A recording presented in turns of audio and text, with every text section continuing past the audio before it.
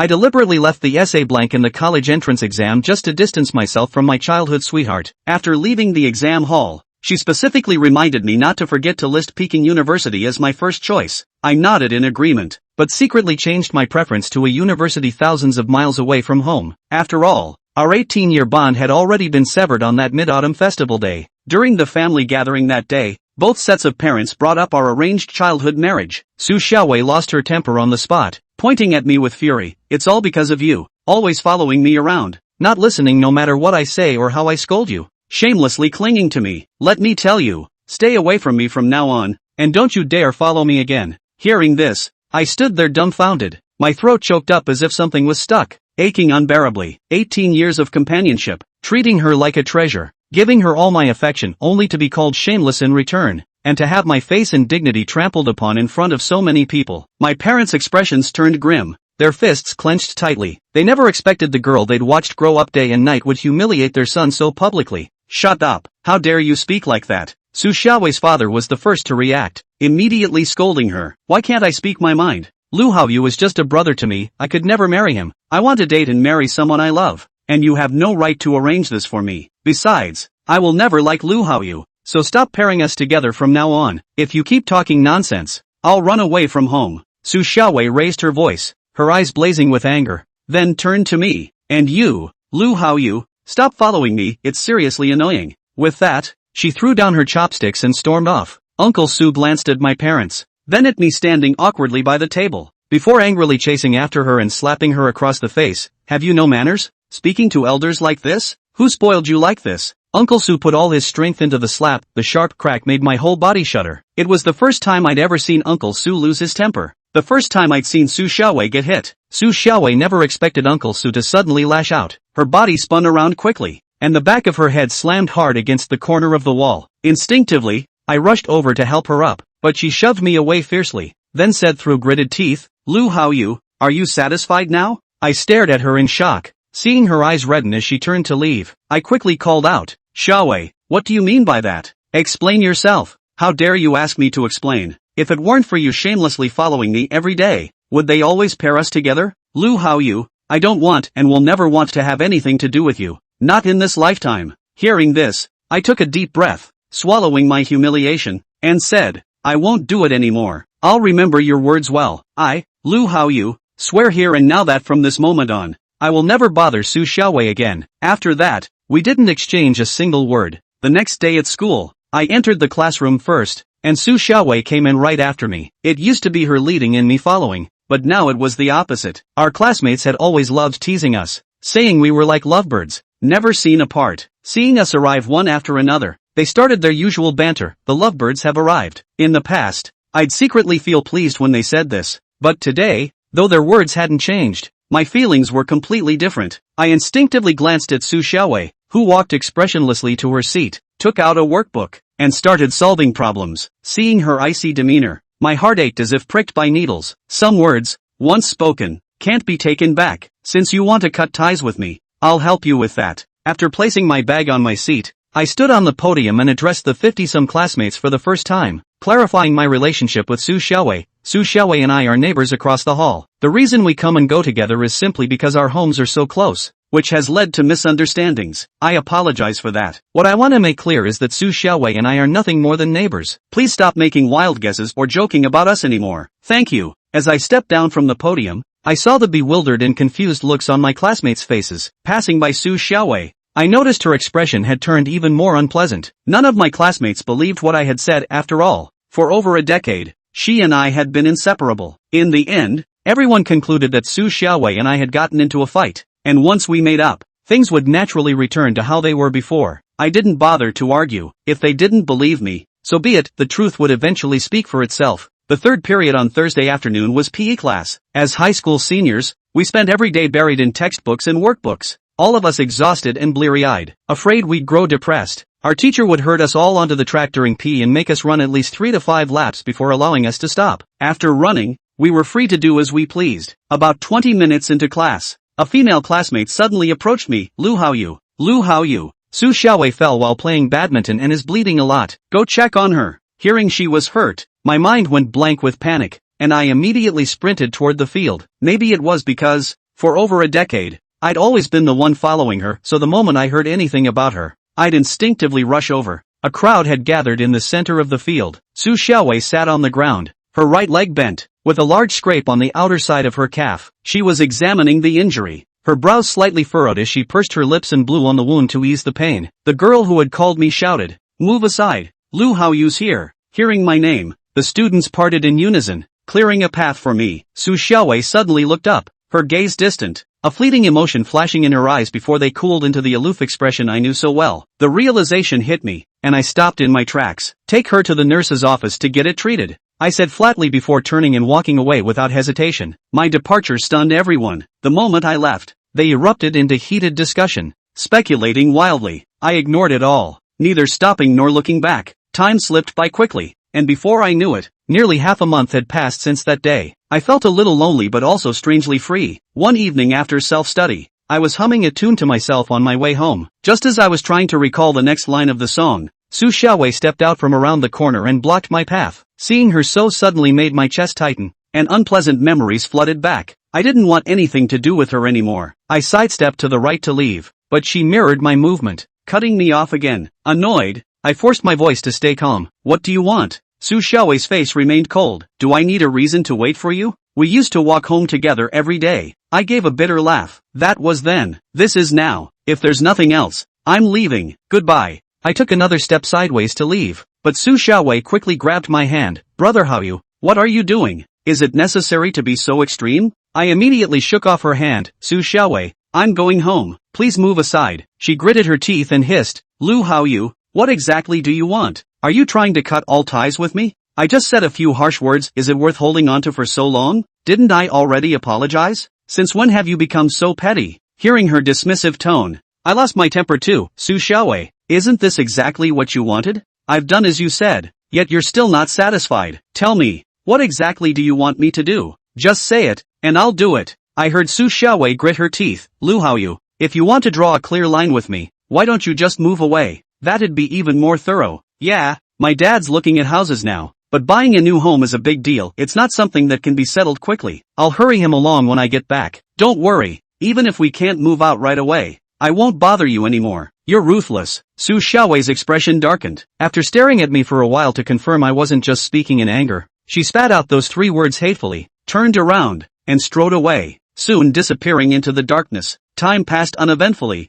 and the two families mostly resumed normal relations, though not as warmly as before. As for Su Xiaowei and me, there was always an invisible barrier between us. That New Year's Day, my mom had originally planned to celebrate at home, but Uncle Su and his wife kept insisting. Despite my parents' repeated refusals, they couldn't hold out in the end. I hadn't planned on going after all. It was a rare day off, and I just wanted to rest, but I never expected Su Xiaowei to come looking for me. She sat down beside me, and I subtly shifted away, earning a displeased frown from her. "Brother Haoyu, I actually came to apologize to you." I stared at her in disbelief, thinking I'd misheard. Su Xiaowei nervously rubbed her hands together. "Brother Haoyu, I'm here to say sorry. I was wrong that day. I shouldn't have said those things to you. Even though I don't like you that way, I've never truly disliked you. From now on, no matter what, I'll always treat you as my brother. Let's go to and from school together again, or else my mom and your mom will keep worrying about us." I struggled to control my emotions. This apology felt like she was ripping open my old wounds. It would have been better left unsaid. Just as I'd started to forget a little, she came to remind me all over again. Time flew by, and after the college entrance exams, the burden I had carried on my shoulders for over a decade suddenly lifted. I felt so light that I slept soundly for 2 whole days, only getting up to eat or use the bathroom. No one could get me out of bed otherwise. On the 4th day after the college entrance exam, Wei Qingfeng came. At that time, I was sitting in front of my writing desk, turning pages and pages of my old diary, wondering whether it would be better to keep it or burn it. Given my current relationship with him, burning would be best. But when I think of the 18 years of my silent devotion, I can't let it go. I couldn't let go of him and all the favorites I'd put on him. The habit of writing diary comes from my father. Since the 1st grade, wrote a thick several large books, all the way Qingfeng and I a little by little. All those poetic sentiments of my maidenhood, all those adoration of his and visions of the future I have, are all encompassed here. A few journals, that's my whole youth. A soft snort of laughter startled me, and when I looked back, he was leaning against the bedroom doorframe looking at me with an eager face, flustered in my mind but steady in my hands. I locked the diary into a drawer and smiled at him. "Wei Qingfeng, you're here. Yo, our big sleeper finally awake? He came over and lifted his ass up to sit on my writing desk, rubbing his big hand on the top of my head with some teasing in his voice. How long has it been since he and I have really been in that cold as water mode? His sudden proximity felt strange, and I ducked to the side in discomfort.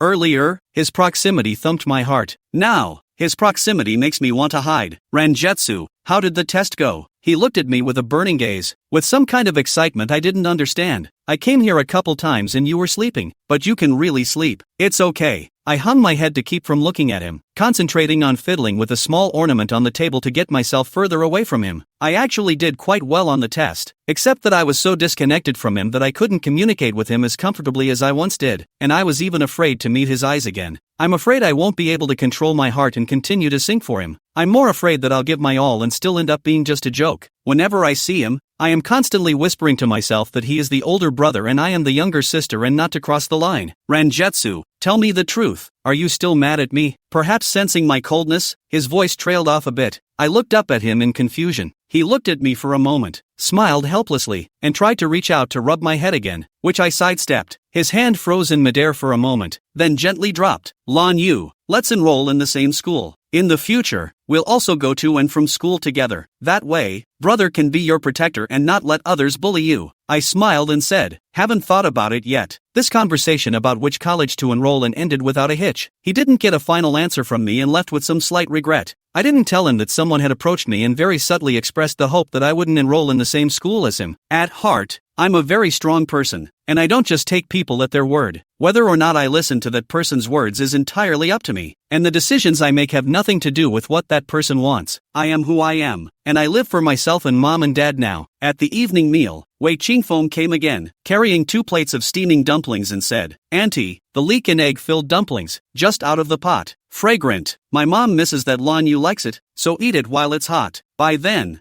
I had already swallowed most of my bowl of rice and 2 pieces of braised pork ribs, and with little room in my stomach, I only put down my chopsticks after symbolically tasting one under his eager gaze. After he left, my mom brought up the matter of applying for the exams, saying that she had considered it and it would be better to apply for a school with Wei Qingfeng. No matter what, they grew up together and are familiar with each other. He is also a boy, can protect me for a while, otherwise they really do not feel at ease. I didn't answer. My mind had already made up its own mind. Chapter 8, Returning Things to Their Rightful Owners. The next class in the school there is a girl called Hwarawei, is out of town transferred here. Small size, round face, short hair, a smile will appear symmetrical, 2 small pits on the lips. Looks very cute. I saw Wei Qingfeng walking with her several times, and those 2 hands holding together made my heart ache over and over again. After the college entrance examination back to school the day of the answer, I witnessed Wei Qingfeng pulled Hwarawei hiding in the corner and said that he wanted to enroll in the same university with her, because he wanted to be her knight, always guarding her. At the time, I was dying of heartache. A man's energy was limited, and how could he be a successful escort when he had already chosen to be a knight? But it was just used to redeem himself from being so self-conscious. My heart is made of flesh, and I don't want to be hurt over and over again, much less make myself hurt for long. Watching them get mushy together day in and day out would be a slaughter of myself and I don't want it. I gave Wei Qingfeng all my feelings 18 years ago. In the future, I want to be myself. So, I won't be going to the same college as them. He and I volunteered on the same day. After he finished with his own, he scurried to my room like a rabbit and excitedly asked me if I'd chosen one yet. It was then that I saw his eyes covered in stars. Not for me. I know. Chosen. Isn't it Beijing University? You'll definitely be able to get in this year with the expansion of Kyoto University. Wei Qingfeng, will Hwarawei also go to Beijing University? Actually, I didn't want to ask, because I knew the answer, but I still opened my mouth to ask, just for that almost non-existent little possibility. How silly of me to still have hopes for him, but what can I do? I just love it. Wei Qingfeng paused, then grinned openly. Yes, she, is strangely timid. Without me by her side, I'm really afraid she'll cry every day. I curved my eyes and hid the ache in my heart. Wei Qingfeng, you fool, when I miss you, I also cry alone every day. It's just that you'll never have the chance to know. He really never belonged to me for a single day. LOL. Being a knight isn't that easy. You'll have your hands full in the future, so you'll have to buck up. I teased him. Wei Qingfeng's smile gradually retracted. He looked fixedly at the fake smile on my face, the bottom of his eyes deep black. Ranjetsu, thank you, and sorry. He said he's sorry too many times, but a few flippant words can't make up for the scars on my heart. I smiled faintly, shifting my gaze to land somewhere on the tabletop. There were 4 different tiger cubs, each one cute and adorable. He brought it to me on my 16th birthday, and I remember that he said, "Xiao Yu, this is for my girlfriend. Put it here with you for safekeeping first, and when I find a girlfriend, you can return it to me." At the time I beautifully thought that the girlfriend he was talking about would be me when I grew up, and now I finally realized that he really just wanted me to be a custodian back then.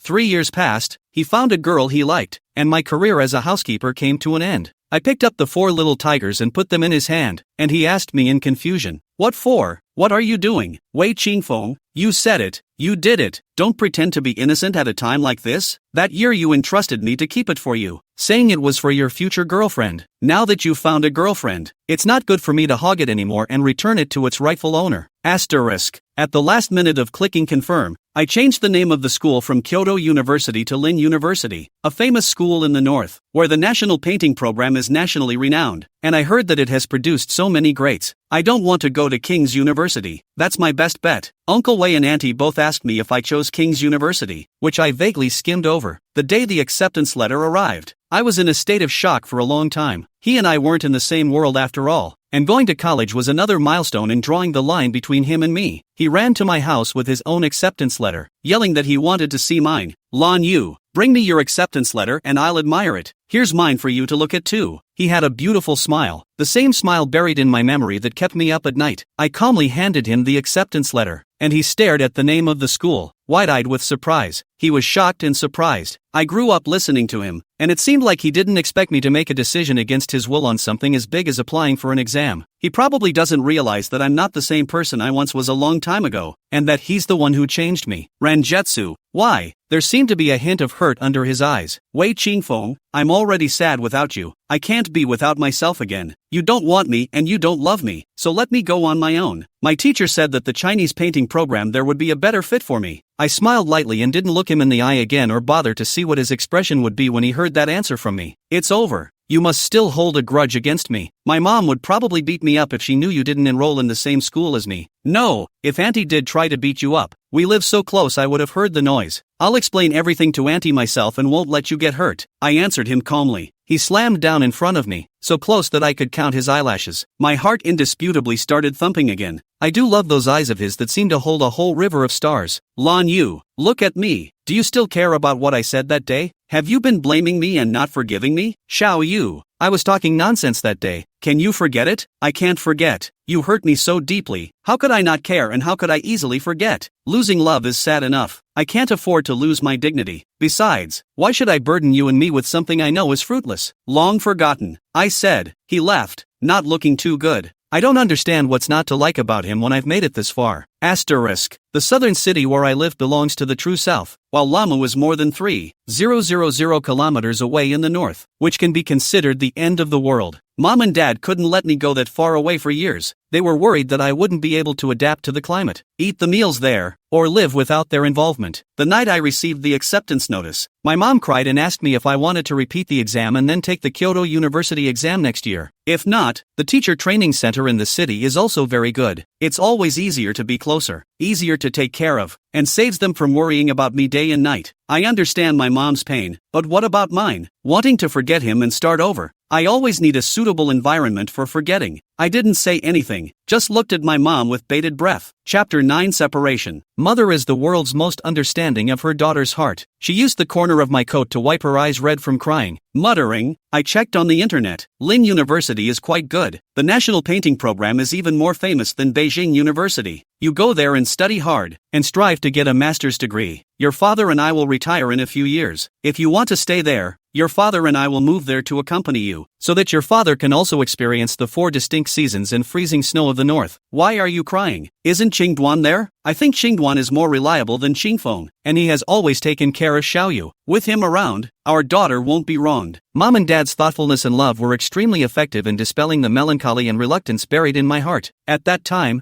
I wanted to run away from Wei Qingfeng's side of the mind. Volunteering is only completely based on their own ideas, completely forgetting that in fact, Uncle Wei's family also has a son. He was in my choice of Lin University Graduate School. Some things, perhaps, are destined. Round and round, I still have to live around Wei's family. It's a good thing that person is no longer Wei Qingfeng, but Wei Qingduan, who has always loved me as a younger sister. Wei Qingfeng left a day earlier than me. I very much want to go to see him off, but thinking about the words he said, I did not have the courage to step out of the house, but only threw the cat's eye on the door, quietly watching him. He stood in front of my house for a good 2 minutes with a big suitcase in his hand and a big bag on his back. I was afraid that he would catch me peeking, so I hastily covered my mouth and nose with my hands, even letting my breath go very softly. He didn't lift his foot to leave until Uncle Wei rushed him. His back as straight as a pine, untamed short hair, simple short-sleeved t-shirt, fitted 9-minute jeans, black-topped, white-soled board shorts, all of them show his youth and handsomeness. I was on this side of the door, watching him, step by step, leave the house, step by step, out of my world. His back disappeared down the hallway and I stumbled out onto the terrace, hiding in the corner and once again watching him slowly walk away, until I could no longer see him. I slid down to sit on the floor and sobbed uncontrollably. He and I were finally separated. My never-ending love homeless. Asterisk. While college life is new and busy, I always think about the minutes and seconds I spent with him over the years, wondering what he was doing and if he thought of me. How is he doing when I'm not around anymore? Is he happy not having a follower to annoy him all day? I had never been separated from him for such a long time since I was born, and it made me so uncomfortable that I was always empty inside. Thoughts of him were like a boa constrictor, wrapping me so tightly that it hurt to even breathe. To shift my focus,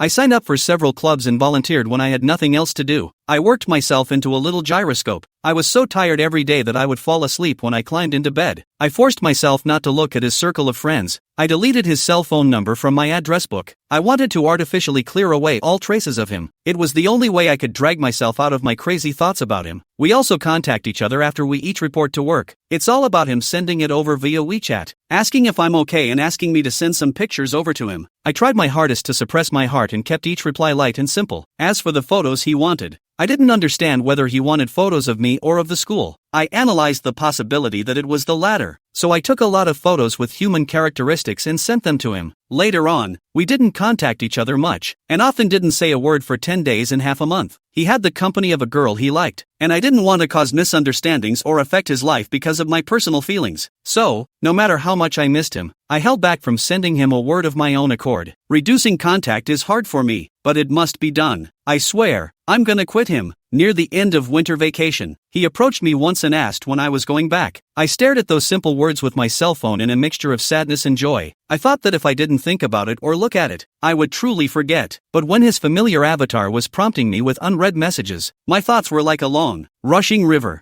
I held my phone and looked at the call page with him and cried like a little cutie. Turns out, I liked him as much as ever and never faded. Yes, 18 years, how can one forget so easily? Just don't forget what can be done. We're not from the same world. I have my life, he has his world, and we're not related to each other. After thinking about it for a long time, I typed a string back on my cell phone screen. It's not set in stone yet, and it's not on the way anyway, so don't mind me. Later that afternoon, he posted a circle of friends with just 5 words. We're home. The 2 pictures below, one was a record of 2 airline tickets ordered, and the other was 2 hands held together. My heart hurts. I set out for home alone with my suitcase across the mountains and across the sea. The winter break in the north is longer, so I can comfortably nestle in at home for more days, and I can also eat my mom's cooking every day, which is what I dream of the most at school. Wei Qingfeng came back a few days earlier than me, and after he knew I was back, he would knock on my door from time to sit for a while and chat with me. He was smiling every time he came, and I wasn't sure if he was expressing apologies, or if he was intentionally seeking peace, or if it was just the proper interaction between people his own age. Either way, what's past is past and what happened can't be undone. He told me strange stories about the school, about how close his and Hannah Rui's dormitories were, about where they'd all gone to have fun, and then showed me one of their pictures together. I told him about the goosefeather snow in the north and the long, straight ice skates under the eaves of the houses. I told him about those northerners who weren't afraid of the cold who smashed through the thick ice and jumped in for a swim. And I told him about the sweet and sour pork in pots over there that was even better than my mom's cooking. He listened quietly most of the time, occasionally showing a light smile, sometimes calling me a glutton, sometimes urging me to keep warm and not catch a cold, and sometimes saying, Lanyu, you should take care of yourself when you're alone there. I chalked up everything he did and said all to a brother caring for his sister, not daring to think much about it or really listen to it. I'm still going to have to live my life alone anyway, and everything else is just clouds. He came in one day and I was resting my legs on the coffee table, bent over and gnawing furiously on watermelon, getting watermelon juice all over my face and both arms. He glared at me twice and went to the restroom to get a wet towel and threw it at me. His tone was rather disgusted. Look at you, how you look like a girl. What boy would want to be your boyfriend? Is that why you trampled on my favorites like they were trash? Why you undermined me like that? Chapter 10 Big Brother. My heart ached violently and the sweet, crunchy watermelon was immediately tasteless. I curved my brow without saying anything, tossing the watermelon rind in my hand into the fruit bowl and silently wiping my mess. Wei Qingfeng, are you flirting unintentionally or are you intentionally belittling me? You're so nice. How hard do I have to work to like someone else after I've liked you? I don't know if this life of mine. I am going to silently guard my youthful sentiments like this, alone until the end of time. Wei Qingfeng, killing a man to kill his heart. Don't be so cruel,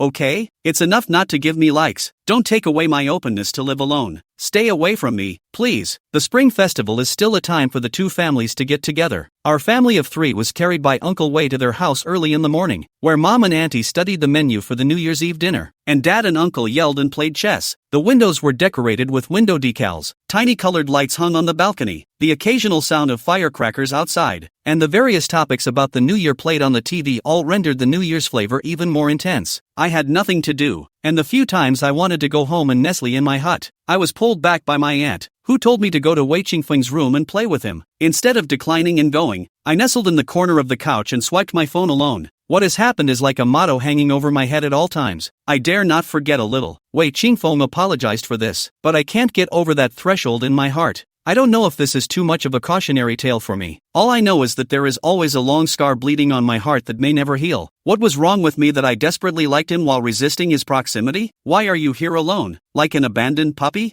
I was startled when my cell phone was suddenly jerked away. Wei Qingfeng is a masterful man and also long. He has one hand on the armrest of the sofa next to me, and one hand lifts my cell phone to my eyes to look at my cell phone page. I was really bored and I swiped out a fairy drama from ages ago to watch. I chose this one not because it's so good, but because it's long enough to pass the time. I'm watching the show. Give it back. I reached out to grab my phone and he moved quickly to throw his hand back, glanced at me, turned and took off in stride. If you want your phone, come to my room and get it. I didn't want to go to his room, much less chase after him, but I remembered that I still have a lot of photos of him on my cell phone, many of which I took secretly and saved for a long time, and he didn't know. If he saw it, he would think about it again, so he got up and went over to him to ask for his cell phone. When I went over, he was already sitting at the table, holding my phone in one hand and hooking his index finger in the other in a constant curling motion. Come in, let's watch it together. He smiled happily, revealing a mouthful of large, neat white teeth and a starburst under his eyes. Wei Qingfeng, the person you like is not me. Then don't give me the wrong impression. Can't you let me be alone and keep my own corner of the world in peace? Why do you always have to come and disturb me? I'm not going in. You're sending me out. I admit to being a little pretentious like that. Don't dare to come in? Oh, Lan Yu, how did you become so thin-skinned? We all slept together an unknown number of times when we were little, and you even peed on my bed when you were 3 years old. Now you're embarrassed. What a tease. Maybe he just wanted me to come inside before he said those things. Nothing more.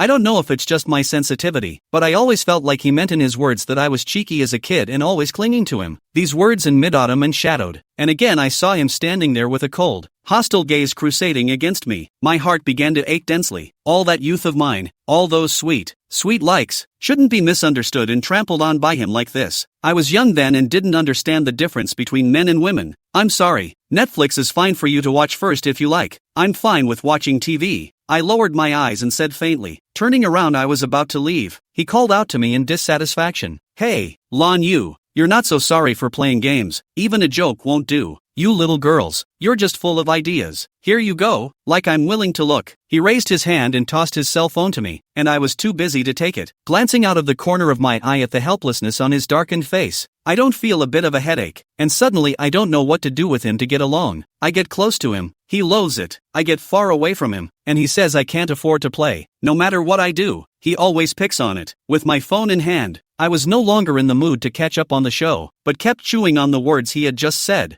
You little girls, you just have a lot on your mind. Who do you two words refer to me and who? He grew up with a special personality and didn't like to hang out with girls, so I was kind of a one-trick pony around him. That who doesn't need to think. It's Rui Hua. He was never mine, never belonged to me for a day, and all those thoughts I gave were just for me. After I figured it out, I opened my cell phone's photo album and deleted all those photos that I had accumulated over the years, one by one. Doing this was as painful, uncomfortable, and peaceful as if I had jerked myself around. Just delete them all. There will be no ties in the future. Nearly 9 o'clock. My big brother called on the video phone and chatted hot and heavy for a while. Little Moon, come quickly. Your big brother has something to say to you. I obediently sat beside my aunt, and in the cell phone screen Wei Qingxuan quietly watched me. A little smile gathered under his eyes. Xiao Yu, I've been following the professor outside to pick up the wind. I couldn't go pick you up. How's it going? Are you okay at school? Pretty good. After not seeing him for more than a year, his big brother had added a bit more maturity, and those starry eyes were rippling with light. Wei Qingfeng is already good looking. He is even better than Wei Qingfeng, especially the tear mole in the corner of his eye. From time to time gives me the illusion that he is a demon. Is it the food you're not used to? Why have you lost so much weight? No, I kinda like northern food. Pot roast is the best. Maybe my gluttonous look pleases my big brother. He raises his eyebrows and slowly blooms a big smile with full indulgence. Okay,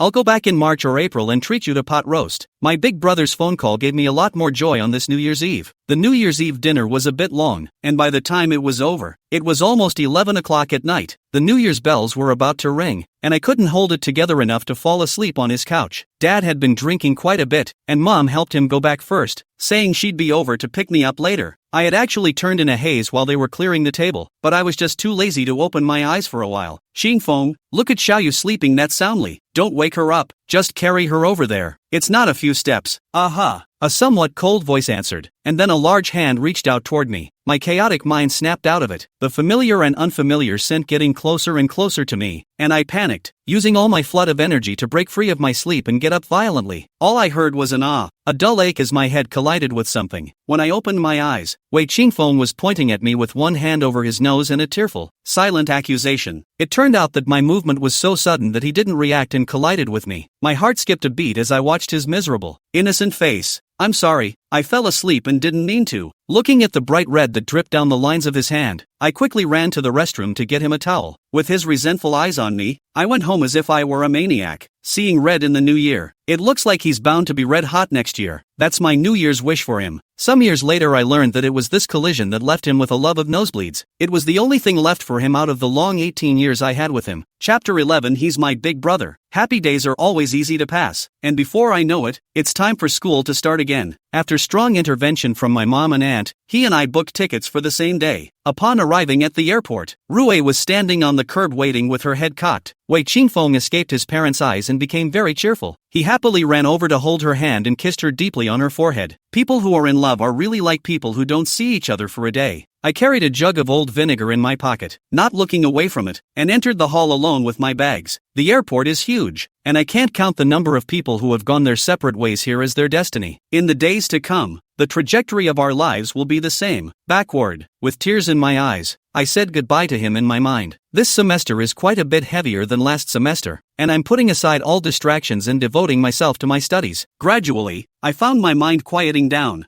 I took part in a competition organized by the department and actually came out on top, almost blowing away the whole department. The visiting professor admired my painting so much that he asked me to paint a painting of my own understanding of blossoms and riches, and he said that if the painting was good, he would bring it to an exhibition of some kind to show it and accept me as his graduate student. This professor had an extremely high status in the national painting world, and to be personally instructed by him in painting was simply the topmost dream of a national painting student. I was nominated by the professor himself and envied a large number of people, and I was especially diligent in my painting. It took me over a month to get the painting done. When I apprehensively handed it over to my professor, he was in a video conference with someone. I was about to return it, but the professor waved me in. He picked up my painting and showed it to the screen, asking the people there to comment on it. I realized after the meeting that those were students from the professor's research institute, and he instructed them in their coursework online. Undoubtedly, my paintings were once again extremely well received. The professor asked me to tweet with a boy at the opposite end of the room, saying that our paintings each had their own specialties that complemented each other, and that I should exchange more tips on Chinese painting with him.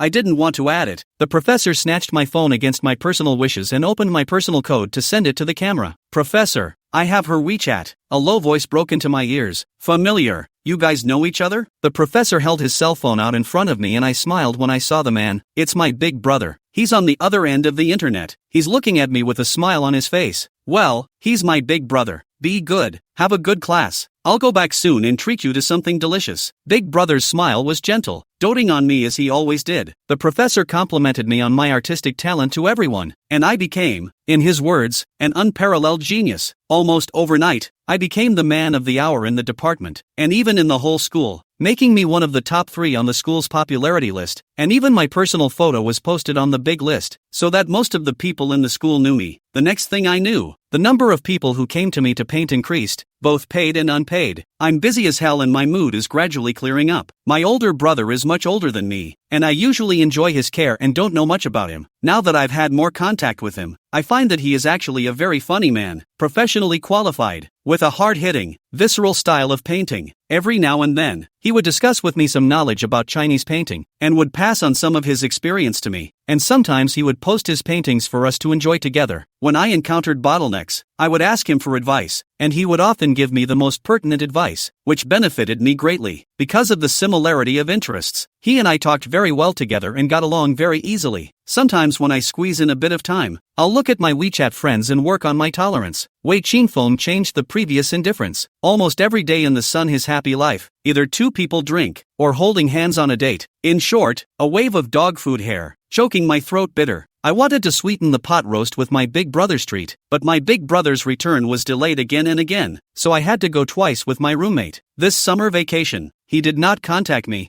I did not bother him, once again alone with a backpack on the road home. I guess I'm getting used to being without him, and I'm learning to grow up slowly on my own. The plane took off in the night and I arrived home just after 6 a.m. I didn't have time to talk to my mom and dad, take a shower, and then dive into bed to catch up on some sleep. By the time I woke up from my messy dream it was noon, and my mom was bringing the finished meal to the table, and when she saw that I was awake, she beckoned me over to eat. Mom, I want to eat cold noodles tonight. Your aunt is treating us out for dinner tonight. Cold noodles some other time. Dinner was at the new private dining room on the corner, and I got there late enough that I was the only one left with an empty seat when I entered the booth. Lan Yu, you're the one who dawdles. The whole family is waiting for yourself. Before I could sit down, Wei Qingfeng spoke. I ruffled my eyelids just as I was about to speak when a man stabbed into my eyes like a sharp knife so hard it hurt so much I could barely breathe. After not seeing him for half a year, he had matured quite a bit, and there was an unmistakable tenderness in the bottom of his eyes. Huarui leaned on Wei Qingfeng's arm with a shy smile. Wei Qingfeng held her hand, and the two of them were so close that they couldn't allow a single gap between them. My eyes hurt so much and my heart hurts even more. He brought her back to meet the parents. Wei Qingfeng and I, those only belong to my past. In this moment all come to an abrupt end, no longer have a meaning of existence. For a moment, I was bewildered and overwhelmed. It seems that the time has come to put it all down. Xiao Yu, sit. What do you like to eat? Auntie will order for you. Auntie greeted me warmly. I sat in a trance across from those two sweetly clinging people. At this moment, I really wanted to mutilate my own eyes. Out of sight, out of mind. Wei Qingfeng looked at Huarui with a soft and sweet gaze. He said, Xiao Rui, this is the little sister next door Lan Yu that I always tell you about. You can call her Sticky Little Moon. By the way, we are high school classmates. You recognize it, right? You don't know. When I was a kid, she followed me around all day long and almost annoyed me to death. Xiao Yu, this is my girlfriend. She will be your sister-in-law in the future. It's okay to start calling her now. Flower Rui's cheeks blushed with shame. She buried her face in the middle of Wei Qingfeng's arm and smiled so beautifully. She was in the same class as us, a transfer student from out of town. I heard that his father was a local official of some kind, very powerful. Later, he was arrested for some offense and sentenced to life imprisonment, and his family's assets were confiscated. In order not to struggle to make a living under the gaze of others, her mother brought her to Nanchang. Flower Rui was as her name suggested. She really did look as bright as a flower and as delicate as a stamen, and she would make people feel protective with just a soft look. Her gentle and delicate nature is a world away from my big personality. Men probably like the weak, and in that respect, I am indeed inferior to Rui Hua. What can I say? All I can do is giggle. Chapter 12. Listening to the wall. Lan Yu, Rui is timid and shy. You must get along well with her. Don't let me down. I wouldn't do anything to let him down, but he really let me down. Having known each other for 19 years, he must know in his heart what kind of person I am, but he is not moving in front of everyone to warn me, as if I have house snake heart. I'm not like that, but I'm really disappointed. I said, good. Auntie and uncle want to know what happened in Huarui's family. Very unhappy. The banquet began has been constantly to me to clip food, to Huarui ignore. Huarui was cowering and at a loss for words, and Wei Qingfeng kept whispering comforting words. My father and my mother in the way that this is the way family business inconvenient to say more. I played from the beginning of the food to deal with the meal, determined to unleash the eater's nature. It was the most boring meal I've ever had. When I was almost done eating,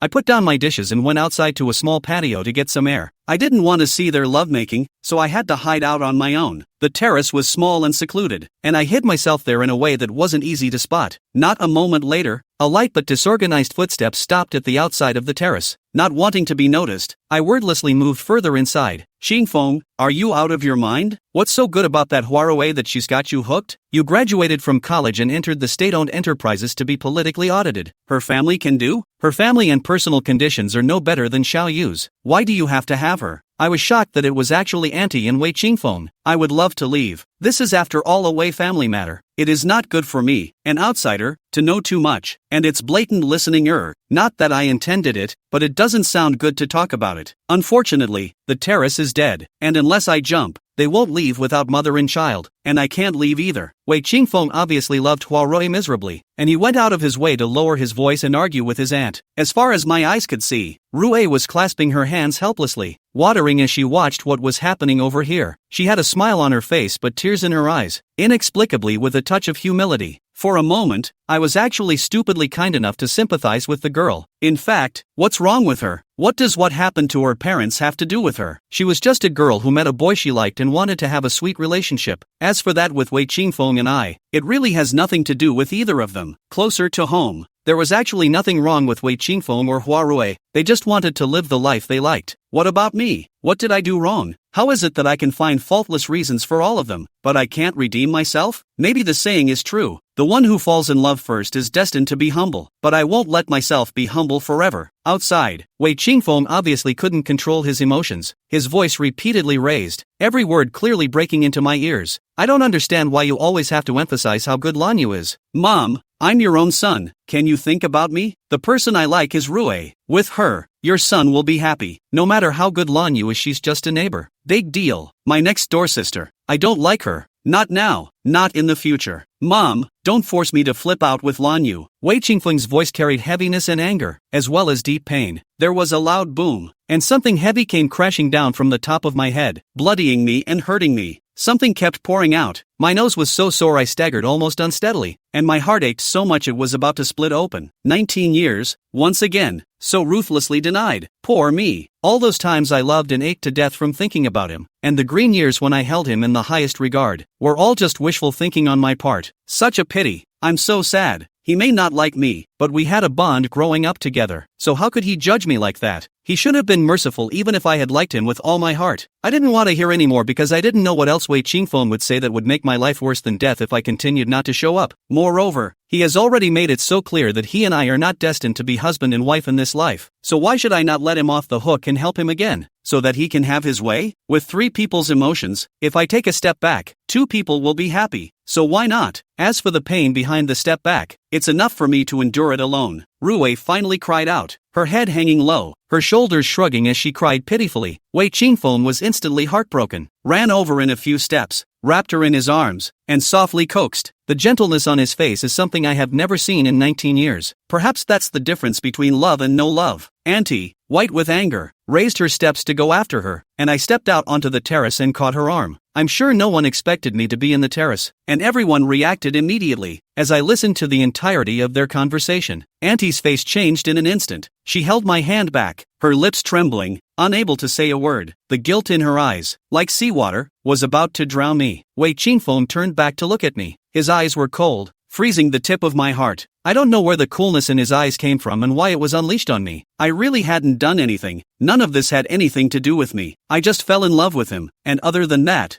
I didn't do anything wrong to him, and he, too, had no business looking at me that way. He was only like that because I wasn't someone he cared about, and the one person he cares about is in tears because of me. Maybe in his mind, my existence is at fault no matter what I do. I smiled to myself and patted Auntie's hand to calm her down. Auntie, I don't like Wei Qingfeng, and he doesn't like me, so it's impossible for us to be together. And, besides, I already have someone I like. We're fine now. God knows how much my heart aches as I say these words. After saying this, I subconsciously looked outward at the sky. I'm so afraid that the heavens will look down on me and strike me with 3 thunderbolts for telling such a big lie. It's the only excuse I can use to preserve my dignity when it comes down to it. The people in the box probably saw that we did not go back for a long time, came out to look for us. At this time all stood in front of the box. When they came out I don't know. What I do know is that they all heard that last nonsense I said. Everyone looked at me, shocked. Chapter 13 Climbing the Mountain. Laughing and lying on Auntie's shoulder. I pampered her like I used to. Auntie, in the future, you shouldn't say things like that again. My boyfriend will be unhappy if he finds out. That night I lay in bed and couldn't sleep for a long time. The pain there in my heart kept spreading. I gritted my teeth and held it hard. Close to midnight, he tweeted me, "Really have a boyfriend? Who is he?" I stared at the screen of my cell phone for a long time without blinking until my eyes were sore from looking at it. Whoever he is, it's not you, so why are you asking so much? I tossed my phone at the end of the bed after putting it on silent and didn't reply. Whether I have a boyfriend or not, who he is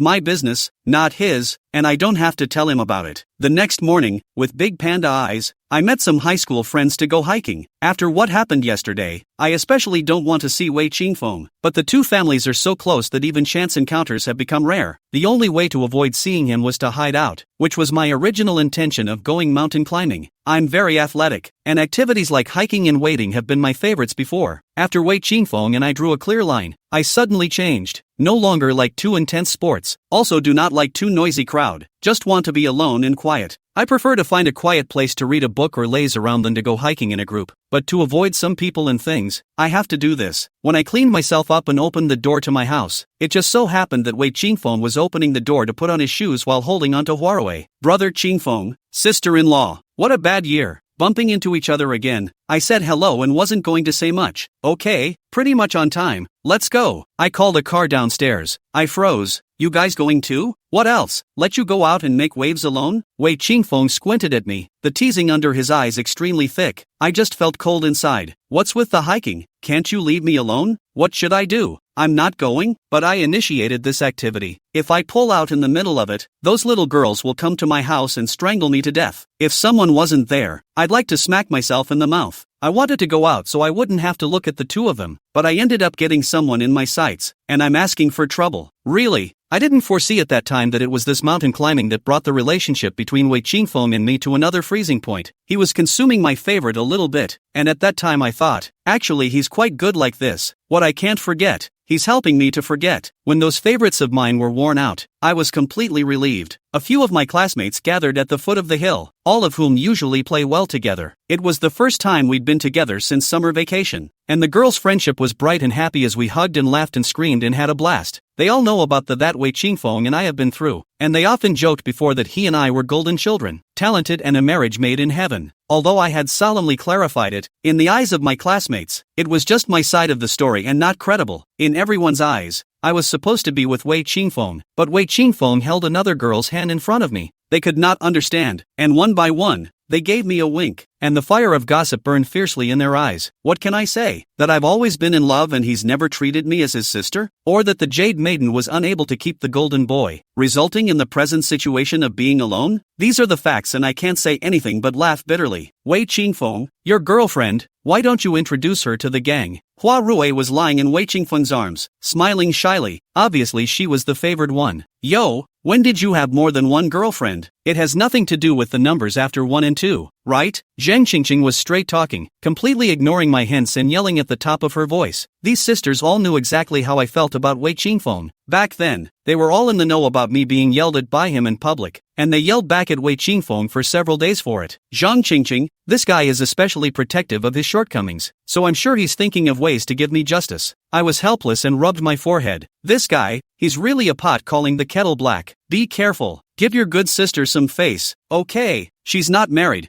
I'm not married. Isn't it normal for men and women to be friends? Wei Qingfeng was visibly upset. You two aren't. Well, Lu Zi, who was closest to Zhang Qingqing, did not want to see me embarrassed, relying on her tall and long arms to cover her mouth, dragging her backwards. What is the waste of words? What can be introduced? Put on the vest and do not recognize it? Hurry to climb the mountain. Climbing the mountain is a physical work, not suitable for them, these goods that only read when they were young. Only halfway up the mountainside, one by one, They were exhausted, and dragged themselves to sit under the shade of a tree with their tongues sticking out to rest and take a cool break. They all gathered around me, wanting to say something. The way they wanted to talk but were afraid of hurting me was both funny and heartwarming. It's a good thing we have them today, otherwise I would have been properly abused by Wei Qingfeng as a dog. I'll say it once, no one can ask again. The betrothal thing back then was just a joke of the older generation, and he's always treated me like a sister. It's me who got the wrong idea. It has nothing to do with him. Hua Rui is the girl he likes. Already met the parents. They will be together in the future. And what about you, Luna? Don't tell us that your fondness for him is fake. I smiled bitterly. How could it be fake? For Wei Qingfeng, I even almost gave up myself. A twisted melon is not sweet. He is him and I am me. If you can't see that I'm alone, pick a cousin from your family and introduce me to someone with good talent. Luna, you're dying of sadness. I looked sideways at a small daisy blooming in the distance for a long time. It will pass. The crowd was sighing. Have sighed that things are changing. People are not ancient. And then emotionally high, said to go back to a large area to spread the net, focusing on fishing, about to find me a better than Wei Qingfeng 100 times the boyfriend.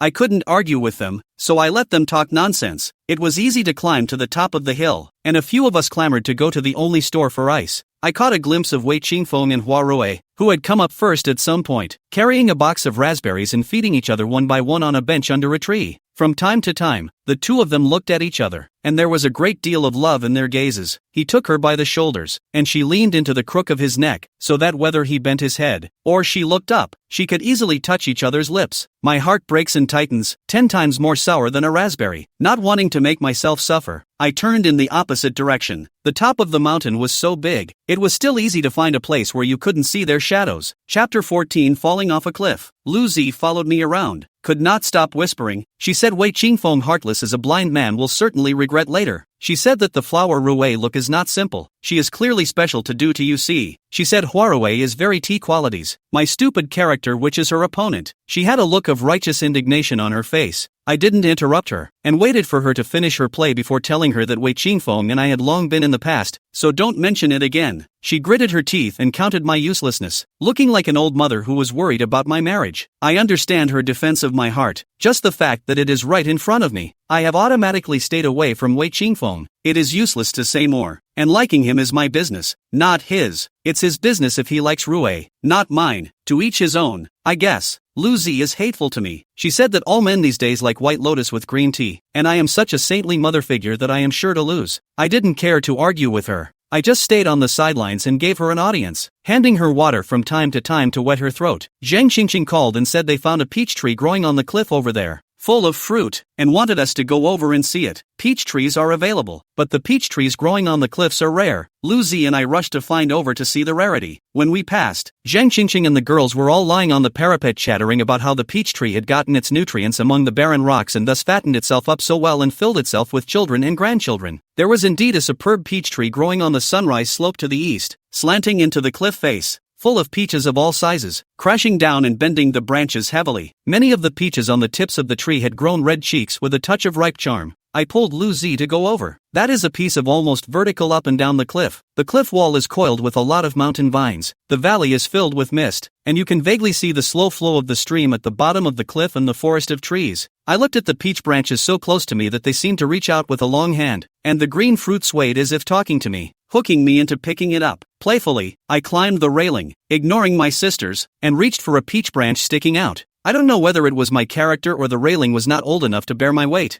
I just felt a wave of dizziness, and I fell downwards. It was only after I heard their shrill calls that I realized I had fallen off the cliff, and immediately broke out in a cold sweat as the fear of death clutched at my nerves. I haven't had a real relationship yet. I still have parents to be filial to. I still have a lot of youth to spend. I don't want to die. Maybe I should not be killed. Maybe I used to climb trees and other things to do more. Physical strength and flexibility are good, coupled with fast enough reaction. Life and death moment. In time to reach out and pull the stone crack sticking out of a vine, which stops the momentum, hanging himself in mid-air. I looked up and saw that I was at least 20 meters from the top of the mountain, and there were a number of other 20 meters below me, and I could see that my heart was pounding and golden light was streaking in front of my eyes. A gust of wind blew by, and I was like a floating duckling on the surface of the water, swaying in the wind in the air. I screamed so shrilly that if my throat wasn't tight enough, my heart was afraid it would have to beat itself out. The environment is treacherous. Going up is hopeless. Going down is certain death. This is my life. Climbing a mountain can become a life and death disaster. There's no one else. Zhang Qingqing and the girls couldn't stop shouting something urgently from above. My ears were buzzing and I couldn't hear anything. My whole mind was on this vine, praying that it would be strong and never fall into the abyss with me. I'm so afraid that if I die like that, I'm afraid my parents won't be able to handle it and will go crazy, and I'm afraid I'll be buried in darkness forever and never see the light of day again. It's a scenic area, and there's a rescue team right up the hill that came quickly. Only when I was rescued by the two lads from halfway up the mountainside did Wei Qingfeng take Hua Rui's hand and run to me together. Lan Yu, why are you so careless? How is it? Are you hurt? What kind of bull is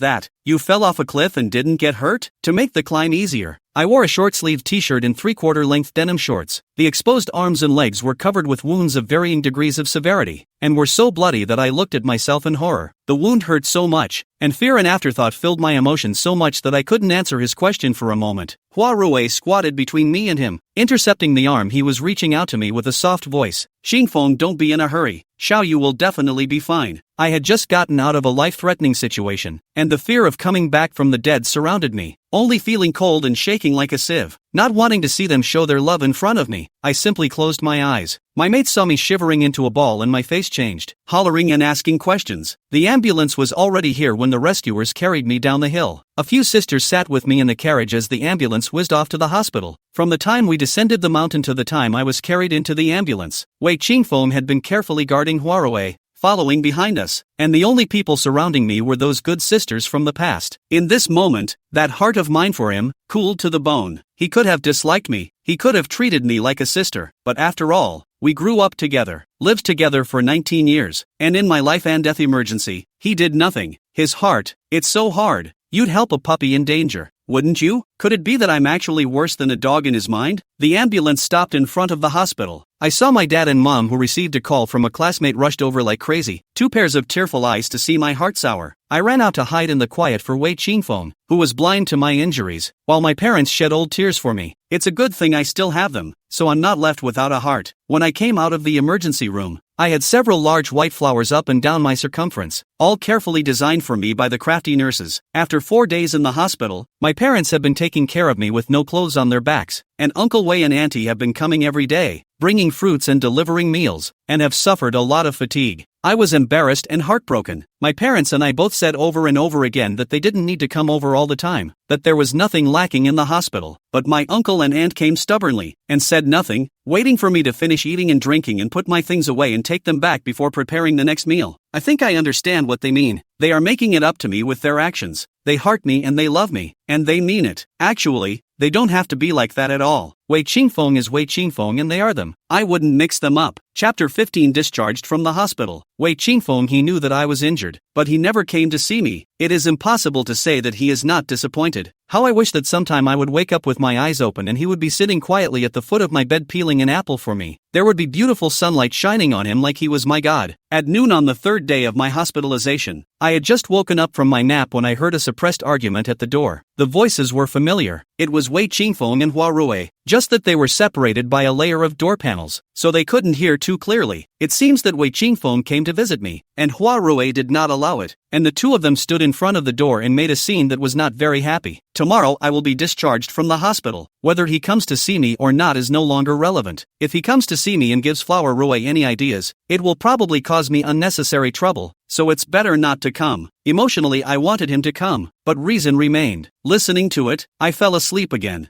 I didn't turn awake until my mom pushed the door in. I was really freaked out by this injury, and my doctor kept me on calming meds that caused me to be very sleepy. As usual in the hospital room, he didn't come after all. My mom asked me why I had a weird face and I smiled and said it was fine. A rosy purple haze peeked into my hospital room in the late afternoon and shone a little harshly on my face. I lifted my arm to cover my eyelids, the skin on my arm quickly getting wet. Even if the idea is strong, I'm just a 19-year-old girl who hasn't yet learned to hide her heart without a word. Mom must have known I was crying because I heard her sigh softly. I silently chanted, "Don't be disappointed, Mom. Give me some time. I'll be better later." When they were discharged from the hospital, the two families came out in force, standing in a ward full of people, aunts and uncles packing, my mom dressing me, my dad half kneeling on the floor to tie my shoes. A busy house. I was hot inside, without love, and with such deep and sweet affection. I was actually rich. Wei Qingfeng stood far away, surrounded by the less than happy Hua Rui. Several times he wanted to come over to help, but he was stopped by her, so he had to stand there with her. He took the time to look at me once in a while, with more or less concern in his gaze, mostly whispering something to Rue. Rue kept glancing over at me, her lips pouting with displeasure. I think it's because Auntie insisted that he come to pick me up, and Hwarue didn't want to but didn't dare to refuse, and she had a falling out with Wei Qingfeng because of it. Whether it is or not, I couldn't care less. I'm not the one who asked him to come, and whether he picks me up or not is of no real significance to me. As for Hwarue, she doesn't say she's jealous of something she didn't ask for. She's just soaking in a vat of vinegar and turning herself into a pickle, and it has nothing to do with me. That day suffered some traumatic injuries plus shock. The doctor said when he was discharged from the hospital, the trauma has been fine, but still need to rest for a few days, mainly to recuperate the spirit. The fall off the cliff scared the hell out of my mom, and every day she held my hand and chattered about how I'd be blessed if I didn't die in a big way. The doctor's advice, she remembered every word in her heart, and when she went home, she resolutely carried it out, but also added a lot of her own ideas, and took time off work at home to give me close care of the disease. I couldn't argue with my mom, so I had to lie in bed every day, let my mom feed me like a pig, eat and sleep and eat, so idle that I was about to grow hair. One afternoon, that is, more than 2 o'clock, Mom's company came to the phone, said there is something she needs to deal with. Her old man clamped the small bag out of the wind, before leaving to me no less than 500 words of caution. I waited for my mom's footsteps to disappear down the hallway and got up in a flash, excitedly running back and forth through the house a few times. I'd been lying down for over 10 days, and if I don't move around, I feel like my legs and feet are going to deteriorate. He was having a good time when Wei Qingfeng's call came in. I calmed down and frowned as I sought to answer it. After Wei Qingfeng's indifference to my life and death, my disappointment in him went up a notch. Thinking back to the coldness he showed me the day I got hurt, and the tender care he gave to Rue, I'm actually saddened. I don't want much. If you say you treat me like a sister, then just give me a little attention like a brother does to his sister, instead of staying out of it the whole time. That's all. On second thought, Hwarue is his girlfriend. I'm just the little sister next door. It's not wrong for people to be nice to their girlfriends, and my sadness is not just another interpretation of jealousy. I've been recuperating at home for the past few days, and he's come by a few times to bring me food that my aunt has made for me to replenish my health. Mom accepted them one by one, but I rarely ate them. Several times he said he wanted to come into my room to check on me, but my mom pushed him away by saying I was asleep. Wei Qingfeng said, Auntie, I just go in to take a look on the line. Will not do anything. As a child we also slept together. I really love her as a sister. My mom did not even lift her eyelids. Told him that you also said that it was when I was a child. Do not understand how to say good. Now that you are older and you have a girlfriend, you should know to avoid suspicion, because I came back that day and my mom said, I said he went to the hospital to pick me up. Hwarue are not happy. If he went into my room to see me by Hwarue, no. It is not guaranteed that the two of them will be at odds. I do not want to be the source of triggering their conflicts. Actually, I just want to get away from them. Since that happened, Mom, although an aunt's feelings did not suffer any impact, but Wei Qingfeng himself still have certain views, but also many times and I penetrated. Want me to put him down? Mom said a person who can embarrass you in front of so many people, he will not know how to cherish you. Mom's words, I believe them. In fact, Mom and Dad already had their eyes on a house elsewhere, and it took a lot of persuasion on my part to get them to give up the idea of moving. I didn't want my mom to have regrets, but she kept thinking that I refused to move out because I was still thinking about Wei Qingfeng and was unhappy for a while. Now I can take the initiative to propose to stay away from Wei Qingfeng. Mom firmly support the implementation of extraordinarily crisp and clear. When facing Wei Qingfeng, also no longer leave any mercy. Several times I felt that if it weren't for my aunt, my mom wouldn't have let him in the door at all. In my mom's words, in front of that many people, you don't give my baby girl some face, and who am I to spoil you? Really think that my daughter must be you? Ah, Mom is right. I do like him, but I no longer have to have him. One day I will get rid of my feelings for him and find a guy who is genuinely good to me and then grow old with him. Then Wei Qingfeng and I will become real strangers. I lay at home for 5 days and he never even touched the doorknob of my room. I thought he'd get the message and he and I would just go our separate ways. So, at this point, when he called, I hesitated to answer the phone, not knowing what to say if I did. Chapter 16, Pick a Fight. I was hesitating, but I didn't want to accidentally. My finger residence opened the cell phone lock, and Wei Qingfeng's voice came clearly through the screen. Lan Yu, open the door. He spoke to me in the same voice as before, with a bit of condescension, a bit of bossiness. In the past, I looked up to him with all my heart and didn't feel that there was anything wrong with the way he spoke. Instead, I felt that Wei Qingfeng was supposed to be like that, high and cold and eyeless. When he was no longer the god in my heart, and came to hear his voice again, I felt uncomfortable in my heart. What for? I didn't sound too good because I hated him. I came to see you. I was worried about you. I've been here several times, but Auntie wouldn't let me see you, so I've been thinking about you. As far as I can see, Auntie has just left the house. Open the door and let me in. My wound hurts. I can't get up. I was actually right by the door, and through the cat's eye I could see that his handsome face was rather impatient. Just leave if you're impatient. I didn't invite you. You start slow. I'm in no hurry. Just wait at the door. Whenever you open, I'll go in. What a bull this guy is guilty of. He's so insistent. It wouldn't be good for me to keep smothering him and not open it, so I thought it would be better to let him in. I slowly walked over and opened the door, regretting it then. I thought he was alone. As a result, Wei Qingfeng stood in front of my house, all clean and clear, while Hua Rui hugged his waist and hid behind him, blinking her eyes and staring at me. Obviously a slender-looking girl, but the emotions contained in her eyes made me look uncomfortable. Her gaze wasn't resisting purely or cynically intense. It was hard to understand. I'm a simple-minded and open-minded person. If I can't read it, I don't want to be friends with her anyway, much less understand her. Looking at those two long hands, I got dizzy and cursed my hands for being so delinquent. I was almost remorseful in my gut, but I had come here, so I couldn't turn people away again, and my upbringing from a bookish family didn't allow me to do that. You're here, please come in. I used the word please specifically. Wei Qingfeng darted a glance at me, holding Hua Rui's small hand sideways and squeezing in past me, grinning broadly as he sat on the sofa. Rui stayed close to him, the two of them like Siamese dolls without a gap. I rolled my eyes. I know you guys are in love, but you don't have to show it to me all the time. It's so hot and you're so close. You're not afraid of getting heat rash. I only dared to mutter these words in my heart, but on the surface, I still politely went to the kitchen to cut fruits for the guests. Lan Yu, that day you fell off the cliff, I knew about it late and didn't have time to save you. I'm sorry, I'm not doing a good job as a brother. Oh, it's not your responsibility to say sorry. It's fine. I knew that the Lan Yu beauty I know is the most generous and would never get angry with me. It's not that my mom had to make me come, saying that if she didn't get your forgiveness, she wouldn't want me as her son, and I was forced to do this. I smiled breathlessly. I really don't blame you. I can go talk to Aunt Mina myself if I need to. It's not that I'm generous, it's that I know exactly where I stand in his heart. There are no expectations of a person, and no matter what that person does, I won't be offended, much less have a hard time accepting it.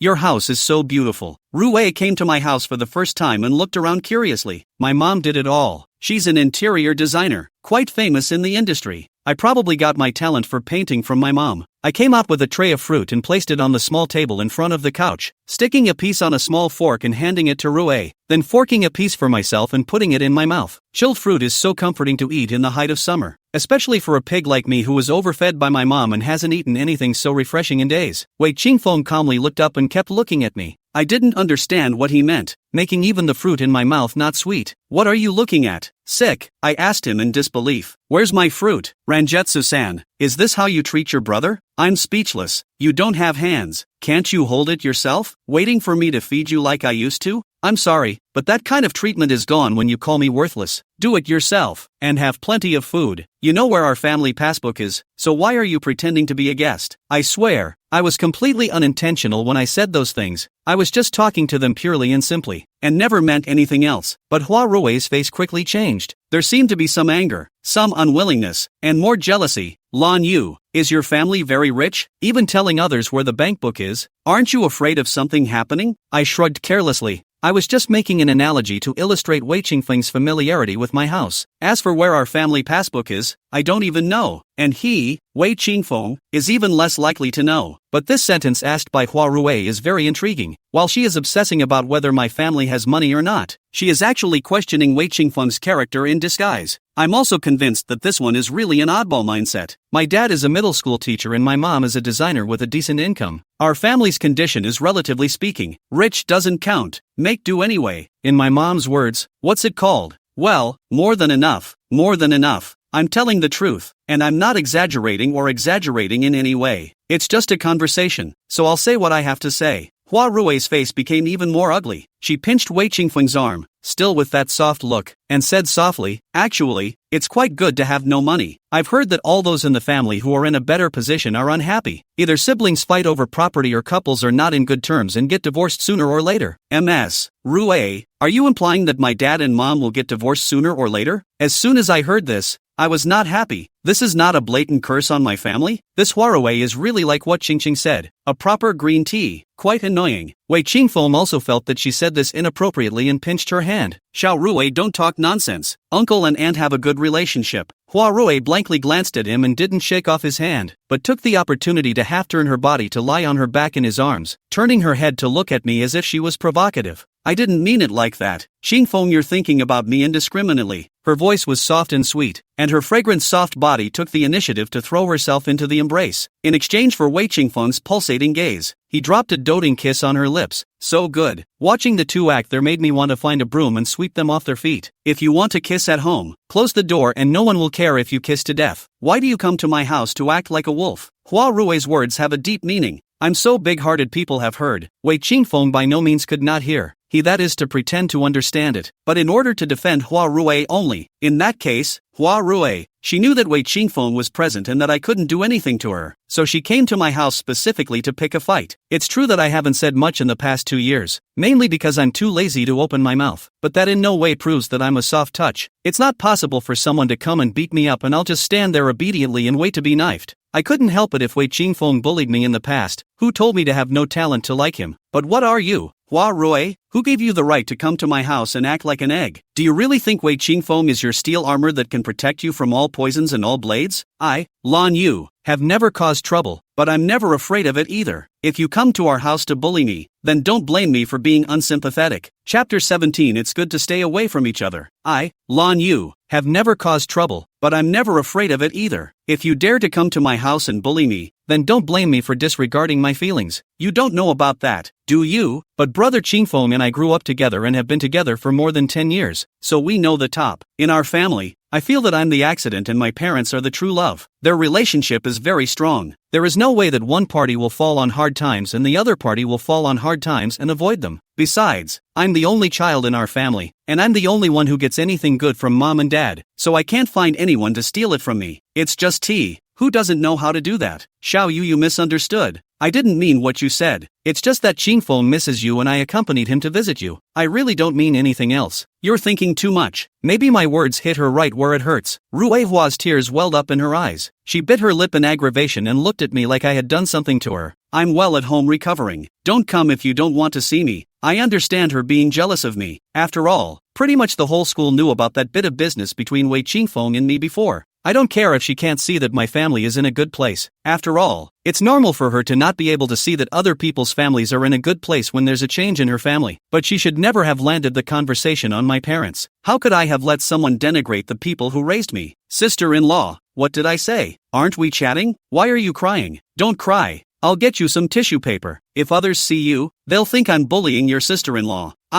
Sister-in-law is a real beauty. When she cries with pear blossoms. It's really pretty. I raised my hand and pulled out a few tissues and stuffed them into Wei Qingfeng's hand, signaling him to hurry up and wipe his sweetheart's tears. Brother Qingfeng, is your sister-in-law's physiological period here and her emotions aren't too stable? Quickly wipe your sister-in-law's tears. It won't look good if your makeup is smudged from crying. Can't you pretend? Didn't you give me a tea ceremony? I won't kill you. Normally I don't see eye to eye with you guys. That's because I'm mindful of my past love and my feelings for Wei Qingfeng. When you treat my forbearance as if it were nothing in your attempts to bully me, I will never be able to fight like you can imagine. It's just that if I dislike his girlfriend like this, he'll get angry with me, right? But then, it's up to him whether he's angry or not. Anyway, I don't want to be in front of Wei Qingfeng like before. Strangely enough, Wei Qingfeng didn't get angry, but looked at me in surprise. I used to take him as the sky. I listened to what he said. Even if I had other ideas, I was willing to compromise for him. He probably thought I was born to be a wimp and let people bully me. At one time, I was really famous for my good temper, especially when facing Wei Qingfeng. I really did what I was told. It's just that dragons have reverse scales, and if you touch them, you will die. My mom and dad are my scales, and I won't allow anyone to say a word against them. Neither can Wei Qingfeng's girlfriend. Where is this for them to come to see me? It is clearly Hua Rui using the name of visiting me to come to avenge the day Wei Qingfeng went to the hospital to pick me up and Wei Qingfeng indulged her without any bottom line. This Flower Rui really had some skills, actually holding Wei Qingfeng so firmly. I just don't understand. Since Wei Qingfeng put the words clear, I completely changed myself. 1. Did not pester him. Tu did not retaliate against him, even Jingdu gave up. I went far away from the peace and quiet of my own life. Let them do as they wish. Hot love. I think did everything that can be done. I clearly didn't do anything. So how did I offend her Flower Rui so bitterly that she came to my house to provoke me? When Hua Rui saw Wei Qingfeng didn't help her, her tears began to flow like money. She hugged Wei Qingfeng's waist, buried her face in his chest and cried pitifully, "Xiao Ye, please don't be like this. I know that my father is in jail. My family's condition is not as good as yours, and I can't climb up to you, but I really don't mean anything else. I just want to see you, accompany you, show you if you look down on me. Then I'll leave now, and I won't bother you in the future." What did I do to make her cry like that? It's like she's got tears in her pocket. She's got a talent for acting. The mania kept rising, and I was really hating this tea in the tea show from Flower Rui. Wei Qingfeng, thank you for coming to see me. Go back. I'm tired and want to rest for a while. My brows were light and my voice was sparsely cold as I gave my expulsion order. Words are not enough. It's a shame that a good half-afternoon was ruined by these two. Wei Qingfeng's face sank, black waves surging in the bottom of his eyes as he looked at me steadily, seemingly furious at me for driving him away. The displeasure in his eyes was that obvious. He looked at Hua Rui, who was sobbing and sobbing. His heart ached as he wrapped the person in his arms and kissed her forehead soothingly. Be good, he. Don't cry anymore. Your eyes will hurt. Lan Yu, we came to see you with good intentions. What are you doing? If you really look down on Rui, big deal. In the future we will stay away from you. You don't have to humiliate her so much. The first half of the sentence, he said to Rui Hua, and the second half was directed at me. I was furious, and his behavior at this point made me see him in a new light. If you put Wei Qingfeng on the throne in ancient times, it will be a proper dim king, favored concubine blowing a whisper. He can make the country destroyed. From the time they came in until now, Hua Rui has been secretly thinking of ways to troll me. She was the one who provoked me first. Okay, he's so smart. I don't believe he can't see it, but he still blatantly condones it. I was just firing back a few words, and in his eyes it turned into a humiliation for Rui.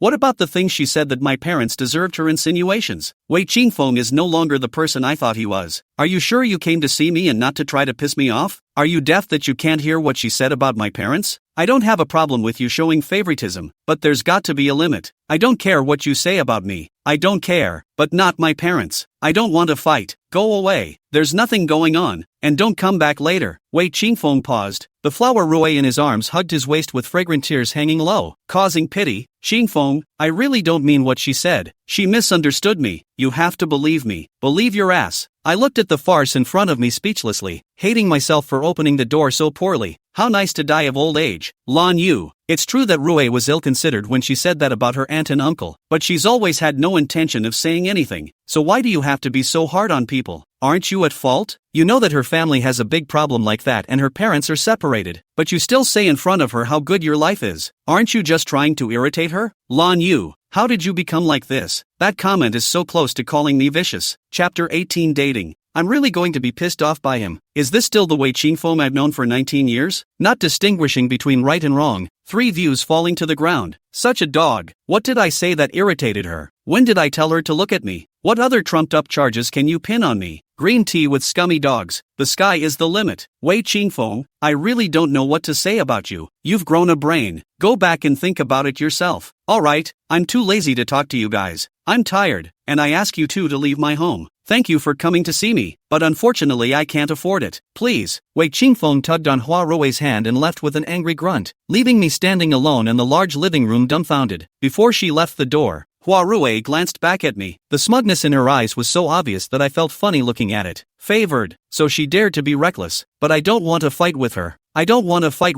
And I'm not dying to be married to Wei Qingfeng. So where does this complacency come from? They left, and I nestled back into bed and lay down, pulling the covers up to cover myself in silent tears. Wei Qingfeng, he has changed. Becoming right and wrong in his eyes is only guided by the needs of Hua Rui. He was no longer the sunny boy I loved. I vowed once again that I would quit him. For sure. 2 days later, Green and Z came to me before my mom reluctantly let me out to let off some steam. I stepped out of the house. My mom followed me out. Know this or know that. A long list of taboos. I pulled the two of them rushed down the stairs without looking back. running towards the beautiful blue sky and white clouds, behind the side of the mother's helpless laughter and scolding. It was evening when I returned, with a picturesque sunset and blue fields and skies. Our two families live in a two-family type of house, both on the first floor, each with a small garden attached by the developer. The size of the garden is not big. Mom and Auntie discussed to plant a few kinds of good living flowers, grow luxuriant foliage to separate the garden inside and outside into two worlds. I don't know they're inside, and they don't know I'm sitting outside, and no one can see anyone. I sat outside the fence of Wei Qingfeng's small garden to admire the afterglow, ready to take some nice photos for my cell phone desktop. Auntie and Wei Qingfeng's conversation just barged into my ears, making it too late for me to even avoid it. What's all the listlessness? Frosty? No, Rue and her mom went back home to see her grandmother at noon. Humph, how did I raise such a worthless son as you? It's like losing your soul when she's gone. Won't you find Xiaoyu to play with? No go. That girl has been in a temper lately. I'm not going to touch it. It's still not your own fault? How come Xiaoyu didn't throw a tantrum in the past? Think about all the things you've done yourself. Which ones didn't hurt you deeply? Qingfeng, it's not that mom is talking about you. I will not interfere with your life, but I want to advise you to think carefully. I think Hua Rui the child is not as stable as Xiaoyu. Two eyes live very much, do not know what all calculations. In the future you will have to suffer. Mom, can you stop talking about Rui's faults all the time? She's the person I like. I know in my heart what she's like, and I promised my whole life to her long ago. If you really love me, you should get along with her properly. After all, you are the closest people in the world to me. In this life, I am not married to her. Mom, you have to get along with Rua so that our family can be better in the future. How old are you and you dare to talk about a lifetime? If you don't marry her, does that mean she won't marry you? Don't take yourself too seriously. There's no place to cry if you get shat on later. Wei Qingfeng, I'm telling you, if you miss Xiaoyu, you won't even be able to regret it later. Alright, the more you talk, the less fun it is. Wei Qingfeng's voice was a bit annoyed. I'll say it for the last time. Lan Yu is at best my sister with no blood relationship. In this life, I can never like her. I'm going inside. You get it yourself. I crouched outside the fence and cried while thinking. I have a bad problem with listening to the wall. I have to change in the future. I thought I had armed myself with enough strength, but hearing him say in person that he could never like me and that he would never marry her in his life still brought tears to my eyes without fail. Wei Qingfeng, if you don't want me, then I don't want you either. I told myself over and over again to quit him. For sure. Asterisk. I didn't see Wei Qingfeng for a few days in a row, and I enjoyed my summer vacation time with peace of mind, and the years were quiet and windy. Saturday afternoon, Wei Qingfeng suddenly came to knock on my door. In fact, I do not want to meet with him. The last time he was in my house, that thing is still fresh in my mind. But my mom's hand was quick to pull open the bolt and asked him what was the matter. Wei Qingfeng stretched his neck and glanced inside. I was crooked on the sofa watching TV variety, laughing. I used to be afraid to laugh out loud no matter how happy I was, much less just plop myself into a puddle on the couch, because he said he liked gentle girls.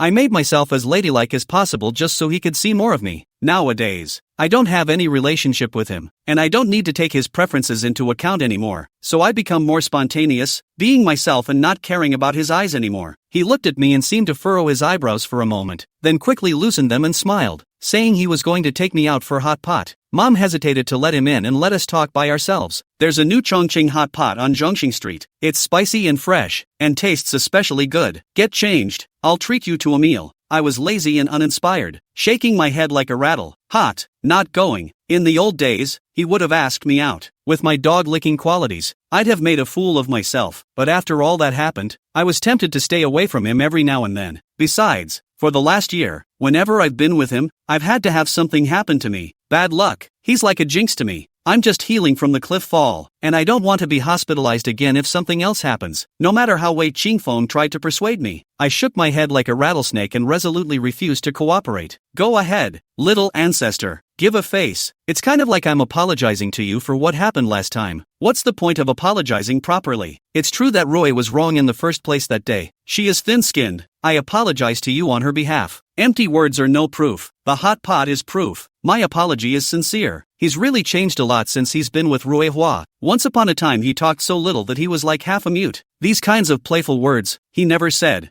Hua Rui's ability to change Wei Qingfeng is not small. Oh, that thing I've forgotten. No need to apologize. Can't afford it. MS. Lan Yu, we grew up together. I know you better than you know yourself. You can't hide from me whether you're telling the truth or not. You are blaming me and refusing to forgive me. Xiao Yu, I'm not someone who doesn't know right from wrong. Don't blame me for favoring her. She's so timid and delicate. I can't bear to let her feel bad. But right is right and wrong is wrong. So, if you really forgive me, then go eat hot pot with me. Chapter 19. Too stupid. Wei Qingfeng's implication. My woman I favor. She made a mistake, but also by me to bear. Closer to home. If anything happens you come at me? Don't blame her. I still refused. Wei Qingfeng began to tell me the great principles of life. Like the Tang monk reciting the scriptures, reciting my headache. I had no choice but to change my clothes and go with him. It's just a hot pot. He can't eat me. I insisted on refusing to go, as if I were obsessed with that matter. Go. On the way out, my mom slipped me an umbrella and told me to go early and come back early. The weather was a bit cloudy and it looked like it would rain. I was just getting well, so I didn't want to catch a cold in the rain. Wei Qingfeng repeatedly promised to take good care of me before he got a smile from my mom. I changed into a long, pure white dress, brushed my hair down and draped it over my shoulders, and lightly applied a layer of lip gloss. My mother said that my hair was of very good quality, as shiny as satin, and that it was perfect for a shawl hairstyle. The moment I walked out of the bedroom, I clearly saw a flash of amazement from the bottom of Wei Qingfeng's eyes. I'm 1.7 meters, waist slim, legs long, the thin place not much meat, the fat place is not jerking, body shape is well proportioned, concave and convex, the figure is quite good. The two of us walked side by side on the sidewalk, having a conversation about nothing. The path was narrow, and from time to time there were small children running around and playing, so two people became a bit crowded. I intentionally took a step behind to get on the wrong side of him, and he turned back to give me a displeased look. I glanced away as if nothing had happened, calmly maintaining the pace I'd just set, no more or less than a step behind him. Being side by side with him used to be my greatest joy. Back then, I looked forward to walking along the campus paths side by side with him every day, instead of following him around as if he were a follower. But he never cooperated, always striding ahead with a cold face, and I ran after him like an aggravated little daughter-in-law. Now look back, then I was really a licking dog, every day by his cold face too, but also licked with pleasure. Face and face are not want. Now that we have the opportunity to walk side by side, I am no longer as excited as I was then and would rather fall behind him, because I had a change of heart and he was no longer the most important person to me. The hot pot restaurant has a hot name, Boiling Point. Wei Qingfeng chose the card seat by the window, where the view is open. You can enjoy the life outside through the glass, but also see my own silhouette in the light. I hadn't been sitting there for long when it started raining outside, and I was thankful for my mom's foresight, or I would have been drenched in rain. Wei Qingfeng ordered a mandarin duck pot and quite a few side dishes, one by one into the pot, cooked and fished out to my plate. I held out my arm to block him, blushing a little. You eat, I'll help myself. He looked at his own chopsticks and revealed a gangly smile. What, you think I'm not using public chopsticks? When I was a kid, we even used a spoon to eat milk powder. You and I ate half a bag. Why don't I see you embarrassed? Ha, it's good to know when you're wrong. Lon Yu, can you stop talking in such a gloomy manner? So many times I've wondered, are you still the Lon Yu I know with this coldness? Why have you changed? It's not that I've changed. I'm still me, the Rangetsu who loved you. What's changed is you, Wei Qingfeng. You've become unrecognizable to me. Eat it. It won't taste good if it gets old in a while. I clip a green vegetable and put it in my mouth. The flavor is really good. He sardonically withdrew his chopsticks and stuffed the dish into his mouth and chewed, burying his head in his mouth alone.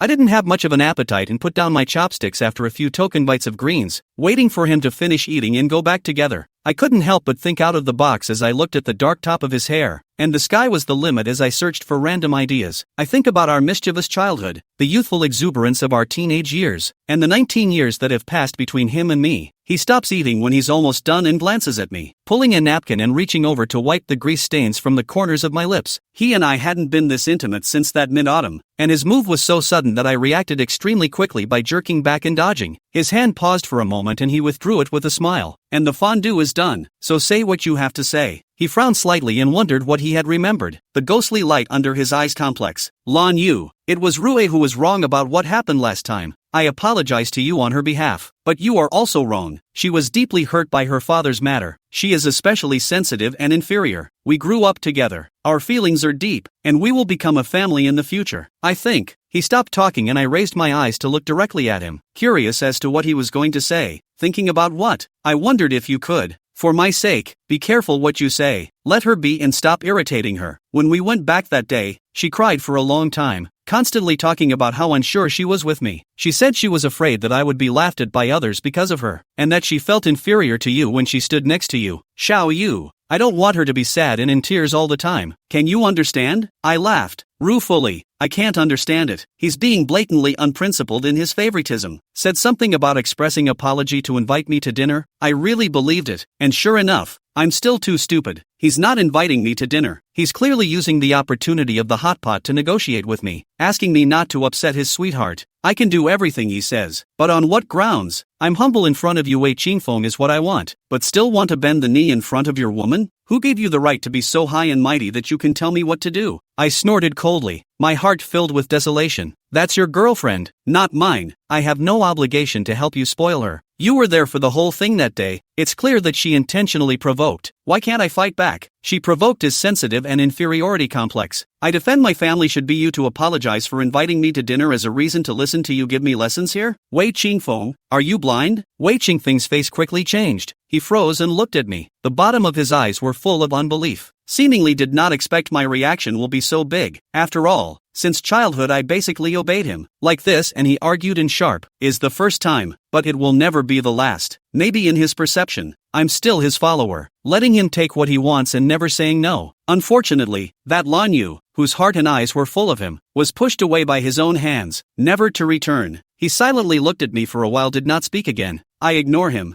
Think this meal is really meaningless. Pick up the umbrella, is ready to go. He was quick on his feet and grabbed my sleeve to keep me from leaving. I'm sorry, little moon, don't rush off. It's been a long time since we've been able to sit down and talk like we used to. Talk for a while, okay? Chapter 20 Storm 1. My heart always softens when I mention the old days. Later, when I grew up and really understood what love was, I also recalled this time when my so-called soft heart was just that I hadn't let go yet. Wei Qingfeng saw that my face had loosened up. His eyes were happy, letting go of my wrist, tugging the corners of his lips and smiling. I really didn't see it before. You're still a little wildcat, quite powerful. I said in my heart that is not so. I used to be bent on being your follower, listening to you in everything. I am a tiger, also have no chance to play.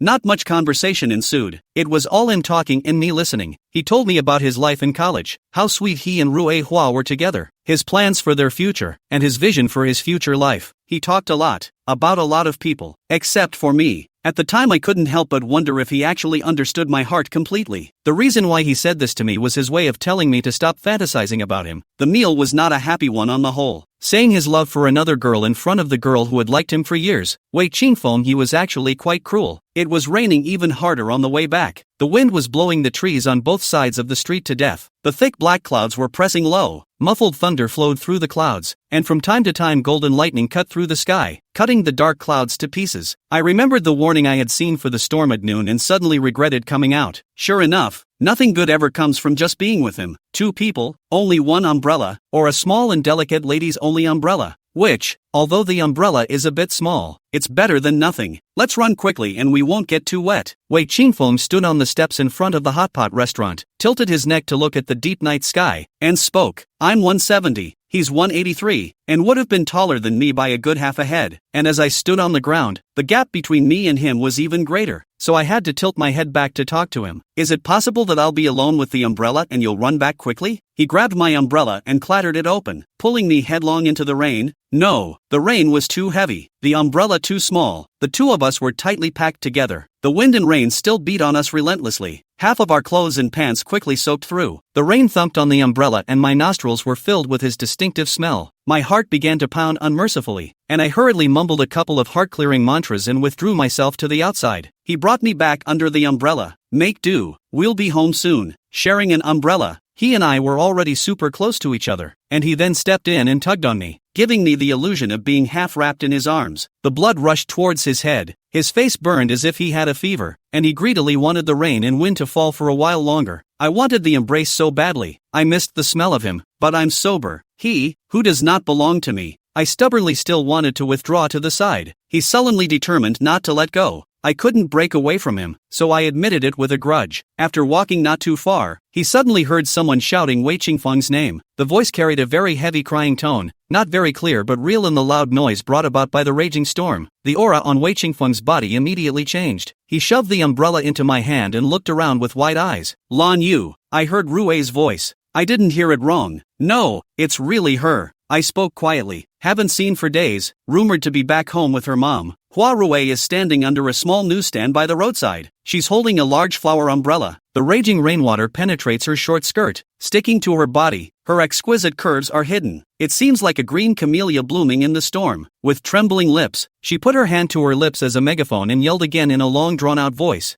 Bei. Wei Qingfeng saw her. The bottom of his black and dark eyes immediately accumulated points of starlight, jumping like a child and rushing into the rain, his pure white sneakers stepping on the dirty puddles, stepping out all the way into the water. Rue, you're back. He ran over in ecstasy and took the man in his arms and clasped him tightly, Rue giggling daintily in his arms. I stood frozen in the pouring rain, not even realizing that my umbrella was off, only feeling darkness in front of my eyes and my heart as if I were dead. Wei Qingfeng, he hurt me and never spared any effort. The wind and rain relentlessly attacked me, and at this moment, my heart was wetter than this heavy rain. The two of them hugged each other and said something. Hua Rui smiled delicately and couldn't stop rubbing herself in Wei Qingfeng's arms. Wei Qingfeng glanced back at me, seems to have some concerns, but Hua Rui's smile is too sweet, her body is too soft. Wei Qingfeng finally failed to control himself, like a vicious tiger pouncing on a goat gripped her lips, finally crushed and tasted. The tall teenager hugged the tender girl and kissed her deeply in the heavy rain. The picture was not beautiful, but extremely sweet. I hear the sound of a broken heart. Wei Qingfeng escorted Huarui as she ran happily in the pouring rain, leaving me where I was. Huarui struggled back and shouted loudly towards me, Lan Yu, we're leaving first, be careful. This should be considered a word of concern, but in my ears, it made my heart ache like that. They quickly ran away, and I was the only one standing alone in the normally busy street. I stood on the empty road against the raging wind and rain and cried out in pain. At this moment, I used this raging storm, lightning and thunder, and the wounds in my heart that hurt to the bone marrow, to pay homage to my love that never began. The storm got heavier, the clouds were so low that they seemed to be pressing down on my head soon, and the ground was covered with a thick layer of water. Thunder cracked overhead from time to time, blowing my mind to pieces. Lan Yu, you wake up, didn't you already know? Wei Qingfeng, he's not yours, not in the past, and won't be in the future. Why are you still sad and in tears for him? Haven't you started to put him down? Why are you still crying over him? There are so many boys in the world. Why do you have to hurt and hurt and hurt over him alone? Aren't you even afraid of pain? Aren't you even desperate enough to give up? I ask myself over and over again, but my heart hurts too much and my mind is so messed up that I can't find the answer. Like is like, 18 years of giving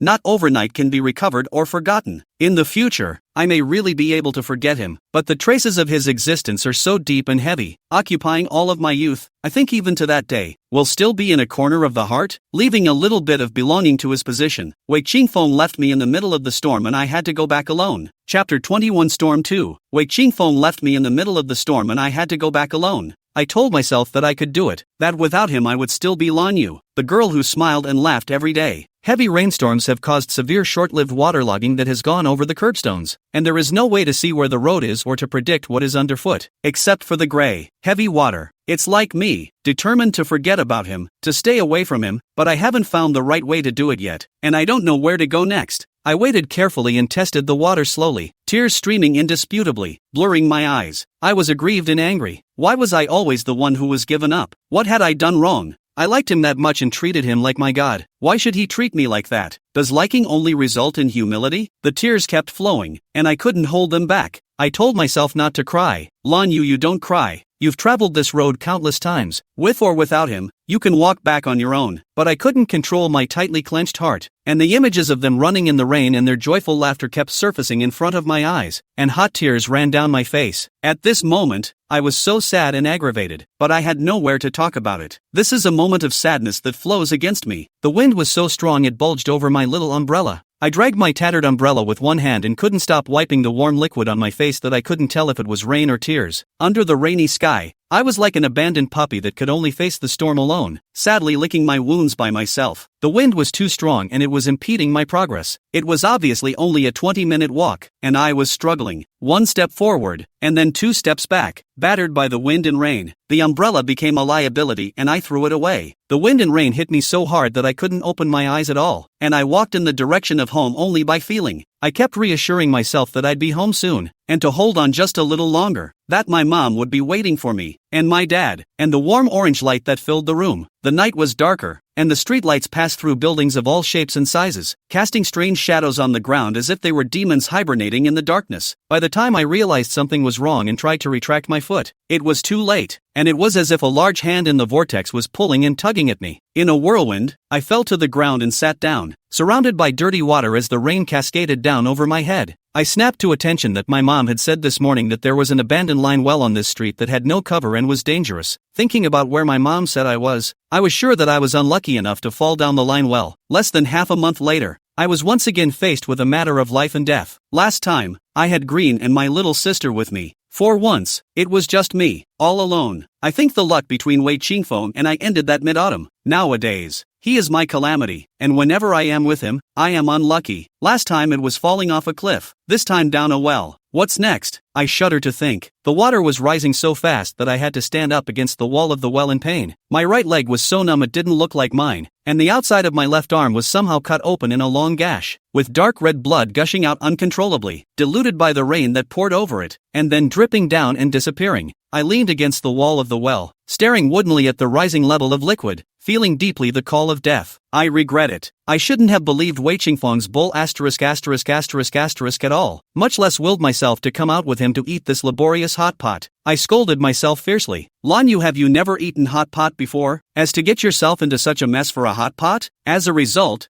I didn't eat a few bites of hot pot, but I had to lose my life in this damn line well. It's really my own fault. I really deserve it. But I'm not willing to die just like that. Is there anyone out there? Help me. I hissed desperately at the top of my lungs, hoping that one of the late returnees against the wind and rain would hear me and pull me up. Hope is slim, but I don't want to give up. There was nothing in the streets but screaming wind, rain, thunder and lightning. Despair and fear surrounded me. I started trying to save myself and tried several times to climb up on my own. The well isn't that big. I think I can do it. Unfortunately, the walls of the well were too slippery to stay in, and the injured right leg hurt too much to use its strength, so the likelihood of climbing up was nil. Just die without a word? It's actually quite nice to just die. At least you don't have to live the kind of life that tears your heart out when you think of him. However, I can't die. I still have my mom and dad. They'd be devastated without me. It's strange, isn't it, that at a time like this, I actually didn't think of Wei Qingfeng, and all I could think of was my dear mom and dad. He has hurt and disappointed me so much, like a head wolf hissing with grief and anger. I couldn't stop shouting and yelling. Deep despair. When the water in the well was above my chest line, an older scavenger found me. A dimly lit flashlight hung from the sleeve of his tattered raincoat, and he leaned over the edge of the well to look me over and over. Grandpa, help me. I'm hurt. I tilted my head for help, the dirty rainwater filling my mouth, fishy and bitter. Don't be afraid. I'll fetch something and be back to rescue you soon. The old man left and the world returned to its original indifference. I face all the dangers and fears alone in the silence of a deserted night. I waited quietly, believing in the old man's goodness that he would return. I couldn't think of how to shed a tear. I just wanted to get out of there and out of this broken well that was killing me. The old man came back quickly, and he threw down a long coil of thick rope. Girl, tie it around your waist, tie it tightly, and I'll pull you up. I think I was scared to death and couldn't grab the rope after a few tries. It was hard to tie the rope around his waist, and the old man began to drag me as hard as he could, veins jutting out of his skinny, bony hands. I, too, gouged my fingers as hard as I could into the cracks in the bricks of the well wall, trying to lighten my weight. The old man and I tried several times to get out of the trap, falling back into the well again and again. The wounds on my body continued to grow and I was exhausted. I cried out in fear as I persevered with my hazel tearful eyes open looking for anything to focus on. The old man's face had changed and he was still encouraging me. So what reason did I have to give up? When I restarted for the umpteenth time, I summoned all the energy in my body and followed the old man's strength as I stomped up the wall of the well. Finally, I made it. Looking at the familiar streets, the raging rain, and the kind and worried old man looking at me, with my eyes blazing with gold stars, I forced myself to say thank you and sank into the darkness. I've had so many strange dreams. In my dreams, I seem to go back in time. Chapter 22 Awake. When I was 5 years old, my mother bought a pot of fish and picked a few small and lively ones to keep in the pot, and a thin little boy and I lay on the edge and watched the little fish swimming in the water with glee. We were going to raise the little fish together and send them to live in the sea. When I was 7 years old, because I was fascinated by the martial arts movies and the martial arts warrior with a horse, a long flute, the sword walks the world of valor, Began to silently practice light kung fu. Want a self-education to become a great kung fu, to be a robbing the rich to help the poor, chivalrous and righteous generation of women. I ended up hurting my knee when I bounced off the railing and sat on the ground whimpering. My big brother coaxed me with a lollipop, saying, "A warrior woman never sheds a tear." I tilted my head and asked him, "Does that warrior woman eat lollipops?" He inclined his head in thought and nodded affirmatively. Food. The warrior woman's favorite food is lollipops. When I was 10 years old, I skipped a grade and my classmates said I was a little monster. More than they could handle at a young age. They whispered about me behind my back, but no one wanted to hang out with me. I sat on the playground with my backpack on the leader's platform and wept. The first time I saw the clear and elegant physique of the teenager sat next to me without saying a word. Handed me a piece of cake with exquisite packaging. Eat up before you have the strength to cry. You go for it. I was full, but I forgot to keep crying. All of a sudden I was 13 years old, and 3 or so delinquents surrounded me and demanded that I give them my pocket money. I was young, but protective of my money. My little hands pressed tightly into my coat pockets, shaking my head and refusing to give in. At the last second before their fists swung at me, a man came out of the sky to hold me back, and he said to get out of there if I didn't want to get my ass kicked. The bad guys left with a bang and he carried me home on his back. I lay on his back and felt like a princess like never before. Possibly. That year I wore a light blue pleated skirt and went to my aunt's house with 999 lucky stars that I had folded for a long time. It was Wei Qingfeng's birthday and I wanted to give him all my luck. He sat on the couch looking at me with a cold brow. "Why do you always like these meaningless things? Boring. Sunny morning to go to school." He in front of the stride. I followed his trot, but always catch up with him.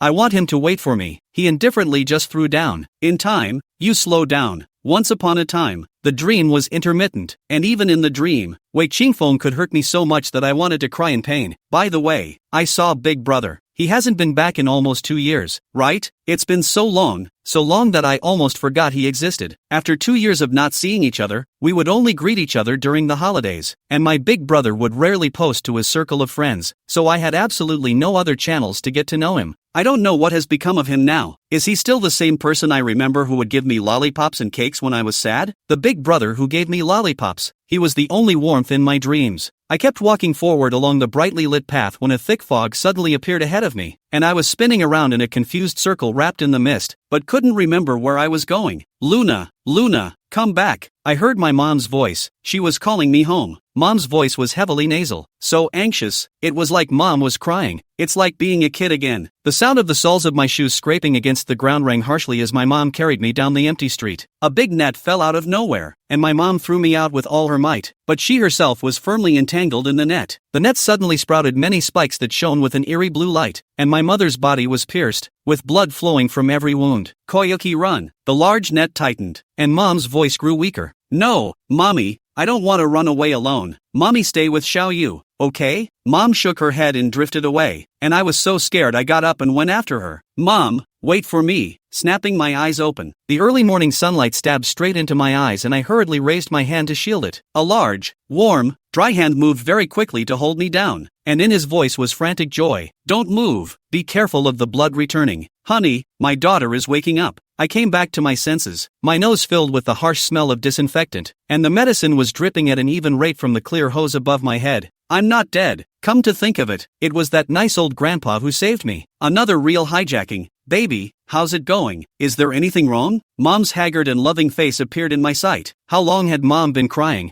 Her eyes were red and swollen and scary. "Mom," I called out softly, lifting my hand to touch my mom's face. Mom grabbed my hand and pressed it to her face as tears of surprise came to her eyes again. "Good boy, good baby, I'm glad you're okay, I'm glad you're okay." Mom's voice trailed off and finally it all turned into a heartfelt whimper. Tears staining my hands. "Mom thought she'd never hear your voice again, and it's so nice of you to call me Mom. Mommy, don't cry, I'm fine." I comforted my mom and turned my head to look for my dad. "Little Moon, Daddy's here. Not afraid, Daddy's here." My dad was on the other side of the hospital bed, and my heart ached for tears as I looked at his face. Is this still my elegant and handsome father? With his messy hair, swollen face, and beard stubble covering the lower half of his face. Only his eyes held the light of love that I knew so well. "Dad, mind my mom, she's going to drown me again. I softly pouted to my mom and dad. All three of us laughed as a family, my mom gently patting the top of my head and scolding me with a doting smile. Dad turned to me and held me in his arms with mom, laughing with delight. Laughing, we all cried again. This time, it was tears of joy. Mom said when they saw me, I was as cold as ice, not moving, not even breathing, and she was scared out of her mind. Dad said we thought we'd never see you open your eyes again, and we cried our tears dry. I looked at my mom and dad, who were watching over me, and saw their haggard faces and realized that this time I had really scared them. Mom and dad are sorry. It's my daughter's fault this time. It won't happen again. After crying once and laughing again, I asked my mom where the old grandpa who saved my life was and if we could still find him. I fainted when I came up that day. It was old grandpa, who hobbled to the front store to borrow a phone to make an emergency call, then stayed with me in the storm waiting for the ambulance to arrive, take me to the hospital, and pay for my first aid medication with the few wet tickets he had on him. Thanks to the old man, otherwise my daughter. Mom didn't finish her words and was about to burst into tears again. Dad patted Mom's shoulder soothingly and kept saying that his daughter was watching. Don't let her feel bad after you. Mom, when I'm better, I'm going to go and thank Gramps in person. I said, if it weren't for old grandpa, I'd probably be dead. It was his old man who saved my life. Well, when you're better, we'll go together and thank the old man. Dad, how did you guys know I was in the hospital? Chapter 23. It's not necessary. Thinking of that day's events, Mom and Dad simultaneously sank their faces, and Mom, who had a bright personality, tensed her jaw, her eyes pressed with an anger she couldn't ignore. That night Mom looked at the time as almost 9 o'clock. I have not come back. Call my phone but found the phone in the living room on the sofa. Wei Qingfeng's phone off. Mom said the storm was so bad that she was so worried that she had to knock on her aunt's door to find out what was going on. This look, Mom was in a hurry then. Wei Qingfeng, who took me away from the house, was sitting on the sofa with one arm around Huarui and feeding her fruits with the other hand. When Mom asked him where I was, he actually looked confused. Hasn't Ranjetsa come back yet? We got separated on the street. After Mom and Dad asked where we were separated, they rushed out to look for me without even an umbrella. The streets were bare, and there was only the roiling rain and wind. Mom and Dad were so distraught that they knocked on the stores on the street, asking if anyone had seen me. It was a windy and rainy day, and so many stores closed and went home before the storm that they were able to ask very few people. Then a pet store owner said that a 120 had come by not too long ago and it looked like someone had fallen into the online well. Just not sure if it was the person they were looking for. By the time my mom and dad ran to the hospital, I was already lying on a bed in the emergency room starting to get fluids, with the nice old grandpa by my side. After listening to my mom and dad's statements, I smiled faintly, the grief in my heart like a thin stream, flowing slowly. I really didn't expect the Qingfeng kid to be so unreliable. Perhaps remembering the scene at that time, Mom was so angry that her cheeks were red and her eyes were bloodshot. Mom is not angry. This matter is not Wei Qingfeng's fault. I'm not related to him. It's normal for him to leave with his girlfriend. If you want to blame it on the fact that I shouldn't have gone out to dinner with him. Mom, it won't happen again. My father and mother looked at me heartbroken, and my mother cried again, muttering, silly boy. It was easy to coax Mom and Dad into doing so when there was a knock on the door of the hospital room. Unsurprisingly, Uncle Wei and Auntie, who were carrying a large bag, came, followed by Wei Qingfeng, who was in a hurry, and Huarui did not come. Xiao Hua, has Xiao Yu woken up yet? This time, it's Qingfeng's little beast's fault. I've brought the person here, at Xiao Yu's disposal. Beat him and scold him, I don't even have a problem with it. I won't even agree if the beating is light. Seeing me wake up, Auntie touched my face painfully, her eyes full of guilt and self-blame. I grew up in front of her eyes, and she treated me really well over the years, and it's not an exaggeration to say that she loved me as if I were her own daughter. Auntie put the things on the windowsill and pulled them out one by one. Xiao Yu, I made your favorite congee and bean paste buns, just out of the pot, with extra sugar in the filling. Make sure you like it. Mom walked over and stopped Auntie's movements, putting back the things she had already pulled out. No need. There is no shortage of anything here. It's hard for you to make this trip. We can take care of Xiao Yu. You guys go back. Auntie saw her mom's coldness and sadly reddened her eyes. Ask Ho, don't be like this. I just made a little food for the child. Don't reject me. She put down what she was holding and carried Wei Qingfeng to me. Hurry up and apologize to Xiao Yu. Wei Qingfeng's face is very unattractive. Look at my eyes, a little dodge. Was carried by the aunt, stumbled straight in the footsteps, also did not say anything. Lan Yu, Xiao Yu, I'm sorry, I do not know. No, you didn't do anything wrong. What are you saying sorry for? I'm fine. You go back. You're the one who asked me out. You're the one who left me on the road. So what's the use of saying sorry now? If I hadn't met that kind old grandpa, I'd be a cold corpse now, and that can't be undone by a word of apology from you? If I had known that eating a hot pot of yours would put me in such a situation, I wouldn't have died to eat it. Blame it on the fact that my will is still not strong enough. Therefore, this matter, the fault lies in myself, and has nothing to do with you, Wei Qingfeng. I do not need you to throw me down after letting me face life and death alone. A light and flippant sorry. Wei Qingfeng seemed to sense my coldness and moved forward again, stretching out his hand to probe the temperature of my forehead. Mumbling his lips and wanting to say something, I turned my head sideways to avoid his hand, also stopping the words that had not yet come out of his mouth. I'm tired and want a rest. Go away and don't come back. Perhaps it was my coldness that made him uncomfortable. The slightest hint of hurt rose to the bottom of his guilty eyes. Once upon a time you wouldn't have done this to me. I smiled faintly. The sun was a little strong and I squinted my eyes. Once upon a time it's all in the past and I've apologized for my mistakes. There's no need to bring it up again. For over a decade, I've treated him like a god. Never like this. I turned my head and closed my eyes, not looking at anyone anymore. The hospital room was silent, with only the sound of a few people breathing. Old Lun, this time, the fault for making Xiaoyu suffer such a serious injury, and almost injuring her life, lies entirely with Qingfeng. We have come to sincerely apologize. The consistently elegant and gentle dad interrupted Uncle Wei impolitely. His voice was a little cold and a little rare in anger. Old Wei, Xiaoyu said she doesn't blame Qingfeng, so you don't have to take it to heart. Xiaoyu's life is great. She didn't die in the well. We are content. The doctor just said that Xiaoyu needs to recuperate, so I won't see you off. That's right, we'll take care of our daughters ourselves. We can't afford Wei Qingfeng's apology, and we won't stick it to her in the future. Xiaoyu is going to sleep. You guys go back. No need to come back. Mom's never been this cold to an aunt before, and she's doing it all for me. Luna, Auntie called softly as she stood at the foot of my bed. I opened my eyes and smiled at her. Auntie, I'm fine. Really? Uncle Wei knew that my parents were angry, and it was useless to say more, so he crossed his eyes at Wei Qingfeng and led the way. Turning to leave, Auntie urged me to get well and that she would visit me again, which my mom and I refused to do. Wei Qingfeng was the last one to leave. He stood by the door and looked back at me for a while, as if he had a lot to say.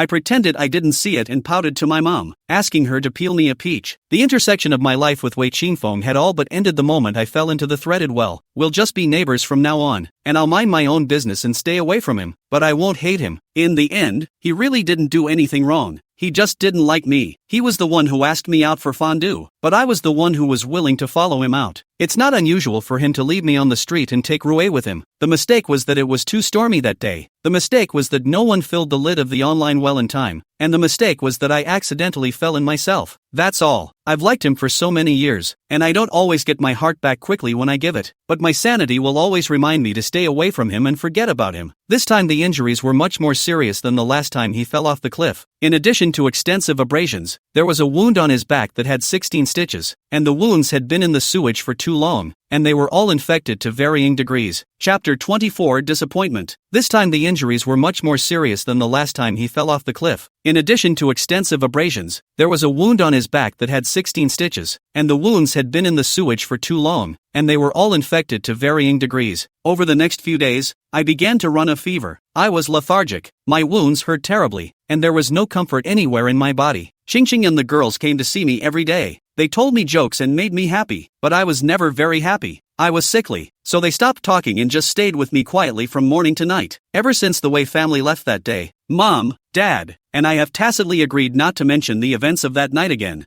I don't know if my aunt ever came to visit me again. And anyway, Mom and Dad didn't mention it, so I didn't want to think about it much. Mom and Dad put all their thoughts on me, as if the Wei family had nothing to do with us anymore. I watched my mom quietly a few times, especially after my aunt came to visit me once again the day before and was turned away by my mom. She had a light sadness in the corner of her eyes. I sighed darkly. For my sake, I had finally let my mom and aunt's relationship grow apart. I don't know if it's a blessing or a curse for my mom to have a daughter who is not a fighter like me. Judging from the current situation, it's more likely to be a curse. Wei Qingfeng brought Huarui here once as well, and it just so happened that Mom and Dad went out to the doctor to ask about me, and I woke up from my nap to see them standing by the bed. Flower Rui leaned against him daintily, looking at me with two big wet eyes. I didn't bother watching her perform and didn't make a sound. Wei Qingfeng had a rare moment where he didn't take into account my coldness toward her, but said sincerely that he shouldn't have left me alone on the road and asked me to forgive him. I am completely indifferent to this. He had already said the same thing and I didn't even need to. I calmly told him there was no need to apologize, that it was my own incompetence to get hurt so badly, and that it had nothing to do with him. Well, I wouldn't have agreed to go out with him if I hadn't been so hard on him. How could I have landed myself in such a pathetic and messy situation without going out with him? Wei Qingfeng could not stop saying words of apology. I heard a little tired, patiently told him I really do not blame him at all. If you want to say who to blame, of course, the property owners are the first to bear the brunt of the blame. If they found the hidden danger in time and corrected it, I couldn't have gotten hurt this time. I also said that when I got better, I would definitely ask the property owner for an explanation. I wore a calm smile the entire time, not blaming him a bit, nor did I exchange any verbal aspects to Rui, who had been the backdrop. Wei Qingfeng, who grew up together, can treat me like this. How much better can Rui, who treats me as a love rival, treat me? I really don't blame him. I know where I stand in his heart. I'm self-aware and I don't blame anyone. Wei Qingfeng, since you have no heart, I'll take a break. Wei Qingfeng's face was a bit ugly when he left, and he couldn't say whether it was guilt or regret. I saw it and ignored it. Wei Qingfeng, I've opened my heart, let you out. The next morning, Mom, who had gone to get breakfast, came back sullen and unhappy. I asked my mom what was wrong and what happened. Mom said she met Huarui and Wei Qingfeng downstairs.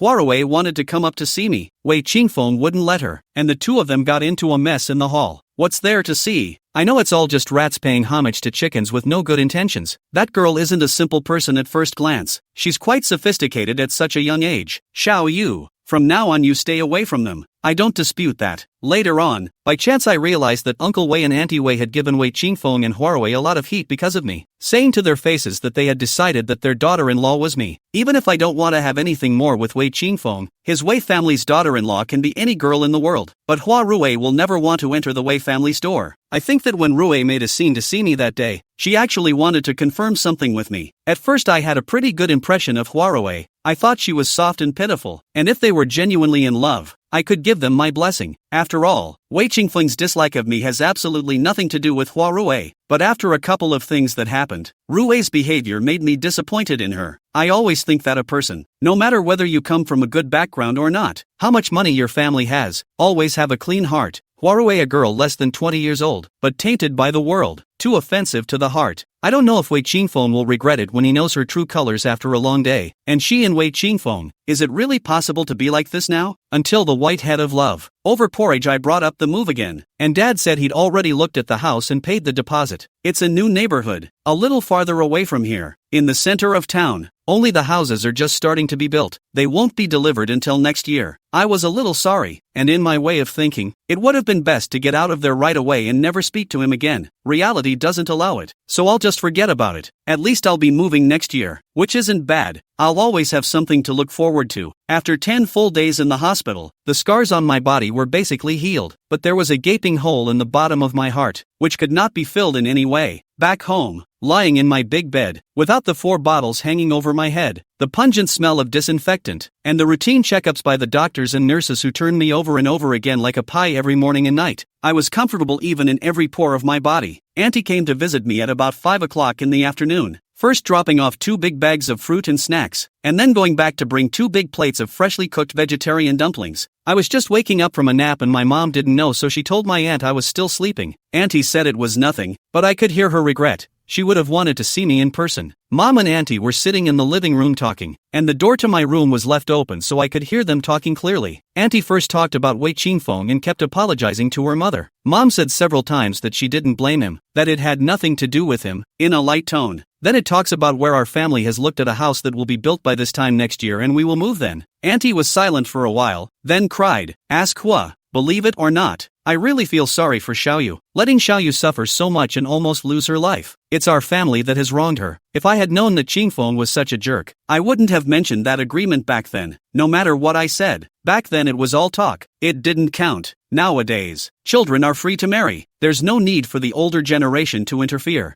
I wanted to intervene. It's just that the child is older and he won't listen to anything I say. Ask Hua. Xiaoyu is a rare and good kid, so good to Qingfeng. Missing Xiaoyu is a loss for his whole life. In the future, he will definitely regret it," Auntie said, and then silently weeping. Mom's heart is soft, and Auntie decades of affection is very deep. And listen to Auntie said sincerely, emotionally ease quite a lot, and asked her not to think too much. Everything will be over. Chapter 25. It's disgusting, Auntie said, and then silently weeping. Mom's heart is soft, and Auntie decades of affection is very deep. And listen to Auntie said sincerely, emotionally ease quite a lot, and asked her not to think too much. Everything will be over. Chen huh. We've lived together for more than 20 years, and I'm as comfortable coming to your house as I am to my own. But you are moving out. My heart is like an empty piece. If it wasn't for Wei Qingfeng, that little bastard doing that asshole thing, how could it be possible? Thinking about being separated from you makes my heart feel bad. Hey, how many times have I said that he's not to blame for this time? We moved because we also fancy that place and like the architectural style of the neighborhood. It really doesn't have anything to do with Wei Qingfeng, so don't think too much. I understand. Ask whore, I understand everything. I fell back asleep at some point and had a particularly horrible dream. I saw that I had fallen into a deep abyss, with mountains on all sides that I could not see the top of. Water poured uncontrollably from above, and soon flooded to my waist. Surrounded by nothing but bare mountains is the raging water. I was trapped in the water, cannot move. Want to open the mouth to call for help, but also found that the throat seems to be pinched by something. Cannot send out any sound. Fearful and anxious, he suddenly woke up and realized that the clothes on his body were wet with cold sweat, sticky and uncomfortable. I took a shower, went to the kitchen and poured a glass of warm water and drank it, and when I came back, I couldn't sleep anymore, so I turned on my phone and swiped through the videos. Wei Qingfeng's message came in at this time, only a few simple words. Is it because of me? After thinking about it for a while, I realized he was probably talking about us moving. I think Auntie went back and told him about our family buying a new house and he came to ask me why. I thought about it for a while, wondering how to explain this to him. On second thought, buying a house is my family's business and I don't have to explain to him why. He and I, after all, came to the point where we had nothing to say to each other, so we didn't reply to him either. About half an hour later, he sent me a WeChat voice, 47 seconds, which I deleted without listening and exited the page to read a book I'd been chasing for ages. The next day was a beautiful day with blue skies. It was almost fall and the wind was delightfully cool, so I squinted in my dad's lounge chair in the small garden and enjoyed nature's touch. When he came over, I don't know, and by the time I realized it, he seemed to have been standing beside me for a while. Why don't you answer my messages? He was against the light and I couldn't see his color. You sent me a message? I haven't had much energy the last few days, always wanting to sleep, not watching. He gazed furtively, as if studying the truth of my words. I let him look at me without caring. So what if it's real? What if it's fake? Wei Qingfeng, nowadays your moods and thoughts have nothing to do with me at all. After a long time, he opened his mouth again and asked me, Xiao Yu, in the future, are we still good friends? Go with the flow, take it as it comes. I replied with a touch of coldness and detachment. Wei Qingfeng, I've given you the chance to be a lover or a friend, only you didn't cherish it. Asterisk. The eventful summer vacation finally came to an end, and I set off on my journey once again under the uneasy advice of my mom and the unwilling gaze of my dad, and for some reason, Wei Qingfeng insisted on leaving on the same day as me. I don't care about that, I'll walk together. It's just a short walk from home to the airport, the path of life. Mine and Wei Qingfeng's were broken long ago. When I arrived at the airport and got off the bus, my big brother's video called and I didn't think much of it and stepped aside to answer it. To say that the big brother of this person really stand up to the 4 big words of amazing talent is a habit I do not understand. He has something to find me rarely call, always have to pick up the video.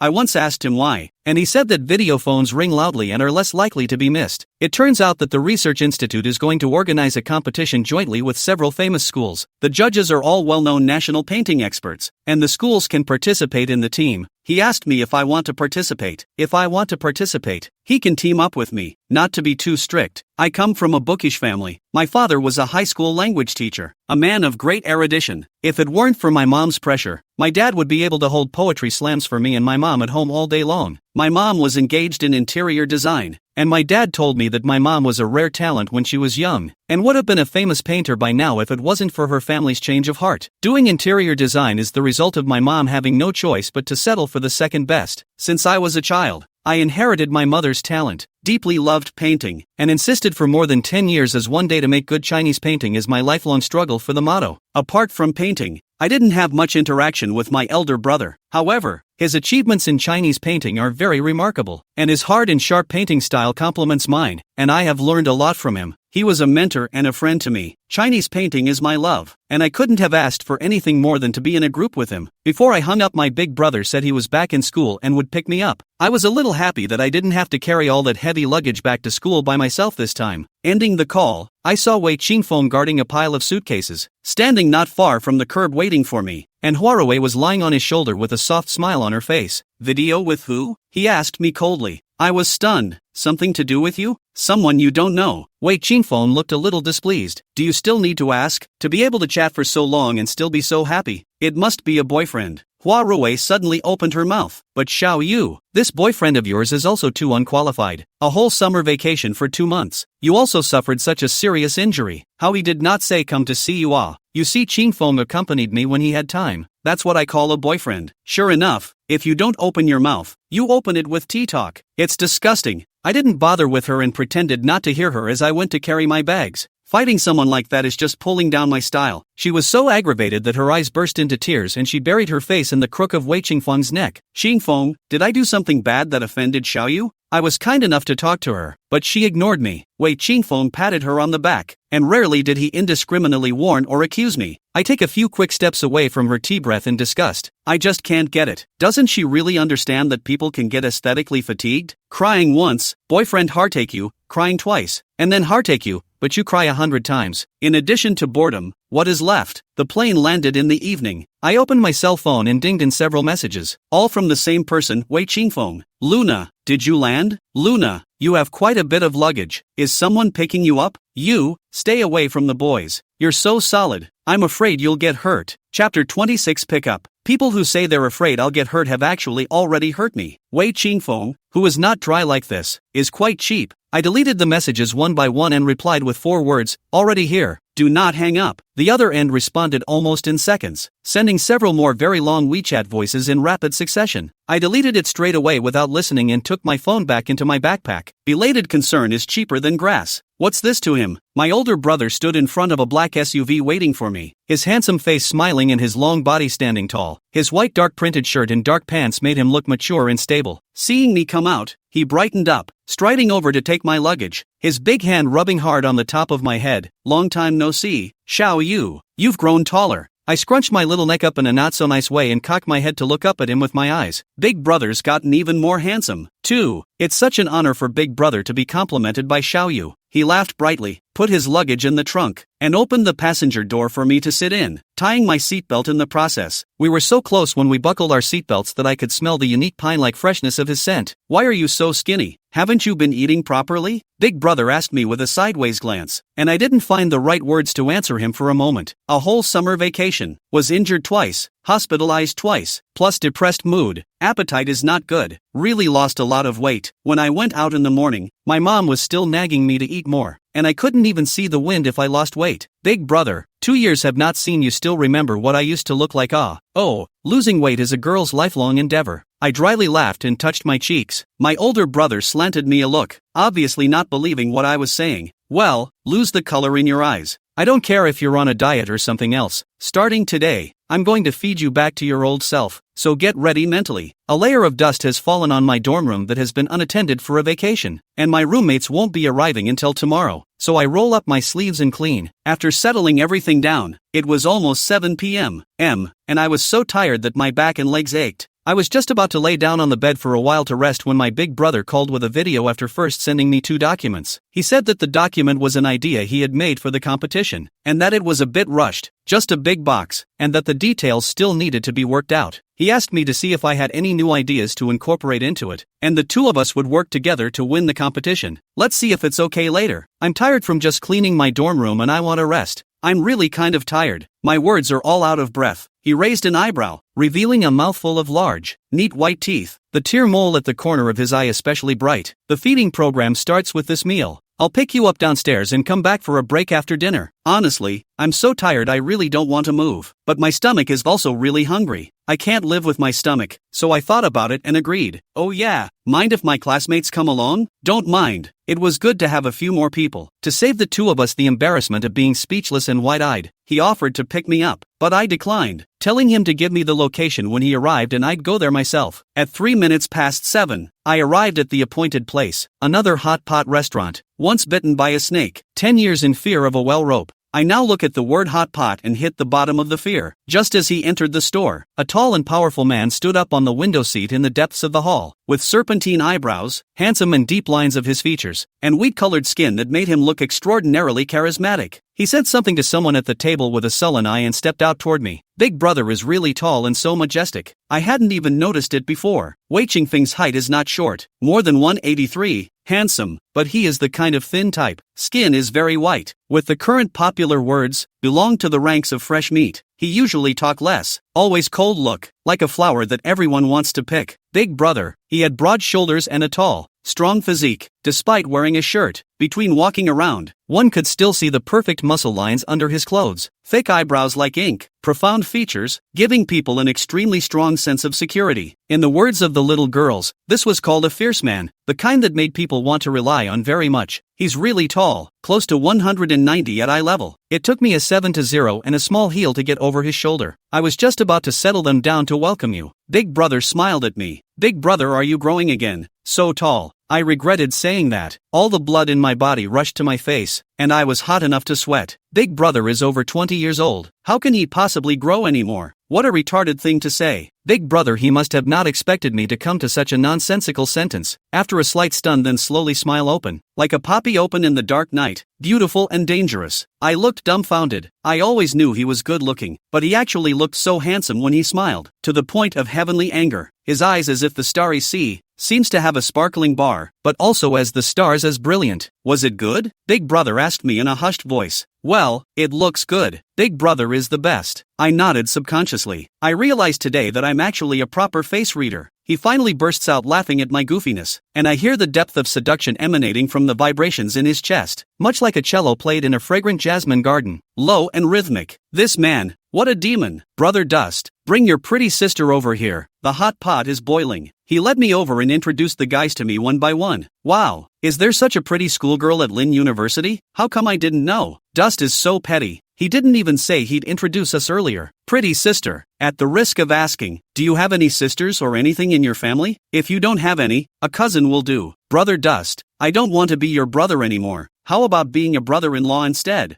Big brother laughed and scolded him, saying that Xiaoyu was such an excellent girl that he would never allow anyone to. I was so nervous in the face of all this well-intentioned teasing that my palms were sweating. Although my personality is on the outgoing side, and I don't turn away from well-meaning friends, but after all, this was the first time we met, and it was a group of big men. I was really uncomfortable. Since I was a kid, the closest man to me, besides my dad, was Wei Qingfeng. Of course, other boys are not without. High school I have also been love letters stuffed with school bags, but also was tall and handsome boys blocked in the alley holding a flower confession of love. Only then the heart and eyes are Wei Qingfeng. Other people and how good I have not seen in the eyes over. Naturally not appreciate their different styles. Chapter 27 Coat. I've missed about a lot of scenery for Wei Qingfeng yet. No nonsense. Scare someone away from me and you're responsible for going and getting them back. When I say this, my big brother is hanging his head down and shelling shrimp for me, putting them on my little plate after peeling one, and when he sees me eating them one by one, he smiles gently. Big brother has always been such a gentle protector of me, ever since I was a child. He doesn't restrict his brothers from joking and laughing with me, but he keeps a constant eye on my emotions and always speaks up to stop any situation that might make things difficult for me. He knows what I like and what I don't like, and serves me dishes with things I'm super fond of but too embarrassed to create as fiercely as I do at home. And those of his classmates, jokes aside, they all took good care of me, and there was a lot of laughter throughout the meal, and the relaxed atmosphere did an excellent job of dispelling my nerves. I'm always relaxed and at ease whenever I'm with my big brother. Anyway, I had such a good time at this meal. It was raining outside when we got back. In September in the north, the weather has turned cooler and long-sleeved jackets are required in the morning and evening. I came out in a short tee because I was full of heat from the physical work I had just done. After dinner it was already 9:30 at night, and it was raining, so the temperature outside dropped extremely low. Just stepping out of the front door of the hotel, the coolness of fall hit me, and I subconsciously clasped my arms and cringed. Cold? He asked, looking down at me. I rubbed my arms, where goosebumps were rapidly running rampant, and nodded honestly. Soon a body-worn jacket was over my shoulders and the faint smell of tobacco lingered in my nose. Clothed in my big brother's coat, it was like being held in his arms. My face was suddenly red and hot. It was tempting to return the jacket. It was a little too intimate. My elder brother, who had long since penetrated my thoughts, pressed my shoulders and said, "Wear it, it's not the first time. A cold will delay the competition." That was a big hatchet job, and I was helplessly threatened by his success. Asterisk. Big brother said we were playing a team competition, but in fact the so-called team consisted of only 2 people, me and him, and several others were just peripheral people who were enthusiastically helping out, and wouldn't be on the list of the competition or involved in the creation of it. The level of the competition was considered high for us current students, and all the participants were the best. It was still very difficult to stand out among the competition, and I sank my teeth into it and took it seriously. Big brother said we must jump out of the conventions of Chinese painting, take the innovative route. Otherwise there is no hope of winning. I was deeply impressed, and began to think deeply about how to express something rich and new ideas with the Chinese painting style. The race is at the end of October, less than 2 months away, which is plenty of time, and I still have time to do some thinking. My older brother and I each insisted on our own opinions on what to draw, and from that point of view, he and I were both on the stronger side. No one could convince anyone. Then we decided to draw a small sample of each first, and then make a final decision after a comprehensive evaluation. That's a relatively fair idea, and I agree. For the rest of the day, I immersed myself in creative writing in addition to my classes. In the name of facilitating communication, my elder brother reserved a special place for me in the drawing room of the Research Institute, so that I could go there at any time. Because of my big brother's existence, I became the first girl in Lin University who could go in and out of the research center at will, envying a large number of girls who looked up to my big brother. Life is monotonous but not boring, and the unpleasantness of summer vacation is gradually subsiding.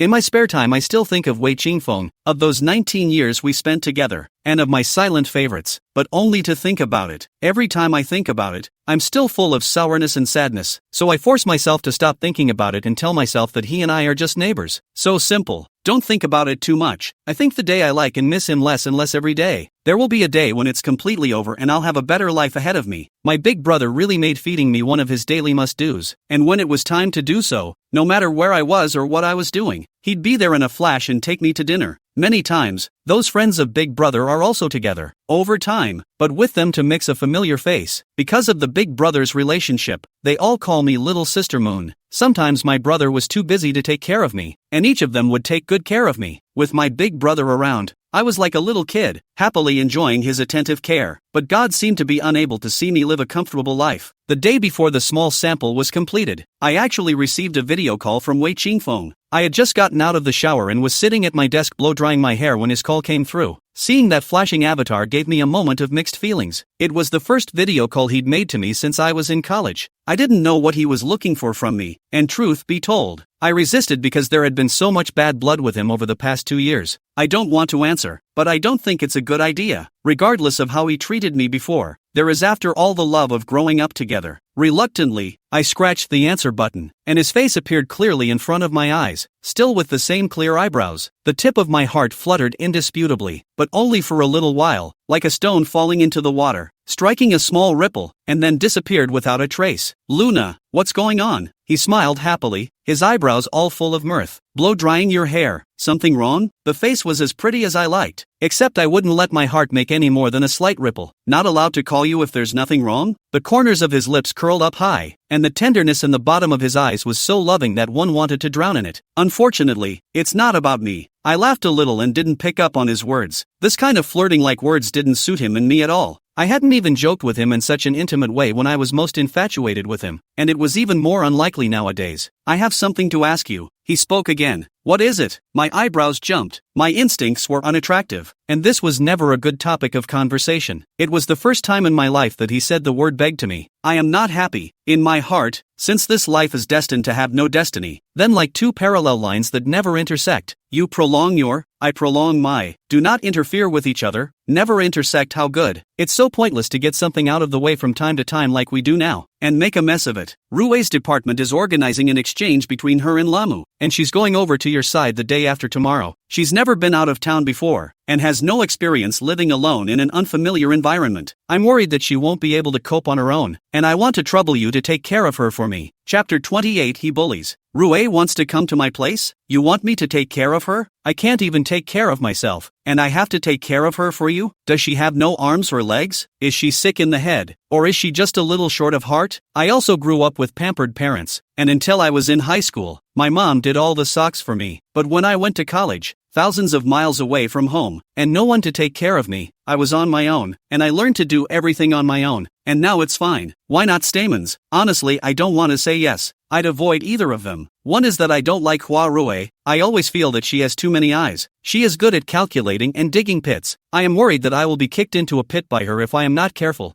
The other is that I am busy with the competition. I am tired as a dog every day. If I don't have my big brother, I may not even be able to eat well, and I really don't have any extra energy for him to wait for his girlfriend. To put it bluntly, whoever's girlfriend is taking care of herself. I don't have that obligation. Okay, Kazuki, please. With an expectant smile on his face, he asked after me one more time. Wei Qingfeng, who thought highly of himself, When did he ever do anything like this? For the sake of Huarue, he really changed too much and paid too much. From this, it was clear that Wei Qingfeng he had used his heart for Huarue. If that latter incident hadn't happened, I had thought that no matter what kind of Rue Hua was, as long as Wei Qingfeng liked it, I would have given him my blessing. Hey, little moon, I'm very good and will never get you into trouble. Flower Rue is really not willing to be lonely, finding presents in front of me every now and then. I looked at the smiling face in the camera, and the smugness in the bottom of those fake innocent eyes was just too obvious. Headache, why not Big Brother? Big Brother sure takes much better care of it than I do. Wei Qingfeng uncomfortably faked a cough. He's a big old man which will take care of it. I bristled, not believing him. Uncle Wei and Auntie do not agree with him and Huarue together. About the younger brother's lifelong happiness such a big event, Big Brother could not possibly not know. Wei Qingfeng this is afraid of the Big Brother and Uncle and Aunt is not treat Flowers Rue. Give Flowers Rue aggrieved, only to find me. In other words, I was his second best option this time. Maybe in this life. I've never once been the first choice for him. Ha, how long is the exchange? I asked Wei Qingfeng. A month at the most. First of all, I don't have much experience in taking care of people, and I can't be as omnipresent and attentive as my boyfriend. And lately I have more things to do, so I can only do my best. You tell her to find me if she needs anything, and not to bother me all the time if there's nothing going on. That's enough. Thank you, Xiao Yu. Wei Qingfeng bared a mouthful of white teeth in happiness when he saw me agree. Just tweet me the landing time, and if it's not too busy, I'll pick up the plane. Hanging up the phone and throwing it on the table, he turned off the hairdryer and collapsed on the bed to sulk. The next morning, my big brother took me to eat small dumplings. There are my favorite leek and egg filling and cornmeal porridge, but the thought of Flowers Rue is coming. The heart is annoyed, even the appetite is much worse. Only eat two cannot eat. My older brother sat across from me and gently asked me what was wrong with me. Only eating so little. Phyllis is coming and I don't like her. Who's Hanabi? What does her coming to her have to do with you? Big Brother was confused and couldn't understand about my depression. I am also shocked. Big Brother he actually does not know Wei Qingfeng and Flower Rue thing? Then is not also do not know me and Wei Qingfeng's No wonder since we met. Big Brother never mentioned once. Also did not try to comfort my broken little heart. She's your brother's girlfriend and will be family with you in the future. Don't tell me you don't know. I skimmed my mouth. I don't believe it. Big Brother picked up a napkin and wiped the corners of his lips and put it down again. His eyes flashed with an unknown light. Don't joke about this. You and Qingfeng were betrothed from childhood. It's impossible for him to have another girlfriend in his life. Flower Rue. What the hell kind of name is that? So tacky. I looked at my big brother's innocent face, and suddenly I was a bit at a loss for words. Big Brother never bothered to lie. He really didn't know about Wei Qingfeng and Huarue. The fact that Wei Qingfeng and I will be together for the rest of our lives has been deeply implanted in the hearts of everyone who knows us well. Just like when I stood on the class podium in my senior year of high school and clarified that Wei Qingfeng and I were just neighbors. No one would believe that in fact, Wei Qingfeng and I had long since come to the end of our road. To be more precise, Wei Qingfeng and I never started. Whether I liked him or chased after him, it was all my wishful thinking and had nothing to do with him. And Wei Qingfeng he found the one he wanted to be with for the rest of his life. In principle there is nothing wrong with that. It's just that, as Wei Qingfeng's own brother, the fact that he actually knows nothing about all of this still kinda blows me away. I thought Big Brother he was feeling guilty, thinking I was innocent and treating me so well in order to atone for my own brother's sins. In that case, Big Brother, he treats me well and has nothing to do with Wei Qingfeng. This point makes me quite happy. Big Brother, I'm not lying. Qingfeng and I never even started but ended it completely in the mid-autumn of our senior year. Hua Rue is from the same class as us. She got together with Qingfeng in her senior year of high school. They're both studying at Beijing University now, and Wei Qingfeng is quite fond of her. Big Brother put down his chopsticks and gazed incredulously into my eyes, as if he was confirming the veracity of what I said. Perhaps in Big Brother's eyes, what I said was all pie in the sky and impossible to happen. At first I was able to look at my big brother openly, but as those passages slid through my mind, I suddenly became aggravated and tears came to my eyes. I swear, I tried my hardest to hold back, but didn't. My big brother saw me crying and quickly grabbed a tissue to wipe my tears.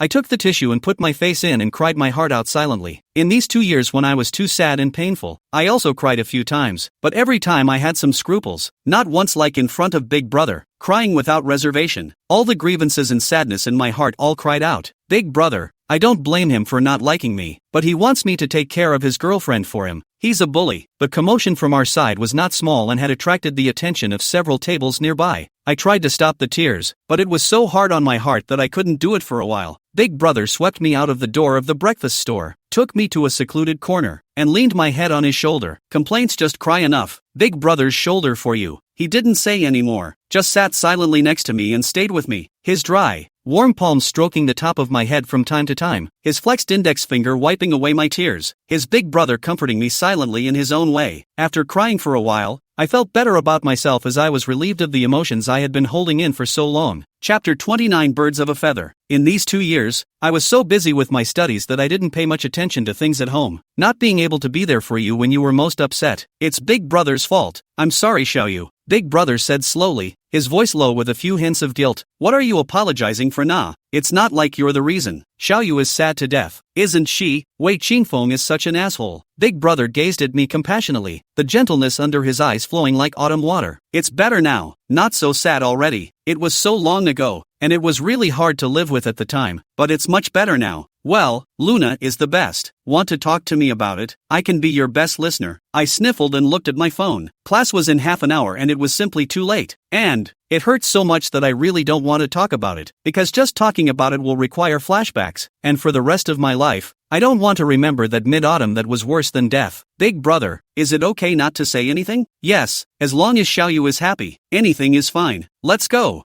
back. It's almost time for class. It's just that you have to remember, Xiaoyu, no matter what happens, Big Brother will be there for you. Well, Big Brother, why are you so nice to me? Big Brother's hand on my shoulder paused. There were unexplained emotions churning in the bottom of his eyes, which were quickly suppressed and turned back into that warm and reliable good Big Brother. Our Xiaoyu is so pretty and cute. Of course she deserves to be treated well. That morning, my Big Brother kept me at the door of the classroom and watched me find a seat before he turned to leave. Seeing that I had been personally transported to the classroom by the much-admired boy god, several familiar girls came over and inquired about what kind of relationship I had with the boy god. When they knew that I was the younger sister of the male god, one by one, they passed me an olive branch, asking me if they were the type of the male god, and whether it was possible for them to win the heart of the male god if they took the initiative. With the eyes of a responsible sister-in-law, I filtered these girls. This one's eyes are too small to see if they are open or closed. That one's waist is too thick to catch up with a bucket. That one is too demonic to look at. The other is too rustic to wear a pair of poop yellow pants. And as for the one beside her, the chin is too sharp to look at it as if it was made. After looking around,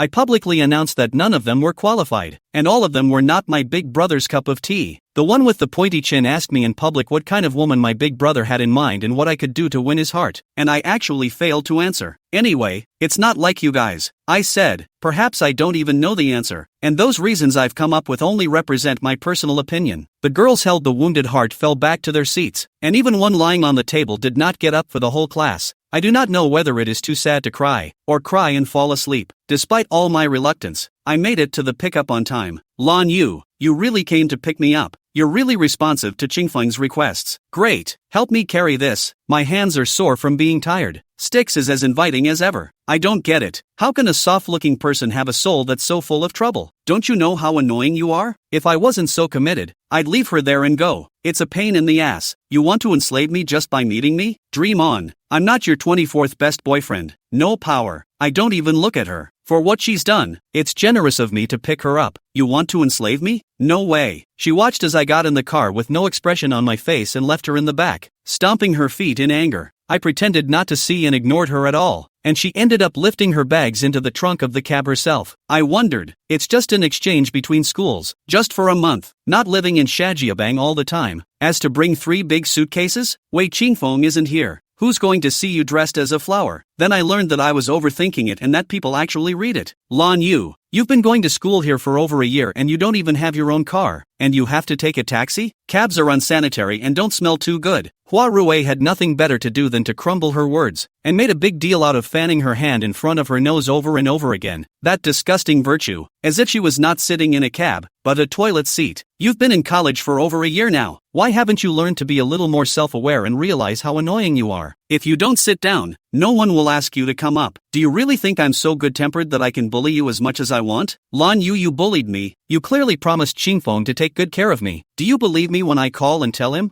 I raised the cell phone in my hand and almost pestled it into her face. Is Wei Qingfeng your father? You have to tell him everything? You tell. Tell now. I'll lend you my cell phone if it's dead. The driver should have never seen such a greasy person like me. Nor have I seen such goods as Rue Hua, who will work to death without paying, pounced on the ground and laughed. Rue lost face, already painted colorful face into a horrible palette, and shy and angry, open teeth and claws of virtue. Hate cannot bite me to death. I was happily humming a hi-fi tune all the way to ignore her, and I let her know in a practical way that I liked her damaged look, that she couldn't stand to see me and couldn't do anything about it. Arriving at the entrance of the school, the two cars following behind also stopped. Both were exchange students who came with Hua Rue, sending her into her dorm room. I was just about to leave when she called me back. Lan Yu, I'm hungry. Why don't you treat us to hot pot? You guys? Yeah, me and my classmates. 5 or 6. Oh, 7 of us. None of us are familiar with the area, so you take us. Shame on you. I invited you because I can't help it because of Wei Qingfeng's face, but you want me to invite your classmates together. Do you think I have more money than I can spend? Mom and Dad are afraid that I won't be able to eat well here, so they give me a lot of living expenses every month, which I can't even use up, and I've already saved a lot. I've also earned some money from painting during this time, as well as scholarships, so I'm not really short of money. To be honest, I can afford 10 meals, not to mention 1 hot pot. But who am I to invite? Right, someone who is so full of resistance and malice towards me, who wants to step on me at any time.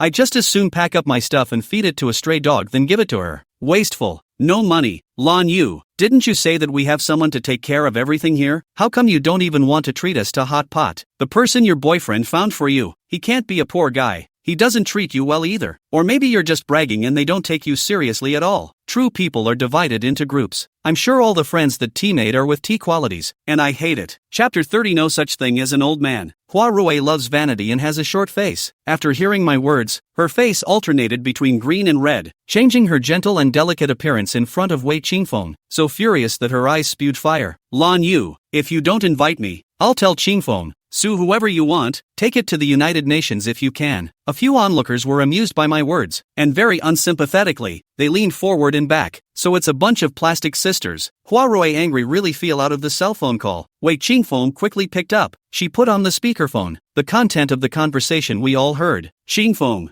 Hua Rue's voice was as gentle as ever, only with more aggression. I've arrived at the school to check in with you. What's the matter? Catching a cold? Your voice is a little muffled. It's nothing. It's just that my classmate wants to eat hot pot. But Xiao Yu, she, containing the second half of her sentence. Hua Rue looked at me with difficulty. Here we go again. I grabbed the phone and spoke directly. Wei Qingfeng, right? Your girlfriend wants me to treat all of their classmates to a hot pot. I don't have any money and can't afford it. That's it. You guys go on. Flower Rue's mouth was wide open and filled with embarrassment. She probably didn't expect me to reveal the nature of her tea so directly. Wei Qingfeng was silent and didn't say anything. The onlookers were waiting to watch the show, or Hua Rue couldn't hang on to her face and called out aggressively again. Qingfeng. The end of that day, Wei Qingfeng, he sent me $500. Want me to look at his face? Do not embarrass her. He said I pay. You take them out to eat. Rue want face. Do not let her down. I didn't want to reply to him, but it was hard for me not to, so I swished and made up a few words and sent. No time. This demeanor of Wei Qingfeng is very good at triggering my backbone. Returning the money for him to transfer it to Rue himself while sending her the location of the hot pot restaurant. He then claps his hands and walks off in style. Wei Qingfeng called me several times that day, but I ignored them all as if I hadn't heard him. In fact, I still have a little bit of selfishness in doing this. After all, she had tripped me up so many times. I'm not really a saintly mother. I have to take a small revenge or something. When I was about to fall asleep at night, Wei Qingfeng sent me a message. Xiao Rue has a simple character.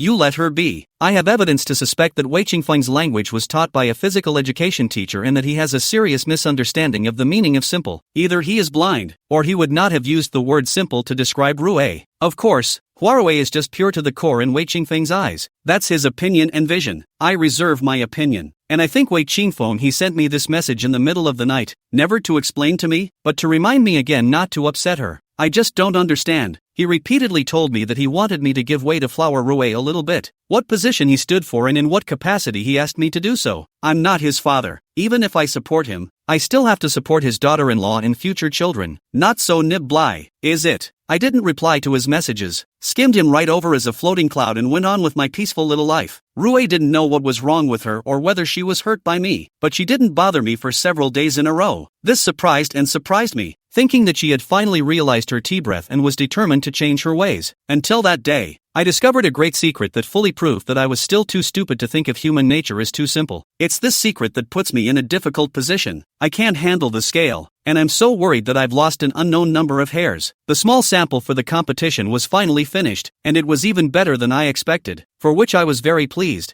and I was about to take it to my big brother when his call came in first. Big brother, I was just about to call you. The samples are done. Do you want to take a look? In that case, shall you and big brother have a heart-to-heart? This voice, in the darkness of the night, with the warmth of the lamplight, sounded a bit demonic in any case. I smacked my lips. Why do I think this big brother is a bit of a tease? No, he's watched me grow up and never raised me as a child. I must be overthinking it. So what, big brother? What do you want with me this late? Want to take a job? A huge job. Tell me about it. I don't know if I can. One of my classmates' grandfather's golden wedding at the end of the year. He wanted to get a set of albums to brush down all the decades of wind and rain the old man had gone through, and give them to the two old men on that day. Because of the high specifications required and the tight schedule, a high price was offered. How high? Since I came to the north, I have deeply felt the boldness and conciseness of the northerners, and have learned with them to use the fewest words to express the most accurate meaning. 150,000. I'll go. $150,000. This student of his is so rich, I admire him. If I take this, $150,000, I'll become a self-reliant rich woman. It's awesome. It's just that I'm an unknown current college student. Can I really meet the required specifications? I don't have much confidence. My big brother was like a roundworm in my stomach, quickly cheering me on. Xiao Yu is great. She'll be able to do a great job. He's got a lot of faith in me. Why don't you go on your own with such a generous offer? I'm a big old man.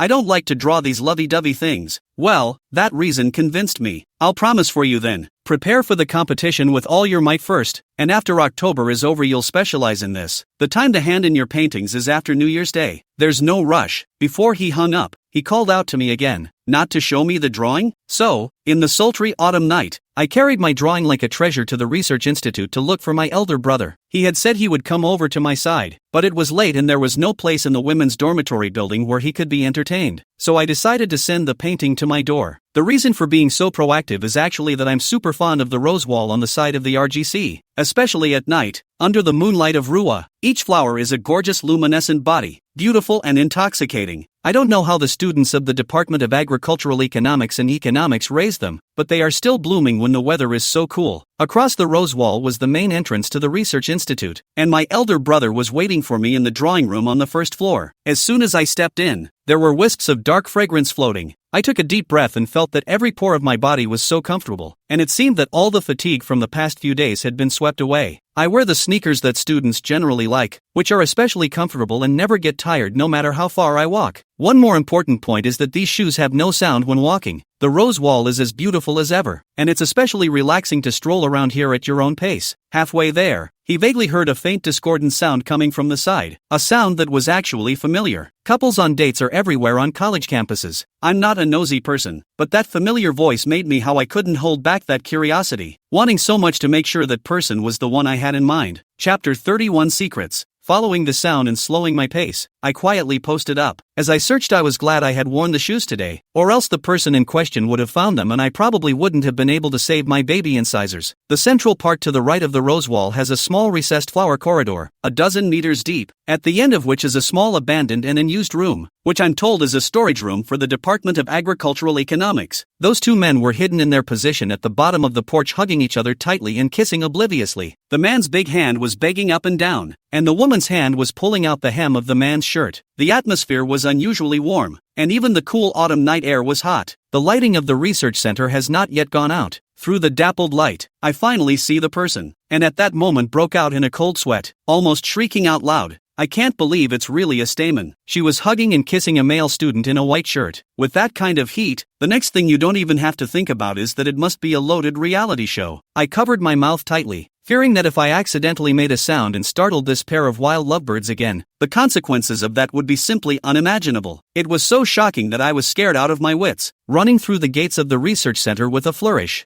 I couldn't figure out what the relationship was between Hana Rue and that person, and when they hooked up, if you say it is a new acquaintance, that flower Rue is really fraternal. What people are coming to not refuse. She can easily take Wei Qingfeng also charmed him to the soul of the Nanqing not marry. It is not a big deal. But listening to their intermittent murmuring, and the natural movements as they hugged, it was clear that the two had the kind of hunger that comes from a long absence, and it was very much as if the two had known each other for a long time. If the latter, then Hua Rue she came to Lindy exchange. I'm afraid there is something else. Wei Qingfeng he knows? My heart is heavy. I can't help but think of Wei Qingfeng's many pampering and indulgence of her. Think of how many times Wei Qingfeng has put me in embarrassment and danger for her. Think of Wei Qingfeng's struggles that he has done with Uncle and Auntie Wei in order to be with her. And think of Wei Qingfeng's strong oath that he will not marry her. If it wasn't me who saw this scene today, but Wei Qingfeng, who held her in his heart as if she were a treasure, how would he feel? Wei Qingfeng will go crazy, right? To be betrayed by a love that deep would drive anyone crazy. The human heart is not enough to swallow the elephant. Hua Rue is too greedy, with Wei Qingfeng's so loving boyfriend, but also want to step on two boats. The human heart is really difficult to predict. What are you doing? Sneaking around? Big Brother's voice suddenly appeared behind me, scaring me so much that I scrambled up to cover his mouth and pushed him back into the building. Not knowing what was happening, my older brother honestly complied with my force and allowed me to push him, tugging at my arm with one hand to prevent me from falling, while his eyes couldn't stop glancing around to observe.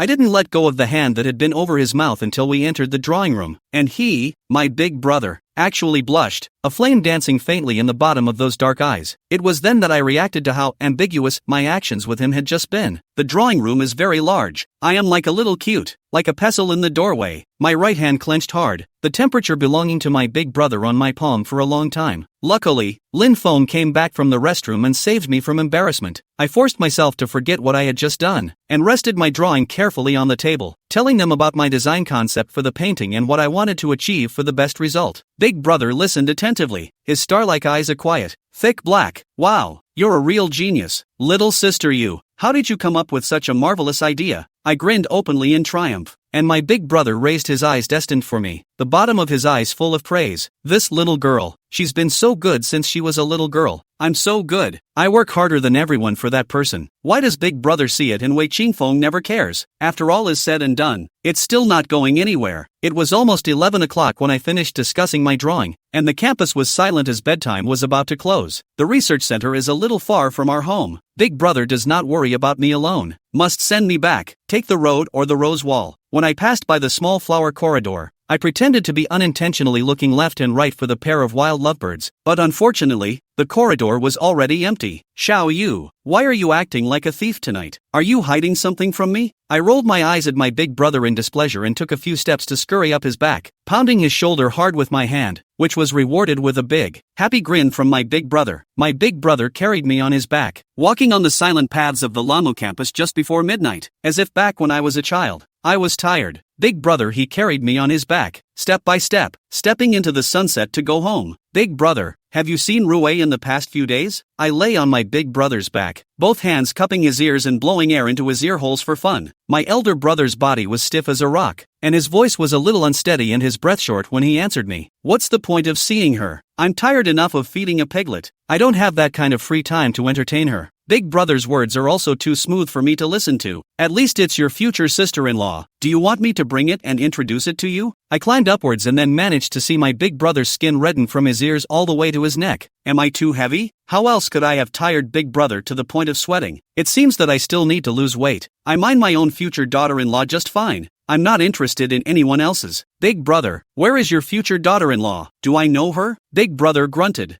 Familiar enough. Ah, who? Big brother, you tell me who you like. Is not my classmate? I came to the spirit, and moved upward. Successfully exchanged the big brother a deep drink. Honestly, fall down how to do? Along the way, I used all means to force my elder brother to say the name of the one he likes, and my elder brother, in the spirit of steadfastness that he would rather die than give in, no matter how I tossed him, he only had one sentence. You will know later. Well, it's good to know later. At least I'll have big brother all to myself for a while. When I got back I lay in bed and tossed and turned and couldn't sleep. The scene I just peeked at made me feel like I was on pins and needles, and I couldn't decide whether I should pretend I didn't see it and let Wei Qingfeng continue to dream of his love, or tell him so that he could eradicate the green grass on his head as soon as possible. After thinking about it for a long time, I couldn't come up with a solution, but I fell asleep thinking about it. I still couldn't make up my mind until I woke up the next morning. This incident made me so restless for 2 days in a row that I didn't even notice my big brother standing in front of me for a long time. Ranjitsu-san, what are you thinking about so intently? I looked up in shock, and my big brother was looking at me with a raised eyebrow, a teasing smile on his lips, with his back to the light. His profound lines of features in the shadows were as handsome as the most perfect sculpture. Chapter 32. It's so green. The school is so big and there are so many people. In the midst of this sea of people, he and I would always bump into each other in some random corner. How amazing! The arrival of my big brother brought a sudden flash of light into my head. Seeing my eyes glowing, big brother, who had a strong sense of self-preservation, took half a step back and made a defensive stance. What are you doing? I didn't have the heart to give him a grimace. I don't know what kind of fetish I have when I look as strong as a tower of steel and love to act delicate. Big brother, do you know a private detective? Introduce me to one. I thievishly came to his side and asked him in a low voice. My big brother picked me up by my collar and secured me right in front of him, staring into my eyes and studying them for a while to make sure I wasn't joking before he spoke. Who are you investigating? I thought for a moment. It's like this. You know, last week there were a few exchange students from Kyoto University in our school. One of the girls looked familiar to me, and I wanted to find out who she was. Is it really that simple? Big Brothers asked me, narrowing his eyes. I'm speechless. Of course, it's not that simple. Or what? I asked him back. Or else, or I won't help you. Tell the truth. Exactly what you want to do. I don't do thin air. His stinking demeanor of he doesn't care if I don't tell him was infuriating, but I couldn't find anyone else to help me. Thinking left and right, I finally gave in and told him the truth. Who made him the only person I know here who is somewhat competent? Besides, I'm just looking out for his brother's head. Oops.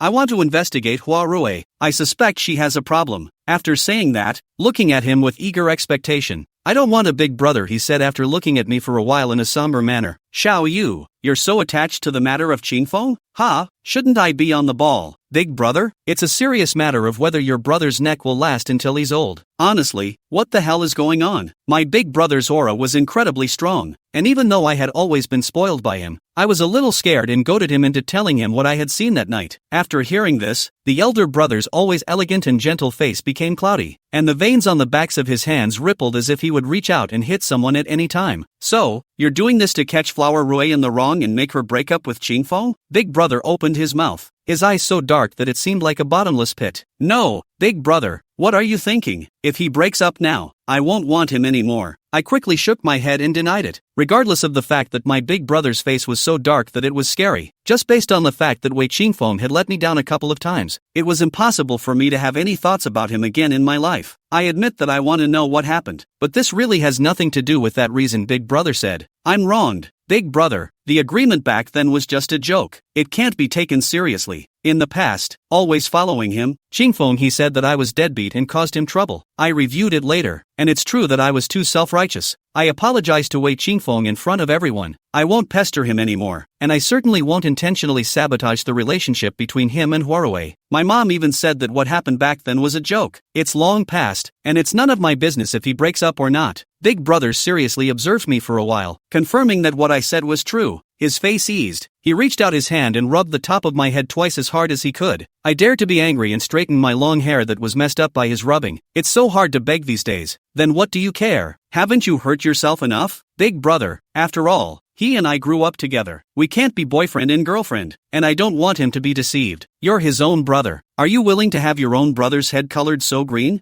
I can help you, but you have to promise me that you'll never be that caught up in Sifu's business again. Well, one last time. I held out a finger in a small, deliberate gesture. Koyuki is so good. Rubbing my hair again. I'm not a dog. My elder brother could not resist my softening, and went back after treating me to a hot and spicy meal with my earnest advice. I began to wait anxiously, hoping to get definitive news within a week. I did not expect the big brother he actually thundered to the next evening to give me a reply to the results said to check the speed of the fast, so I admire to the ground. My big brother and I were sitting in the corner of the rice noodle store like a secret service joint when he put the dossier bag in his hand in front of me and whispered, "Check it out, it's a dog and pony show. You've seen it?" He nodded, his handsome-to-people face open and honest, without a trace of the exasperation of having just seen his own brother get green. This big brother is not normally broad-minded. I took it and opened it, reading page by page. It turns out that the male classmate called Zhang Xuanze, from the North City high cadre family, he and Huarue are classmates since childhood, real childhood sweethearts, both being upper-class celebrities in the North City. The two families were also considered to be a good match, and the parents of both families were happy to see the closeness between them. The two grew up together and were in love, and had long agreed to go to the same university in the future and get married upon graduation. Unfortunately, Hua Rui's father was caught in an accident, the building collapsed, and the Hua family was removed from the upper class of the North City. The Zhang family immediately turned against him, strictly ordering Zhang Xuanze and Huarue to cut off their dealings. Zhang Xuanze is genuinely fond of Huarue, and would rather screw with his family than give her up. Zhang's parents had no choice but to use some means, forcing Huarue mother and daughter in the northern city without a foothold, moved to the southern city to make a living. How can a pair of lovers not have regrets when they are so forcibly beaten with a stick? Since then, all contact between the two has been cut off. Thought that this life is so forgettable, but unexpectedly the Beijing University of an exchange activities, but let this pair of bitter lovebirds in the sea of people happy to meet. The two were not separated voluntarily, leaving many regrets, years of not seeing each other. Once reunited, 3 or 5 words will be hugged together. Dry wood, old feelings rekindled, hard to stage a 18 meeting, 2 thin pages of paper, only things between Zhang Xuanze and Huarue, not a single word mentioning Wei Qingfeng, and every word stating the fact that Wei Qingfeng was green. The document was a quick read, and it made me sob. The fact that Huarue was able to have a late-night rendezvous right after meeting Zhang Xuanze showed that she had deep feelings for Zhang Xuanze, and she simply couldn't forget about it even after having a new boyfriend as outstanding as Wei Qingfeng. Everyone says that the first heart is the most difficult to obtain. Perhaps Zhang Xuanze is the first heart of the stamen. As proud as Wei Qingfeng death would not have thought, he used all his body and mind to love the girl, actually hide such a big secret, but also could not imagine in front of him clean and pure girl will back him. In the campus path and other men impatient skin to skin, this grassland above Wei Qingfeng's head is really green. In all seriousness, I do bloat a bit without being too generous. After the fun, I'm still at a loss, and I'm completely indecisive about what to do about it. Chapter 33 Concealment or Tattletale. Regardless of how much unpleasantness there was before, Wei Qingfeng and I grew up together after all, and for the fact that he was kept in the dark, I actually kinda pitied him. It's just that the poor people will have something to hate, and it's his own fault that he's been green today, and he deserves it. In order to determine whether or not to tell Wei Qingfeng about this matter, I also invited my big brother to hand out a meal of spicy hot pot and discuss it together. My big brother and I were seated face to face in the hottest little spicy hot pot restaurant in the campus food court, separated by a pot of freshly sautéed hot pot and 2 bowls of rice one side of the other, hot and steamy. Big brother, do you think we should tell Wei Qingfeng? This was the point I was struggling with. He wrinkled his eyebrows at me, his dark eyes like black gems. You know Rue well? Well, half-baked, I guess. Old feelings for Qingfeng? No, I kicked him out of my world a long time ago, and now he and I are winded. So what are you so hung up on? Idle? Can't you draw properly when you have the time? Big brother questioned me with a black face, hating me. I was speechless and gritted my teeth.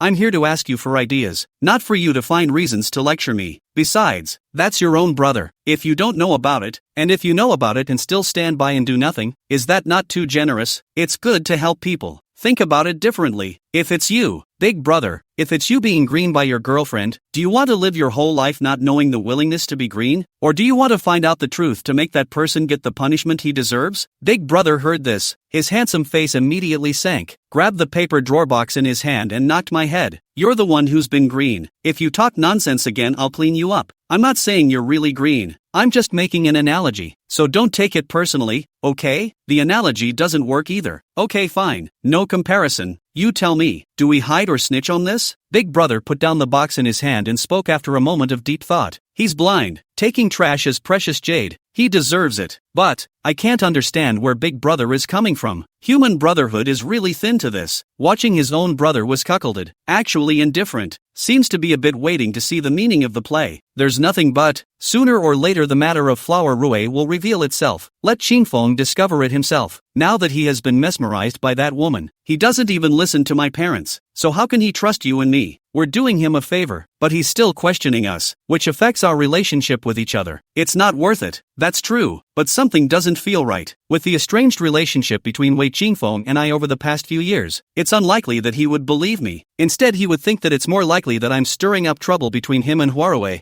and would give up the childish idea of informing on him for the time being. However, for the sake of growing up together, I'll give him a little heads up. As to whether or not he can comprehend it, I can only do my best and the rest is up to him. Lying in bed at night brewing for a long time, before making up a message to send over to Wei Qingfeng nothing more in Huarui video a few times. After all, who take care of her cannot replace the boyfriend. Huarui less than his rain nourishment. Wei Qingfeng was surprised that I suddenly took the initiative to contact him. Text message after text message sent over. Are some irrelevant greetings and so on? At this point, does he think I'm in the mood for small talk? I got annoyed after a couple of replies and turned it off to sleep. The next day my mom called me. I remembered the matter of the stamen and mom said. Mom was silent for a while before telling me to mind my own business and stay out of other things. Mom said that Wei Qingfeng is unlikely to believe me, but instead I will fall on the charge of having an evil intent, which will make him have more prejudice against me. Oftentimes, good intentions can do bad things instead. Mom says we're not afraid of his prejudice, but there's no need to get into trouble. My big brother and my mom had the same idea, and I was finally able to put my heart down after lifting it for days. As for Wei Qingfeng, I've already reminded him that he can only rely on himself for the rest. With the decision made, I also let go of the burden of thought and threw myself completely into the creation of the race. My big brother studied my idea and decided to follow it. We've been polishing for almost a week to finalize the direction of the creation and are ready to start working on the painting tomorrow. I've been learning to paint for a long time, and I can't remember how many times I've participated in small and large competitions, but this was the first time I participated in such a high-profile competition and in such a team format. I was so excited that I was rubbing my fists and taking a stand that I must get a good ranking. I searched through the cupboards and found all the paints, raw xian, ripened xian, and brushes, and there were still a few kinds missing, so I had to buy them right away. There is a stationery store in the school, which is open from 9 to 5 every day, and at this time people have long been off work. There is a themed stationery supermarket on the street behind the school, which has a full range of things. After dinner there was nothing to do. I pulled my roommate Chin Hang together to run out to buy paint under the banner of shopping. Of course, buying paint is the point. Walked a short distance to see a small octopus meatball stall lined up a lot of people. The aroma hooked me straight drooling. When I talked to Chin Hang, she also had a craving, so we both waited in line in front of the stall. Are all the boys nowadays so doggy? During the day they are still talking about hot love with A, and at night they are in a room with B. The world is going downhill. Chin Hang pretended to be old-fashioned tsk, shaking his head and sighing, purposely increasing the tone on the word day. The corners of that mouth skimmed. Don't mention how disgusted. I was amused by her and followed her gaze. What's it to you, being such a worrywart? It didn't matter what I saw. It startled me. I couldn't help but hate myself for being so good at eye contact that it was impossible to pretend to recognize the wrong person. Huarui and a male classmate standing in the shadows of a small indoor. The male classmate cannot help but lowered his head, gripping the lips of Huarui deep kisses. Huarui is also not to refuse. Like a beach, like let him hold. Attracted a lot of people on the road of the strange eyes. I can't help but sigh. It's just a few steps. Can't we just go in and kiss again and have to perform in front of the door? What a hobby. These two, unafraid of the world's eyes, are so bold. You recognize? I asked Chin Hang. Recognize Ah. The man called Zhang Shuangzi. Seems to be the Department of Finance. I heard that the family is quite rich, a lot of girls like her, as if a while ago by the freshman elementary school girl flower confession, is considered a man of the moment. That woman is an exchange student from the south. These two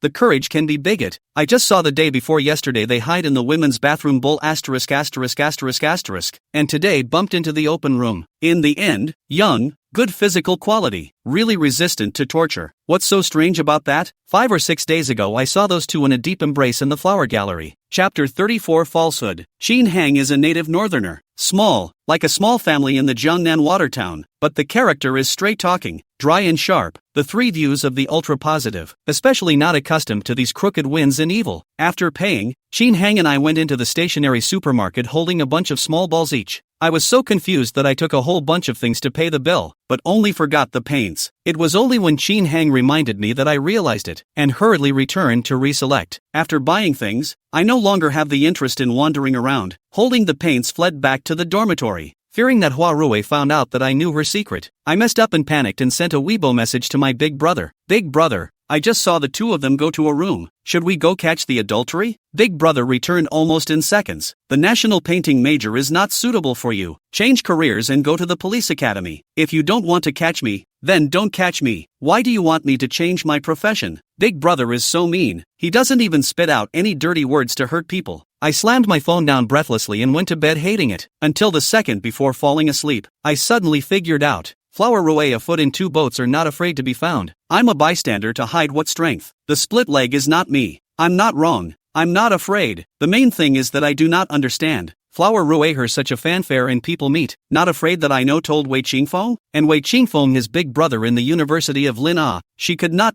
know it. Not afraid to pass to the ears of the big brother? Or did she originally fight the idea of breaking everything? Is it really possible to have the guts to be a woman of color? Zhang Xuanze is tall, good looking, with a wild body, is the kind of body that attracts girls like. But Wei Qingfeng alone looks absolutely better than Zhang Xuanze. Flowers Rue so dry heart in the end is how to think. Don't they say that the bamboo horse is not as good as the skydrop? How come when it comes to the Flower Rue here, the airborne is not eaten? I can't understand it anyway. The next day, Xin Hang and I went to the school cafeteria to eat, but the result was that just as we entered the cafeteria, we came face to face with Hua Rui and Zhang Xuanze sitting together and feeding each other. Since my big brother came back, I'd been fed exclusively by him and have rarely come to the cafeteria to eat, either going out to eat with my big brother or him ordering takeout to be delivered to my dorm room. That day, my older brother had to go out of school once and came back in the evening. He said he would order takeout for me, but I refused on the grounds that I wanted to go out with my roommate to eat together. If I had known that the latter would happen, I would have rather waited for my big brother's takeout in my dorm room than suffer that. Hua Rui's eyes are particularly sharp. Seeing me come over immediately and Zhang Xuanze pulled away, pretending that nothing happened and waved to me, asking me to go over and eat with her. I didn't bother with her, ready to ignore her as if she were air. But this one is really capable of death. Lan Yu, Xingfeng didn't worry about me being alone over here and specially begged you to take care of me. Is this how you take care of me? You don't even call me if you don't see me for a few days. Poor Xingfeng still treats you as a friend. But it turns out that you're this kind of person who says one thing to your face and another behind your back. You're really blind. I didn't want to get on her bad side. She didn't mess with me and I pretended I didn't know anything. As for the truth, Wei Qingfeng is not a little cutie. Sooner or later we'll find out. Even if you don't know, to be able to live a lifetime with the woman you love is not another kind of happiness he wants. But this Flower Rue is really insensitive, bumping into the gun herself. If I don't abuse you when you come to me, it seems like I'm incompetent, right? Since you want to die so badly, I won't stop you. To the face one thing, behind the back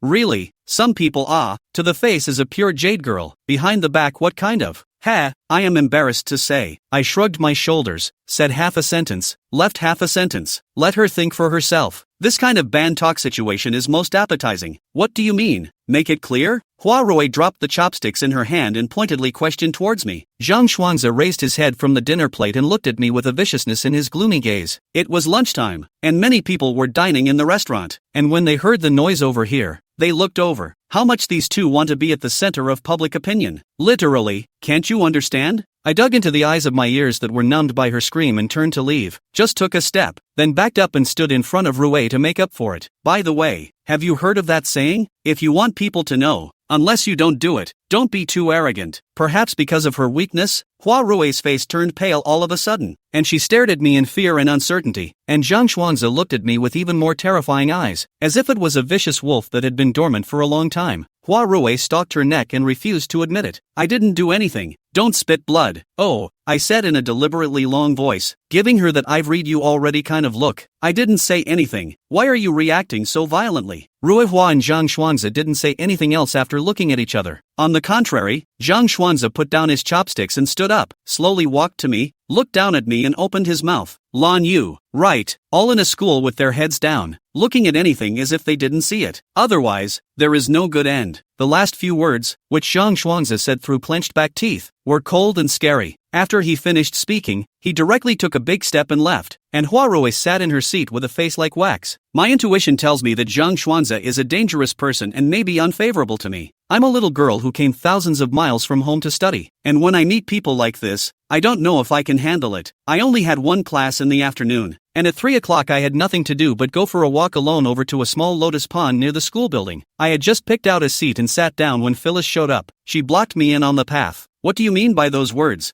I didn't bother with her and stood up with the intention of leaving. If I had known that I would meet her here, I wouldn't have bothered to come at all. It would have been better to just go back to painting, but she didn't let me have my way, and with a flash of her body, she blocked in front of me. Her eyes were like poisoned swords, staring at me. If eyes could kill, I think I'd have been killed by the stamens. This is the real stamen, right? Wei Qingfeng before the gentle and delicate are all illusion. A girl from an upper-class family in the North City, who grew up with a multifaceted education. How could innocent innocence and harmlessness be associated with her. I suddenly remembered what I had heard that evening as I crouched outside my aunt's garden, and couldn't help but admire her powers of observation. The stamens were indeed something else. I think of Wei Qingfeng, that fool, who loved Huarui in spite of everything, and Huarui had Zhang Xuanze living in her heart. In this game of feelings, will Wei Qingfeng be the final winner? If there comes a day when Wei Qingfeng loses, will he regret his choice? Realizing that I had wandered off to think about things that I had nothing to do with, I quickly shook my head to banish thoughts that shouldn't be there from my mind. Whoever wins or loses is not my concern. Having been reminded by my big brother and mom first, I originally didn't want to care about her, but her flower Rui's sudden stopping of me, with the air of not letting me go until I understand, managed to piss me off. Once upon a time, I was good-tempered, but not weak. If she wants to hold me, there's no way she'll be able to do so. I sneered and moved closer to her. Chapter 35 Danger. Styx was less than 6'6" and small and delicate looking, and I'm among the oddballs at 5'7", which is quite enough to look at in this great north, where the average height is said to be among the highest in the country. In the moments when the two sides were facing each other, my size advantage was complete, and she, Flower Rue,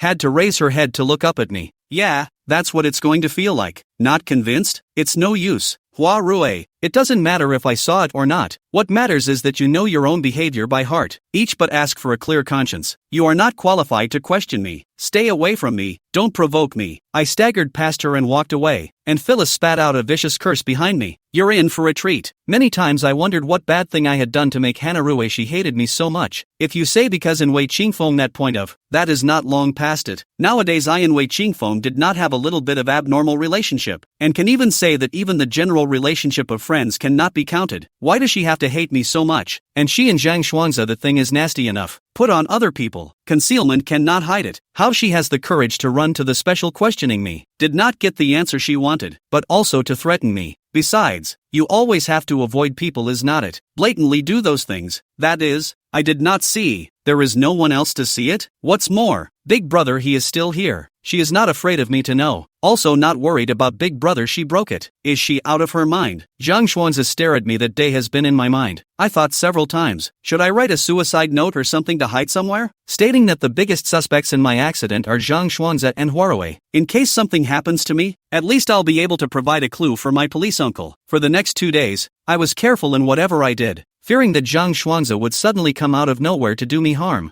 Big Brother said I seemed to have lost my heart and soul. He kept asking me what was wrong, but I didn't tell him. This is my personal matter. In case of any danger, it's enough for me to suffer on my own. How can I not involve the innocent Big Brother? The third night happened to be Friday, normally my favorite day. Heng said she wanted to jerk. I also a little greedy. The two of them hit it off. Dressed to go out of the school side of the food court for food. The school covers a large area, and there is a shortcut to the food court, at the back of the school, except that there are several streetlights broken there, and no one has ever fixed them, and it's dark at night. Hongfa Lazy and I were reluctant to go around the main gate, which was too far, and ruthlessly decided to take the path. To bolster our courage, she and I deliberately exaggerated loud jokes and laughter along the way, telling those things hibernating in the darkness that we're not afraid of you to get the hell out of there. However, what is meant to be will come sooner or later. Halfway there, a dark shadow suddenly appeared from the side, approaching towards Heng and I like the black impermanence. Despite the dim light, I recognized from the figure that the man was Zhang Xuanze, who had made me nervous for days. My scalp tightened. This guy was coming from a bad place. He stepped closer, a fierce, sardonic smile on his face. What are you doing? Heng's voice shivered a bit as he pulled me back slowly. Zhang Xuanze is coming at me. There's no need to drag Heng into this. I pushed her. Xiaoheng, you go first. It's me he's looking for. Although Heng is a girl, but has the same bearing as a boy, obviously they are also scared to death, but also took my hand, vowed to live with me to die. I was so moved that I secretly swore that if I could escape this, I would be a lifelong good sister with her and go through fire for her kind of thing. You? What voyage? Get out of here. I'm looking for Lanyu. He waved his hand, his tone rather impatient. This guy is not as tall as his big brother, but he is definitely not short, and he has grown a full body of tendon meat, and it looks like he is quite capable of fighting. It's over. I may not be able to keep my incisors now. No way. I'm not leaving. Heng was righteous enough to firmly accompany me. Then it's not my fault. Zhang Xuanze walked to stand less than 2 meters away from us, his hands behind his back, his mouth chattering at dog-tailed grass he had picked up somewhere, akin to the street punks. There's still someone actively looking for death. Stupid X. What kind of good man is bullying a girl? Heng really has the spirit of not being afraid of death. Old me never wanted to be a good man. Zhang Xuanzi slowly approached. I pushed Qin Hang behind me, trying to recall the anti-wolf techniques I once saw on a video or something, pondering whether to lock his throat first, or gouge out his eyeballs, or seize the moment and kick him hard there, so that he will be cut off from his children for the rest of his life. The video says that kicking there is the most useful, effective, and long-term of all the tactics used against male thugs. At this time I really regret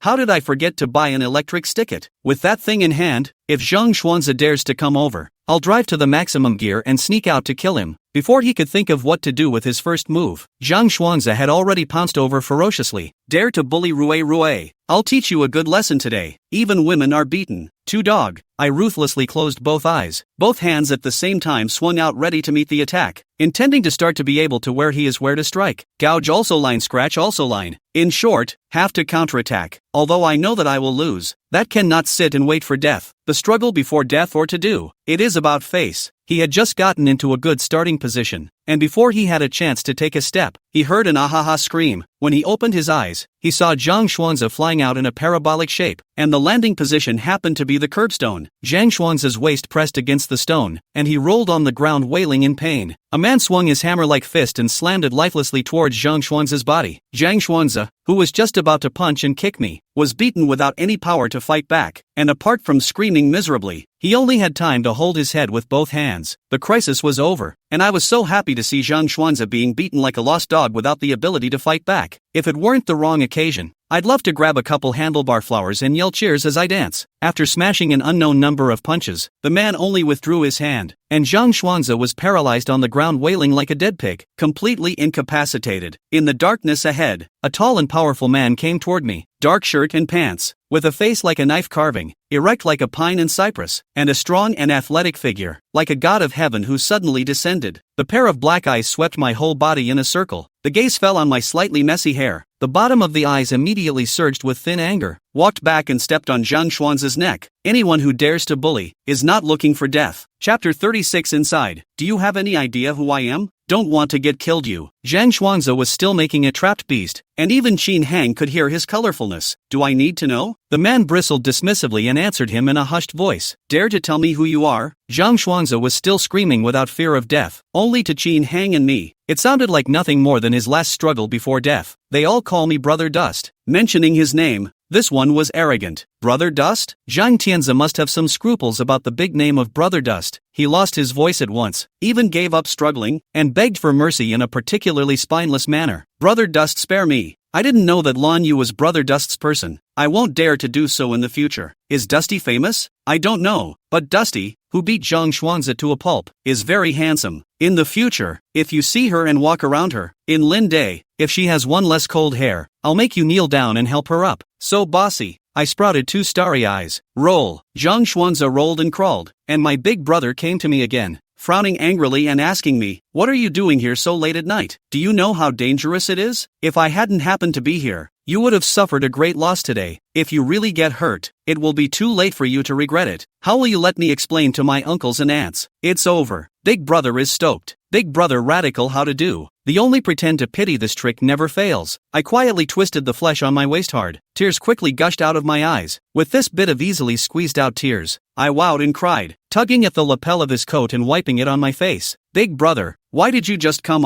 I'm so scared. Sheen Terminal watched me dumbfounded from the side as I quickly changed my face, as if he admired me quite a bit. The fear was real, but so was the pain in my waist. Big brother, how much I love a look at me crying. Between the eyebrows of the anger swish scattered, helplessly took out a tissue, gently wiped my tears. Know that if you're afraid, don't do such a dangerous thing, do you know? Okay, don't cry. Tell big brother. So late out to do what? We just want to go out for a snack. It's a short walk. I looked up at my big brother's already cloudy face and explained in a whisper. I don't know why. Today, facing his face, I'm a little bit scared, like doing something wrong. Obviously people just want to eat a snack. I couldn't have imagined this happening. Is it hurt? Nope. To convince my big brother, I jumped in place and spun around 3 times. Come with me. Tell me what you want to eat in the future. Don't come out in the middle of the night again. Got it? Big brother lifted his foot to walk in front. I pulled Qin Hang to follow behind him step by step, nodding my head continuously like a chicken pecking rice. Got it. Crisis lifted. Qin Hang resumed her gossip nature. biting my ear and asked me, "Who is this fierce man? Ah, too damn handsome it. Ah." My eyes are full of little red hearts. "Keep your voice down so he doesn't hear. Shall you tell me the truth? When did you catch such a dazzling kaiju? Is there any more? Catch one for me too." I covered her babbling mouth and she fought as hard as she could to save it and continued to babble, so angry that I pinched the flesh on her waist twice. She sizzled and inhaled in pain while saying, "Shall you? I'm telling you, whether you recognize him or not. It's someone who saved you today. You have to know how to repay." Report what and how. I didn't have the heart to dislike her. All other methods of repayment in this world have seemed particularly pale since the words "to give your life for your life" were introduced. "Shut up you, that's my big brother. Brother manhwa, not a lover brother. I tell you Lanyu, brother and sister of this kind of relationship, the most likely to go wrong." I seem to hear my big brother's muffled laughter and kick Chin Hang in shame and anger. This guy has something yellow in his head, that is to watch me grow up. "Give me changed diapers, big brother." With the body of this 4 words can never turn on me in big brother. I am the world which male accident, but also impossible and big brother out.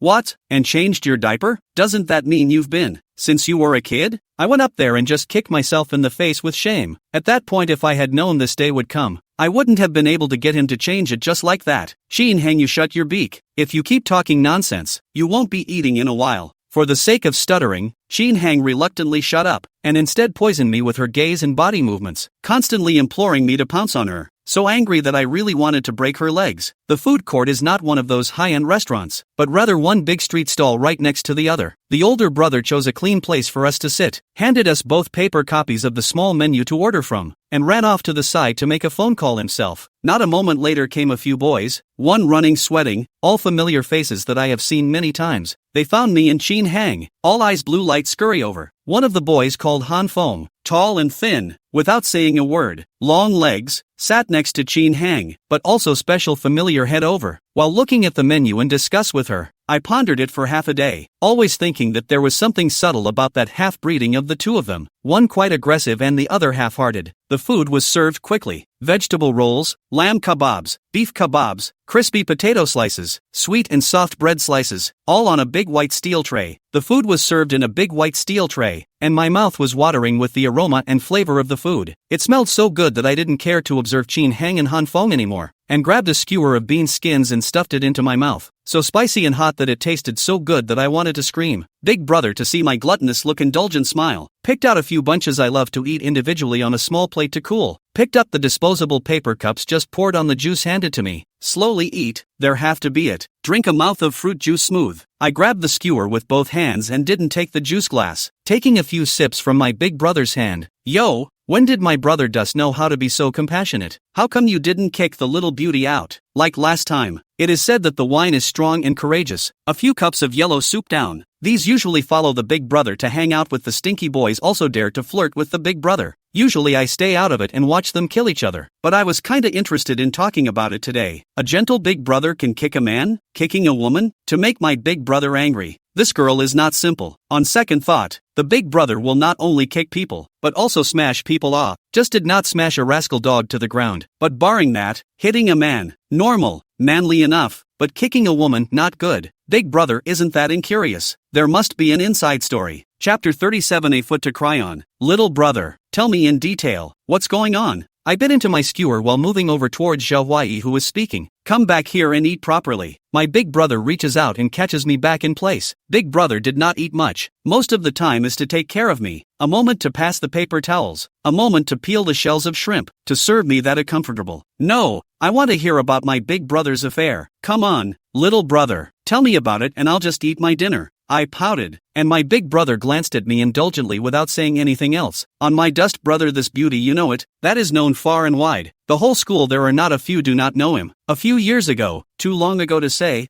last year, there is a junior girl, look quite positive, taller than you, really short so a little bit, look well than you almost, skin than you yellow a little bit, but also good, counting on the top grade. The results in the cafeteria when playing meals accidentally fell on the dust brother. Dust brother, half hesitation, the next foot kicked out, kicked people half a day, did not get up. It is the mouth of the meal, in front of a whole floor of students and teachers. That is not a bit of face to the girls. Summer vacation to recuperate from injuries. The hegemony of romance novels read a lot, for which used more bridges have also seriously pondered. This girl's move in the present should be called to throw themselves in the arms. In the ancient language is the self-promotion of pillows. I think it must be in the eyes of my big brother's beauty. It's not the girl's fault. If I were to suddenly see such an outrageously beautiful, tall, and athletic man, I'd fall in love. 2. What happened afterward? Tell me about afterward. Did anyone save the hero? I moved forward again, and so did Qin Hang. As a result, I was carried back by my big brother with a grim face, while Han Feng sat directly between Qin Hang and Zhao Huai. Zhao Huai cold eyes watched the two of them action disdainful skimming. Turn around and thieves continue to say, dust brother in, who dares to heroes save beauty ah. That girl is self-red face climbed up. As for later, ha ha ha, later that girl see dust brother on the cry. Finished it, the guys secretly gave big brother a Jianghu nickname called a foot cry. Good to hear it, the image of it, ha ha ha. And then what? No more then. Finished ah. Zhao Huai spread his hands, signaling that he was really done speaking and there was no more follow-up. That's it? I smacked my lips in disbelief. A man and a woman alone, and no sparks? Big brother grew up to be one of those other people's children. And how many times even my mom has used big brother to set an example for me, asking me to learn from big brother and strive to be a contributing member of society and humanity. It's normal for a big brother that good to be missed, right? According to my analysis, the girl must be intentional test big brother. Thinking after all, is the public, big brother is not accepted. It is not possible to put her how. I did not expect my big brother he was all righteous plus cold, directly on the foot. Think of that girl is also quite poor. Lan Yu, ask one more word and you won't want to eat spicy food for a week. Big brother was cold with that handsome face, and the words came out as if they had just been taken out of the refrigerator. Cold and whooshing. I bared my teeth toward him. Cold face, I'm afraid of you ah. He duns the beans he's just served in front of me and grabs a handful of them, peeling them with a sullen face. Peel one and put one in my bowl. I eat one. The words were ferocious, but the actions were still quite gentle. I analyzed as I ate. Such a good big brother kicking someone in public. It must be that the girl was flawed and didn't resonate with my big brother's emotions. Okay, if you're not allowed to ask anyone else, then just ask the person in question. Big brother, why did you kick people? And I told me about your journey at that time. I smiled and came close to my big brother, so close that I could smell the smell of my big brother's body. Zhao Huai is really not afraid of death after drinking some. When everyone noticed that his big brother's mood had changed and was concentrating on dealing with the kebabs, he still dared to glean on the tiger's whiskers. Your big brother suspects that the smell of people's body is unpleasant. Ha ha ha.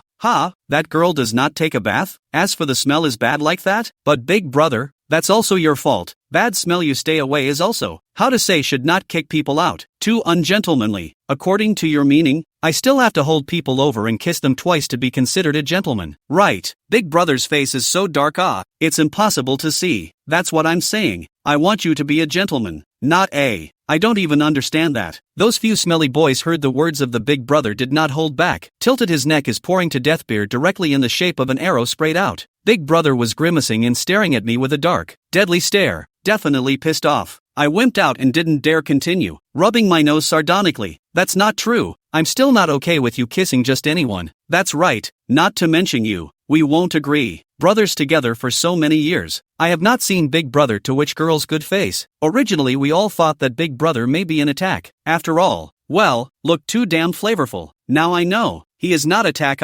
clearly waiting for someone. Good thing someone has appeared. Big Brother's single career is not far from the end. Ignore his bull asterisk asterisk asterisk asterisk. It's good. My big brother fed me another drink. Han Feng picked it up this time. Look, this is spoiled into what kind of situation? And you still continue to feed it. Brother Dust, you're now equivalent to Xiao Yu's sister's loyal dog. No bashing Big Brother and I. He's been so good to me since I was a kid. If you had a sister, wouldn't you be nice to him? I am dissatisfied in Zhao Huai quarrel. That is my big brother how pure and lofty love for me, which can allow him to drink in this nonsense blasphemy. And loyal dog. Only boyfriends are called loyal dogs. This is my big brother. A little less than the word dog. Lin Feng, who had been eating sullenly, finally caught a chance and threw away the bamboo stick in his hand and picked up another skewer. Really, if I had a little sister next door like Xiao Ye, I'd spoil her to death, and I'd give my life if I wanted it. I looked at my big brother who was gently handing me a skewer, and I always felt that Lin Feng was saying this with a few ambiguities. Not to say big brother's gossip, how also pulled to me. This day chat, spanning too much. That night's encounter had a scare. the big brother from the Sky Warrior not only saved us two little life, but also invited us to go to the food court on the beautiful jacking a meal of skewers, aroma of the chin hang half of the night to sleep in the mouth of the mouth, and thus also become a complete chin hang and han fom a good story. Because of this incident, my big brother's image in my heart is much taller. Because of this, my 3 meals a day plus snacks were all taken care of by my big brother, and I was no longer allowed to act without authorization. I fought it, but my big brother said that if what happened that day happened again, his heart would have to stop.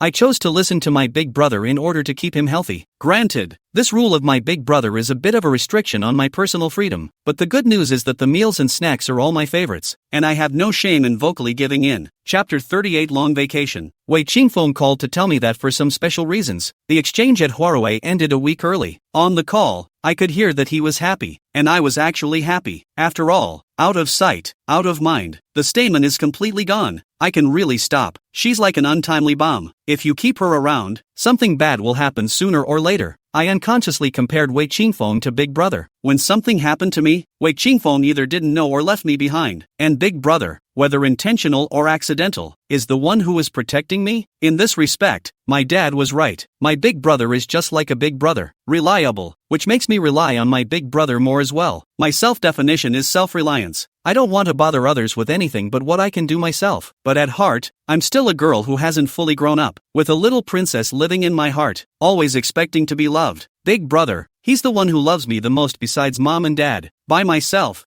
I completely hijacked my big brother's free time and became a piece of plaster that was always attached to him. Sometimes Big Brother is too busy. 2 or 3 days do not meet. I feel panicky, as if something is missing. Big Brother seems to know how I feel, no matter how busy, will make time to call me. 3 meals a day is never fall. Courier boy sent all the dishes. Are my favorite flavor? I often think that Big Brother he is not actually my big brother, but my mom. Before going back, Hualui came to me. She took my hand and cried snotty tears of innocence. I know her for what she is, and no matter what she does, it feels like she's being phony, lazy to see her acting. Directly tell her to say what she has to say. Do not give me this set. I am not Wei Qingfeng. She is to cry out tears of blood. I will not feel sorry for her. Hanabi's aggrieved eyes said nonsense with tearful eyes. She said Zhang Xuanzi was just her countryman. There was nothing between them. It was clean, and asked me not to think too much. I didn't really think much of it until you came to me. Regarding the matter of Hua Rui and Zhang Xuanzi, I honestly didn't know what to do, and the thought of this matter gave me an unbearable headache. In the end, I just warned her, go back and treat Wei Qingfeng well. He really likes you. Put Hua Rui on the plane. I sent a photo to Wei Qingfeng, told him that Hua Rui went back intact. Maybe my care is not perfect, but for a girl, the best care should come from his boyfriend. I said as a qualified boyfriend, must always pay attention to his girlfriend's every move, to bring her close to the side. I can't help it. My heart is too soft, and I rotten kindly reminded Wei Qingfeng once more in a painstaking manner. There is only so much I can do as to whether or not he understands. In the blink of an eye, it's the 11th anniversary of the long vacation. Most of my classmates are going home with their luggage like swallows returning to their nests, and some of them are traveling in groups of 3 or 5. I had agreed with my parents not to go back, and Zhang Ziki and Qin Hang, who were in the same dormitory, went to Xiangshan Mountain to see the red leaves, and the travel bag was loaded. But my big brother suddenly told me that the competition had been moved up and we had to do all the work before the 4th or we wouldn't be able to make it in time for the preliminary hearing. To confirm the truth of the matter, he even got a professor to testify for him. So, I tearfully watched Zhang Ziki and Qin Hang get on the airport bus and happily leave, while I was carried by my big brother back to the research institute's drawing room to bitterly do the final finishing touches. A good trip was outlawed and I was in a very unattractive mood. I couldn't get up the spirit to do anything, and in the words of my big brother, I pouted my lips with bitterness and hatred for days on end, without a smile on my face at all. Most of the teachers and students left the school, and we were the only 2 in the studio, which was not crowded at all. Apart from keeping an eye on my food, my elder brother reminded me to paint well and pay attention, and the coldness of the room made me want to cry. November vacation. Only once a year to look forward to, but I was forced to waste. Really heartbreaking. I'm gonna cry. On the night of the 3rd, I was enslaved until 9 p.m. I was so sleepy I yelled to go back to bed and get it tomorrow. He said nothing, and softly and forcefully dragged me through the little bit that was left. At 10:45, I was escorted back to my dormitory building by him. After working day and night for 3 days straight, I was so physically and mentally exhausted that I fell asleep with my head on the pillow. In the dream, Zhang Ziki and Qin Hang were sitting in a roast duck restaurant smiling and showing off the pictures they took at Shangshan Mountain with me, one after another. So beautiful that I was so angry that I really wanted to go through the dream world and beat up the 2 of them. I was thinking of having nothing to do on vacation and having a good time being bored out of my piggy bank. I didn't want the phone to start ringing like a ghost at dawn. I thought it was my mom and didn't look obvious, so I picked it up in a daze and called out to her. There was a moment of silence there, followed by a soft laugh so familiar that my ears fluttered. I instantly sobered up and subconsciously looked at the screen, where my big brother was grinning at me like a male leprechaun. Big vacation. Work I also finished, early in the morning to harass me for what my get-up instantly reached its peak. Forgetting that his face did not wash his hair did not comb the dignified appearance will not scare people. Pulling the voice on the roar, do not sleep on vacation. Have a disease you. He smiled an even more demonic smile, his eyes starry-eyed, the tugged-up corners of his lips gangly. Living like a well-dressed svelte scum. Don't sleep little lazy piggy, take you out to play. I arrogantly refused to agree. He patiently told me how delicious the food was, how beautiful the scenery was, and how many painters had gone there to collect art, and he said that if I went there, I would probably not want to come back. A clear, moist voice with a hook. Big brother, he is not only a master of national painting, brainwashing is also a connoisseur. At the end of the day, I felt that if I didn't go this time, it would be a great regret in my life. Besides, there were still 4 days left in the long vacation, so it would be a waste to just cat around in the dormitory, on the principle that if you miss it once, you can't miss it twice. I was ripped off by my big brother's flowery words. When Kiriko packed himself up and stepped out of the dormitory building with his small bag, he stood under a tree, quietly waiting for me. His gaze was so dark and intense, starry and handsome that I panicked. He was like an upright pine in Cyprus, with a refreshing breath, clean, noble and dignified enough to make the river look up to him. And for some reason, I actually had a bit of a heart attack. He walked towards me, took the small bag I was holding and led me to his black SUV. It's too early to take you to breakfast. I bought it on the way, so I'll just eat it. He put a bag with a pretty logo in my hand. When I opened it, it was my favorite shrimp dumplings and mixed grain congee from that house. That store was nearly 40 kilometers from Linda, and it was just now dawn, so how early he had gotten up. The warm porridge slid slowly down my throat and into my stomach, so comforting that I wanted to sigh, to say a word of conscience. Big brother although to me strict, but the time to spoil me that absolutely spoiled to spare no effort. I looked sideways at my big brother who was concentrating on driving, thinking that his face was really good looking, and I often had the feeling that I couldn't take my eyes off him. His thin lips were slightly pursed, his starry eyes were like the sea, and his broad shoulders made people want to lean on them. Satisfied with what you saw, he caught my gaze and squinted at me, smiling and flirting. Chapter 39 Travel. Satisfied with what you saw, he caught my gaze and squinted at me, smiling and flirting. Big brother loves to laugh, sometimes like a spring breeze, sometimes warm and warm, always make me feel very comfortable, very relaxed, very want to just enjoy it, cannot leave. Wei Qingfeng, always cold. He is to smile at me, but also always with a detached cold. If that is the case, it seems how can not touch his heart. The point is that he rarely smile at me at all. How to put it? Wei Qingfeng is like a fragile work of art, more suitable to be placed somewhere to admire. Big brother, on the other hand, is like a bedside pillow that makes you want his company at all times. I remembered the day we first met. Big brother, he teased me like that too. What did I say then? Oh, I remember. I was mistaken by the beauty at that time and foolishly said it looked good. He was really good looking, the kind of good looking that is clean, pure, calm, and pleasing to the eye. Stunningly stunning, it does look good. Big brother, when we're busy with this part, I'll give you a pair of paintings. I specialize in characters, and it would be a waste if a great beauty on earth like Big Brother could not be remembered in a painting. Yes, please. We talked and laughed along the way, and the atmosphere was relaxed and happy. I rubbed him to tell me where to go, or check out the dojang to do a travel guide. And then in these 4 days' time, painfully big fun. It's just that bad Big Brother, he's so secretive that he won't tell me no matter how much I pussyfoot around and grind him. Only that I'll know when I get there, and he says I'm going to love it there. The well-performing SUV traveled over a hill, climbed another slope, went through a jungle, crossed a few more bridges, and finally arrived at its destination before my little butt got worn out. Sure enough, I love it there so much. Yanghugu Ecological Browsing Area is located in the hilly area of the remaining veins of the Shangbeition Mountains, where there are large tracts of primeval forests, a rich variety of vegetation, green mountains and water, blue sky and white clouds, murmuring water, colorful forests, and breathtaking beauty. From the dirt road off, walking less than 30 minutes, is the gate of the forest park. In fact, the car can be driven in, but Big Brother said that tourism is to focus on travel. Driving will miss a lot of details, not as enjoyable as hiking. My big brother bought the tickets and I went in with him like a little follower. There are no fun and games programs here, just simply enjoying the scenery. Along the way, I was so happy to see the mountains and jump around that my big brother said I was like a jumpy little monkey. It is the peak season. There are a lot of tourists,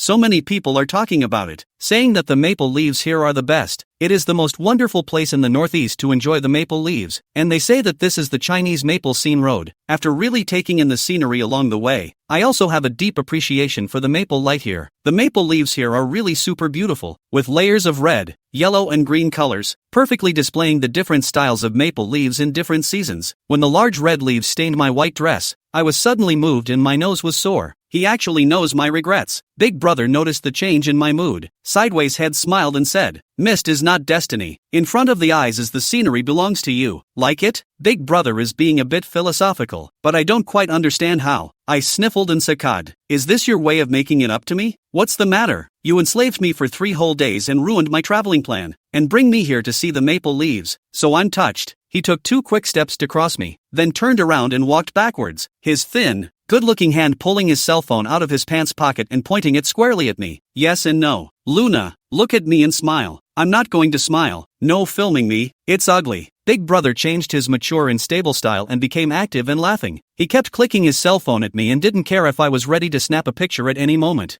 Fantasizing about how ugly I looked in the photos made me so angry that I chased him down and demanded that he delete the photos. Big Brother ran ahead of me without slowing down, always staying 2 or 3 steps ahead of me, so that I couldn't catch up in any way, but without putting me out of reach. I can't do that. What if my ugly picture gets out? That would kill me. I have to delete it. A frown of calculation came to mind. Ouch. I stopped feigning injury and tearfully refused to go any further. Big Brother thought I was really injured, panicked, turned around and ran to me, to squat down to look at my injuries. "Is not twisted feet, non-running so fast why ah? Which side? I see." I pushed my Big Brother down when he wasn't looking and pounced on him to grab his cell phone. Big Brother, how smart ah? Immediately reacted to be fooled. Long arms raised high, even lying on the ground. Big Brother is an existence that I cannot defeat. Not admitting defeat, I crawled and tossed around on top of him, finally grabbing the phone before realizing that I was in my Big Brother's arms, face to face with him, so close that my breath smelled like his. Big Brother's starry eyes. In addition to the blue sky and white clouds, only a small me. The atmosphere was suddenly a bit ambiguous, and my face slowly reddened in embarrassment as I tried to get up. My Big Brother stroked the back of my head and pressed me into the crook of his neck as soon as he could. I heard my Big Brother's powerful heartbeat, and my nose caught the crisp, cold scent of his pine and cypress. For a while, I was a little confused about what was going on. "Luna, don't be sad. You deserve better." My nose was stuffy. I thought that if I armed myself from head to toe with a sword, and I was happy every day without a heart, no one would know what was going on in my heart. But Big Brother's simple words managed to break my defense. He could see what I was holding back and knew that in my heart, there was actually a wound that bled all the time and never healed. And it hurt and hurt. Aha! My voice trembled. Xiaoyu doesn't cry. Big Brother's heart aches. Big Brother tightened his arms. His embrace was so warm. For some reason, I was greedy to stay in this embrace a little longer. I think it must be because I've been hurt so much and my heart is so sad that I want to heal so badly with just me in my arms. I'm suffering too much on my own. I want someone to lean on. "Brother, you're his real brother. Can I rely on you?" "Big Brother, I want to get up." "Okay, no more fooling around ah." My older brother brought me up and the 2 of us sat side by side on the floor, and he flipped the album open with his own hands for me to see. "It's nice to look at." "Well, Big Brother, you're as good at taking pictures as you are at painting." He rubbed his big hand over my head hard, like he was loving a good puppy dog. Big Brother held my hand as he did when I was a child and strolled along the mountain path. Chapter 40, go for it. Big Brother held my hand as he did when I was a child and strolled along the mountain path. He told me about folk painting masters I hadn't heard of, about his different interpretations of Chinese paintings, and about the paths he led me down when we were kids, with blue sky and white clouds overhead, blazing sun like a disc, and picturesque scenery on both sides. We are tourists in a painting. There are open rickshaws for 2 people in the park, and when my Big Brother saw me staring at them, he rented one and took me on a ride through the natural world, which was beautiful enough to turn the world upside down, to wander at my own pace. We cooperated and struggled to board the bus for a long time, until my legs were so sore that they felt like they had been dipped in vinegar, and then we left the bus and lay down on the grass to rest. When you meet a thin stream, the water is as still as a clear mirror, and you can see every grain of sand that sinks to the bottom. A few rounded stones, either dark red or pure white, silently cut the stream into several parts, and I playfully took off my shoes and carried them in my hands, barefoot, badgering the rare silence, watching the slender minnows swim between my toes. I was having so much fun that I refused to listen to my Big Brother and go ashore, running even further across the stream, splashing and wetting the corners of his pants. My older brother blacked out and threw me on his back, wrapping his 2 big hands around my feet and drying the cool stream water for me. He said the water is cold in the fall in the north, and girls are most afraid of the cold and will get sick. Then he carried me on his back and walked a long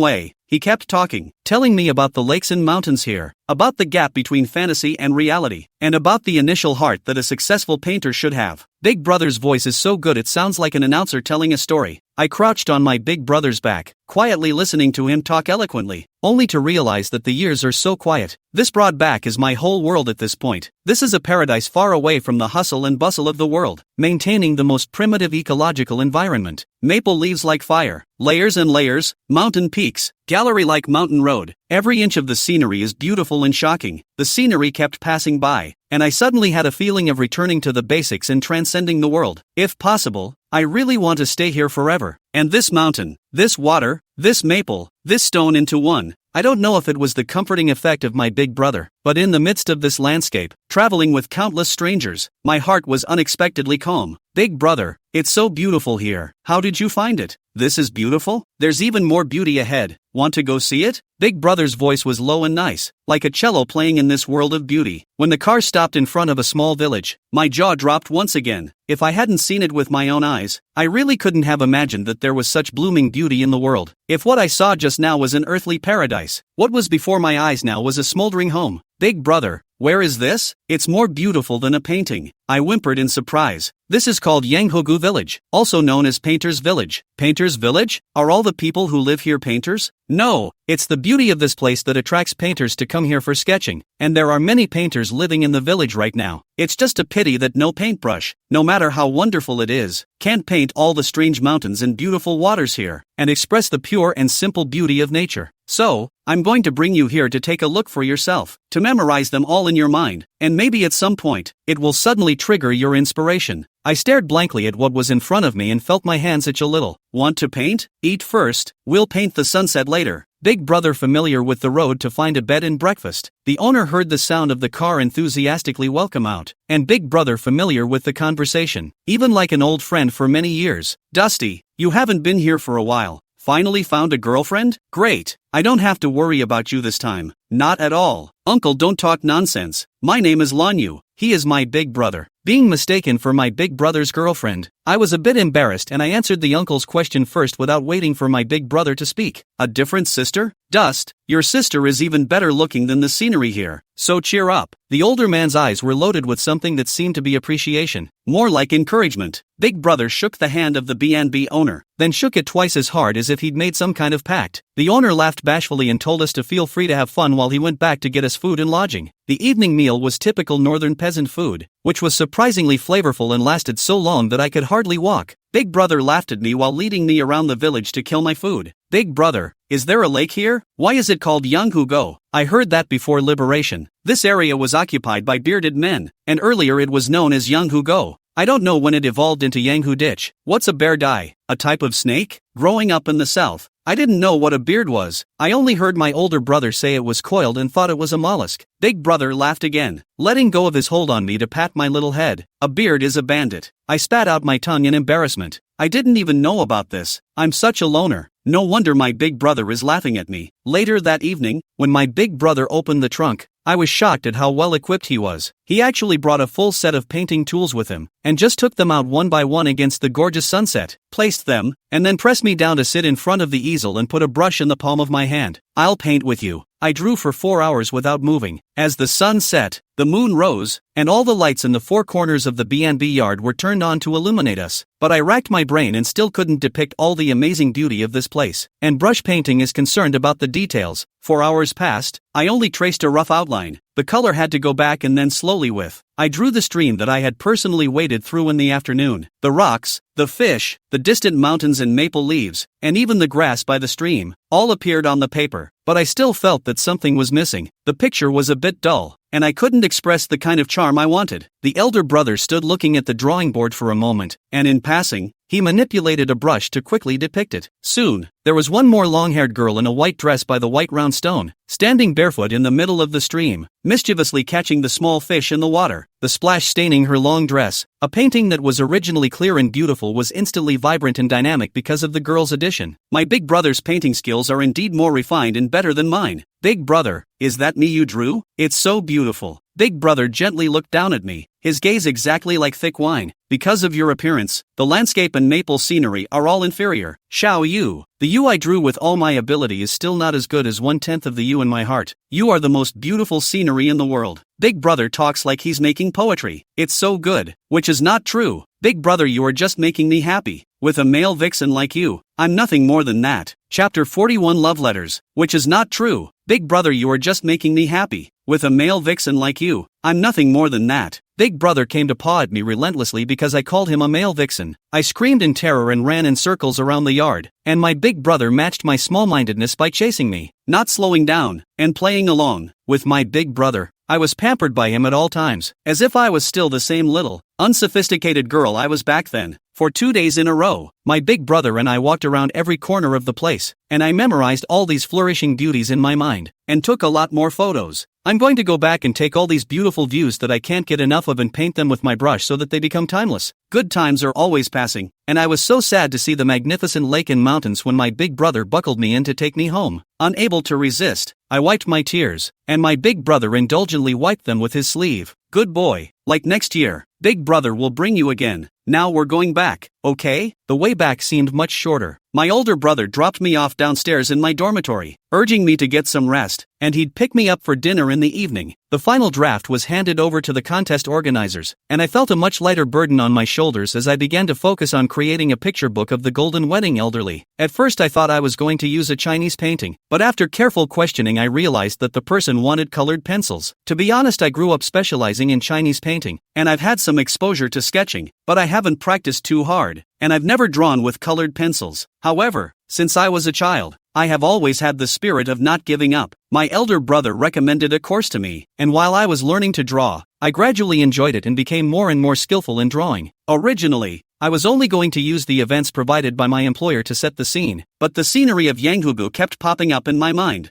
I had a new idea. I want to use the beauty of Yanghugo as a background, so that those two old men, who have been in love for half a century, can live in that magnificent world forever. My older brother relayed my idea to the hirer, and to my surprise, they agreed, and said that if the painting was good, they would give a little extra money. There was actually a windfall, and I was so happy that I was able to paint even more, like a fish out of water. Making paintings always makes me happy, and then the unhappy past is gradually forgotten. I thought my big brother and I could just be happy, but a little thing I did to help people annoyed my big brother. Here's the thing, that day I didn't have class and was hanging out on the unoccupied basketball court when a very pretty-looking older sister called out to me. Lan Yu, right? I heard them all call you Xiao Yu sister, so I'll call you that too. Let me introduce myself. I'm a junior in the design department. My name is Tong Jing. I've been in love with Qingduan for a long time. I've been wanting to confess my love to him, but I just can't find the right opportunity. They all say you're his sister. Can you help me give this letter to him? Little you sister is the best. Do your sister a favor. Tong Jing tugged at my hand in a petulant manner and shook it, her pouting mouth making her look like a pouting little girl. Shaken by her gorgeous face, I took the intricately folded lavender letterhead, a hint of lavender wrapping around my nostrils. School sister likes my big brother, but my big brother is so hard to chase. You don't want to be. Heart suddenly not too comfortable. I used my hand to pat the location of my heart, afraid of scaring my senior sister. The word kick in the back was swallowed back by me with force. Sister is beautiful and gentle. Big brother won't be able to bear to put his foot down, right? If big brother used a foot crying on senior sister, it would be a pitfall for senior sister. Of course I know this. Sister Xiaoye just helped me pass the letter to him.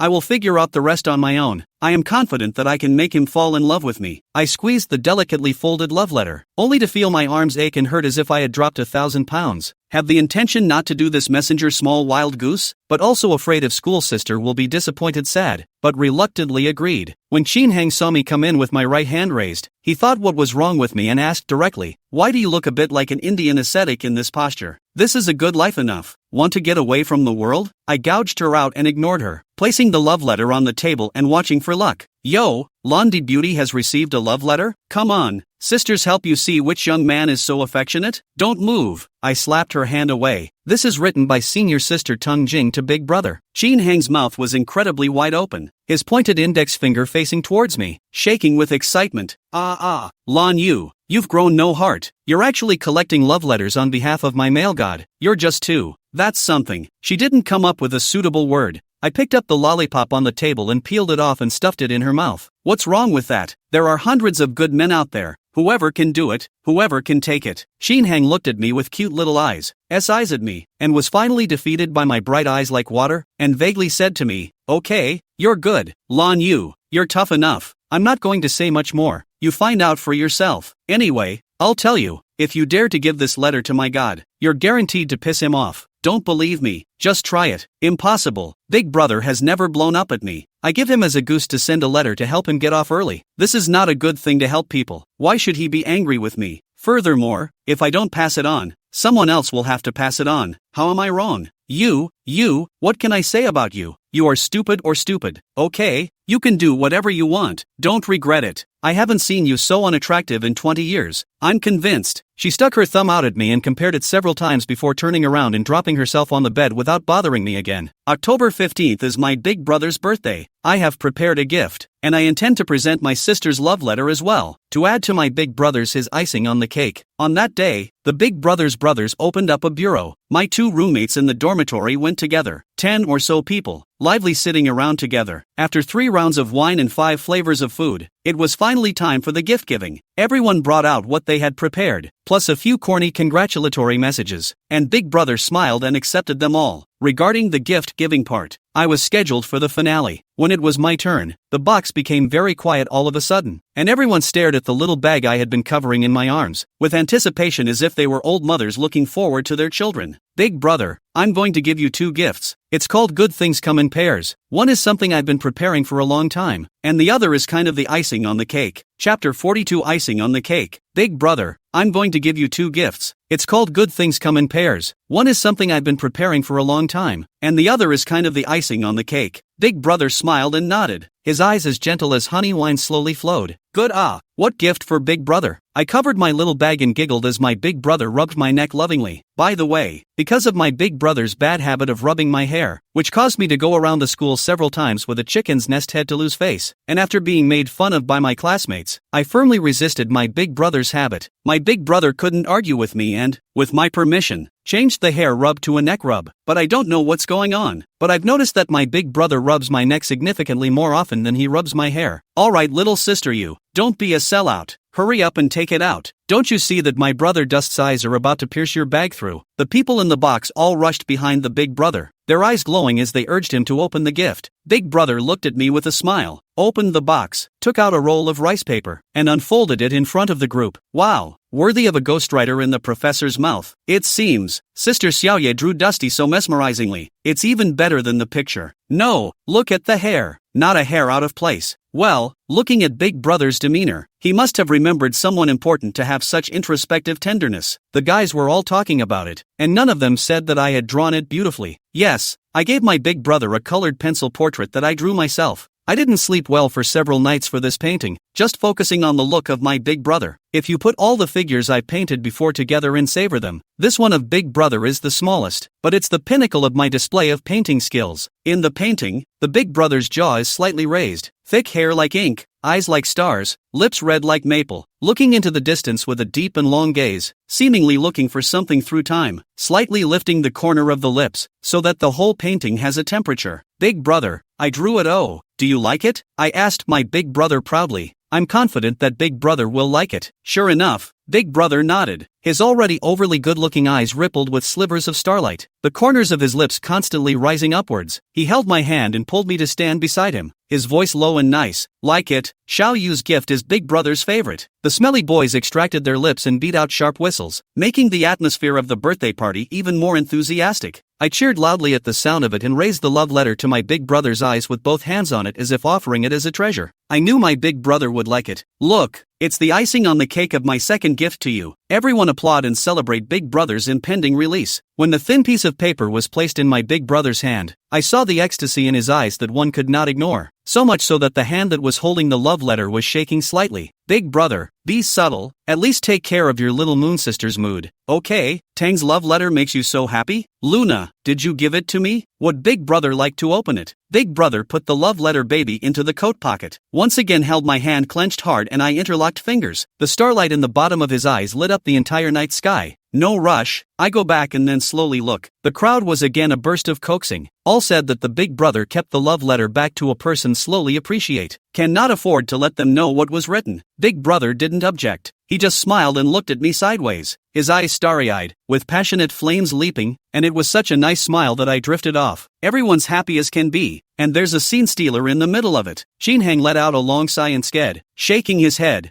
I would advise certain people to watch it now. Going back and watching it again will likely result in vomiting blood. What do you mean? Don't be. Han Feng came to Shin Hang's side, who gave him a look back. Shin Hang spread his hands indebtedly, nuzzled his mouth, and darted another glance at me. I stood beside my big brother, suddenly remembering what she said that night, inexplicably feeling that choosing today's timing to give him a love letter wasn't really too good, and I couldn't help but regret it a little. Unfortunately, it is too late to regret. As if my big brother had insight into my uneasiness or thought of something, he let go of my hand and pulled out the love letter and opened it, reading it line by line. Big brother's face suddenly changed, and when he saw the last page of the inscription, his face was as black as an inkstone that had not been washed after writing brush strokes. There was an aura called coldness seeping out from my big brother. He gazed at me with a cool sideways glance, and I took 2 fearful steps back, away from the amplitude of my big brother's cold breath. Big brother, Xiao Yu sister are writing what read chant, also let us follow the suite a little. Zhao Huai once again rushed to the front line without fear of death, and the group looked at him sympathetically. I also can't help but cover my forehead and sigh at his emotional intelligence. Big brother, that face doesn't look sweet by any stretch of the imagination. What's the matter? Is it possible that what Sister Tang wrote to Big Brother wasn't a love letter? Or that Big Brother actually disliked the poor writing of the love letter? I can't. I heard that Sister Tang is a highly talented student in the design department, so it's not like she can't write a love letter. Big Brother suddenly spoke in a cold voice. Can't you stop your mouths from eating? Everyone was honest, tiptoeing back to their seats like kittens who'd done something bad, except for my big brother and I, who were still standing. Big brother folded the love letter as it was and put it back in his coat pocket, then turned his head sideways and asked me, Little Moon, is this your wish? My big brother's gaze was a little cold, and a little far away, and I suddenly began to panic, feeling as if I had done something stupid. Just as he wanted to shake his head in denial, his big brother had returned to his position and picked up the glass that had been filled with wine and drained it in one gulp. If so, I'll make you whole. He heaved the bottomed-out glass on the dining room table. With a clatter, the thin neck of the cup broke, the stubble cutting his hand and gushing bright red blood. Without even looking, he lifted his bleeding hand to take the other empty glass on the table and filled it, finishing it off with another gulp. I was confused. But just pass you a love letter? If you say yes, you say yes. If you don't say yes, you say yes.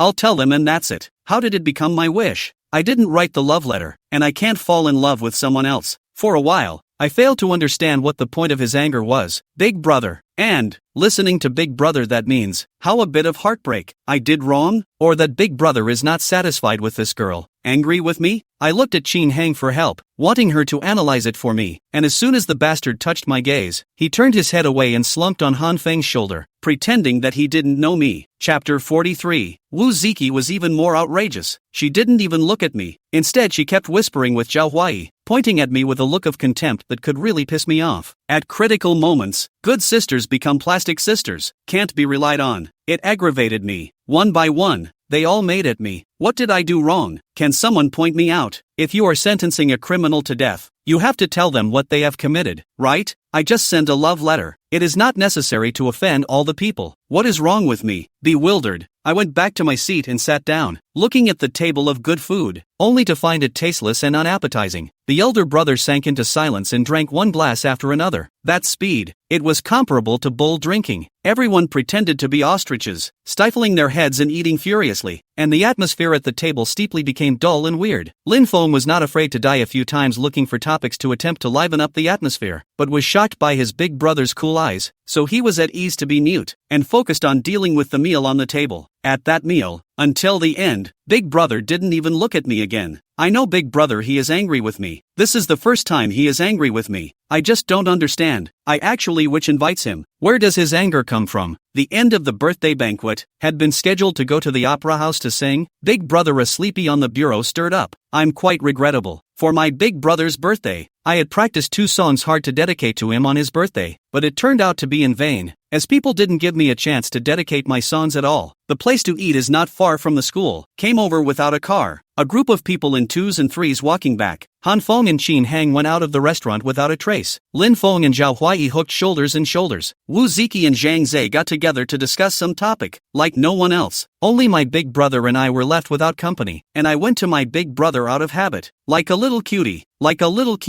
following him around, and when he took a step, I followed. It was actually a nice night, with a lower moon, and it looked like the stars were many and bright. I admired the stars as I walked and asked my big brother to join me, but big brother simply ignored me. All the way only cold walking, not even a look to me. Is Zhao Huai sent me back to the dormitory building? Brother Zhao, you say my big brother why he is angry with me how I do not understand it. Consistently not afraid of death. Zhao Huai hemmed and hawed and scratched his scalp. This, so what? I don't understand either. If you really want to know, if you can't sleep for a while and think about it more you might know. I don't believe Zhao Huai doesn't know, he just doesn't want to tell me. I think everyone else but me probably knows why. Except me. Okay, forget I asked. After returning to the dormitory with Qin Hang and Wu Ziki, I, in the spirit of asking questions when I don't understand, started a discussion with the two of them on the reason for my big brother's anger. I thought that as good roommates, with my humble request for advice, they would be able to tell me why, but the two of them threw me a blank stare after washing up and went to bed, leaving me standing alone and messing around in the light. What's wrong with these two? I didn't mess with them, did I? I took them out to get high, and they're still mad at me? Women are so hard to guess. As I cleaned myself up and lay in bed, I couldn't sleep with my big brother's unsmiling, cold face in my head. I can't sleep, and I can't let my big brother sleep well. Who made him angry and ignored me? Send a message. I fished out my cell phone, found my big brother's WeChat, and started bombarding him with texts. I can't help it if other people ignore me. I just can't believe that big brother he can keep ignoring me. The messages went out one by one. Big brother, are you happy today? Big brother, do you think the gift I gave you is too cheap and you don't like it?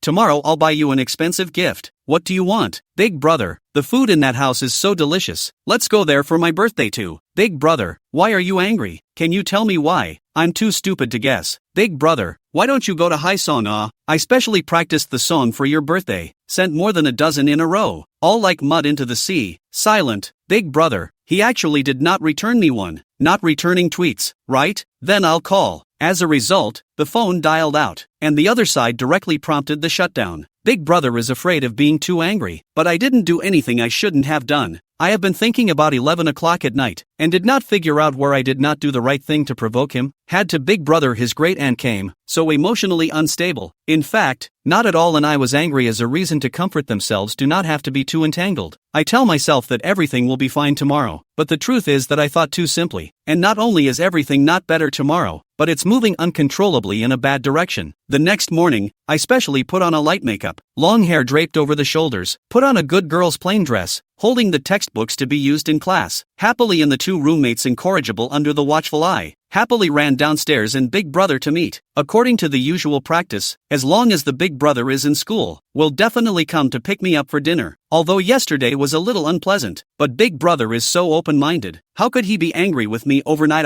I thought quite beautifully, jumped up and ran to the entrance of the dormitory building, scattering my eyes around in search of my big brother's magnificent figure. There wasn't much cover in front of the dormitory door, and there wasn't anyone there, but I soured my eyes and couldn't find where my big brother was. Big brother drank a lot last night and should have gotten up late. It's okay, I'll make a call. The phone dialed, and it was a little better there than last night. At least it was on. There was a steady beep. Then, no answer, hung up on its own. Big brother, get up. It's time for breakfast. It must be inconvenient not to answer the phone. Big brother, he's probably in the restroom. It's okay, try sending another message. I sent another message and started waiting. The result, like last night, was stone cold. One by one, my classmates walked past me, all looking at me with strange eyes. Xin Xiaohang and Wu Ziki were so over the top that they didn't even bother to look at me when they passed by me, which pissed me off. I waited until there were still 15 minutes to class, and my big brother didn't show up, and I didn't eat my breakfast, so I had to run to the building hungry for class. Big brother, he, for the first time without informing me of the coolness of the appointment. The morning less than a meal is nothing, but every day big brother transport accustomed to, he suddenly disappeared. This heart empty of energy, like what is missing, even the class cannot listen to, so angry that the professor knocked my desk twice. At noon, as in the morning, I waited for most of an hour and my big brother didn't even show up. I panicked a bit and pulled out my cell phone and called several more times, with a flood of unanswered calls on the other side. Undeterred, he called Zhao Wei again, called Lin Feng, and actually none of them answered the phone. Chapter 44. Where do we meet in life? I was a little panicked, took out his cell phone and made several phone calls. The big brother around the few where I know the number of all call again. There is a water of unanswered. Undeterred, he called Zhao Wei again, called Lin Feng, and repeatedly called, but actually none of them answered the phone. The gang's disappearing en masse? Something didn't happen to Big Brother. I scrambled in a panic, ran through the rosebud porch, breathlessly to the research center, and rushed into the drawing room, only to find the door to the studio closed, and no matter how much I knocked, no one answered me. It's over.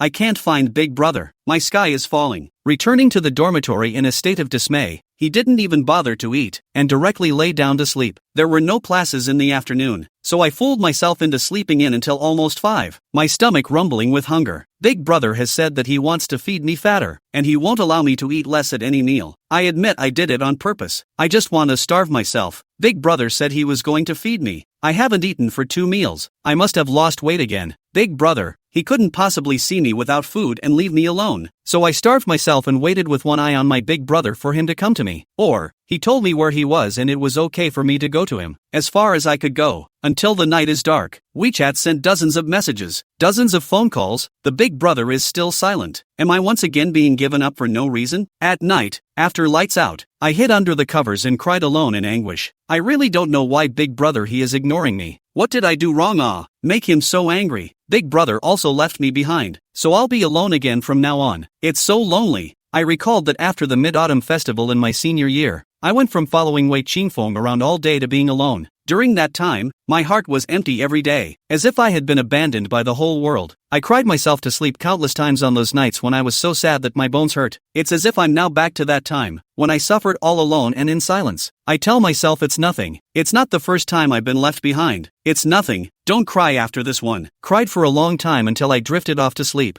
I woke up before 6 o'clock and didn't startle Qin Hang and Wu Ziki. Alone, I quietly got up and washed up, then sat down at the table to read. At 6:30, there was movement in the corridor outside, and Qin Hang and Wu Ziki sat up rubbing their eyes. I smiled towards them. I'm going to the cafeteria in a few minutes. Should I bring you guys food? Wu Ziki came over with a head of messy hair and touched my head, and pasted it to his own forehead. There's no fever. Xiao Ye, what are you up to? I was miserable. I didn't make a scene. I just didn't have anyone to take care of me anymore. I just had to fend for myself again. There's no fuss. I'm just going to the cafeteria to eat. I didn't eat all day yesterday and I'm hungry. Xiao Yu, are you crying? Qin Hang asked me as he stared at my swollen eyes. Yeah, but I'm not going to cry again today. I'll be fine on my own. After that, I opened the door to my dorm room and walked out. I went all the way down to the second floor before I realized I forgot my cell phone and returned to get it. Qin Hang and the two of them were chatting in the restroom while washing up, and the topic was me. Do you feel it? Koyuki isn't quite right today. Frosty as an eggplant, obviously sad as hell and acting like nothing happened. No, the little look of pretense and strength is a little sour to me. Why don't we help her? It's hard for me when she's like that. There are some things that she still has to figure out for herself. Besides, I accidentally stepped on something on the ground, and the click startled Qin Hang and Wu Ziki, who froze with a face of white foam on top of them. I came back to get my cell phone, so I'm leaving now. Xiao Hang, Ziki, I'm fine. You don't have to worry, I said with a calm smile. Big Brother no longer cares about me. In fact, I do not have how hard it is, just an empty place in the heart. But it's okay, it's really okay. It's all just a repeat of the past, and I survived the first time and I'll survive the second. What's more, this is the Big Brother with whom I have no agreement whatsoever. I think he must have called his family and realized that Huawei is their family. Being an outsider, it's good enough that he's taken care of me for so long. I shouldn't expect too much. I don't blame Big Brother. Really, it's my destiny. Lin University has 4 student cafeterias, each as tall as a 5-story building, and with all the major cuisines of the north and south, there is no shortage of food. Only Lamu also has a lot of students, and there are long lines in front of the stalls during peak hours every day. There are so many favorite dishes that you usually can't grab them if you don't come early. By the time I got to the cafeteria, it was already bustling with people everywhere. There were 20 to 30 people lined up in front of the stall for xiaolong bao, and more people lined up at the window for dumplings than at the xiaolong bao.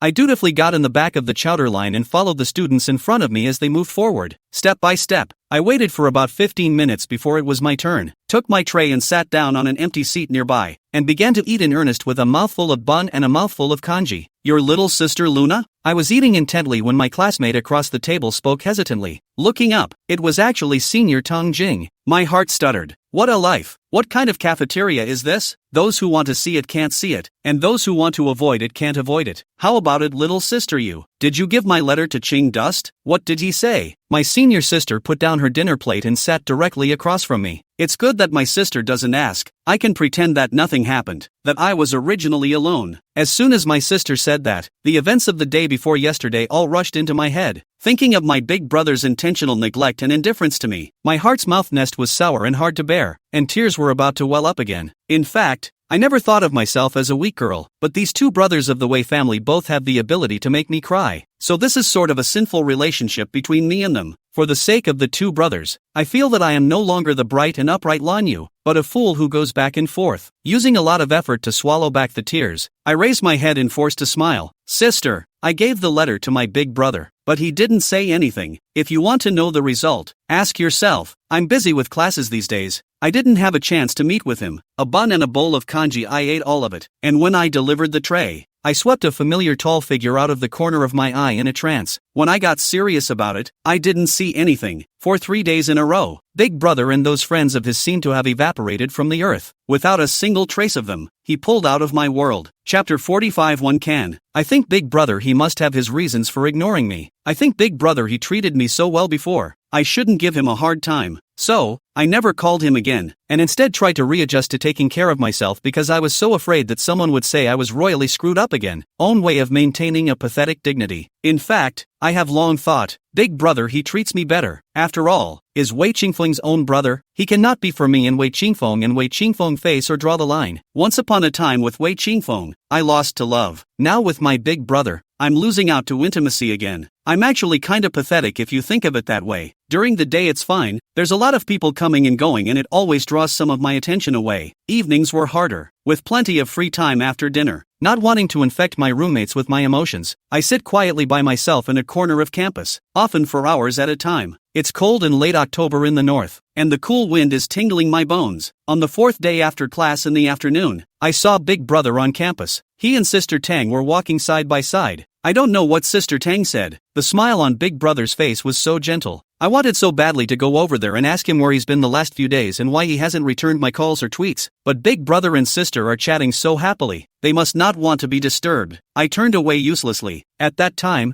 I was walking slowly and my feet were heavy. I was actually waiting for my Big Brother, waiting for him to realize I was there and catch up and take me to dinner like he used to. On the 5th day, I ran into my Big Brother head-on in the sunny hallway. He was still as handsome as ever, his shirt blindingly white, and he froze slightly when he saw me, then quickly furrowed his brow. I was just about to open my mouth to speak. Tang's schoolmate rushed up from the back. Big Brother coolly glanced at me and left with schoolmate. I wanted to say the words choked in the throat, I pain and my eyes are almost out of tears, but I'm also happy that at least I've confirmed that nothing happened to Big Brother him and that he's still on campus. Then I'm relieved. I didn't eat dinner that day and sat outside until it was almost lights out in my dorm room. I don't know what's wrong with me. I want to cry when I see Big Brother him and Tang Senpai together, but I knew this would happen. After all, I'm the little wild goose between them. When I'm alone I wonder if I did the wrong thing. If I hadn't passed that letter to my Big Brother, would none of this have happened now? I could still justifiably enjoy Big Brother's care, pretending that he would always be there for me. He doesn't have to go off any singles, and in the future, he won't find a sister-in-law like Wei Qingfeng to give me a hard time every day. I wondered to myself how I could even think such a thing. I thought I was crazy. The days went by slowly. I had a terrible headache. I couldn't eat, and I always dreamed when I slept.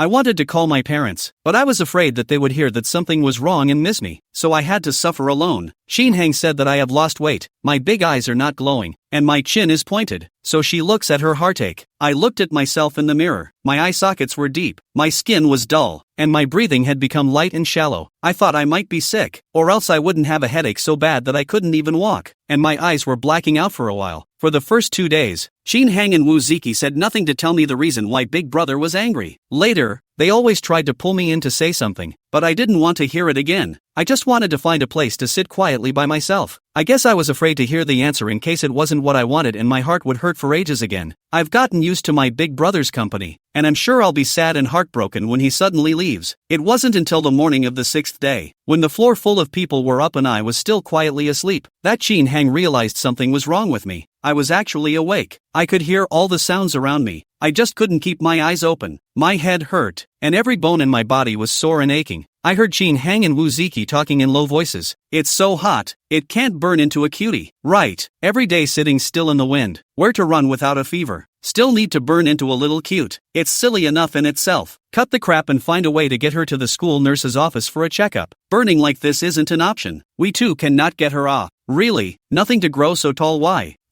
Quickly call someone to come over to help. The headache got worse, my consciousness gradually became blurred, and before I sank into complete darkness, I heard someone anxiously calling out to me. Maybe it's an illusion. I think I can smell Big Brother's scent. My throat was so dry that I woke up with a stifled cough. The sunlight was a little harsh, and I raised my hand to cover it, but it was held in another large hand and I couldn't lift it. I turned my head in a hurry to see that my big brother, who had been awakened by my movements, was looking at me sleepily. Those eyes, always full of starlight, were full of surprise and guilt. It's really Big Brother. Xiao Yu, you're awake. Do you want some water? Big Brother was haggard beyond recognition, his voice hoarse. I can take it myself. Thanks, Big Brother. I should have been happy that Big Brother had finally arrived, but thinking about his disappearance over the past few days, I was uncertain. I can't be sure if he's just visiting me because I'm sick, or if he's with me every day like he used to be. I'm afraid to look forward to it. I'm afraid it won't turn out the way I want it to. I've been thinking carefully for the past few days. I'm going to live on my own from now on. I won't rely on anyone anymore, and I don't have any hope for anyone, because I don't want to suffer another loss. It hurts too much. I struggled to sit up. The water was sitting on a small cupboard not far away. If I just moved a little further I could get it. A large, warm hand pressed down on my shoulder and made me lie back down. Turning to fill the cup with hot water, inserting a straw and holding it out in front of me, I reached out to try and take the cup. My big brother raised his hand to avoid it and put his free one behind my back to help the up against his shoulder. Drink, Big Brother, feed you. I looked at him in disbelief and took a couple swigs of water from my big brother's hand, which made my throat feel a lot better. I kept my eyes fixed on my big brother, watching his eyes soften as he sighed softly. Big Brother, I'm fine. Go get busy. Don't worry about me. I'm fine on my own. I really can. I had an okay year without Wei Qingfeng and without you. Not busy. I'll stay with you today. My big brother put my hand back under the covers and tucked me in again. But 6 days, you did not even pick up a phone call, and did not return my WeChat. Is not too busy? How not busy again? Chapter 46 won't be. Well, be good. No buts. Pissed me off and still don't realize it even though. Not waiting for me to settle the score with you. How come a few days of not looking at you? You made yourself so thin again? It's easy to raise 2 pounds of meat and fall down again. Do you want to be Captain Ribs? What the hell is Captain Ribs? I'm not doing it. I arrogantly looked out the window with my head turned away, pretending that I didn't care if he came or not, and that he had no business talking about me anymore. Talk, why don't you eat? My big brother flexed his fingers and flicked me on the side of the head, which I dodged by craning my neck. I ate. I have eaten seriously every day. Big brother, you really don't need to care about me. Go and accompany senior sister Tang. I sniffled, a little angry. I can do it myself. Obviously having serious eating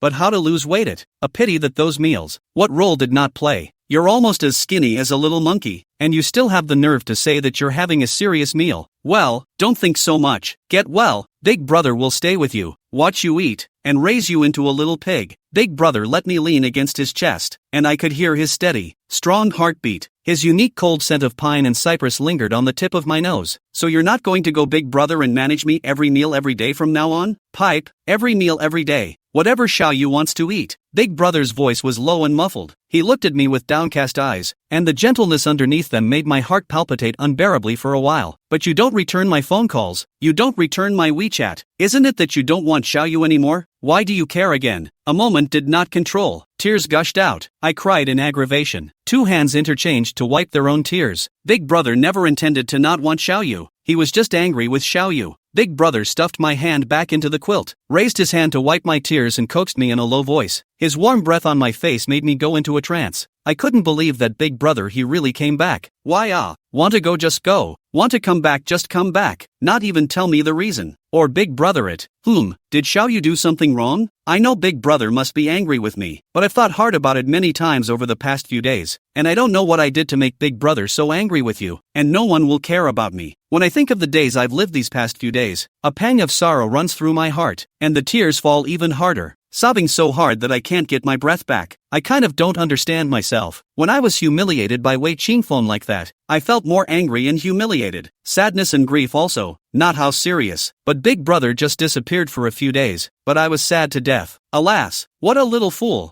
Hurry love, I endure so many days in vain. You still do not understand anything. Then Big Brother will tell you well. Big Brother is an adult, know what he wants. So, Big Brother can deal with feelings on his own, not willing to be pushed by you to push me to others. Big Brother held me in his arms and patted my back lightly, like he was coaxing a willful child. I did not push, so that's how it was, but I didn't mean it like that at all. I just sent you a letter. Sister Tang was looking for me, and her attitude was very persistent, so I was thinking that even if I didn't give it to you, she would find a way to give it to you in some other way. Anyway, sooner or later the letter will come to your hands. Rather than having someone else give it to you, it would be more convenient for me to do it. I've never thought of putting you in the hands of anyone. I was so sad when you left with Sister Tang and ignored me. I thought that my Big Brother, who was the best to me, didn't want me anymore, so I cried. I broke away from his embrace and tried to bury myself under the covers before. I really hate myself like this, always shedding tears. Too weak. I don't want myself to turn into someone who uses tears as a weapon like Phyllis. My Big Brother grunted and laughed as he caught me back, forehead to forehead with me, his raspy voice carrying the ultimate in seduction. So what? Will you still pick up other girls' mail for me later? I shook my head honestly, not answering. Still want to help me off the hook? No more help. Big Brother, I'm sorry. I dutifully apologized. I finally realized that my Big Brother was angry with me for sending him a letter on behalf of another girl. Now that I think about it again, I was indeed too hasty in the beginning. Big Brother, like what kind of girl, also did not say to me. I took the liberty of sending a letter to Big Brother, in case the burial of Big Brother's life happiness will be bad. Good. I knew Little Moon was the best behaved. Big Brother also apologizes to you. I shouldn't have left you alone for so many days. It won't happen again. Haven't seen you for so many days. Have you missed Big Brother yet? Big Brother's eyes are so deep, like there's a bottomless whirlpool that keeps tempting me to jump in. I thought about it. I went to look for you every day, but there was no one in the drawing room. You didn't answer the phone, and Lin Feng and the others didn't answer either. I thought something had happened to you and I couldn't find you, so I cried every night. I don't even know why you're angry. I'm so scared every day. I recounted the events of these days one by one. Big Brother's eyes welled up with a lot of heartache. He wrapped me more tightly and rubbed his jaw softly on the top of my head. This time it's Big Brother's fault. Shall you forgive Big Brother, okay? In the future, no matter how angry Big Brother is, no matter where he goes, he will definitely tell Xiao Yu. Well, I'll remember. In the future, if you're like this, I'll draw a line with you and never care about you again. Big Brother, are you really back? Not lying to me?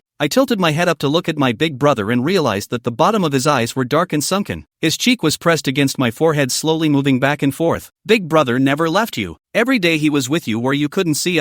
Big Brother is just angry that you pushed Big Brother to other people and wanted to punish you. Let Xiao Yu upset is Big Brother bad. Sorry. Alright then, I forgive you this time. Big Brother, I'm hungry. I can't eat anything without you. You've raised me to be a fool. Big Brother smiled happily. Then Xiao Yu won't cry anymore, okay? Is your stomach hungry yet? In a moment I'll go ask the doctor if there are any contraindications. Spicy hot pot, pot roast, spicy crayfish, barbecue, hot pot. I was wiggling my fingers and telling my Big Brother what I wanted to eat, one thing at a time, when there was a knock on the door of the hospital room. Big Brother opened the door. Senior Sister Tang walked in with a fruit basket and a smile. She placed the fruit basket on the small cabinet and sat directly on the head of my bed. Sister Xiao Yu, how are you feeling? Is there anywhere else that's uncomfortable? I pouted and forced a smile. Having just made up with my Big Brother, I was in a pretty good mood and chatted with Senior Sister Tang for a while. After about 10 minutes, Sister Tang said that she had something else to do and wanted me to get well. Big Brother tucked me in and went out to see Sister Tang off. The ward was a regular 6-person room with no indoor bathroom, and I was the only one living there. I had just finished an infusion and wanted to go to the restroom, so I had to go to the public restroom outside. Chapter 47 Shedding. The first time I entered this hospital, I was unfamiliar with the path and circled most of the ward before I found the bathroom. Just as I was about to pull the door open and go in, I heard someone talking in the smoking room next door. They weren't loud enough for me to hear them clearly. Why don't you pretend to be heartbroken? It's Senior Tang. Well, sheesh. I was really surprised that someone like you. Hey, enough about that. Take good care of Xiao Yu. If there's anything you can do to help, you can always find me. I don't have a chance with lovers, but there's always a place for me as a friend. The older brother smiled and stood up. Of course, I'll trouble you this time. Senior Sister Tang walked out of the smoking room, saw me standing at the bathroom door, and looked back at Big Brother. leaving a meaningful smile, and turned to leave. I actually had a squint of happiness when I heard that Tang Senpai and Big Brother couldn't be lovers. Just what do they mean by what they say about not pretending to be heartbroken and unable to give up? How can I not understand? I kind of hate that I'm a little late to the party and didn't hear the earlier part of this conversation. Want to go to the restroom? Go ahead. I'll meet you at the door. After returning to the ward, I made a fuss about being discharged. My elder brother took me to the doctor to make inquiries, only to be told that I was very sick, with an inflammation of the throat, and that I had to be observed for 2 more days, and could only be discharged from the hospital after I had stabilized. I returned to the hospital room with my cheeks puffed out in unhappiness and covered myself in the covers to sulk. This doctor is really bad. It's easy for my big brother not to be angry with me. I still want my big brother to take me to eat delicious food. Now it's out of the question. My big brother patiently coaxed me for a long time before I showed my head, still refusing to speak. My big brother indulged my little nature and sat down to peel my apple. I suddenly remembered the time I was hospitalized, the time I fell off the cliff over the summer, and it was this nice sunny day, and I was full of anticipation that the man would come to see me, even if it was just as a friend or a neighbor, and I just wanted him to care a little bit. At that time,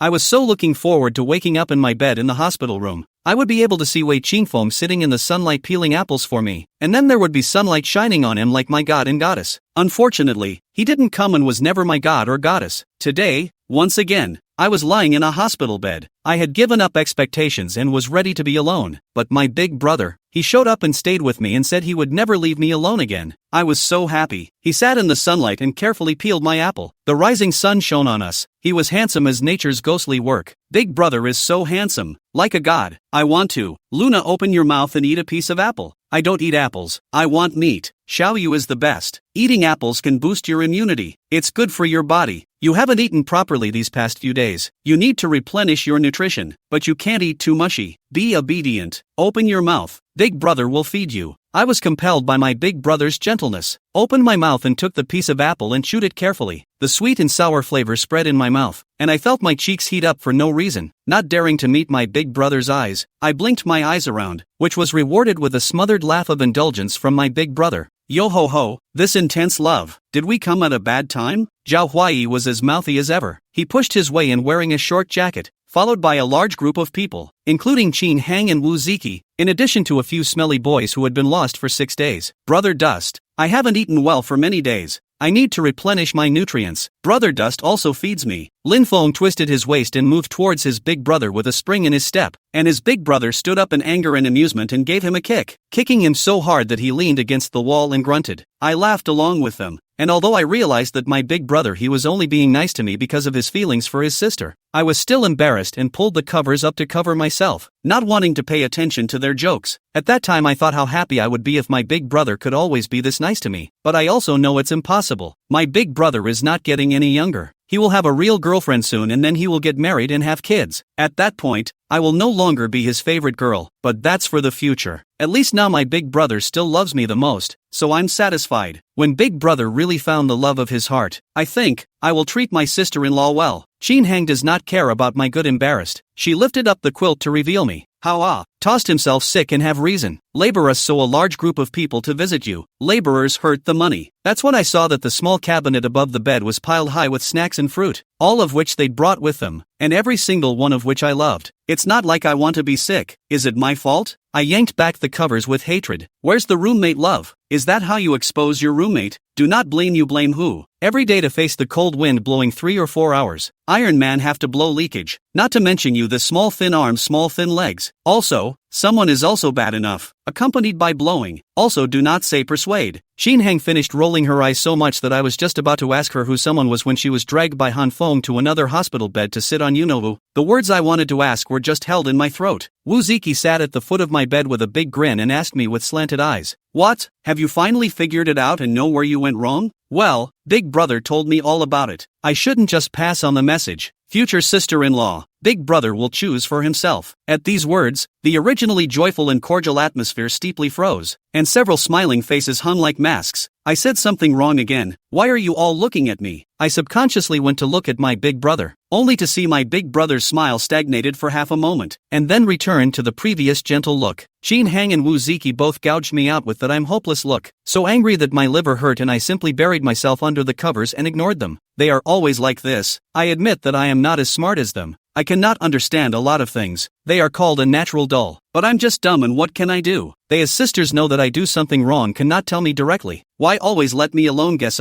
last time it was, they knew why Big Brother was angry, but they just scolded me, and as a result, Big Brother and I didn't see each other for a few days. If someone had said that earlier, I would have desperately tried to explain it to Big Brother. This time again, do not tell, pull down. I will later directly ask the Big Brother. Anyway, this time the Big Brother did not ignore me. Later, I really asked my Big Brother. When my Big Brother was tying the laces of my newly purchased white shoes, he was sitting in the sunset, as if bathing in the golden light of the sky, and his long fingers were flexibly tying the laces into a nice bow. And he said, "It's nothing, Big Brother is not angry with you. You are still young now. There are some things you will understand later." Chapter 48, Playing Dead. I was hospitalized for 3 days, and my Big Brother carefully took care of me for 3 days. On the day I was discharged from the hospital, my elder brother personally sent me back to my dormitory, causing the whole female dormitory to vigorously crowd in envy. Shin Xiaohang said, "That day I was Big Brother like holding a glass doll like protection." Reminiscent of ancient times by the king spoiled no self-care ability of the little public. Hospitalized a few days has been uncomfortable. Big Brother and always control my diet. This is not good to eat. That cannot eat. Every day to change the pattern of kanji. Are fast to drink me to vomit. Coupled with the previous Big Brother he disappeared for no reason. That thing has not given me I can accept the argument. I always happy not up. My elder brother made a deep review of his 6-day absence and assured me again and again that he would not leave me alone again. So I graciously forgave him and resumed normal bounty with him. After the reconciliation, my Big Brother was more attentive and gentle with me.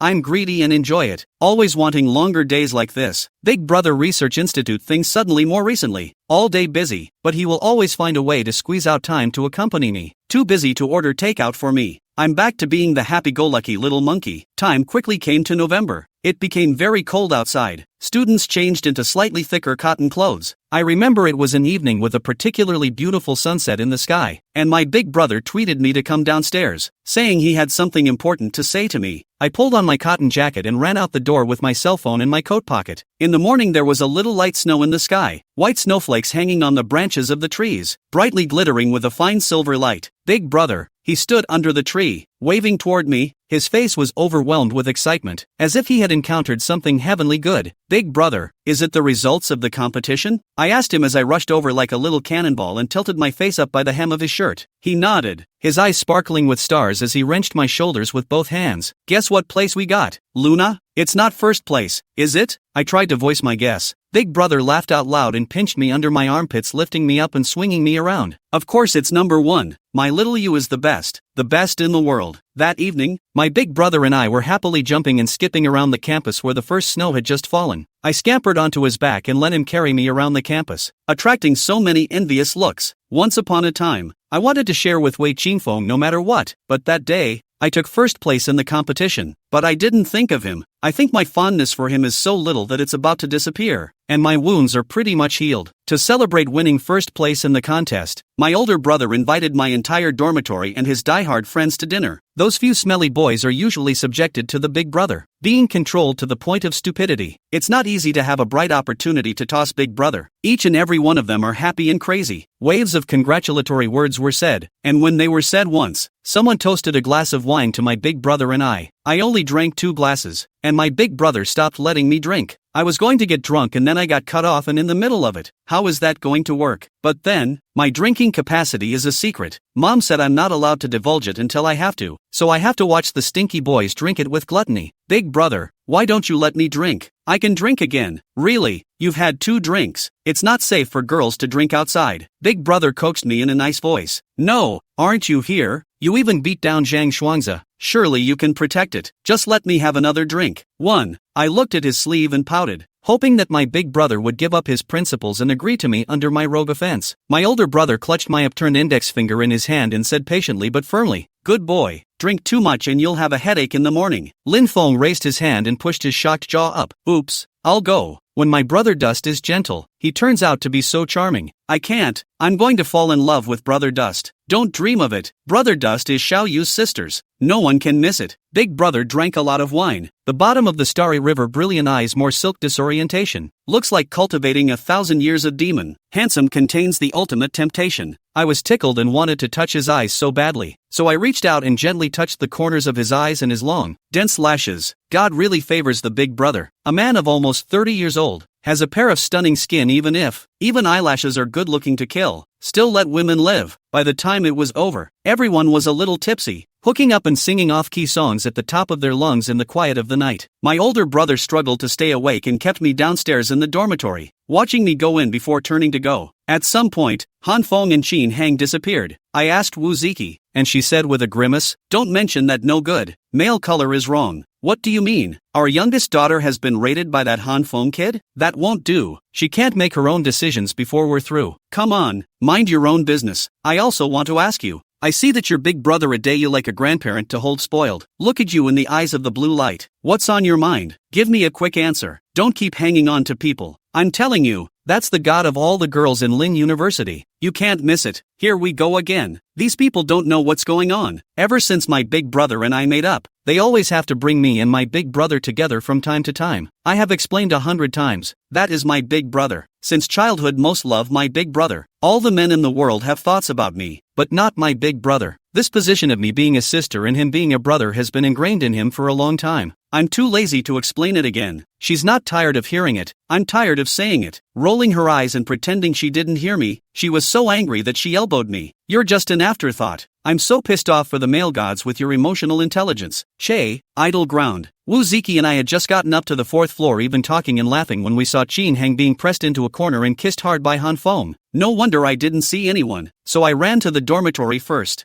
I was going to peek for a while, but I didn't realize that thieves are inherently weak, and we were actually discovered. Qin Hang turned into the dormitory with a big red face. Han Feng, that boy took advantage of the two of us do not pay attention to, took the road and fled, so that we wanted to catch him to open a crusade did not have time. The two of us chased after Qin Hang's footsteps and also entered the dormitory, wanting to force her to ask her why she had been kissed like that, and we hadn't even heard the wind. Qin Hang put on a petulant attitude of a young daughter who had just been kissed and confused, and joined forces with Wu Ziki to bring the topic back to me. Those two guys unanimously said that big brother likes me and wants me to cherish the fact that I'm taking someone in quickly. I was powerless to explain, so I pretended to be dead and slept. Chapter 49 Awesome. I thought the winter vacation or I was alone. Do not want to leave the morning just out of the dormitory building. Big brother, he was waiting for me with his backpack. He said he almost 2 years did not go back. The family looking for him to go back to New Year's Eve. I jumped up and down with joy and asked him why he hadn't told me ahead of time, and my big brother said he wanted to surprise me. Well, surprise indeed. The trip home was much more comfortable with my big brother, and I was like a little kid who hadn't grown up, being well taken care of by him the whole way. Mom opened the door to the house and froze for a moment when she saw me back, still with my big brother, and then greeted me happily. "Qingduan is back. This handsome. This kid Xiaoyu is sticky. She didn't give you much trouble at school, did she?" Mom picked up my luggage while enthusiastically motioning people towards the house. "Why yes, Xiaoyu is very good. No trouble at all. I'm happy to take care of her." Big brother talked to my mom for a while and turned around to knock on the door of his own house. In but 2 seconds, my ears pricked up at the sound of my aunt's screams. "Look at how happy your Auntie Mina is." Mom pursed her lips and smiled, packing my bags while telling me that Auntie Mina usually pretends not to care, but in fact, she misses her big brother in her heart and always reads to her. Dad came back a little later than usual.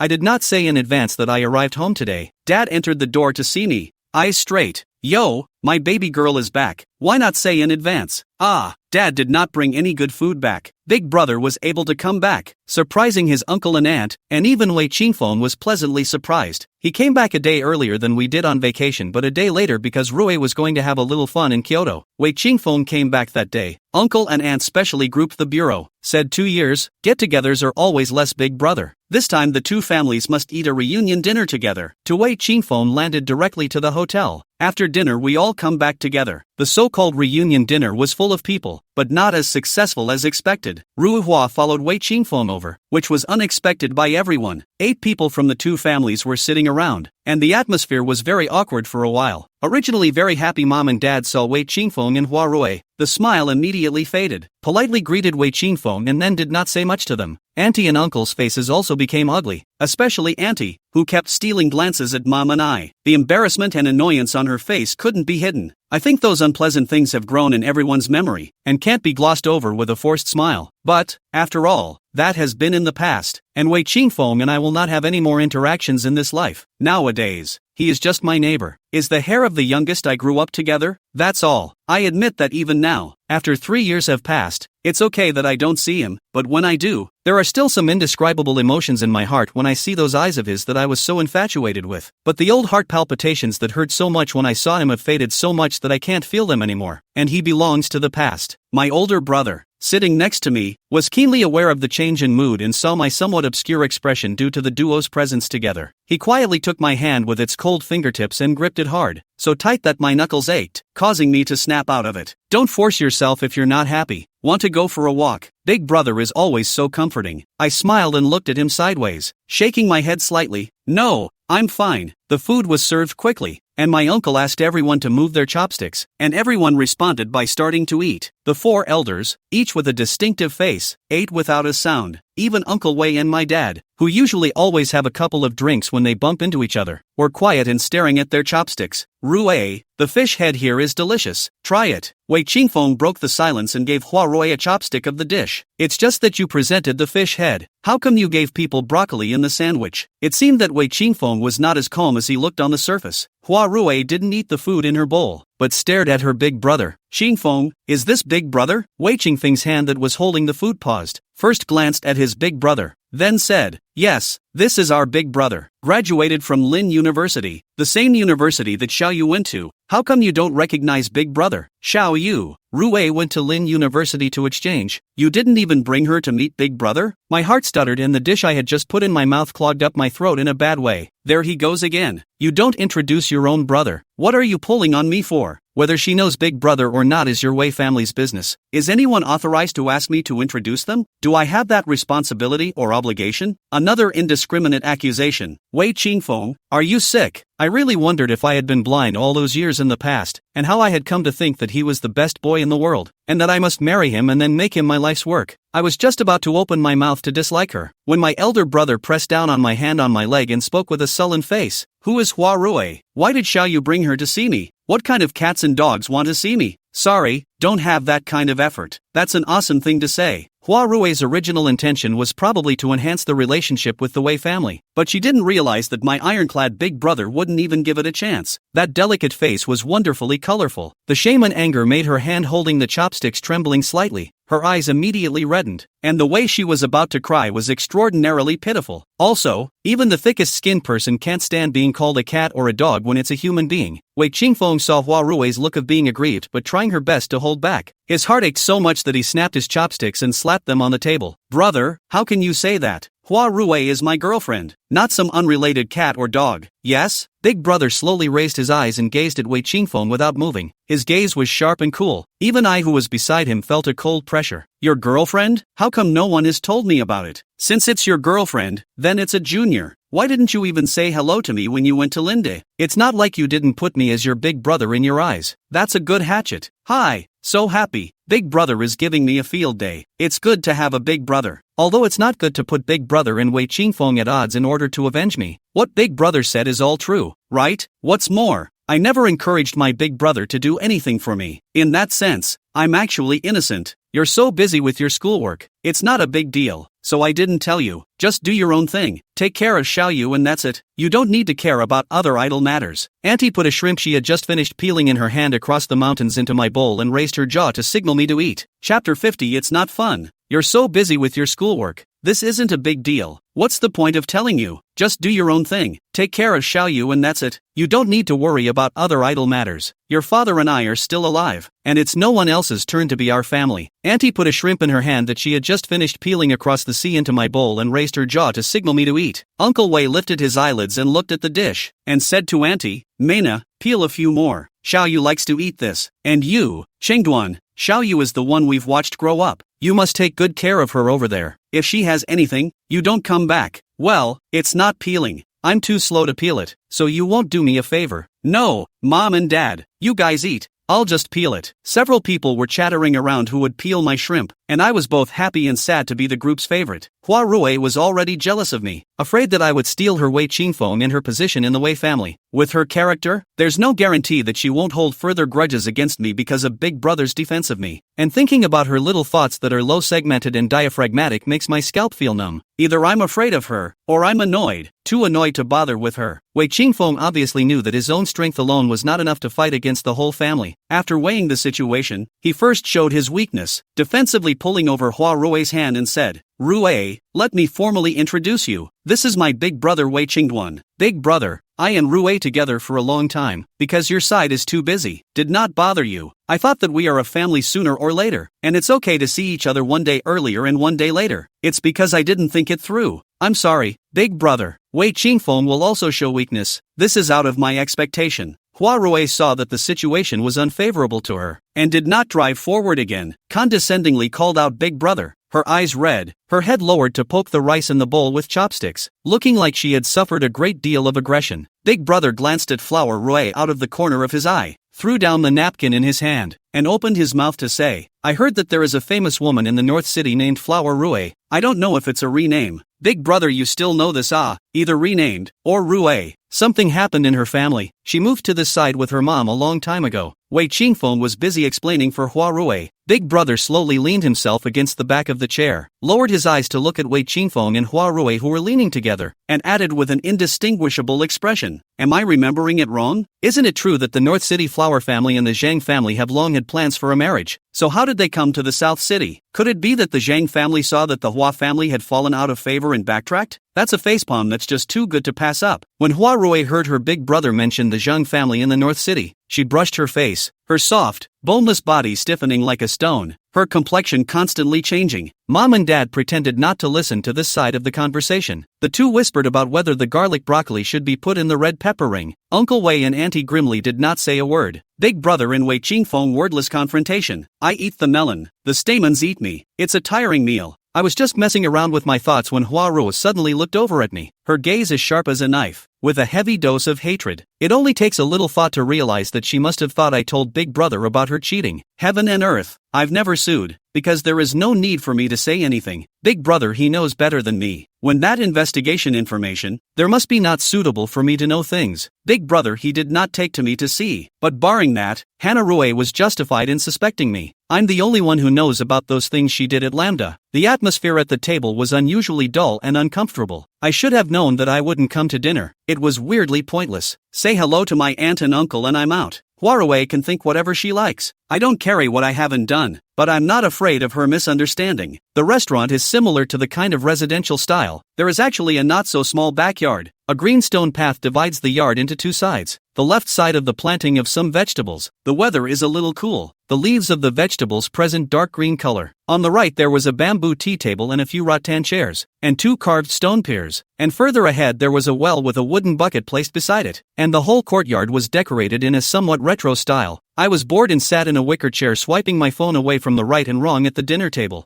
I don't know how long it took, but there was a darkness before my eyes, and I turned to see a man sitting in a wicker chair across the room. Or you know how to find a place. I raised my head and Wei Qingfeng stood in front of me. "What's taking you so long to sit down and eat?" he asked me. I flipped my phone upside down on my desktop and smiled. "I ate a little too much for lunch. Why don't you stay with Rui?" She went back. I didn't ask why, and he didn't bring it up. Just sat there quietly, each as if the other didn't exist. I used to really enjoy being alone with him in the past, and after a few years had passed, when I was alone with him again, my mind was actually flat as a pancake and I didn't feel anything at all. That heart from back then has long since dissipated with the passage of time. After a while, Wei Qingfeng hit the coat pocket and pulled out a box of cigarettes, pulled out one and asked me to mind. What's to mind? This is a public place, not my house. What right do I have to stop him? It's just that he didn't used to smoke, but after less than 3 years of college, did he even learn that? Wei Qingfeng lit a cigarette and inhaled hard, then tilted his head and exhaled one smoke ring after another. I suddenly remembered that I had read in some book somewhere that smoke rings are a product of loneliness. Wei Qingfeng, is he lonely? Is it possible that he's aware of that? Wei Qingfeng, you and Hua Rui, are you? Well, I spoke tentatively. I've actually been feeling pretty guilty about knowing that and not being able to tell him. It would be nice if I could take this opportunity to get off my chest about something that's been on my mind for a long time. He looked at me sideways, the slightest bit of warmth floating under his beautiful eyes. This smile of Wei Qingfeng's only came when he thought of Hua Rui. He even lightened his voice at the mention of Rui.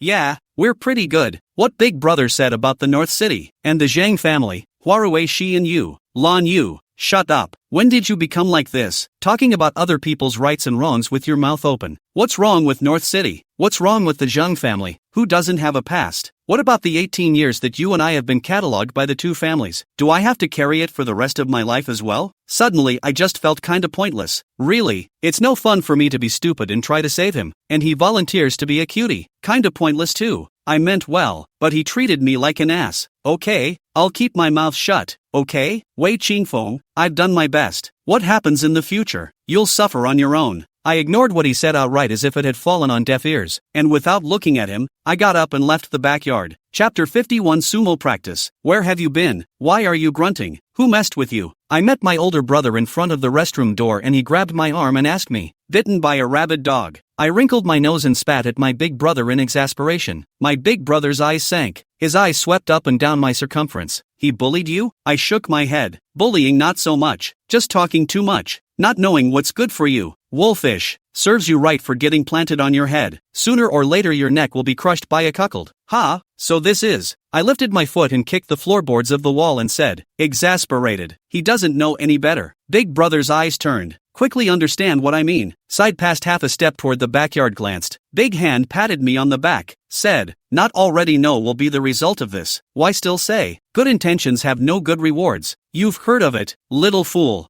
I don't know what happened after I retired. How did Hua Rui leave? And why did Wei Qingfeng go to the backyard to sit alone for so long? In short, this reunion dinner was again unhappy in the end. When we got home my mom and dad kept hiding and whispering, avoiding me as if they were afraid I'd hear them. These years Wei Qingfeng and I are basically in a cold state where we don't contact each other about anything. And the little thing that happened at the dinner table just now, I have absolutely no interest in getting to the bottom of it, and it's unlikely that it'll have any effect on me whatsoever. In other words, irrelevant people, I don't want to bother with that. It's just kinda funny how mom and dad hide from me in little ways. In the next few days, Xingxing and Lu Zi also arrived home, and we had a joyful time every day when we made a date to either hang out here or go there to eat delicious food. It wasn't until one afternoon, when we were tired of playing and taking a break at a drink store, that we ran into Rui. Her face was a little haggard and she said she wanted to talk to me alone. Xingxing Xiaozi, the protective ones, blew up on the spot, tucking me behind her, and heaping taunts on Han Rui. Who are you to want to talk to you? That's right, stay away. It's distracting to watch and interferes with my juice. Flower Rui was choked in public. Her face was ugly, but she still stubbornly refused to leave. I remembered that day at the dinner table she looked at my eyes. Do not want to be her, continue to misunderstand. Some words should also say open. After all, for the current me, Hua Rui or Wei Qingfeng are all outsiders who have nothing to do with me. Being misunderstood by them is quite meaningless. After my all-out fight, Z gave us a seat right on the side of the drink store to talk alone, with a few of them leering at us from a distance of 10 meters or so like chicken mothers guarding their chicks. Say what you have to say quickly. I don't have much time to waste. Rui Hua raised her head, her eyes reddening in a pitiful manner. It's enough for me once I see this look on her. Even if she sure reincarnated, always with this one expression, others will have visual fatigue. Besides, she's nothing, so I don't have the patience to always admire her pretense of weakness, which is annoying as hell at first glance. Don't come to this. I'm not Wei Qingfeng. Appreciate not coming. Talk if you have something to say. Leave if you don't. I don't have the time to spend with you. Alright, since you're so blunt, I'll be blunt too. Did you talk to Wei Qingfeng about what happened to me at Lin University? I scoffed. She's not beating around the bush. Did you do anything at Lambda? Hua Rui choked, as if she didn't expect me to say that, and she skeptically surveyed my demeanor, as if she was determining whether or not what I said was true, whether or not I was lying to her. If that's what you're looking for in me today, Rui Hua, I can tell you that there's never an impervious wall in this world, so be on your best behavior. Xiao Yu, we were classmates. You should know me. Zhang Xuanzi, he's just my good friend in North City. We really don't have anything. In fact, I wanted to tell Qingfeng, but it's not a big deal. It has nothing to do with our relationship at all. Anyway, the future belongs to me and Qingfeng. It has nothing to do with anyone else. I was a bit speechless at Rui's shameless defense. If cuddling and kissing each other so much that you're on fire and even ripping out the hem of a man's shirt is called nothing, then going to an inn and getting a room might, in her mouth, turn into the two of them hitching a ride to a room to practice sumo wrestling. This kind of person is a waste of time to talk to her. Hua Rui, regarding the relationship between you and Zhang Xuanzi, if you want to clarify it, I think it's more appropriate to talk to Wei Qingfeng. You're right, the future may be yours and Wei Qingfeng's, and it has nothing to do with any of us others. I just hope that you take responsibility for what you've said and don't make choices that you'll regret. I didn't want to talk to her much and got up to leave. Ranjetsu, I stood still. Anything else? This year's spring festival. I will spend it with Qingfeng. She bit the corner of her lip, the braggadocio and provocation in the bottom of her eyes simply not too obvious. Is it related to me? I helplessly and patiently spoke to her once more. Huarue, Wei Qingfeng and I didn't have anything in the past, and we won't have anything in the future. The baby in your heart is just my neighbor. Put your heart in your stomach and don't always come to test me. I don't have a very good temper. If I'm really pissed off, I'm not sure what I'll say, so don't regret it when the time comes. Xingxing told me that Huarue looked at my back as I left in style and was so angry that she almost stared out of her eyes. The fact that Huarue would spend the new year with Wei Qingfeng was confirmed by Big Brother as the result of Wei Qingfeng's struggle. That day Huarue was forced to leave the table in the middle of the day, and later had a fierce fight with Wei Qingfeng until he promised to take her home for New Year's Eve, and only then did he manage to coax her to be happy. But her aunt and uncle didn't like Huarue at all and strongly refused to let her come to their home for New Year's Eve. Wei Qingfeng in order to fight for her family status. Even hunger strike such methods are used. Uncle and aunt have no choice but to give in. I talked to my mom about it and expressed my desire not to spend New Year's Eve with the Wei family in the future. It's not that I'm timid or have any thoughts about Wei Qingfeng and can't face them, but Huarue is the kind of person who can make a demon out of people, and without her being there, she can let Wei Qingfeng make a mess of the house. If she is personally involved, Auntie Mei now will be busy this year, and with her character and demeanor, I'm sick of looking at her, let alone spending New Year's Eve together, which would require me to vomit up my overnight meal once a year. Who doesn't want good luck for the festival? It's not worth it to let a stinky fish fishy a pot of soup. For the record, I have to say that my dislike for Huarue is in no way due to her relationship with Wei Qingfeng. It's purely just an inability to accept what she's doing. Mom said she hadn't planned on spending time together this year either, but just didn't find a reason to excuse herself for a while. Dad in the end is the head of the family. The key moment is very perfect to play his wisdom. A wave of the hand. Decided to mobilize the whole family to travel to the Sea City for New Year's Eve. Take our family of 3 identity cards on the booking of 3 tickets. Chapter 52 New Year's Eve. Auntie Mina found out about our decision to travel for New Year's Eve on New Year's Day, and she was crying, covering her mouth. She cried extra hard. Mom didn't feel good about it either, and her eyes were red as she talked to her aunt all morning. Auntie was repeatedly recounting what Wei Qingfeng had done, talking about her disappointment in him, saying that she didn't understand how he had become like this, not even caring about her parents and relatives, and saying that Huarue was very deep in the city at first glance, and that she was worried that Wei Qingfeng would lose out on her. What can mom say? Just think of all kinds of reasons to persuade, and again will heart with Auntie fell tears for a while. The two families lived door to door, 20 years of time, get along as if they were relatives. What happens in anyone's house, are treated as if they were their own. But in the case of Huarue, mom couldn't say anything more. For the first time in 20 years, our two families ate separately at the New Year's Eve dinner.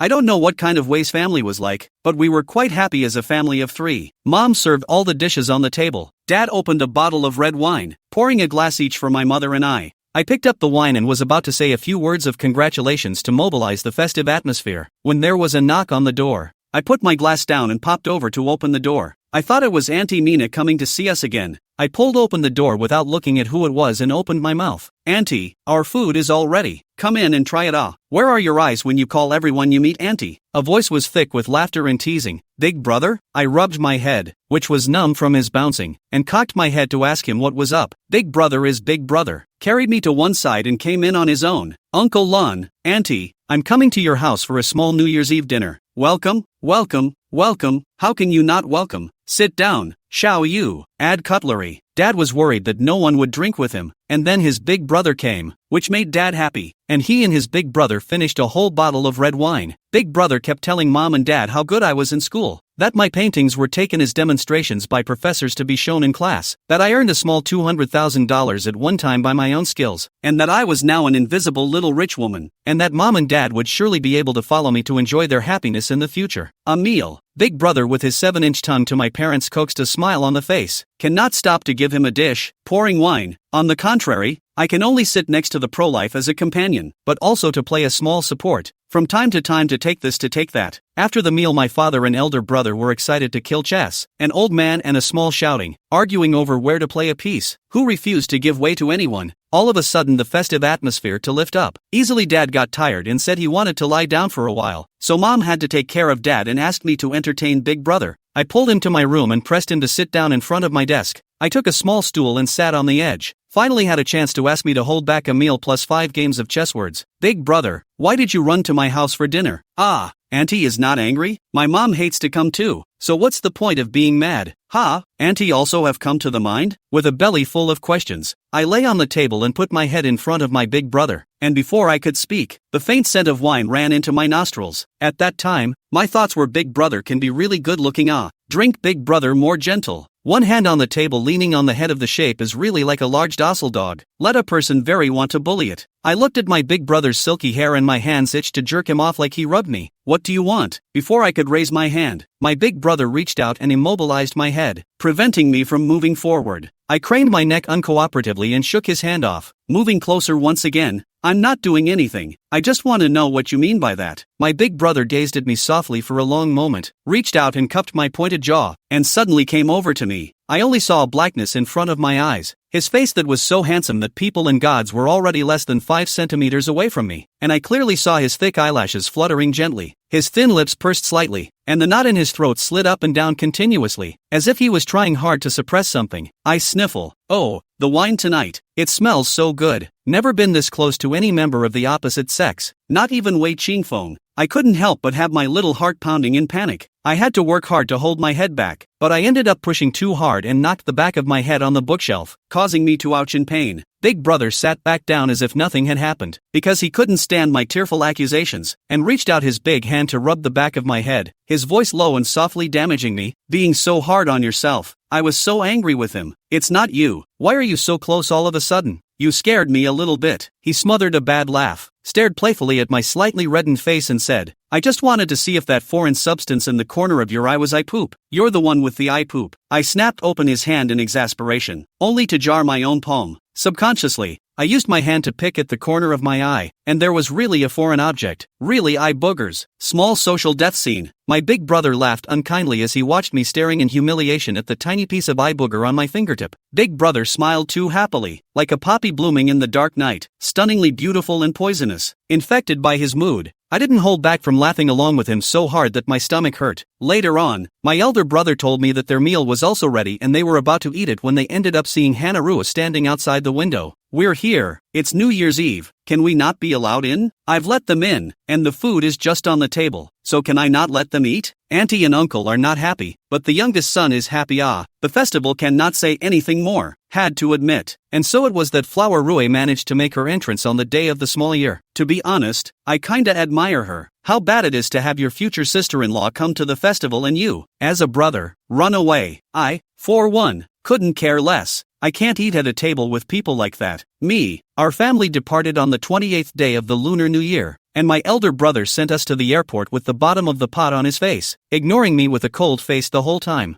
I had to say 3,600 words of kindness before I was given a sentence to come back early. The first time I spent New Year's Eve away from home, it felt kinda new. Everything was readily available in the hotel. We just ate, drank and had fun. On New Year's Eve, we had a New Year's Eve dinner in the hotel lobby with many people from all over the world. The hotel specially installed new sound equipment. Everyone sang and danced, especially lively. A little boy from Xinjiang wore a melon hat and danced a section of national characteristics, pushing the whole self-organized party to a climax, and the scene applauded thunderously. Chapter 53 Wild Waves. It was 9 o'clock in the evening when I returned to my room with great interest. I stood in front of the hotel's floor-to-ceiling glass windows, looking out at the thousands of lights and the gorgeous fireworks that rose from the sky from time to time. In an unusually peaceful mood, the video phone suddenly rang, and I knew without guessing that it must be Big Brother. The big brother in the video was nestled in his room and didn't look too happy. He was lying on his bed with one hand behind his head and the other holding up the phone to talk to me. He said he wished me a happy new year and asked me what my New Year's wishes were. I said I wanted everyone to be happy. I wanted to listen to a live version of the concert. I wanted my big brother to be more and more handsome, and I wanted to rely on my own skills to earn more money so that my mom and dad could enjoy their happiness. Big brother laughed, praised me for being a good boy, and asked me to go back quickly, saying that Huarue came every day, and that he was almost bored to death. If our house is not open, he will have to go on the street. Of course, he could not go to the streets to wander, just to make me happy. I was very cooperative. Laughter bellyache. Big brother rambled about how uninteresting the New Year's Eve dinner was, and said that Huarue's performance at the New Year's Eve dinner table was particularly unappealing, and that the whole family, except for Wei Qingfeng, didn't have a single person to see her. He said that it was not easy for him to come back for the New Year, but we had to go out on a trip, leaving the house cold and empty, and that if he had known this, he would not have come back. Anyway, he rambled on for a good hour until I promised to go back as soon as possible, and then he hung up. I don't know if I'm looking at it wrong, but I always feel that look of reluctance in my big brother's eyes before he hung up the phone, with a little bit of neglected sultriness. In the early hours of the morning, Wei Qingfeng sent a circle of friends, this spring festival, no longer cold. Below it was accompanied by a picture of Hua Rui's quietly sleeping face and half a shoulder leaning on the bed. There's a triangular birthmark on his shoulder. It's Wei Qingfeng.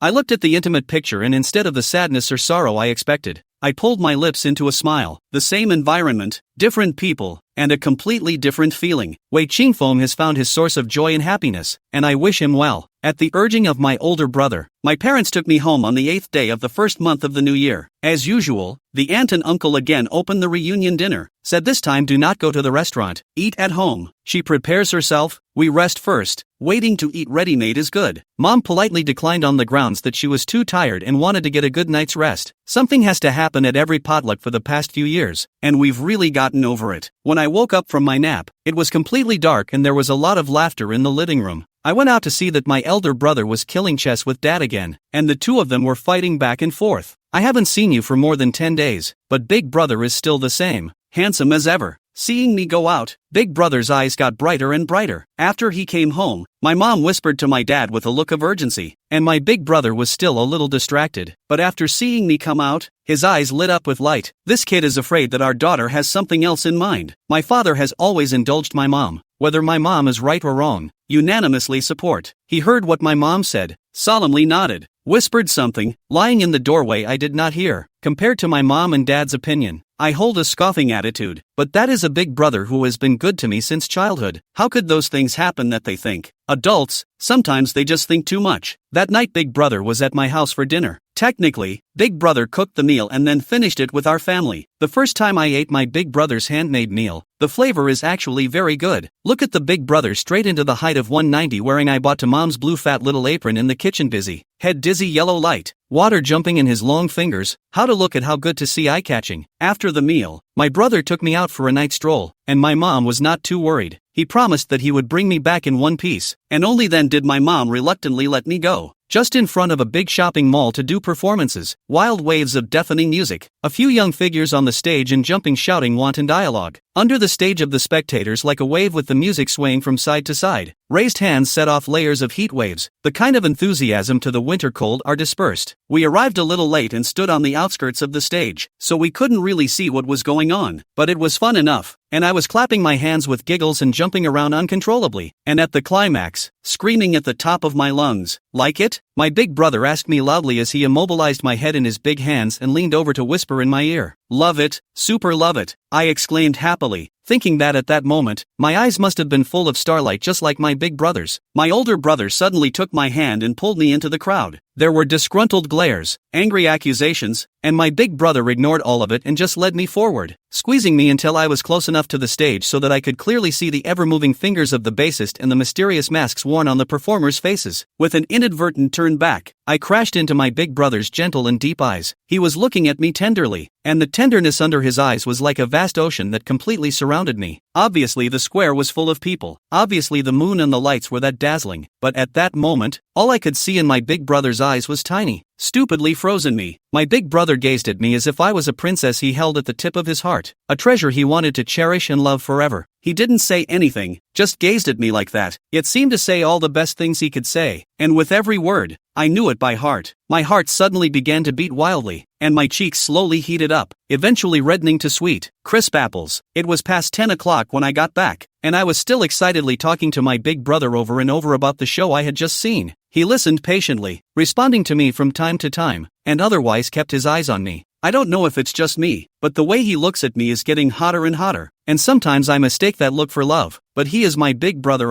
How can it be? It must be my mistake. That year, Wei Qingfeng scolded me for being a lout, and I realized that he only regarded me as the neighbor's little sister, and it was because I misunderstood his feelings that I was scolded so miserably. Now that I'm older, I know that I could never take another time when someone calls me a rascal, so I'm afraid to guess and I'm afraid to believe. If being the little girl next door is the only way for me to never have to get hurt, I think I'm willing. Don't scold me for being useless. I'm afraid of getting hurt in pain. Chapter 54. There is no such thing as the old days. Walking to the door of the unit, a small red dot attracted my attention. It was Wei Qingfeng. He was leaning under the wall and was smoking. It was a corner. There was little light, and no one would have realized there was someone standing there unless they looked closely. The tiny cigarette flame was brightly lit, and he was hidden in the gloom so that his face could not be seen. Why did you come back so late? Don't you know that Auntie will be worried? Wei Qingfeng exhaled a perfect smoke ring and asked me softly. Big brother raised an eyebrow when he heard this, and I was about to say something when he had already spoken in a deep voice. What? Are you worried that Xiaoyu will be thrown down again? Not everyone is as irresponsible as you. Wei Qingfeng extinguished the smoke between his fingers and stood up straight, looked at his big brother, and then looked at me, and finally turned around without saying anything to go back first. Maybe it was an illusion. His back was a bit silent. Without Huarui by his side, Wei Qingfeng was actually lonely to this extent, so it seems that they are truly in love. My big brother knocked on the door of my house and handed me back to my mom. Auntie, I've returned your baby. He took my hand and placed it in my mom's hand, and for a moment I drifted off. Suddenly I remembered a scene often seen on TV, where the father of the bride gives his daughter's hand to her new husband, urging him to love her well and not to let her suffer. The scenes are very similar, except the characters are swapped, and it's kind of fun. Then at night it was almost 0 hour when I excitedly finished talking to my mom about every detail of the night out I had just had, and then shuffled back into bed. I'm a bit tired, but my spirit continues to be in a state of excitement, and I can't help but harass Z again. I was chatting happily when Wei Qingfeng sent me a message. Still a few short words. Having fun? I shrugged. Happy or not, he just saw it. Why ask again? Or did he want to make sure of something? In the WeChat dialog box I wrote and deleted and wrote again, and finally wrote back to him 2 words. Happy. The other party returned in seconds. Xiaoyu, you and big brother. In a few simple words, I looked at my heart and mouth, unable to comprehend his position or intention in asking this. What are you trying to say? He sent me a voice. It wasn't long, 10 seconds or so, but I didn't listen to it and deleted it straight away, pulling his WeChat black by the way. On the 10th day of the first month, Wei Qingfeng came to my house to find me. He said that his big brother and his classmates had an appointment to go out. He himself is not interesting, want to chat with me. He didn't mention the WeChat thing, which means he didn't send me any more messages after that night. This, too, is good. It's good to stop contacting each other, not to bother each other, and to live our own lives. No meaning to go to find Huarui. Why run to my home? I do not want to always be misunderstood by her. You'd better come to me less good. Impatient to receive him, just out of politeness had to let him into the door. Wei Qingfeng paralyzed on the sofa with his long arms and legs, his head resting against the backrest of the sofa. She went back to North City to pay homage to her ancestors. My heart sank immediately when I heard it, and the scene of Rui Hua and Zhang Shuangzi kissing in the flower corridor surfaced violently and stayed in my mind for a long time. It's customary here to offer ancestral sacrifices before New Year's Eve, and no one's family will schedule them in the first month. It was really hard to determine what Hua Rui was actually going to do at this time when she went back to the North City in the name of an ancestor sacrifice. I looked at Wei Qingfeng with pity, very much unworthy of his infatuation. I've seen with my own eyes over the past few years that Wei Qingfeng is really good to Huarui, digging into his heart, even going so far as to confront his parents for her. I wanted to tell him everything I'd seen, no matter how much he'd hurt me. We were still mates growing up, and I didn't want to see him get cheated on, but I was afraid to speak, because he never believed me. Maybe it was the seriousness of my eyes, but he raised his hand to block my eyes from looking at him and then yelled that he wanted to take me out to dinner. I did not hesitate to refuse. The memory of the last time is still fresh. The shadow of the past is too heavy. I do not want to repeat the same mistake. Why don't you go? Are you still remembering what happened last time? Don't worry, it's winter now. There won't be that much rain. Go, I'm so lonely by myself. Wei Qingfeng, you have a girlfriend now. Hua Rui was already jealous of me. We still have to avoid suspicion. I don't want her to misunderstand anything. Lan Yu, once upon a time you weren't like this. We grew up together. Except for sleeping and going to the bathroom, you always followed me. Why are you so raw with me now? He asked me slyly. I smiled bashfully. It's your choice. We're not what we used to be. He froze and didn't say another word. After a long time, he opened the door himself and left my house. I watched him go out the door, calm and open, without any emotional ups and downs. I think he and I have completely and utterly drawn the line and we really are just neighbors. The next day I went out shopping with Xiaozi, just stepped into the door of the supermarket. Huarui's mother came head on, hand carrying 2 bags full. Looks like it is intended to get their own hot pot to eat. I watched coldly as she hurried past me, not knowing what to feel inside. Isn't that Hua Rui her mom? Buying so many things. When will two people finish eating? Wei Qingfeng said that Hua Rui and her mom went back to North City to pay tribute to their ancestors. Zi's eyes widened and her mouth dropped open. Did I see a ghost? No, it wasn't. It was definitely Rui's mom we met. Rui Hua. She lied. She didn't go back to the North City. There's only one thing that made her do that, I think. Come on, let's go to her house, I suggested. Z has never been one to look at things, so we both called a cab to follow in a heartbeat. Rui's house is in the neighborhood next to mine, a 20-minute walk at most for sure. Z and I were a little late, and just as we got out of the car, we saw Hannah Rui and a man come out of the door of the flat, take the things from her mom's hand, and go back with a smile on our faces. That man is the one I recognize even in Ash's Zhang Shuangzi. True enough, I snorted. She was at Wei Qingfeng's place in the name of going back to her hometown to pay homage to her ancestors, and then hid in her home in Zhang Shuangzi in the dark. I'm really impressed with how bold Styrax is. That man who? Z asked me in a quivering voice of surprise. I heard it was a childhood friend who was beaten with a stick.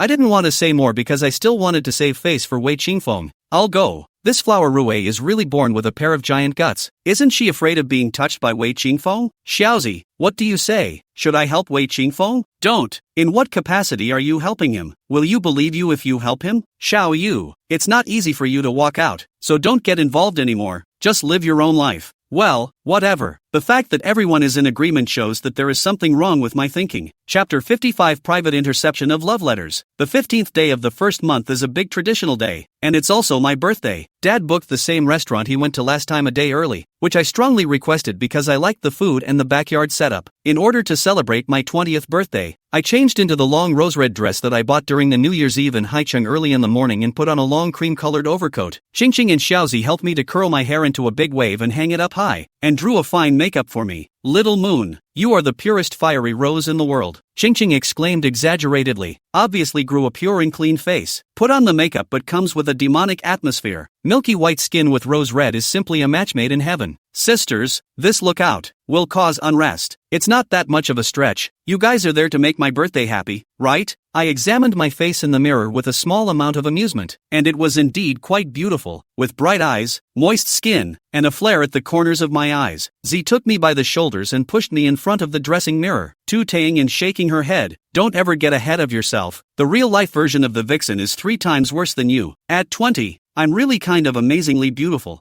Humph, Wei Qingfeng, that stupid ex, will one day spend the rest of his life remembering you. Asterisk asterisk asterisk asterisk you. You're the one who remembers. I'm alive and well. Z is right. That guy. The days of regret are ahead. I'll just wipe my eyes and wait to see him repent. 2 big sisters. Can you stop mentioning Wei Qingfeng all the time? Are you guys planning for me to be entangled with him for the rest of my life? I have long since had nothing with him. In fact, there is nothing at all. Why do you guys just not believe me? Okay, believe it.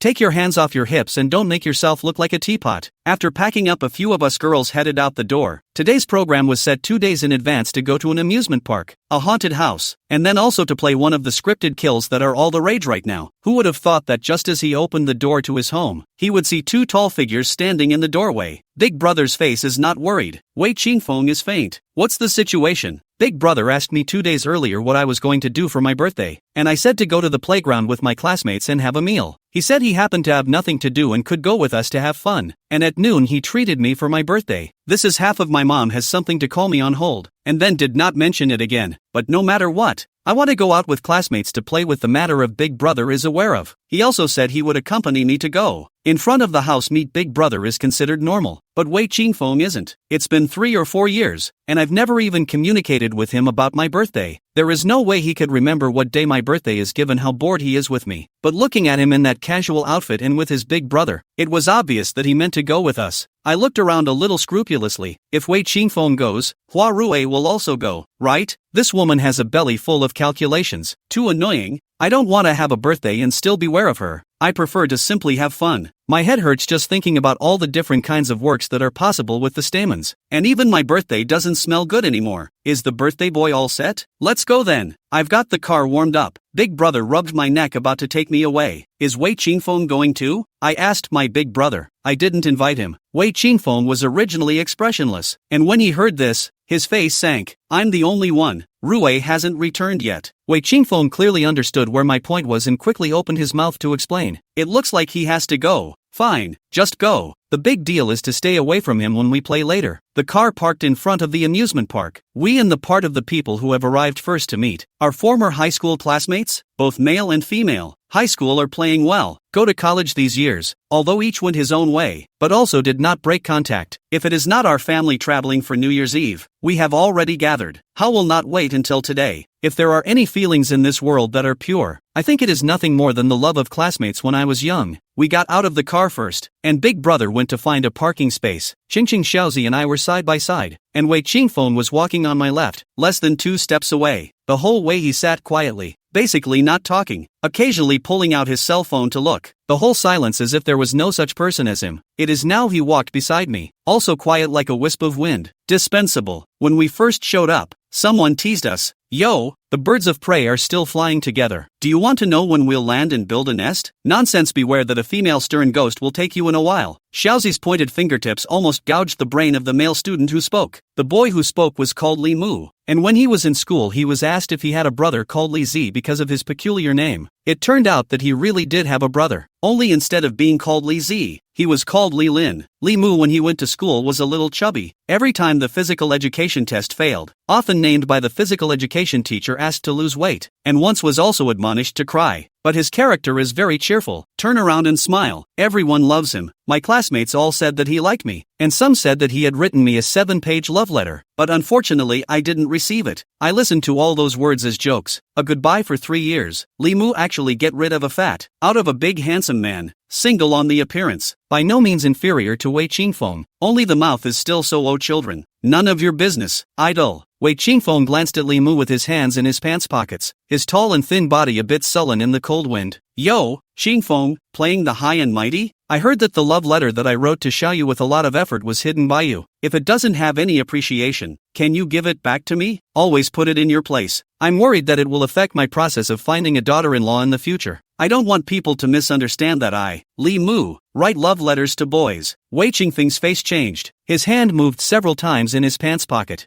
I was so scared that I thought he was going to punch Li Mu, so I rushed up and blocked between the two of them. Li Mu, stop it. Wei Qingfeng, you also intercepted my love letter? Li Mu dared to say it in public, which means that he really wrote me a letter back then. And someone did talk to me about Li Mu writing me a letter back then. As for the fact that I didn't receive it, it turned out to be intercepted by Wei Qingfeng. What's this guy doing intercepting my mail? What's wrong with him? It's hard to have a party, but before it even starts, something happens first. It's still old, and everyone is a little embarrassed. A group of classmates surrounded the 3 of us, all having grown up together and knowing each other's business. There was nothing to avoid. A few of them who were particularly affectionate with me, especially Ching Cheng and Xiaozi, knew about what happened that year between Wei Qingfeng and I, and they all stood behind me gazing at Wei Qingfeng in an unfavorable manner. Chapter 56 Haunted House. The weather was so cold that the breath exhaled was a thick white color, but Wei Qingfeng's face was so red that it seemed to be on the verge of dripping blood. His gaze swept over Li Mu, paused on me, sidestepped everyone and said, "You're still young. I'm afraid that the mess will affect your studies before I put it away for you. If you want it, I'll give it all back to you when we get back." Li Mu heard this owl on the explosion of the temple. Wei Qingfeng, you messy things really, who is who knows. Wei Qingfeng was not willing to show weakness and coldly theorized with Li Mu. The two argued more and more fiercely, and the other 2 boys persuaded them bitterly. But the more I hear, the more wrong I get. Wei Qingfeng, this guy actually hid love letters from other people to me. He doesn't like me, so what's he hiding that for? It can't be for practicing his reading comprehension skills. They were so loud that people passing by had to turn around to look at them a good distance past. The promised game hasn't even started yet, and it's Ed up first. It's a birthday. All? So you intercepted not 1 or 2. Wei Qingfeng, what gives you the right to take my stuff? You're sick. I yelled angrily. If my mom hadn't bound me with the concept of a lady since I was a kid, I would have rushed up to him and scratched him all over his face so he wouldn't have the face to go out and meet people. In an instant, though, my anger peaked. It's so infuriating. If you can tolerate it, you can't tolerate it. There's no end to hiding my mail. Sophomore and junior that 2 years, I really received a lot of love letters, but I did not read one, because at that time I was in my heart and eyes are Wei Qingfeng. Other boys, no matter how good they cannot come into my heart, but that doesn't give him the right to deal with letters written to me by other people, which is intentionally withholding and snooping on me and giving disrespect to the other person. I was in the middle of an angry confrontation with Wei Qingfeng. My big brother parked his car and rushed over to stand beside me.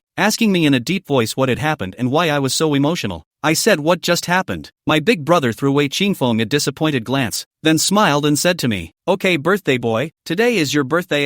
Don't get angry over something that's already passed. There's something to talk about tomorrow, okay? Look, so many people are waiting for you. Big brother is right. Xiao Yu, let's go inside and have some fun. Don't get angry over the scum." That's right, it's not worth it to get angry over the lackluster things that scumbags do. Let's go have a great time. Xiaozi came to hug my shoulders, and I stubbornly stood still and refused to move, staring angrily at Wei Qingfeng and insisting that he give me an explanation. The classmates talked to both sides of the persuasion, said things are so long past there is no need to be angry. Two of the male students also said Li Mu 2 sentences, said he should not bring up those old things on my birthday. It's not good to get together and make things unpleasant for everyone. Li Mu knew what he did was wrong and couldn't stop saying sorry, full of apologies. I am also very angry with Li Mu. No matter what kind of past problems between him and Wei Qingfeng, should not make trouble on my birthday. In the past, I thought Li Mu was a good person, quite simple and honest. Now I see, the pattern is too insufficient. Xiao Yu, be good, go back and talk about it. Everyone is here to celebrate your birthday. Be happy. Big brother put his hand on my shoulder and comforted me in a warm voice. Aha! I didn't want to sweep my big brother off his feet or upset the guys, so I had to agree against my will. As for this old debt with Wei Qingfeng, I'll settle it with him when I get back. And then there's Li Mu. So disregarding of other people's face and the bigger picture, there's no need to fellowship again in the future. The two male students were especially able to enliven the atmosphere, and the girls responded enthusiastically. All in their 20s, they quickly forgot about the unpleasantness they had just experienced and threw themselves into the game. The entrance to the haunted house is under an old acacia tree, where there is a deep well, and at the mouth of the well there is a sign that reads, "You're here," 2 in big letters. The staff gathered our group together and carefully explained the rules of the game, and emphasized that playing is all about the atmosphere, and the ghosts inside are all pretended by the staff, which may be a bit scary, but they won't really take us away. Everyone listened with a cheeky grin and went down to the bottom of the well one by one. When I went down, only Wei Qingfeng and Big Brother were left on the ground. "Follow me, don't be afraid." My big brother took my hand and led me into the passage right in the middle. This was the first time I entered a haunted house. The air was gusty and the eerie ghostly cries were so close, as if they were right in my ears, that I could hear my scalp tingling. Ahead I do not know who scream, followed by loud cries of "Get out of the way! Do not come over! Get out of the way!"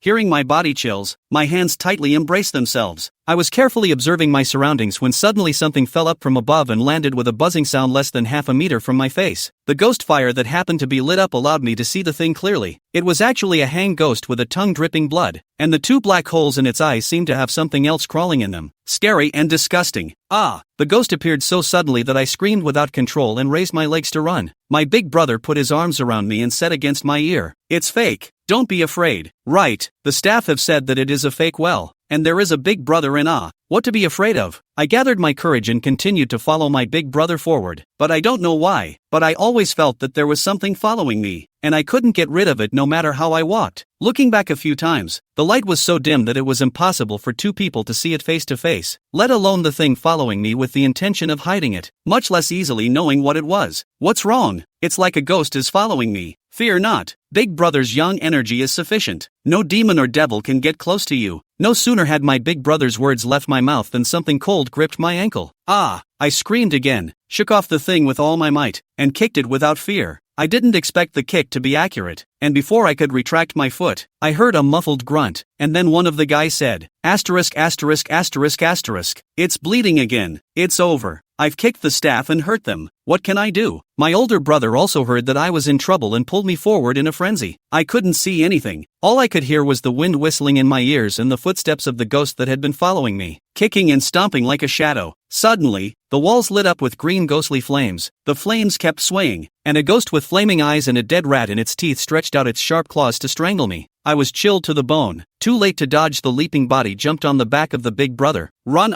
there are ghosts want to catch me." Chapter 57, First Kiss. I was chilled to the bone. Too late to dodge, the leaping body jumped on the back of the big brother. "Run, there are ghosts want to catch me." My older brother uttered a laugh and propped me up with his hand to spread his legs. I had both arms wrapped around my big brother's neck in a death grip, my face pressed against his ear, screaming uncontrollably. Without saying a word, my elder brother carried me on his back and ran wildly all the way to fight ghosts and kill gods. I don't know how long it took, but there was a light in front of me, and I reached the exit. It's out. Want to come down? Big Brother patted my face, and I refused to let go in shock, hugging and rubbing against Big Brother's neck. If I don't come down, I won't come down. There was a roar of laughter and I opened my eyes to see that everyone was looking at me and laughing. Blushing, I hastily struggled to jump down. Turns out everyone was out. I guess they didn't hold back when they saw my wimpy face and collectively laughed at me. They are all old classmates, nothing to be ashamed of. I also followed them to laugh. I don't blame everyone for laughing, but that was a pretty wimpy performance, and I thought it was funny too. Turning around, I saw that Wei Qingfeng was standing behind my big brother with an iron face, looking like he had just come out as well. In that case, the ghost that had been following me around and couldn't get rid of me was him. He didn't invite him, he insisted on following. People are doing the game. He followed as a follower. He's really sick. Everyone repaired in place for a while before heading to the playground for the scripted kill. We got there a little late and all the good scripts were picked off, leaving only a Grimm's fairy tale of the Rose Princess. Everyone was disgusted. Granted, it's scripted, but it's a bit too childish, and we're all here for a suspense or horror script. Several people wilted then, sitting on the ground and refusing to get up, saying they would not play this childish game. I'm pretty disappointed too. Looking at my cell phone, it was already past 10, so I might as well go out and find a place to eat. Why don't we have fun when we're already here? Besides, isn't it our childhood dream to be princesses? Raise your hand if you're playing. I'll play. Xiaozi was the first to raise her hand, her heroic almond eyes shining brightly. With her in the lead, everyone seemed to remember their childhood dreams of being a princess, and they all got excited. Get together and discuss. Play. The boys are less inclined to participate. The hero has only one prince.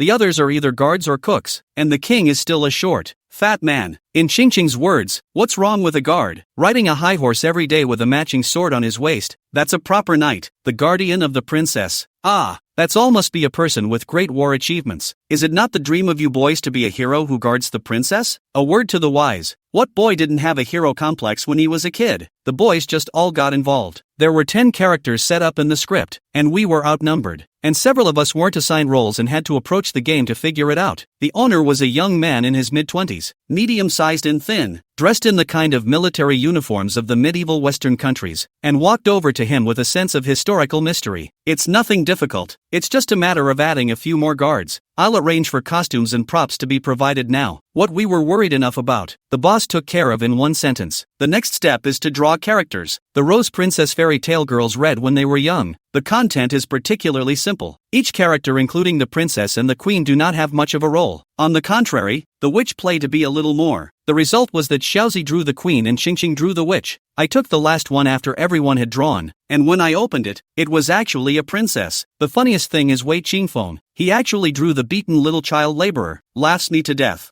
I don't know who drew the chef. If you do, let him use all his strength when he hits the child laborers later and try to take out one of his incisors. My older brother was standing in front of the floor-to-ceiling window looking at me with a soft smile. After all, he was a few years older than us. If it wasn't for my birthday, he couldn't have gotten together with us kids to go crazy. With his well-dressed and elegant appearance, it was even more unlikely that he would play these coaxing tricks. Big brother, who did you smoke? I wanted to go over to see Big Brother's role. Wei Qingfeng stood in front of me as if he was going to say something. I ignored him and ran directly to Big Brother. My big brother unfolded the ball of paper in his hand and asked me to look at it, and my face huffed red. The word prince was written neatly on that tiny piece of paper. This fairy tale ends with the prince kissing the princess awake and living happily ever after. It means that Big Brother and I are going to do a kissing scene. Kissing scene, yeah, that's outrageous. Big brother, it's a game. No need for a real kiss. I discussed with my big brother in a small voice. This is my first kiss. I can't lose it for a game. Big brother pinched my chin and lifted my head. Looking at my reddened face, the bottom of his eyes sank into a smile. Little Moon wishing for a real kiss? That voice really has a knack for driving people crazy. I shook his hand off with all my might and grunted at the top of my lungs over my hot face. Lend a hand. The game started quickly and everyone took their places. My part was only 2 scenes. The first one was when I was stabbed by a spindle hammer and passed out. Then I stayed in bed asleep waiting for the prince to come and kiss me awake. After the first one, I was honestly lying in bed waiting for Prince. I don't know which part of the process has gone wrong. I waited and waited, but the prince didn't come, which made me anxious. The room was warm, and there was the scent of roses floating around if anything, and the sun shone warmly above my head. Everything was so cozy that I actually had no luck actually falling asleep. The familiar cold scent of pine and cypress suddenly caught in his nose, and when he opened his hazel sleepy eyes he saw a large face in front of him. Ah! I tried to get up with a yelp, only to meet the slightly pursed thin lips on the big face in good time. For a moment, the room was silent. All I could hear was the thumping of my heart and the buzzing of bees in my head. It's over. It's a real kiss. I fell back onto the bed and my big brother quickly straightened up and turned his face halfway across the room. And from behind I could see my big brother's red earlobes. Big brother blushed. My face started to prancing and burning and the atmosphere was very awkward for a while. What are you doing so close to me? I growled in shame. Wasn't it a borrowed position? I was looking for a borrowed position when you woke up. I didn't have time to react before you kissed. In fact, big brother, who is a 9-foot man, actually condescendingly insinuated that I forcefully kissed him. What's the point of living? I blushed even more in 10,000 bees were making so much noise my head was going to explode. I'm sorry big brother, I fell asleep and slipped my tongue. I can't believe I forced my big brother to kiss me. I wish I could find a crack in the ground. What a thing to call this. Shao Yu. This is my first kiss. Despite apologizing, big brother was still unforgiving and condescending, living like a virtuous woman and man who had been overrun by the landlord. It really pisses me off. Chapter 58 Bracelet. I said a slip of the tongue, and did not mean it. I am a girl did not say anything. You a big man why look like forced Really? It's just a kiss by mistake. Why are you acting like a little maid raped by a landlord? The first kiss is great. I'm not a second kiss, worthy of you. Quickly get up and open a moment to come. No sooner had the words left his mouth than the loudspeaker, which had been installed somewhere, went off. The prince successfully kissed the princess awake, and in the next scene, the prince walks out of the palace with the princess in his arms. How does the person on the speaker know it's time for the next scene? It's not like the game is being monitored the entire time. Oops, I'm going to die. Big brother turned around and held out his hand. I was so scared that I boned hard to the innermost part of the king-size bed. Oh, that's what? Big brother, no need to carry me. I'll just walk out on my own. According to the script, it has to be a princess hug, and walking out counts as a game failure. The annoying voice sounded again. Is it possible that the staff can hear everything we say? Then the whole world knows about the kiss we just had. Oh, my god, what a crap game. No privacy at all. All I could feel was the heat in my face climbing again. What kind of script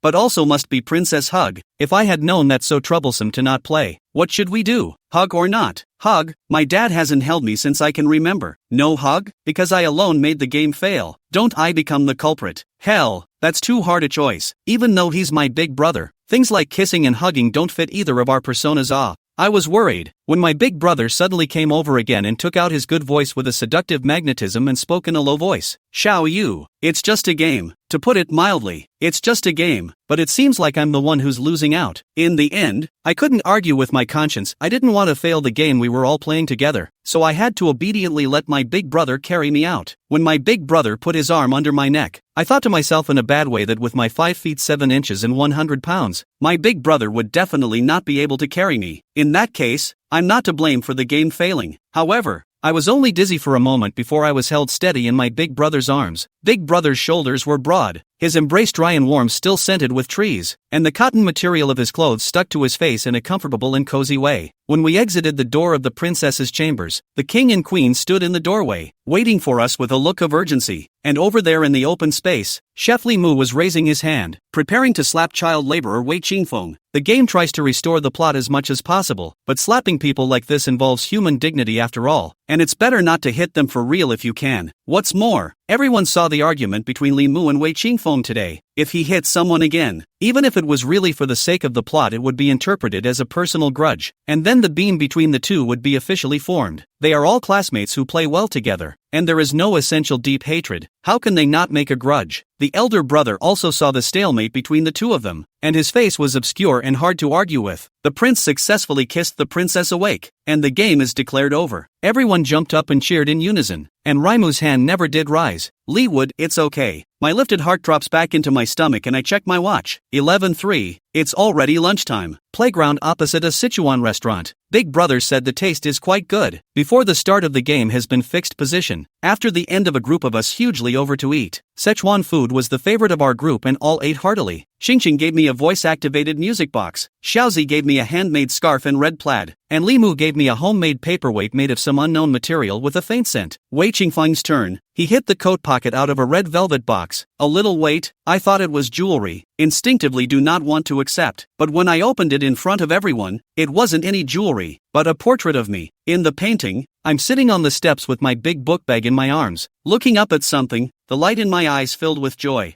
he's drawing me before I was 18, and is looking at what would have been him swinging juice on the field, unaware of the truth. My classmates roared with laughter, saying that his drawings were so evocative that they could see me as a child again. The heart arched with annoyance. What exactly is Wei Qingfeng up to? He hasn't been quite right these past few days. Is he thinking about Huawei like crazy? I am clean and dry with him. What is his purpose in doing these things that make people misunderstand? And portraits, this world who gave me I may be happy to accept and say thank you, but he Wei Qingfeng's will only make me resist and bored. Back when I looked up to you, you treated me like trash. Now that I've given up on you, what's the point of voluntarily bringing up the past as a teenager? What does he want to get out of doing all this messy stuff in an unexplained and unclear way? It's so annoying. I was thinking about whether to return the painting to him or not, when my big brother reached over and took the painting and re-rolled it and put it into a velvet box and covered it, then tucked it into his jacket pocket. It's a nice painting. Big brother is holding it for you. Here, this is my gift to you. Open it and see if you like it. The one my big brother brought me was also a velvet box, fuchsia, square in shape, tied with a tiny pink bow. Wow, the box looks good. A painter's eye is different. What's inside? Open it and let us see. Everyone except Wei Qingfeng clamored to see the gift in the box. I glance at my big brother, who looks at me with a smile and an encouraging look in his eyes. Gently lift the lid of the box. A bright crystal pink diamond bracelet in the middle. Thin chain, every distance to hang a lavender daisy. Exquisite workmanship, style beautiful and generous. Good looking. Like it? Big brother's concentrated fruit wine-like voice rang in my ears. Well, I like it. It's just that it's too expensive. I grew up loving jewelry that was simple in shape but satisfied my everlasting girlishness, and the tiny bracelet smacked right into my aesthetic and was quite pleasing to me. I really like it, and it would have to be the sweetest birthday present I received today. It's not that expensive. The diamonds are rhinestones and I designed the style. So you like it? My big brother even designed my gift himself. Z took the bracelet and placed it on my wrist for comparison, holding up my hand for everyone to admire. It's beautiful. It suits you so well. My skin is kind of milky white and the bracelet is so light in color that it actually looks extra nice hanging on my wrist. I wiggled my wrist, letting the fine diamonds sparkle in the sunlight. But what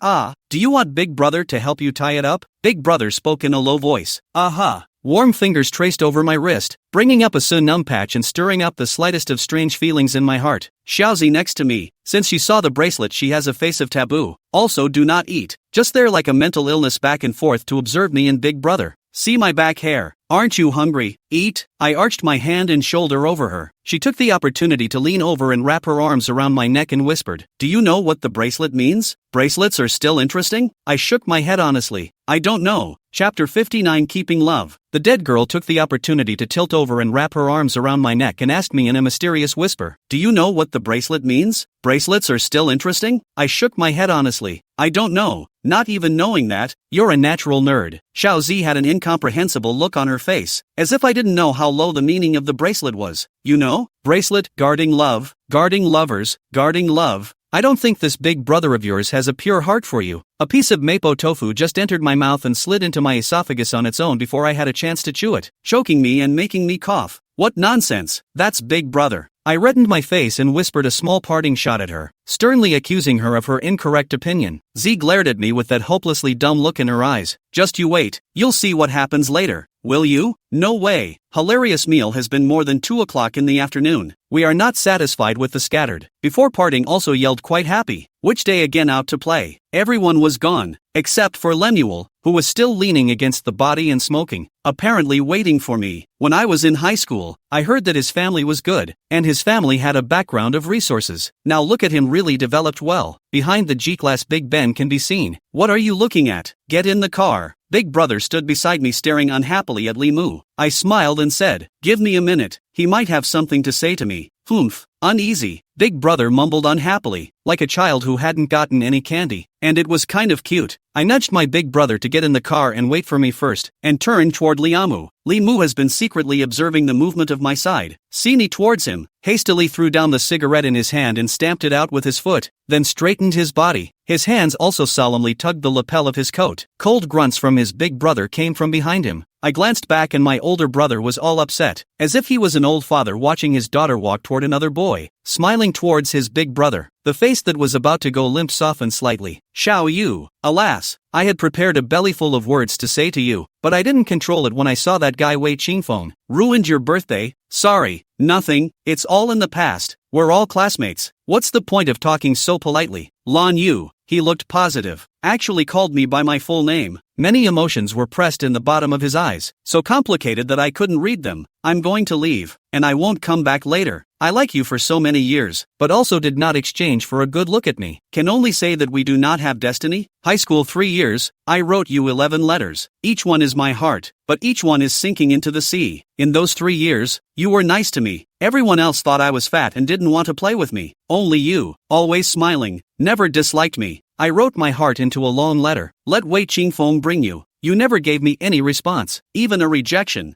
I never got it, as if nothing had happened. At the time I was kinda grateful. I thought you didn't say anything out loud because you were worried that rejecting me would upset me, and that treating everything as if it didn't happen was to save my face. Until I came back from this winter vacation. I happened to know that all those letters from that year were intercepted by Wei Qingfeng. He told others that I was not worthy to write to you, that I was a toad who wanted to eat swan meat. All of my classmates know that you have your heart set on Wei Qingfeng, and I also know that you who are so wonderful are more than I deserve. But I like you so much that when I do math problems, every letter turns into your smiling face, and that's why I mustered up the courage to write to you letter after letter. I was kinda shocked that the little fat guy who was always smiling and shorter than me back then, he actually liked me for so many years. Perhaps my shock pleases him. Li Mu pulls up his lips to smile, his big hand rubbing the top of my hair. I was very angry after knowing the reason, and I wanted to find him a few times to argue about it, but it's been so many years since then, it's quite pointless to bring it up again. I don't come back much these years, and when I do come back occasionally I seldom meet and chat with everyone for long periods of time, and I didn't know until yesterday that you and Wei Qingfeng weren't together. In fact, when I came here, I repeatedly warned myself not to be impulsive, and how many times did I do mental construction, but the moment I saw him, I still couldn't hold back. If it wasn't for you being there, I really would have gone out and beat him up hard. It's not good to hit people. I didn't know what to say at a time like this, so I mulled it over before uttering 4 words. One has been a favorite of mine for years, and one I had been a favorite of for years, and it's really hard to pick up the pace of the chat when it comes to these two. Xiao Yu, I'm not other. He Wei Qingfeng like you, treat you well, let you happy and happy. Maybe all this I'll take as the win to let him pass, but he actually for flower rue kind of woman hurt you. Let me how to bear. It's a shame we didn't beat him up. So it is. I looked up carefully at the older boy in front of me, who was softly saluting me back, the anger dispersing from the bottom of his clear eyes, as if he were a clear, visible stream. Li Mu, I really didn't know about what happened back then, and I'm really sorry for wasting your thoughts. Silly girl, I stayed specifically to explain all this to you, not to guilt you. I'm leaving tomorrow. It might be hard to see each other in the future. You are the only thing I have left to hold on to in South City. Xiao Yu, in the future, you have to be good and be happy every day. Wei Qingfeng is not worth it, but you can definitely find the person who loves you the most. I wish you happiness. Li Mu, you too. The world is so big and there are so many people. You'll definitely find that girl you like and who likes you too. Li Mu, you have to be happy too. At the end of my words, I choked up and tears unconsciously gushed out. Li Mu and I have been classmates since our 4th year of junior high school, and I treated him as a very good friend to get along with. But I didn't know that all these years he had actually been silently liking me. Even if I see those letters, I will not agree with him, but his heart I will properly collect and put in peace, never to let him suffer for so many years. The little fat man in his memories, the tall young man in front of him, time has made them change their appearance, but not the original heart. No matter what happens in the future, maybe there is really no chance to see each other again, but he, in my heart, will always be the same year with a head of floppy short hair, chubby boy, is my good friend. Oh, I'm very happy. You cried for me. I'm really happy. Well, I won't say anymore. You shouldn't cry either. I'd love to wipe your tears, but that big brother of yours is eyeing me so hard, I don't dare to do it. Goodbye, Lan Yu. See you later, Len Yu chubby. I waved goodbye to him with tears in my eyes. Chapter 60 Fighting. See you later, Len Yu chubby. I waved goodbye to him with tears in my eyes. Li Mu, maybe this goodbye is forever, but I'll remember you. He paused suddenly as he turned to open the car door, then half turned back. You, do we,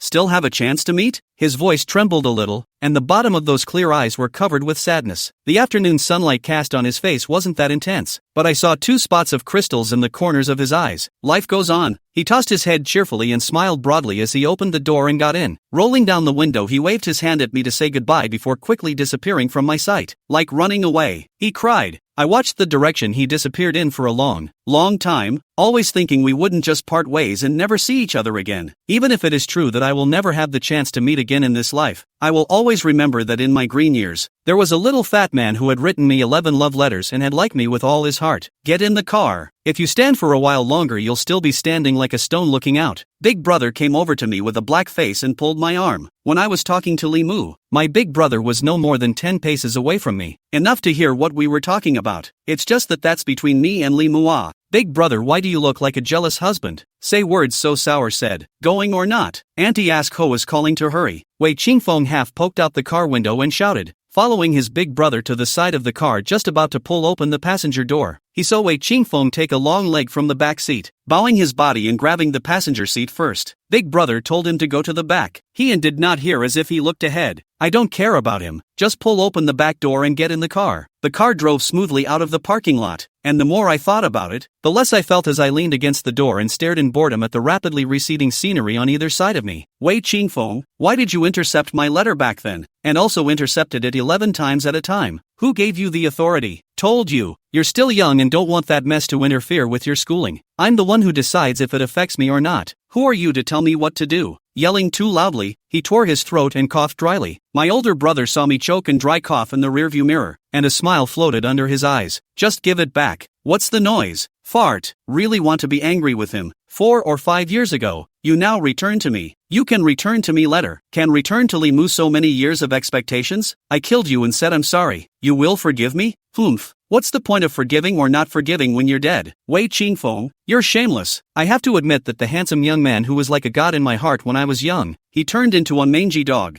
I was so angry that I grabbed one of whatever was beside me and swiped it lifelessly at Wei Qingfeng. The stuff is pretty heavy, and it pumps up well. And Wei Qingfeng cried out in pain several times. Stop fighting, it's bleeding. Wei Qingfeng grabbed something in my hand and yanked it over with force, yelling at me angrily. The older brother looked sideways for a moment and pulled over. I also saw that Wei Qingfeng had crimson blood marks there on his left temple. Don't cover it with your hands. See where the wound is. If it's serious, you need to go to the hospital. The older brother took the murder weapon and threw it back into the back seat. I took a closer look, and it turned out to be a thermopile, and what made the wound was the cover of the power connector. Big brother took out clean alcohol wipes to Wei Qingfeng to deal with the wound. Wei Qingfeng did not move and let big brother deal with it, but his eyes quietly looked at me. I'm weak and more upset when I hurt someone. It's only broken a layer of skin. Go back and put some ointment on it and it will be fine. Qingfeng is injured. Is it too late for us to send him back to rest before going to the hotel? Big brother handed Wei Qingfeng the wet wipes to press himself and turned back to ask me, what's too late? It's not a state banquet. We'll just be a little late. Just call my mom and tell her it's okay. Before I had a chance to speak, Wei Qingfeng spoke first.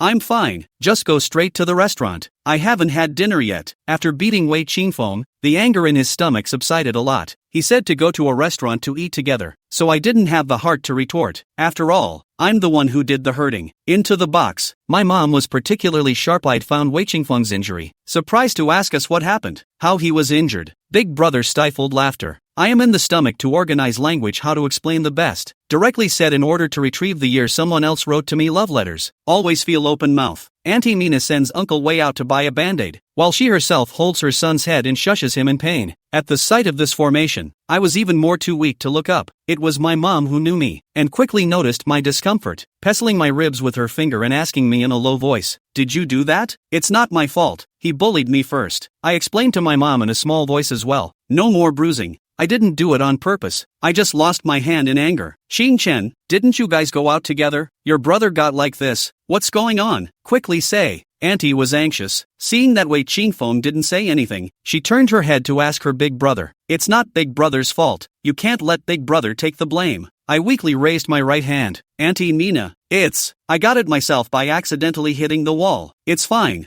People think I'm hopeless if I make a fuss. The unfinished words were swallowed back into my throat, and when I turned my head to see my big brother struggling to hold back his laughter, I struggled to hold it back as well. As a result, I couldn't hold it in, and poofed out a laugh. My mom cried and laughed as she reached over and slapped me on the head. What are you laughing at? Be serious. It was fine if my mom didn't say anything, but when she did, I couldn't help but laugh even more. It's not a case investigation, and my mom's coming on a serious point. It's a laugh. Unconsciously raising his eyes, he saw Wei Qingfeng with a band-aid on his temple, and the bottom of his eyes also floated up with a silk smile, laughing even after being beaten up. This man is really sick. This meal was eaten. In addition to Wei Qingfeng lightly injured on the battlefield, the overall eating is the guests and hosts. It's been 4 years, I think, since that mid-autumn, and it's the most harmonious meal the two families have ever had together. At night when I went back and just entered the house, my mom gave me a scolding. I couldn't hold my head up, so I had to tell her what happened, so that my mom would be angry too. Turns out my mom didn't get mad at me for listening to it, not to mention laughing. Yo, Li Mu, that kid is not bad, quite discerning and so affectionate. I think you can consider it. Mom, is that the point? The point is that he, Wei Qingfeng, intercepted my mail without my consent. He's infringing on the law. Breaking the law if it's serious. You're still breaking the law. You're not breaking the law by beating someone's head bloody. Go on, do what you have to do. Don't bother me here. Evicted by my mom.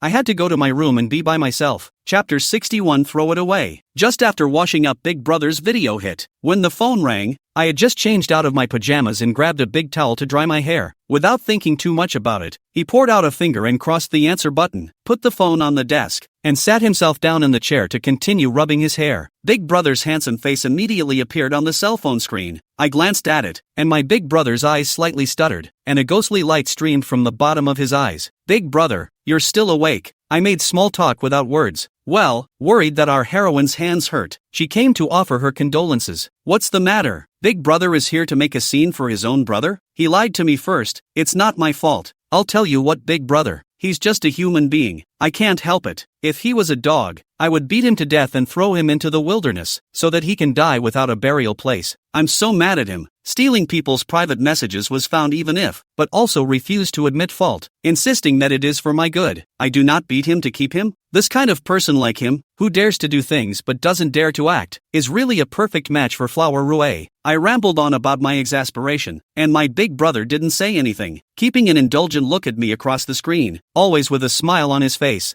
I talked to my Big Brother for a long time, and then I fell asleep straight away, and I didn't even know when my Big Brother hung up the phone. The next morning, I woke up with a full night's sleep and, without even eating breakfast, went across the street to break down the door. The one who opened the door was Wei Qingfeng. I went in and saw that the door to my Big Brother's room was hidden, and I didn't know if he was at home or not. Wei Qingfeng, give me back my letter. I stood on the far side of the sofa in his house, and with a belly full of anger, I directly asked for something. Wei Qingfeng raised his eyes and glanced at me for a moment, picked up a cigarette on the coffee table and pulled one out and lit it, slowly inhaling and exhaling a cloud of smoke. His face was hidden behind the smoke. It was hard to see what expression he had. He said, "Time has changed. You still want it? What's the use? Is there any use? If it's mine, I should take care of it. What's the point of putting it in his place for no reason? Then leave it and hurry up and give it to me." Xiao Yu, you are not interested in Li Mu he. I had a sudden wave of irritation. What I do to Li Mu is our business. It has nothing to do with you. Don't talk about useless things. Hurry up and give me all the letters. I have other things to do. I don't have time to spend with you all the time. The smoke cleared. Wei Qingfeng's eyes sank. You want to know what he wrote to you that badly? No way. You're over 20 and you still believe in those kids' stuff? I'm happy to. What do you care? Give it to me quickly. Don't have the time to bull ***** with people like you. With Wei Qingfeng, right now I really have no patience. I'm really annoyed by what he's doing. The more I think about it, the more I feel that yesterday's smash was too light. If I had known that he was so rogue, I would have smashed him a few more times and let him lie in bed for a few days. Wei Qingfeng sat on the sofa and looked at me fixedly for a while, got up and went back to his room and took out a blue rectangular box and put it on the coffee table. It's all here. I gave him a blank look and picked up the box and opened it. It contained a stack of letters with a personal note from you. Open a letter to see. The inscription is Li Mu, but also painted a chubby cartoon character image. Quite realistic. The drawing style in line with the persona of Li Mu that year. Returning home with the little box in his arms, he took out the letter he had just opened and was just about to read it, when there was a knock at the door. In a rather urgent voice, plopped down in the cat's eye, and it was actually Big Brother. That is, he was actually at home just now when I was arguing with his brother at their house. At home, why not bubble ah? Help me say a word, is not to save me in Wei Qingfeng grinding. Really, you don't show up when you're needed, and I'm just trying to enjoy the bliss of reading love letters, and he's here to ruin it. Thinking about it, I still have to be good and open the door when my Big Brother comes. Big Brother, you're up to something? I blocked the doorway, not wanting him to come in. The sofa let me arranged in a mess. By the discipline like Big Brother sees still good. Big Brother did not answer my words at all, lifted his arm and latticed me to the side, swaggered into the room himself, sat on his but where I had just been, picked up the letter paper in his hand and began to read it. Hello, Xiaoye classmate. You are like, In the sky. Read, just read. Have to read out the voice of why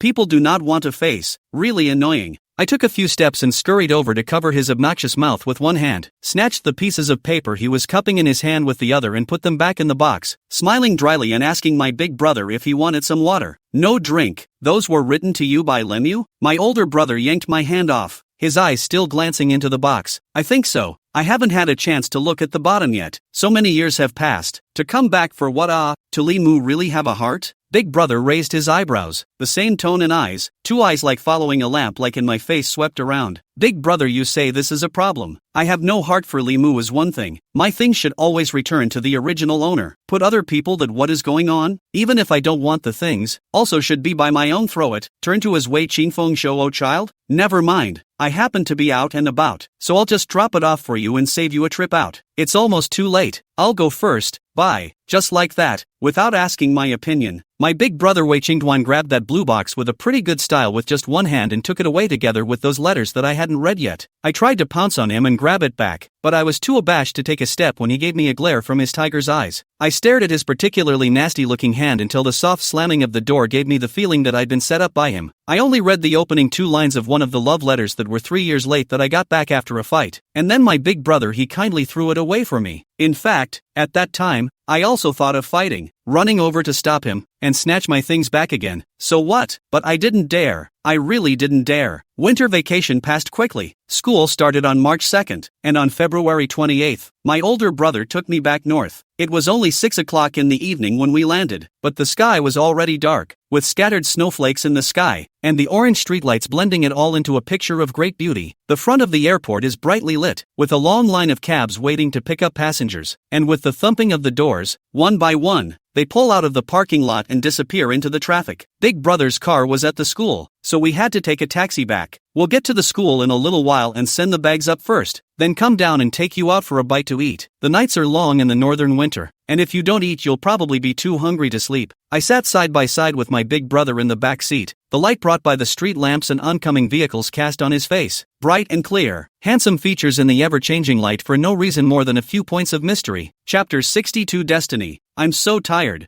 I don't want to go out. I want to take a shower and go to bed. Got up too early today. Sleepy. I lazily lolled back in my seat and let out a long yawn before leaning back and squinting my eyes in blatant admiration of the stunningly beautiful man beside me. Big brother looks like a hooker, inside-outside kind of guy. Ming seems to have the elegance and wisdom of a high intellectual, but inside it hides a charming demonic aura. Hidden behind it is a little-known wolf feelings, such a flower with so many facets. There's no telling which lucky girl's vase it will end up in later. Thinking about the future, I will have a legitimate sister-in-law to pester Big Brother all day long. Big Brother, he cannot be like now, all heart on my body to take care of me. The heart is still a little sour. Sure enough, sister-in-law and sister-in-law are natural enemies. Big brother glanced at me sideways, a thick smile floating in the bottom of his eyes. So satisfied with my looks? Not allowed not to eat dinner. What do you want to eat? I ordered to send to your dormitory. I really don't need to, big brother. I ate my airplane meal. I'm not hungry. I let out a big yawn, telling him how sleepy I was in action. That won't work either. Do as you're told. Go back and take a shower first. By the time you're done washing up, it'll probably be delivered. By the way, dry your hair first, and wear a coat when you go downstairs to pick up your food, or you'll catch a cold. Okay, got it. You know, big brother, so many times I feel like you're not my big brother, but my mom. Big brother narrowed his eyes dangerously, threateningly hooked up 5 fingers on top of my head to tighten, but his voice was low and gentle. Dare to flirt with me, little thing, looking to clean up it. Of course, big brother is just saying that. How could he ever want to clean up such a cute sister like me? Pushing open the door of the dormitory, Chinhang ripped off the mask from his face and came over to help me carry my luggage. Carrying luggage is just carrying luggage. This guy's mouth is still not honest. Lan Xiaoye, you say you're lucky in several lifetimes to have my male god serving you like this in the wind and in the snow. Dare I say my every move downstairs was under her watchful eye. Luckily, my big brother and I are honest and open, never overstepping the bounds, otherwise it would not be a live broadcast, so that this guy read me for life. You say you this peeping problem when can change. If you like to peep you peep your home han fong to go, always staring at my big brother why. If you like peeping, go peep on your family's han fong. Why are you always staring at my big brother? A winter vacation did not meet, although the spring festival played a few times the video, but that across the mountains across the sea chat, which has face to face to get addicted to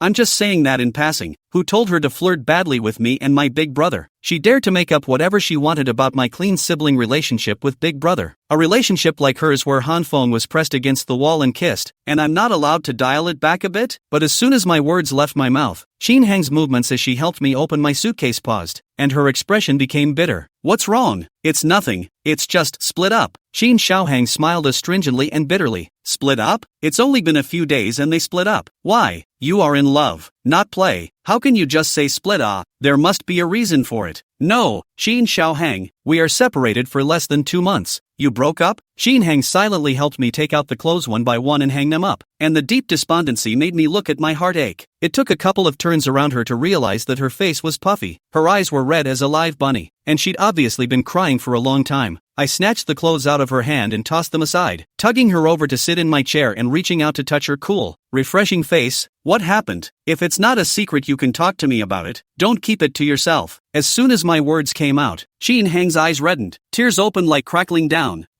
on my shoulders. She bit her lip white, trying hard not to make a sound, her tiny body trembling slightly, her sobs caught in her throat like a whimpering beast. Well, don't cry. Don't say anything if you don't want to. Have you eaten tonight? Big brother ordered dinner. It'll be here soon. You accompany me to eat a little. She shook her head, tears flying like crumbs and messing up my heart. After coaxing her for a while, the call came in from the delivery guy, and I hadn't even showered yet. So I threw on my jacket and ran downstairs to pick up my food. Big brother, he actually ordered a good-sized packet. Enough for 3 people. If you don't say he's a big brother, he thinks well, or else Shin Hang and I might go to bed half hungry tonight. 1 for 1, 2 for 2. Isn't that each half hungry? Shin Xiaohang, cry later. Come over and eat your meal first. Big brother ordered dumplings with your favorite pickled cabbage and meat filling. Shin Hang refused to eat, and it took me a lot of effort to stop her tears and get her to sit down and eat dinner with me. I finished my 4th dumpling when Big brother's message came through. Are the dumplings good? It's delicious. It smells so good. I purposely blathered for him to hear. Big brother laughed lowly on the other side of the phone and added, don't eat too much. You won't feel good in bed. By the way, is your roommate in a good mood? Why was Big brother still concerned about Shin Hang's mood? So weird. Nonsense. Han Feng has been holding up his body here since I walked in the door, and according to a tipster, has been doing so for several days. Oh, how could I forget? Han Feng and Big brother are roommates. It's not bad. I've eaten 5 dumplings, but I just look a little puffy-eyed, and I'm not in good spirits, as if I've been crying for a long time.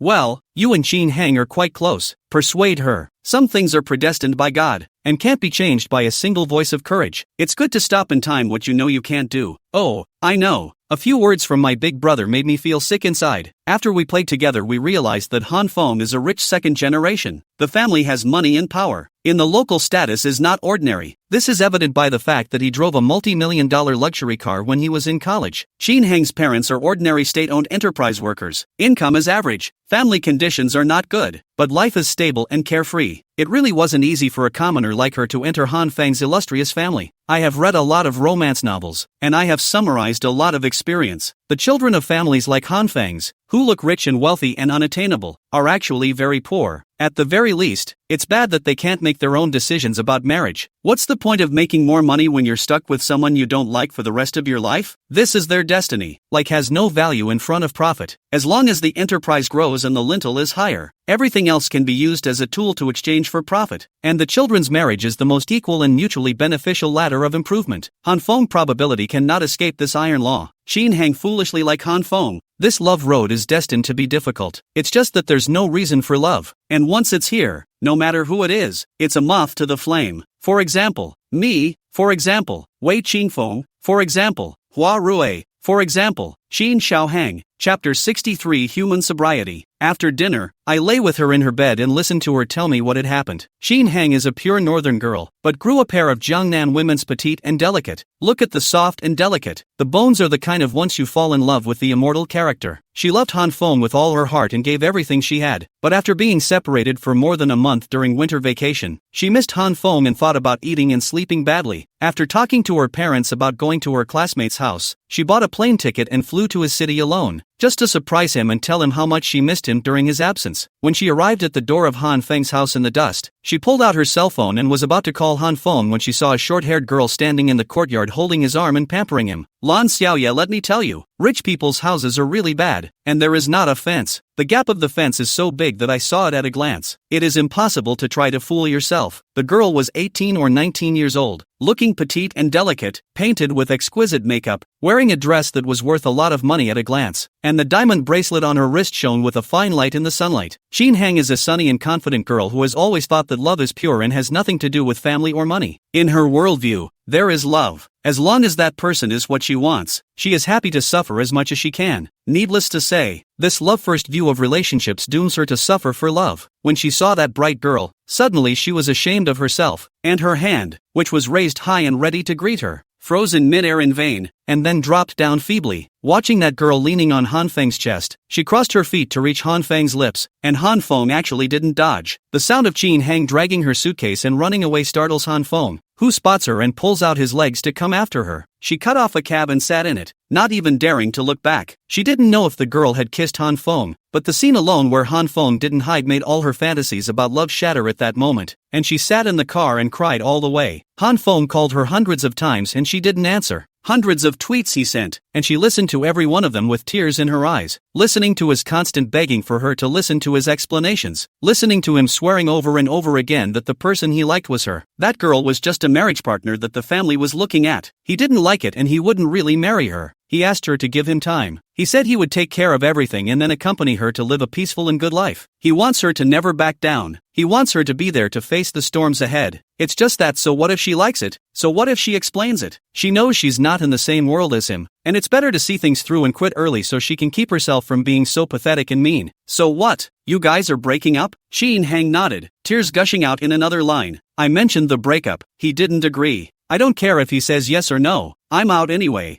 They can do what they like. It has nothing to do with me. What about Han Feng? What did he say? He has been calling and tweeting me for the first few days and nothing in the last few days. My phone is peaceful and quiet, like he never existed. I've never officially been in love. I don't know what kind of relationship is called love. We've been playing together for so long. Han Feng doesn't look like such a scum. I've observed carefully. Every look he gives you is like honey wine. How could he do something like that? Did you kiss on it or not? Did you see it? Qin Hang cried and trembled. She said, Lan Xiaoye, you are really naturally dull. You can't kiss this time. What about the next time? What about the next time? An ordinary girl like me. What do you want me to do to keep him? I don't want to let myself end up being so humble. When I liked him, he also liked me. That's enough. Me and him, there's no future. What can I say? The truth is so cruel. Couldn't find the words to console her. Could only pat her on the back and stay with her through her tears. Lan Xiaoye, you follow Big Brother well. He loves you like the tip of his heart. All of us onlookers can see it clearly. He would never let you suffer like I did. Don't talk about me. Big Brother is still Big Brother even if he's good. Tomorrow Ziki will be back. Let's discuss what to do. It's been a long time since you've slept, right? Go to sleep. I'll keep you company. I did not deliberately think about what Qin Hang said, and may not have even heard what she said, and all I wanted was for her to stop crying, in order to not get things. Shed more tears or only their own sadness. No one can sympathize. Just like that year's Mid-Autumn Festival. How many tears I shed, how many times I cried at night until dawn,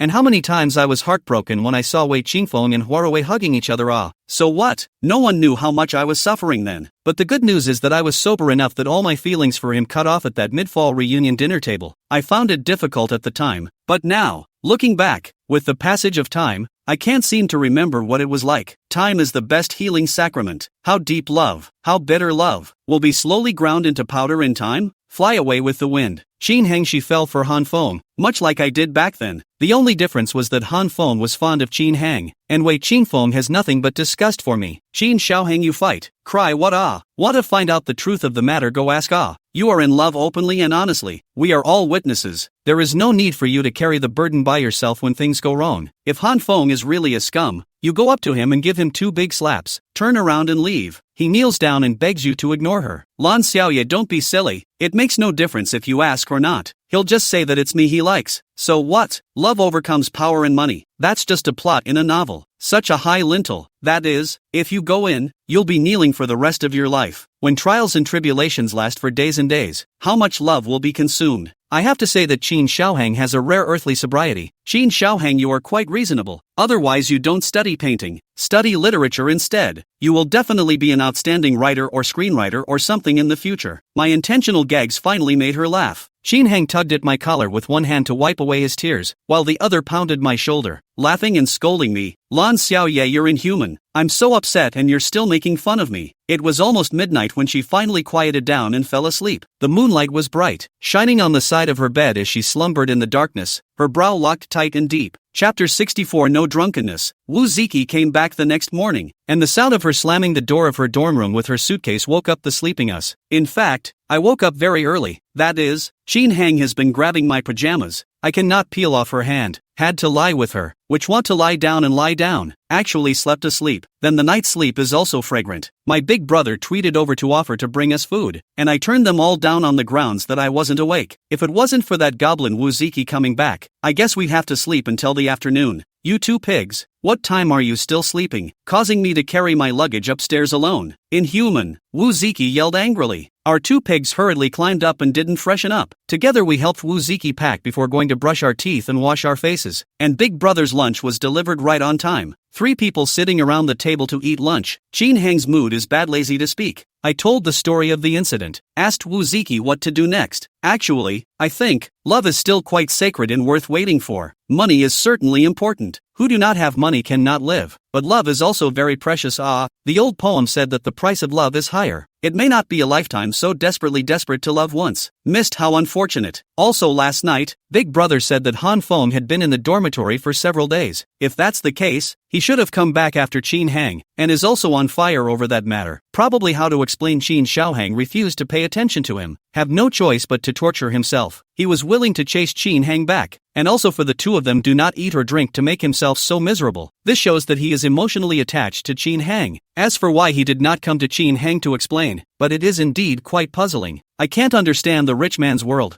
I just feel so sorry for Xiaohang. I've been hurt and I empathize with what she's feeling right now. Wu Ziki was the oldest and most creative of the 3 of us, and we both relied on her quite a bit for a lot of things. Of course, Wu Ziki and I's ideas only represent us, as for what to do in the end, but also Shin Hang's own decision. We are responsible for unconditional support for her. As it turned out, this time, the matter involved personal emotions, and Ziki seriously thought about it, and for a while, he couldn't find too suitable a method. Like a man who drinks water, he knows whether it is cold or warm. The 3 sisters nestled in a bed until the sun sinks. In addition to the anger when cursing Han Feng is a scum, but also did not discuss what results, and Shin Hang stopped crying back and forth for several times. Even the tears are dry. Referring again to the girl standing on her tiptoes to reach Han Feng, she dabbed her hand in the corner of her eye several times, found it dry, and couldn't help but paralyze herself on the bed with a dry howl. Ziki thought of a good idea to make her happier. Oops, whatever. This kind of thing is better to let nature take its course. It's not something that can be forced. So what? Throw the shameless smelly man aside. In order to celebrate the return of the 3 sisters and the start of the new semester, let's go to a bar tonight. It can be lively. Shin Xiaohang is just right for a change of mood. Hearing Wu Ziki say that made my heart come alive. Often listen to other students say bar lights, how fantastic. How many varieties of wine. How good taste. How powerful music. Handsome, how much. Have long wanted to go to you play. It is the big brother to see me too strict. Once said to go to the bar to play on the black face to train me. Said girls to go to that kind of place is not safe. There were several opportunities at home for my classmates to go to a bar, but my mom wouldn't let me go, forcing the group to change the location of the party. I've fought with my mom and dad about it, but as soon as they say in a serious way that we are doing it for your own good and that girls can't just go anywhere, I'm routed. God knows, I cannot stand as for my good 3 words. As long as my mom said, the sky may be big things I can compromise. It's safe to say that going to a bar for once is my biggest dream as an adult, besides making paintings. This time, we 3 sisters go quietly. Finally let my dream come true. I'm so happy. Shin Hang love frustrated mood. I was happy to fist pump. The 3 of us hit it off. Decided to go to the bar at night to drink and get high. My big brother called right on time to ask me what I was having for dinner, which I politely declined by saying that the 3 sisters were going out to eat together. Hearing that we went out on our own, my elder brother took out his old mother's side again, and after I repeated my promise to be a good boy, I hung up the phone in an uneasy manner. We were all pretty excited to go to a bar for the first time, and after a quick bite of dinner, we sat by the window and hoped it would get dark. Finally waited until 8 o'clock in the evening. Wu Ziki waved his hand, and the 3 of us who had long been dressed up rushed out excitedly. I'm wearing a pink sequin long loose sweater with skinny leg jeans over a white down jacket and white snow boots with fur trim. My skin is a creamy white with its own undertone, perfect for all kinds of bright colors. Wu Ziki belongs to the natural siren. That waist is so thin that it seems to come to a gust of wind can be blown off. The skin color is slightly darker, with lines of deep features, especially exotic. Snake-like figure is most suitable for close-fitting hip dress. Shin Hang was not in much of a mood to dress up, and was hard-pressed by Ziki and I to apply heavy makeup, glue on false eyelashes, and change into a burgundy card-waist small sweater and black high-waist pants. She is a purebred northern girl, but she has the petite body of a woman from the water towns of the south of the Yangtze River. Soft and soft, so that people want a hug. As we rushed to the bottom of the dormitory building, we admired each other's looks through the glass doors and were both pleased. There were so many cars parked in front of the bar, and from time to time young men and women came out and went in. Before we even entered, the powerful music that shook the ground pounded into our ears and our emotions were quickly mobilized. All follow me, don't wander off. Wu Ziki led us to find a relatively quiet-looking corner to sit down, and went to order drinks all by himself. She returned quickly, the uniformed dudes following behind her, placing a lift of beer on the table and later bringing a couple of small snacks. Come on, sisters, let's not get drunk. Ziki picked up a bottle of beer, tilted her neck and poured it directly into her mouth, bashful like a big sister in a jungle. Shin Hang followed her example and also a bottle. After finishing it, put the bottle on the table with a hard peer, raised his hand and wiped the residual wine stains on his chin, bulging the two eyes like a bun, and exclaimed, "Cool, Lan Xiaoye, you can't be a wimp compared to Qin Xiaohang. Drink. This stuff is like horse urine at first, but you'll feel it's a delicacy on earth when you get to the amount. And the more you drink it, the more you'll want to drink it." I also picked up the bottle and took a sip. It was bitter and unpleasant. In fact, I have a natural ability only mom and dad know. Never told anyone else. That is, the Wei family do not know. Chapter 65 Fighting. In fact, I have a natural ability only mom and dad know. Never told anyone else. That is, the Wei family do not know. When I wasn't in school yet, it was New Year's Eve, and my parents were too busy entertaining guests to care about me. I just followed the example of adults. Take a bottle of open white wine sitting on the balcony and drink. And when my mom found out, have finished most of the bottle. When my mom found out, I had finished most of the bottle, and I was still telling my mom that the water was not good, and that it was very spicy, as if nothing had happened. My parents were so scared they rushed to the hospital with me in their arms, only to have the doctor look at me bouncing on the floor playing with myself and say I was fine, because my blood and enzyme is highly active. The alcohol is excreted. In other words, I was born with a large amount of alcohol, and no one can serve that kind of alcohol. Later on, after practical verification,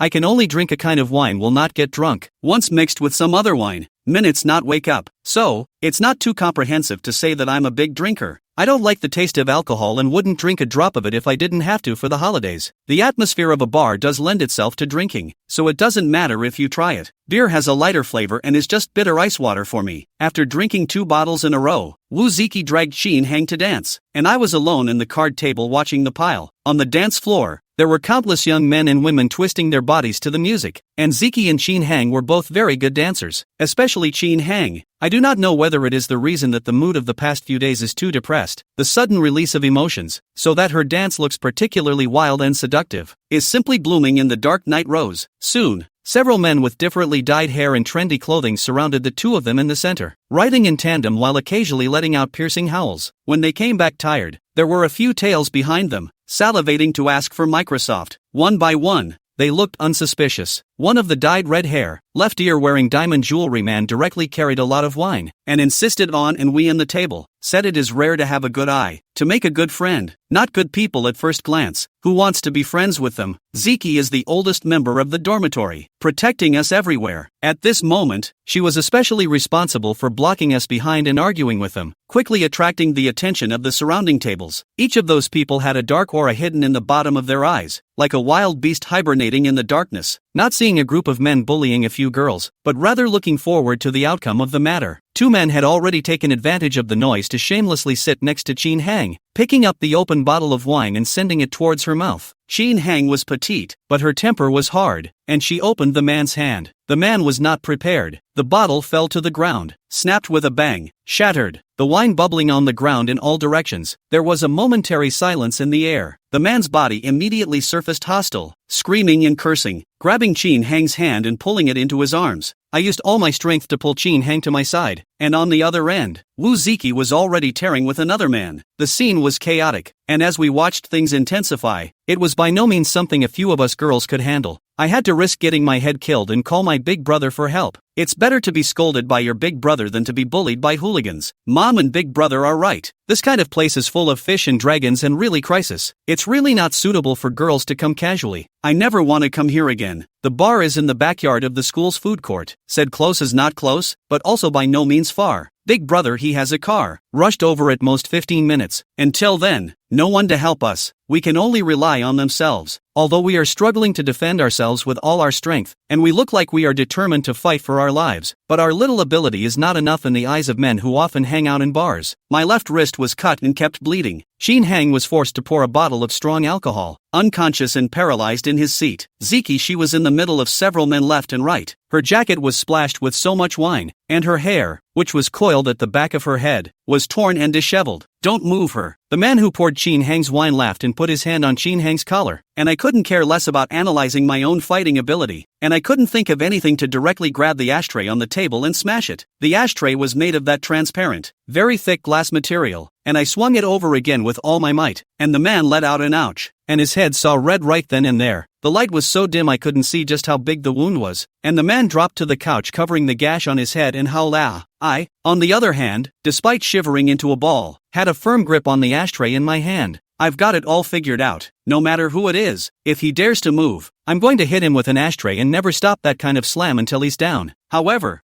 I didn't have another shot at it because Big Brother was here, only to see the door of the bar being pushed open vigorously from the outside, and several silhouettes rushed in like a tiger descending from a mountain. The cold wind from outside the door poured into the bar, and those near the door couldn't help but shrink their necks, and the few watching turned their heads back. It wasn't the cool breeze that was scary, but the biting cold hostility of the men. Big Brother's footsteps paused a little, and soon saw us. His long eyes narrowed slightly, and in a few steps, he rushed to my side, and clasped me in his arms, checking my injuries up and down. The wound on his left wrist was still dripping blood, and the corner of the ashtray in his right hand was stained red. Big Brother took the ashtray and threw it on the couch, lifted my wrist and looked at it twice. His anger rose steeply, the color of fishy blood floated under his eyes, and he quickly got out his leg and kicked over the nearest person. This is the first time I've seen such a violent Big Brother, and his body is so cold that he is like a god of killing. Han Feng Red Eyes jumped to the side of Chin Hang to pick up the person, looked up and down the body, see no injuries, and then placed on the sofa, picked up the bottle of wine towards the side of the person smashed over. Large fists like a battering ram, punch after punch, smashed the man without the power to fight back. That group of men can only bully and bully women, okay? Really need the god of kill. They are nothing, just have the part of being beaten. The battle quickly took a one-sided turn, and those men were quickly routed. The bar owner finally noticed the commotion over here and hurriedly ran out from the back to be the peacemaker. How things were finally resolved I did not pay attention, only obediently lying in the arms of the Big Brother to do ostrich. This is the first time I fought but also personally hurt someone. I do not know whether there will be life-threatening. Think about it all fear. The matter was resolved. Both sides have different degrees of injuries. The other side knows that they do not want to alarm the police. Both sides go back to their own homes, each looking for their own mother. Han Feng lovingly picked up Chin Hang and rubbed his face against her forehead, something bright welling up under his eyes. How can you not like it when it hurts so much? Chapter 66 Domestic Violence. Chin Hang was drowned unconscious by the strong alcohol. My wrist was also injured, and the party was transferred to the hospital. The doctor gave me a treatment of the wound, said the wound is not deep, is just hurt the blood vessels, bleeding more. Pay attention to do not get wet and change the medicine on time. It will not take a few days to heal. Go back and eat more blood tonic things. It's fine. Chin Hang washed the stomach after the people awake, just weak and no strength, head dizzy. The doctor gave her water to keep her overnight observation. Han Feng wants us to go back. He's here to take care of Chin Hang. Ziki and I were not sure what to do in case Chin Hang refused to let Han Feng take care of her and made a scene. We have to take care of our own sisters. Of course, Ziki and I insisted on staying, and my big brother had no choice but to stay with me. In fact,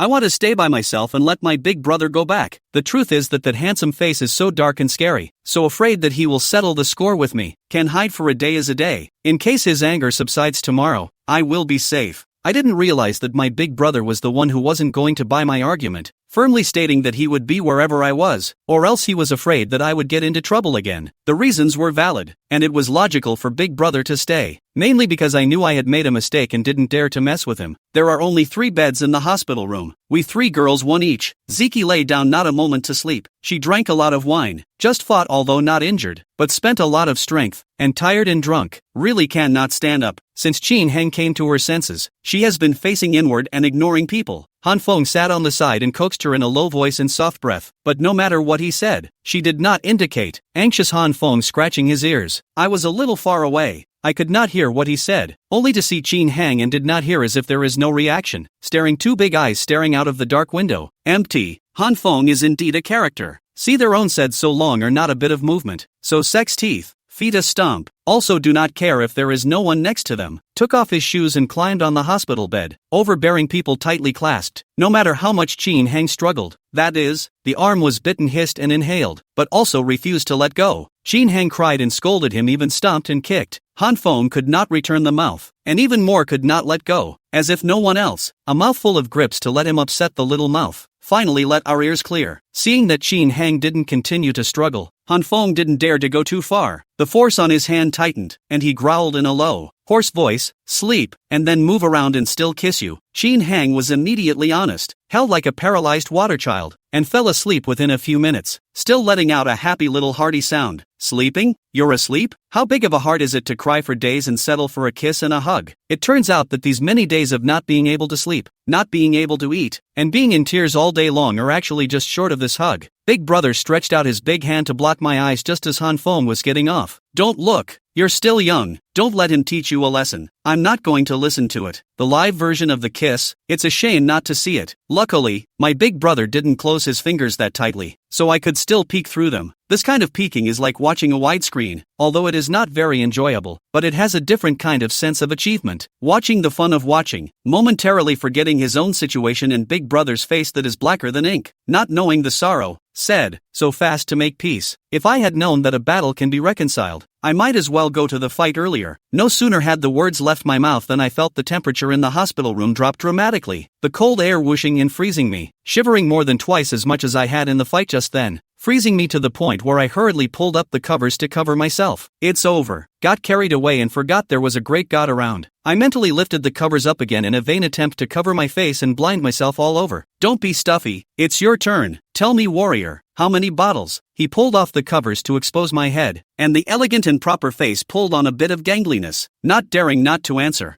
I put my hand out from the top edge of the covers and compared it to a 2 bottles? Big brother gritted his teeth. Hey, I added another finger. 3 bottles? There were hidden veins on big brother's temples. Not daring to hide it, he added another finger. How many bottles exactly? There seemed to be a grinding of teeth. Had to open one palm all the way. Only 5 bottles. Really? No lie. The veins on my elder brother's temples managed to burst, stretching out his left hand to pinch 5 of my fingers together. Gritting his teeth, he said, running off to drink without saying a word, and drinking 5 bottles. Do you know what that place is? You don't want to get better, do you? I quietly raised my eyes to look at my big brother. That face sinking. Old scary. How to do My mom said, reach out and don't hit the smiling man. Yes, smile, have a better attitude. It's not likely that big brother's heart will be soft and forget about it. He. Besides, we dare to go. Isn't that in our hearts? No matter what happens, big brother will always come to our rescue, right? I flattered big brother with a weak heart, hoping that big brother would be lenient with me on the face of my trust in him. What if I'm too late? Ever think of the consequences? Shady, little thing, if I don't clean you up this time, you're afraid you'll go to heaven next time. I just wanted to say no. Big brother, he lifted my quilt, not waiting for me to react. He was face down on the bed. He pressed his left hand against my back and swung his right hand up, only to hear the sound of snapping flesh and flesh making hard contact echoing over the ward. It wasn't until the stinging pain in my ass conducted itself that I realized in hindsight that I had been spanked at the ripe old age of 21. Blushing like a ripe tomato, shame and indignation all together, her ears tingling. Let go. My dad never even hit me. What gives you the right to hit me? I was so angry. I couldn't care less that this was a hospital, yelling angrily at the top of my voice, struggling with my hands and feet. You can hit me if you want, but why not hit my ass? You're not my father, are you? I struggled like a four-legged octopus on the bed. The pillow was pulled to one side. A bottle of water placed on the small cabinet fell to the floor. Bang together woke up Chin Hang and Wu Ziki. Two people are particularly inhumane, wide-eyed gloating to see my joke. Despite my best efforts, I couldn't escape from my big brother's clutches and was held down and beaten 5, 6, 7 or 8 times. I've lost my face. I don't want to live. Somebody help me. Nobody cares about me. Ashamed and angry, with nowhere to talk about it, I wowed and cried, "Let go. Wei Qingsuan, what gives you the right to hit me? You're committing domestic violence. I'm going to call the police." Being spanked is comparable to a mini social death scene. It's so humiliating, I want to pass out. Big brother had been so angry that his face was green. Listening to my words was angry and laughed, and slapped again. Know the meaning of domestic violence? No home, where is domestic violence? I ignored him and focused on whimpering and whimpering. Shame on me. Except for crying, I don't know how to ease the embarrassing atmosphere in front of me, not to mention how to calm the anger burning hotly in my big brother's eyes. Chapter 67 Kyoto University. Qin Xiaohang, that heartless, looked at me for a while, yawned, turned around and fell asleep in Han Feng's arms, as good as stroking the hair of the kitten. In vain, I don't want to die to make her happier to go to the bar with her. Wu Ziki inhumanly covered himself with the quilt and very stealthily left a small slit to peek. It's true that the wind and water are turning. I had just watched Qin Hang's joke and turned around to be surrounded by them in my embarrassment.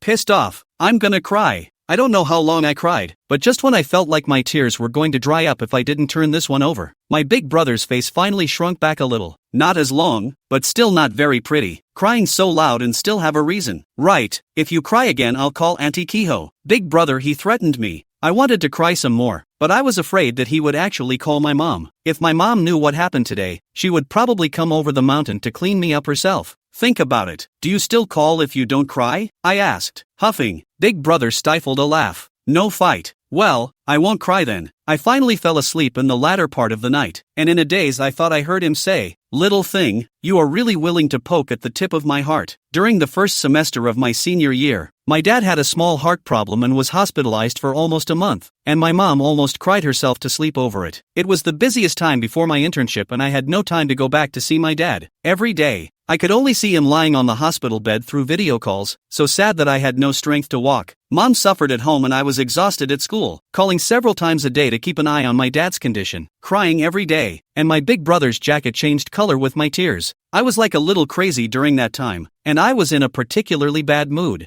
I want to go back to see my dad, but Mom won't let me. She said that I should study here without worrying, and that going back would add to my father's psychological burden. My big brother stayed with me and said all the nice things to coax me, and it wasn't until my dad was discharged from the hospital and personally called me on the video to tell me that he was completely fine that I completely let go of my heart. I was especially happy that day, dragging my big brother out for a barbecue to celebrate my dad's recovery. The students are starting their internships, separated by the sky and the earth, at Lambda. Especially in the latter 2 years, I participated in several famous competitions in the industry and achieved good results, and I was also quite famous in the national painting industry, and the professor said 3 or 4 times that I should be an assistant professor for him. Several organizations handed me offers, 2 of which I kinda liked, just a bit far away. My older brother always talks about the bar incident, saying that he has to keep me under his eye, otherwise he's afraid I'll get into trouble. If I have a shortcoming, he has no way to talk to Mom and Dad. He said he could get there in time if he got into trouble at Linda, but if he was too far away, he was afraid he wouldn't be able to make it in time, and he was afraid he'd regret it. I couldn't argue with him, and my mom and dad were on the same page as my big brother, so I had to listen to my big brother and go to a graphic design organization he found for me to learn design while painting. 4 years of college life soon ended. My grades were excellent, by the school guaranteed graduate school, but I refused and enrolled myself in graduate school at Kyoto University and was accepted with the top grade in my major. As my parents are getting older and I am the only child, I want to be closer to them and take care of them. When my dad got sick, it scared me so much that I was afraid that I would have to stay close to them without having to go anywhere. Although Jingda is also a few hundred kilometers away from the southern city, it is still much closer than Linde, and the flight is once a day, so it is also convenient to go back and forth. Eat the day of the breakup dinner. A few of us after 4 years of grinding cultivated into a hardcore girlfriends drank several cases of beer, white wine plus fruit wine. One drunk to find the north, hugging together and crying one after another, like a parting of life and death. My older brother came over and carried me back to the dormitory, and that day I threw up all over him. *. 4 years have passed, I have also been 22 years old. Long ago, not that for Wei Qingfeng sat all night long silent crying little girl. When I met up with Wei Qingfeng on campus, I greeted him in a cloudy manner. I didn't talk to him about the fact that I would be attending graduate school at KYU, and for the next 2 years, my interaction with him was so minimal that it was limited to my circle of friends and the occasional run-in when I was home. He and Huarui have a good relationship, although they still show me tea skills when they meet, but they are good to Qingfeng, and I have gradually let go of that incident back then. There was nothing much going on that afternoon, so I wandered around the campus to familiarize myself with the environment, and I ran into Wei Qingfeng on a tree-lined path. He's still as lean as ever, with picturesque eyebrows and transparent white skin, except I don't feel anything anymore. He was pleasantly surprised by my sudden appearance, and was even happier when he heard that I had come to BJU for graduate school, and he made sure to treat me to dinner. I frankly agreed to join him in the cafeteria for Huayan cuisine. To this day, he is just my high school classmate and neighbor who has lived across the street for more than 20 years. That's all. Classmates have a meal together. What's the point? And it's in public. It's not a good idea not to go. Since he was a child, Wei Qingfeng's grades have always been very good, and this time he was also guaranteed a graduate school. Ruei Hua took the exam on her own and also went to graduate school at our university. During the meal, Huarui also came, sitting next to Wei Qingfeng, still the same soft, weak, rebellious look, not moving, red eyes, not much growth. Her hostility toward me deepened when she heard that I would be attending graduate school at KYU for 3 years. Being in the same school, there are many opportunities to see each other, and the annoyances increase. Several times Wei Qingfeng and I met in the cafeteria, and he rightfully stood in line to get his food, asking me to just find a good spot and wait. I didn't even listen to him, stood in line to get my own food, found my own place to sit, and tried to distance myself from him as much as possible. He and I are already from two worlds. There's no need to stick together. Once just in time for the cafeteria rush, I carry a bowl of Lanzhou ramen, really cannot find a place. Had to sit opposite Wei Qingfeng. Noodles but just picked up, not yet into the mouth. Huarui panting to come. Standing beside me also do not say, just so weakly look at me, as if I how to do her. I was so upset that I took my bowl and left, stood by the windowsill and willed my meal. I don't know how Wei Qingfeng explained that meal. Anyway, after that Huarui saw me again, she was as defensive as a thief against me. In the future, no matter how Wei Qingfeng looked for me, I didn't respond to him. After all, he's got a name, and I'm clean with him, so I don't want to get myself into unnecessary trouble. Although I had known that there would be such and such abuses in studying at a school, this was so annoying that I couldn't help but regret coming to Kyoto University. I was wondering if I should ask my big brother for help and transfer to another school, but I didn't want to meet someone who was both reasonable and unexpected. Chapter 68 Li Mu. It was still hot in late September in Kyoto, and I was sitting in the shade fanning myself with my hand while waiting for my new roommate to come over and go to the cafeteria with me. When I heard someone call my name, I turned back to the sunlight and there stood a man in a dark white shirt and gray suit pants, smiling gently towards me. The midday sun's rays cut through the leaves, leaving flecks of light jumping across his face. Lemuel, Li Mu, why are you here? What a coincidence. I'm happy to meet a friend from another country. I happily stood up and walked over to him. It's been 2 years since I've seen him, and when we parted, he asked me, Moon, will we see each other again in this life? It's a small world. It's only been 2 years, and we met at Kyoto University in a sea of people. For a moment, I remembered the older boy who said goodbye to me with tears in his eyes, standing there quietly describing all the things he liked about me, the regrets he felt about having to leave, and the sadness he felt. Time has molded him, transforming him from the always smiling chubby kid he was back then into the handsome son of a jade tree. He was Li Mu, but no longer the little fat man I remembered. However, I am still happy to meet in a foreign land. Not coincidentally, I came specifically to wait for you. He stood with me in the sunlight, gazing deeply at me. His gaze held a lot of things I couldn't read, and my heart skipped a beat at his look. I was a little flustered, and I couldn't help but think vaguely that if Wei Qingfeng hadn't hidden those letters back then, and I hadn't been a fool to put all of my eyes on Wei Qingfeng, I wouldn't have liked that chubby, always smiling boy who walked beside me. I don't know, there are no ifs in this world, and the gap between me and him would make the ifs even more distant. I didn't tell anyone I'd be over here, so how did you know? Have the heart to know naturally. Well, so long no see. Can I have the honor to invite you to lunch? He smiled, and I vaguely saw the shadow of the little fat man in high school in this smiling face. Yeah, I'll talk to my roommate. I pulled out my cell phone to make the call, my eyes falling on the car behind him. Li Mu changed the car. The big red of the burnt bag looks strange, at a glance is worth a lot of money, and that set of clothes on him, although very low-key, but that texture at a glance is very high-end. Not my kind of ordinary people can afford to consume. He took me to a high-end restaurant in the center of town. My first time. The restaurant environment is quiet and tranquil. Light music like wisps of fragrance, floating leisurely in the space. Like it here? I nodded. Love it, thanks. Whatever you like. You order. He put the electronic menu in front of me. The menu is one of those thin electronic touch-sensitive displays that are very well done. When you tap on the name of a dish, a pop-up window appears, half of which is a picture of the dish and the other half is a very intuitive display of the raw materials, cooking method and nutritional value. I ordered one course, and Lenya took it and made up two more, and ordered me dessert and a fruit loaf. The food was served quickly, and the two dishes he ordered were actually very much to my liking. Why don't you eat? Limu picked up a root of bok choy and put it in his mouth, his eyes still all over me, focused with an undetectable warmth. It's been almost 2 years since I've seen you. Luna, how are you? Yeah, if it wasn't for my dad's health situation, I would have gone straight to grad school at Lamu. Uncle is so nice. Ahem, how is Uncle's body now? And which way is the problem?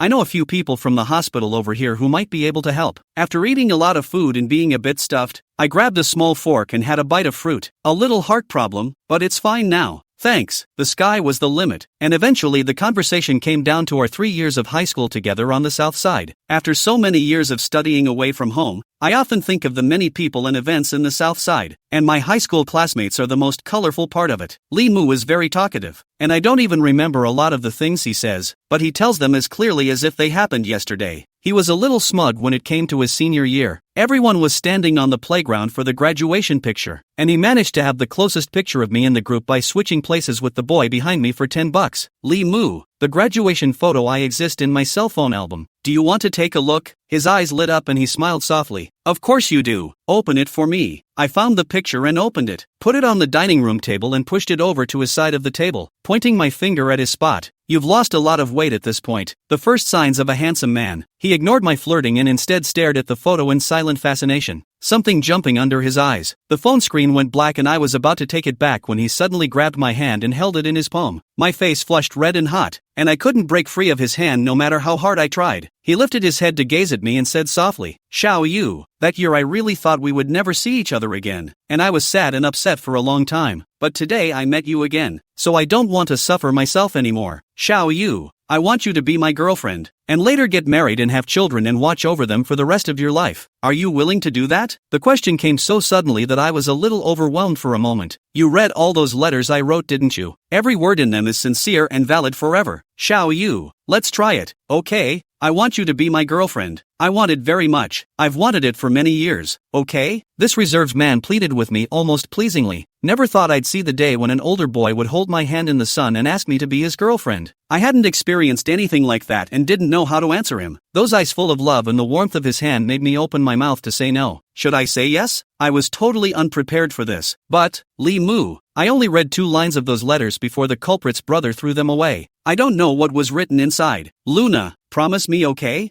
I know you don't like me yet, but we can try, right? If you don't feel good or find someone you like, you can leave anytime and I won't make it hard for you. Liamu, give me some time to think about it. Yeah, I'll wait for your answer. I jerked my hand back hard, and embarrassed, he took it back and put it on his pants and clenched it, not letting go until he left after dinner. It's some distance from the school, at least half an hour's drive. When we came over, we were still high school classmates who met in a sea of people and talked to each other. On the way back, the atmosphere became uncertain because of that question he just asked. He kept trying to find topics to liven up the atmosphere, and I hung my head and pretended to be an ostrich. Aha, responding to him, not daring to look up. When the limo stopped in front of my apartment building, I awkwardly tried to push the door open to escape, but I couldn't open it. Chapter 69, waiting for you. When the limo stopped in front of my apartment building, I awkwardly tried to push the door open to escape, but I couldn't open it. He took control of the door locks, and my heart was suddenly in turmoil. The atmosphere of the tiny space of the compartment sticking. Open the door. I'm going back. 22 years, no matter who I faced, even Wei Qingfeng, who I liked to death back then, I had never been so embarrassed. Li Muhi turned sideways to gaze at me earnestly, the light under his eyes colorful. I couldn't look up from him and kept mumbling for him to open the door. He reached out and rubbed my head twice as hard as he could and said in a muffled voice, "Don't keep me waiting too long. Luna,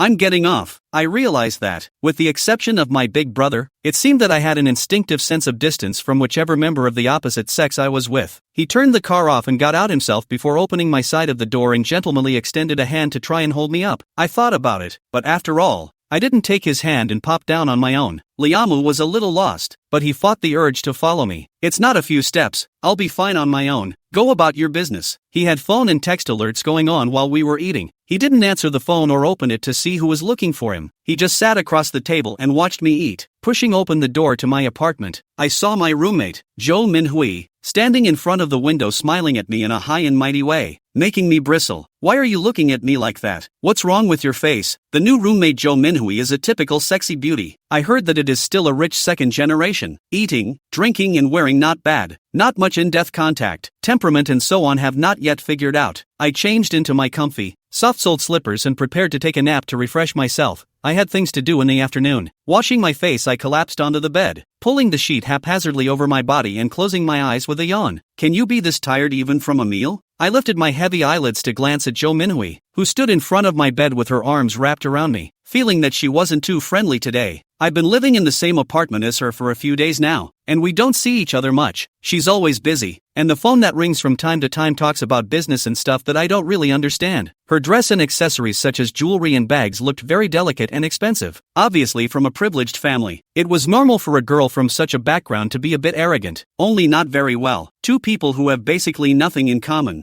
I don't know where her unfriendliness or hostility towards me came from. For what? Not tired, sleepy, got up too early in the morning. Make yourself at home, don't mind me. Without another word, she took a few steps back and sat down, feeling two cool gazes fall on me until I fell asleep. When I woke up, it was already almost 4:15, and Limu called to say that he would soon come over and pick me up to go out for dinner, and that he would have a surprise for me. I didn't really want to go. I had just said at lunchtime that I would think about it, and I was afraid that he would ask me how I was thinking about it in the evening, mostly because I'd slept all afternoon and hadn't had time to think about it. Besides, school has begun for several days. My big brother sent a few microblogging to ask about my situation, but because of this and that kind of thing to delay, hastily respond to him 2 sentences. There is no time to chat in detail. I intend to eat dinner and big brother to chat a little more. The recent situation and he reported a little, so that he does not cross the mountains and miss me. Before the words of refusal could be uttered, Raimu said, I'm already here, waiting for you downstairs. He said, Xiaoyu, I know you are not ready. I am not the answer right away. Just ask you to be fair. Give me a chance to pursue you first. Limu was the first person to make his pursuit of me so clear. I couldn't find a reason to say no for a moment, so I had to say yes. When I washed my face, I was still thinking, in the Forest University for 4 years. In addition to the beginning of that period of time, there will always be male students inexplicably send flowers to me. Want to microblogging? The other years, I was clean around as if it was purged, so that I saw several times the boys holding a large bouquet of roses to a female classmate confess their love. Are quite envious. At that time, I thought that maybe I was too tall, too light in character, and not attractive, or that all the students at Lamu loved to study so much that they had no time to ask for help with the existence of a big beautiful woman like me, which made me look so unquotable. But Jing University is completely different from Lin University. The day after I reported here, I was blocked by a senior boy on the path to ask for WeChat. Later that day Wei Qingfeng happened to pass by, and I don't know what he said to the boy. Anyway, the boy took 1 step and 3 turns back and left, and never looked for me again. Now came Raimu, though it was said to be just beginning, and he was attacking much more aggressively than the senior boy. What lies ahead, and whether or not Lenmu and I will end up getting anywhere, I don't even know. But I'm 22, and while so many of my college friends went out to live with their boyfriends in their sophomore year, I've never even held a boy's hand, and I've always been seen as a monster by everyone, and I think I'm at the age where I should be talking about a relationship, and I should have a boyfriend. And Limu and I are considered to be my childhood friends, and I know a certain amount about him, and he has liked me for so many years, so it's not a bad idea to try it out with him. I smoothed my long hair over my shoulders, changed into a long light blue dress, and headed out the door with my small bag. As I closed the door to my apartment, it felt like 2 arrows of light behind me were about to pierce my back. Apprehensively stepping out of the door of the apartment, a fiery red, Limu changed into a light gray suit, very formal, and his hair seemed to be specially styled to look more jade-like. He stood 5 paces in front of the apartment door with a large bouquet of fiery red roses in his hand, looking at me with a quiet smile, his eyes full of delight and enthusiasm. You, this is a rose I picked with my own hands. For you, do you like it? He brought the flowers to me. 2 girls passed by and, seeing us in such a proper ceremony of handing over roses, pursed their lips and ran over to us, shouting for their sister to cheer. The first time I was presented with flowers, I was still in a very emotional state, and all I could feel was the blood rushing to my head and my face as hot as a fever. I mumbled and took the flowers, burying my face in the center of them in a pretentious way because I was afraid to look up. Raima laughed softly and came to take my hand, which I sidestepped. I saw the faint loss under his eyes and gave him a smile back. He was very open-minded, and in an instant, he gathered his feelings, turned around and stood beside me, saying, "Let's go, and take you to eat a big meal." The car was air-conditioned, the temperature was perfect, and the air smelled faintly of leather. I was sitting in the passenger side concentrating on the roses when I saw his cell phone screen light up in the corner of my eye, and the caller ID looked familiar for a few moments, but I couldn't think of who it was. The fact that it was his caller had nothing to do with me, so I didn't think deeply about it, and retracted my gaze to look out at the ever-receding landscape. The intersection was just in time for the red light. Limu picked up his cell phone and opened WeChat, returning a short message. Chapter 70 Jean Lai. The intersection was just in time for the red light. Limu picked up his cell phone and opened WeChat, returning a short message. As he put the phone back down, he had the intention of glancing at me as if he was a little nervous, and I returned his light smile without knowing why. He and I are just classmates at the moment, and it's none of my business what he messages with whom, and I have no right to ask. Naturally, he doesn't need to be nervous. When I got there, I realized that it wasn't even a more formal restaurant like the one at noon, but a clubhouse. This is the first time I've been to this kind of place. No matter the atmosphere or the decoration style is fundamentally different from the restaurant, but it's very high-end and good-looking, that's all. Especially the flower garden deep in the hall on the first floor, with tall and short precious plants standing in a jumble, as if a small botanical garden. The clean-cut, scantily clad, darkly scented food men and women who came and went were out of place in the environment I grew up in. My simple dress looks very shabby in the midst of these fragrant clothes and cloud temples, and I can't help regretting that I followed him here. I'm used to living my own life. I don't care what others think, but Li Mu is not the same. He is the son of the Li family, with a female companion like me in the club. But his face, thinking what? Raima was walking right next to me, gentlemanly and separated from me by about a fistful of feet, and he was attentive enough to sense the change in my mood. Liamu, I want to go back. I don't really like it here. There are some very good friends in there, so we'll sit for a while and then we can leave. He patted me on the shoulder, pushing open the exquisite carved wooden door of the box. The original room of noise immediately quieted down, and everyone looked at me who was following Li Mu's side. In the center of the box was a very large round dining table, with what appeared to be a mahjong machine on the inside, and what should have been a vice billiard case on the far side, dark green in color, with a large projection hanging on the wall that was playing a music video for a certain song. Brother Mu is here. Where is Sister Hui Hui? Didn't you say you brought her along? The one who spoke was an older boy of about 18 or 19 years old, with red lips and white teeth. Ignoring the obvious hostility on his face, he should be a rare little handsome boy. It was the first time I had met all the people in the box, so why would he be hostile to me? I can't understand it. Hui Hui sent a Weibo. She'll come over herself in a while. Li Musu looped me into a seat over by the window and settled himself beside me. Okay? He asked in a low voice as he bent closer to me. I nodded. It's nice to have a wide view and turn around to the night sky. Brother Mu,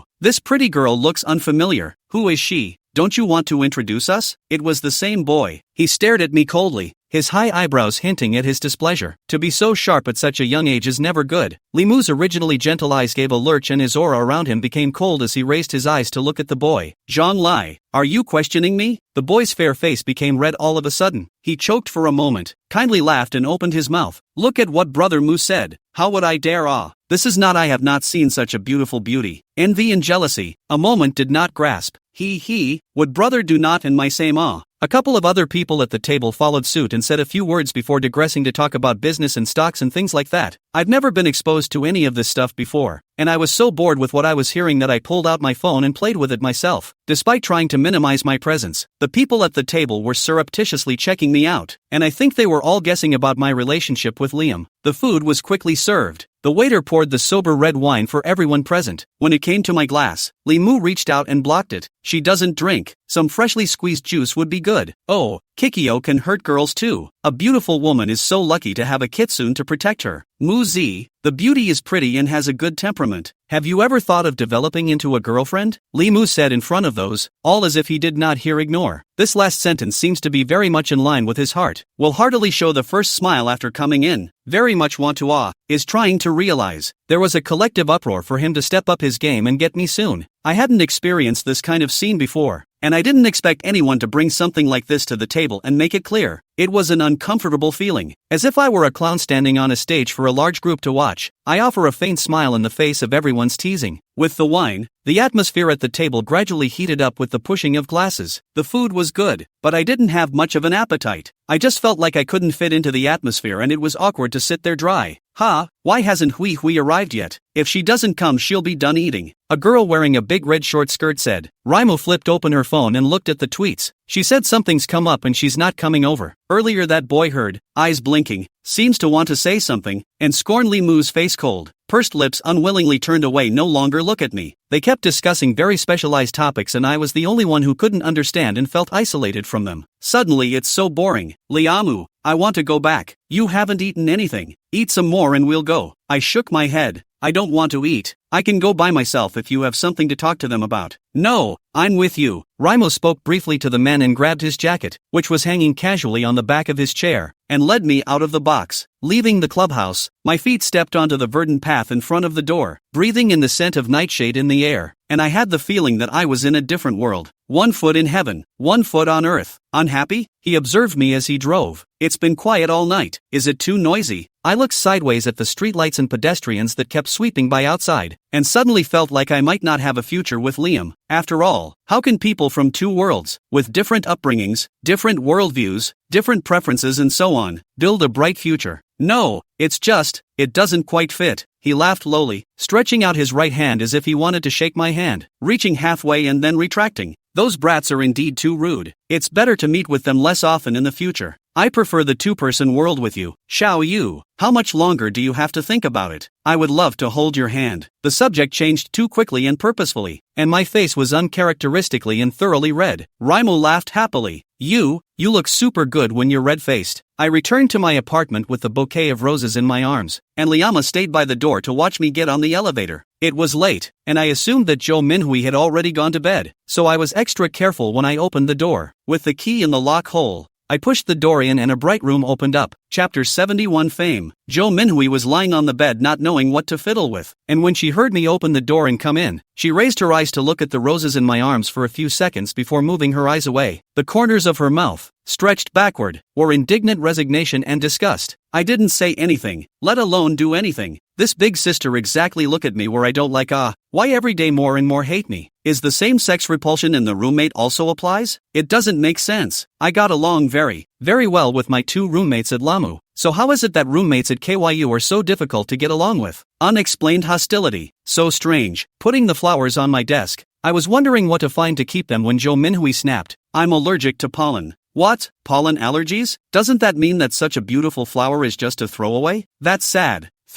Too bad. This is the first bouquet of red roses I've ever received, and minus the intentions of the sender and the meaning of the flowers themselves. The flowers themselves alone deserve to be treated with sincerity. Stay can't be done. People are allergic. I've heard that severe allergies can kill you. No matter why she's resisting me, people's lives are at stake. I'm a hot-blooded young man who is good at thinking of others, and I know exactly what the right trade-off is. Taking out his cell phone, he took a few beautiful pictures of the bouquet in all directions before carrying it out and placing it on the windowsill in the boiling water room. Oh flower, I'm sorry I wasn't able to protect you. Go with whoever comes first to embrace you. May peace and joy be with you. Amen. When I went back to the house, Joe Minhui's bedside lamp had already gone out. I quietly and noiselessly washed up and climbed into bed, ready to look at my cell phone for a while and then go to sleep. In the photo album, roses lay quietly in various poses, picking the two best and sending them to Big Brother. When there is something good, of course you have to share it with your big brother. To be honest, after being separated for almost 2 months and having long gotten used to his all-around care, I kinda miss him. The big brother's side replied in seconds. It's beautiful. Where did it come from? Anyone else asked me that, I'd probably tell her quite frankly. Big brother asked. I inexplicably a little weak, subconsciously want to lie. But in kindergarten my teacher said that lying is not good, and I'm a good kid. I don't lie. Limu sent it and took me to the clubhouse for dinner. Just got back. That fat little guy who had his love letters hidden by Qingfeng? Yeah, people aren't fat anymore. They're tall and thin and quite handsome. Didn't you see him on my birthday? Why did you get flowers? Nothing. He said he wanted me to be her girlfriend. You promise? No, you can't just say yes. I said I'd think about it. This kind of thing isn't like pulling a carrot out of a vegetable field. Just any carrot will do. The big brother's side kept showing that it was in the process of inputting, but after 5 minutes, not a single word had actually been sent. I stared at the screen waiting for my big brother to talk to me, souring my eyes as the prompt that was being typed over there disappeared, and still not a single word came through. Big brother, are you still there? Big brother is silent. Waited a little longer and still didn't get back to me. Still thinking of asking big brother about it, whether he should agree to try it with Limu, whether he should think of some way to test him. And big brother, he inexplicably and suddenly played disappear with me. Fell asleep with a belly full of regrets, dreaming about these two issues. Tangled up all night and did not tangled up any results. The next day I had no classes in the morning, so I stayed in bed, didn't even eat breakfast, and woke up lazy. At less than 8:30, Wei Qingfeng's phone call came in, completely waking up my hazy slumber. Yes, it was kinda rare for him to call me. Lan Yu, you're with Limu? Wei Qingfeng seemed to have just finished some kind of strenuous exercise, his voice gasping with urgency. Something to do with you? Whether it's off or not, let's not talk about it. Look at the school's postings. You've become a big name this time.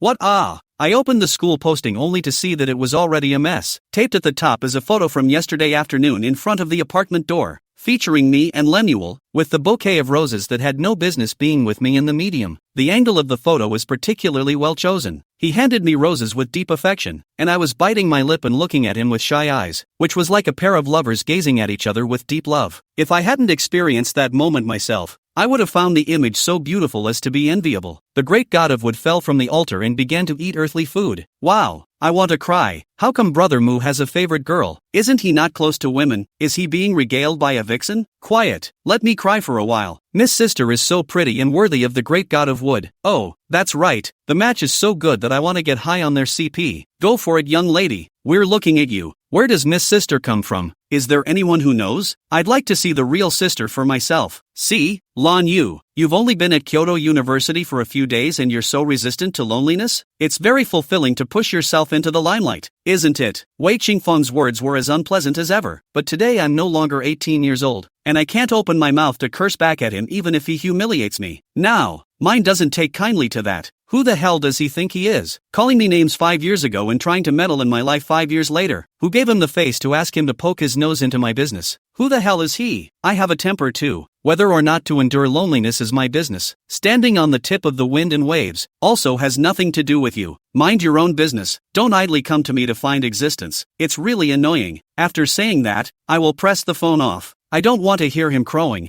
It's hard to hear. The phone called several more times, and at first I was willing to lift my hand and press it off. Then I just let the phone lie on the side of the bed and vibrate by itself, ignoring it. It's easy for the phone to stop ringing and switch to a tweeting frenzy. To make myself feel better, I quickly deleted all of the dozen or so voices that were sent to me without listening to any of them. The people and things that do not relate to each other, especially the kind of people who do not regard themselves as human beings. There is no need to stay. Did not pull in black on WeChat is that I am concerned about the old feelings. Being frustrated by Wei Qingfeng for no reason. I was really not in a good mood, so I dialed a phone number to my big brother, desiring my big brother to scold him and take it out on me. I don't know what's going on. Big brother, he hasn't been answering. He should be busy. After all, this kind of Lin de freshman stalwart, that is the elite of the elite. Not busy would be a problem. The thought of my big brother busy, even meals will forget to eat. I was so worried that I quickly sent him a WeChat, told him that no matter how busy and tired, no matter for whom, cannot let their bodies fall, to remember to eat on time. The north of the day is cold, to remember to drink hot water. Chapter 72 Hesitation. The tweets went out for a long time, and it was like a stone dropped over there. This is extremely rare in almost 4 years, except for that time when he sent a love letter to Tang's schoolmate. Big brother has never failed to reply to my WeChat. I was thinking about sending another video call when Lemu sent me a voice call request. When he answered the phone, there was his clear laughter on the other side, obviously in a good mood. Why does his voice sound a bit muffled? Just woke up? I scratched my messy hair and covered my mouth with a yawn. Luckily you typed voice. I wouldn't have answered if it was video. It's too detrimental to my shining image. Limu ate and laughed on the phone. What's for lunch? You choose.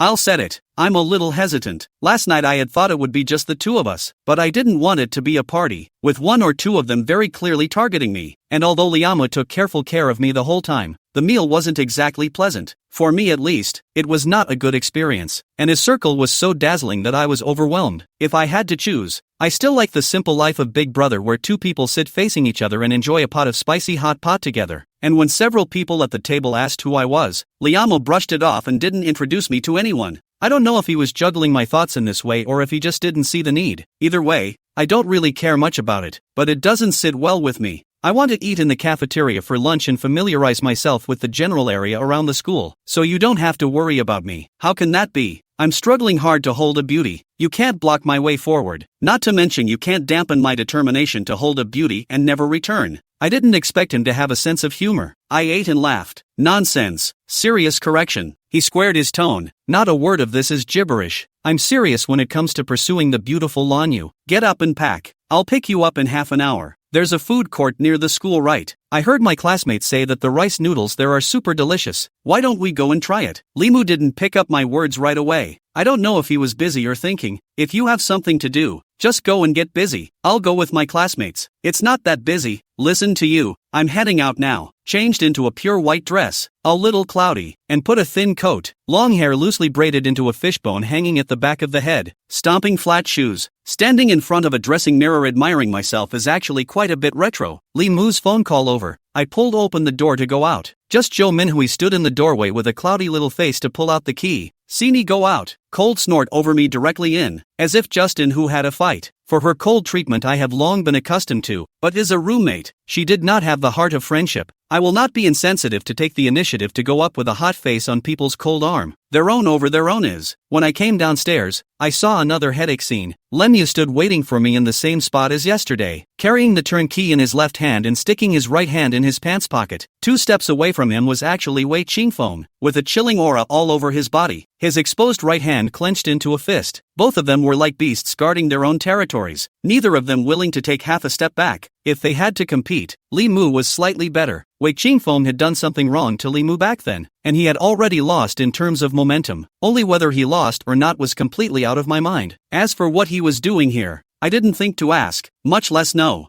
I don't know how long they had been exchanging words, but when they saw me come out, both of them simultaneously closed their voices and looked at me sideways. Inexplicably, I felt that swords were drawn and anger flew between these two, and if anyone accidentally threw a match, it would immediately trigger a big explosion. So pretty. Li Mu lifted his steps towards me, looked me up and down, and smiled, revealing a mouthful of white, neat teeth. "Come on, let's go out for a stroll first. The institute will start classes soon, so there won't be any time then." Well, my classmates said there's a botanical garden not far from here that grows many varieties of roses, and I'd like to go see it. No problem. The roses I gave you yesterday were picked there. There are many other varieties of flowers in the garden, all of which are precious, so see if there's anything you like and I'll give it to you. Flowers want to be free too, and love nothing more than to be planted in the soil and bathed in wind and sunlight. It's too aggravating to put it in a pot. I'm not going to. Just look at it. Li Mu doesn't argue with me and just goes along with me, saying that he listens to whatever I say. Walking up the path until the previous apartment turned the corner, I inadvertently turned back. Wei Qingfeng was still standing in front of the apartment door, slightly hanging his head, not knowing what he was thinking. Li Mu's car drove out of the school. A short section in front of the supermarket stopped. He instructed me to wait in the car. He entered the supermarket. Less than 10 minutes, footsteps hurried back, hand carrying 2 oversized shopping bags. It was hard to see through the packaging. It seemed to be some small food, water or something like that. "Why did you buy so much stuff?" I asked him in wonder. "The botanical gardens aren't far away. It's just a sightseeing trip. It's not a picnic or a camping trip." Does he need to buy these? Or does he have other arrangements? He put the shopping bag on the back seat, and took out a bottle of alkaline water and unscrewed it. "I didn't buy anything. It's all the snacks you girls like. Take whatever you want." When I was a kid, I also had a crazy obsession with snacks, and I always felt lonely when I didn't chew something in my mouth. When I went to college, especially after being taken care of by my older brother, he whaled me out of the habit on the pretext that eating too many snacks was bad for my health and I would become ugly and fat. Nowadays, when I see a snack, my mind goes to the dark, thick, fat man who is 170 tall and weighs 270, and I shiver when I think about it, as if I'm actually going to be that in the next moment. I don't snack. Why? Don't girls like those? It'll turn dark and thick and fat, and I'm not going to eat it. Li Mu laughed out loud, looking at me like looking at an unreasonable child. Pouring out his right hand on the top of my head rubbed, the tone of indescribable intimate. "Nonsense what? A little bit just, and not always eat. It's okay. Big brother said not to eat it." "Who is Big Brother?" Li Mu's reaction was sharp, instantly catching the point of my words. "It's not that I don't eat, but Big Brother he won't let me." He looked at me inquiringly. "Big Brother is Big Brother. Wei Qingduan, Wei Qingfeng's own brother. Well, it's similar to my own brother. All these years in Linde, it was Big Brother who took care of me. Wei Qingfeng's Big Brother. Li Mu put the words between his teeth and chewed them carefully, his narrow eyes floating on something unfamiliar, as if it was resistance, or as if it was dissatisfaction. Chapter 73 Competition. Botanical Gardens is very beautiful, even if it is already early fall season. A variety of flowers still bloom in full bloom, especially that long rose gallery, and the one in the University of Forestry really seems to be. When I look at the flower corridor, I will remember that night. Big Brother, he carried me on his back, slowly wandering in the flower corridor. Taking out his cell phone, he found several angles to take pictures of the flower corridor and turned his hand to send it to his big brother. Big Brother, look, this is our flower corridor. Oh, I didn't turn off my phone after posting the picture, but stayed on the chat page. Big Brother, he hadn't returned my messages since yesterday. It always felt as if something was missing. And now, a few simple words were being typed that almost brought me to tears. Ever thought about going back to Lamu for grad school? I raised an eyebrow in surprise. This really did occur to me, but I heard it was hard to transfer to this kind of interprovincial school. I thought about it. It's not hard? Let me know if you're sure you want to come back, and I'll figure it out. I've got a meeting soon, so I'll hang up and send a message if anything comes up. My big brother finally paid attention to me, and I happily clicked my cell phone out and put it back in my bag. What are you talking about? So happy? Li Mu was a gentleman and kept a polite distance throughout my tweets with my big brother, even though he was also curious as to who that person on the opposite end was. Chatting with Big Brother, Li Mu frowned. Is it that Wei Qingduan again? Yeah,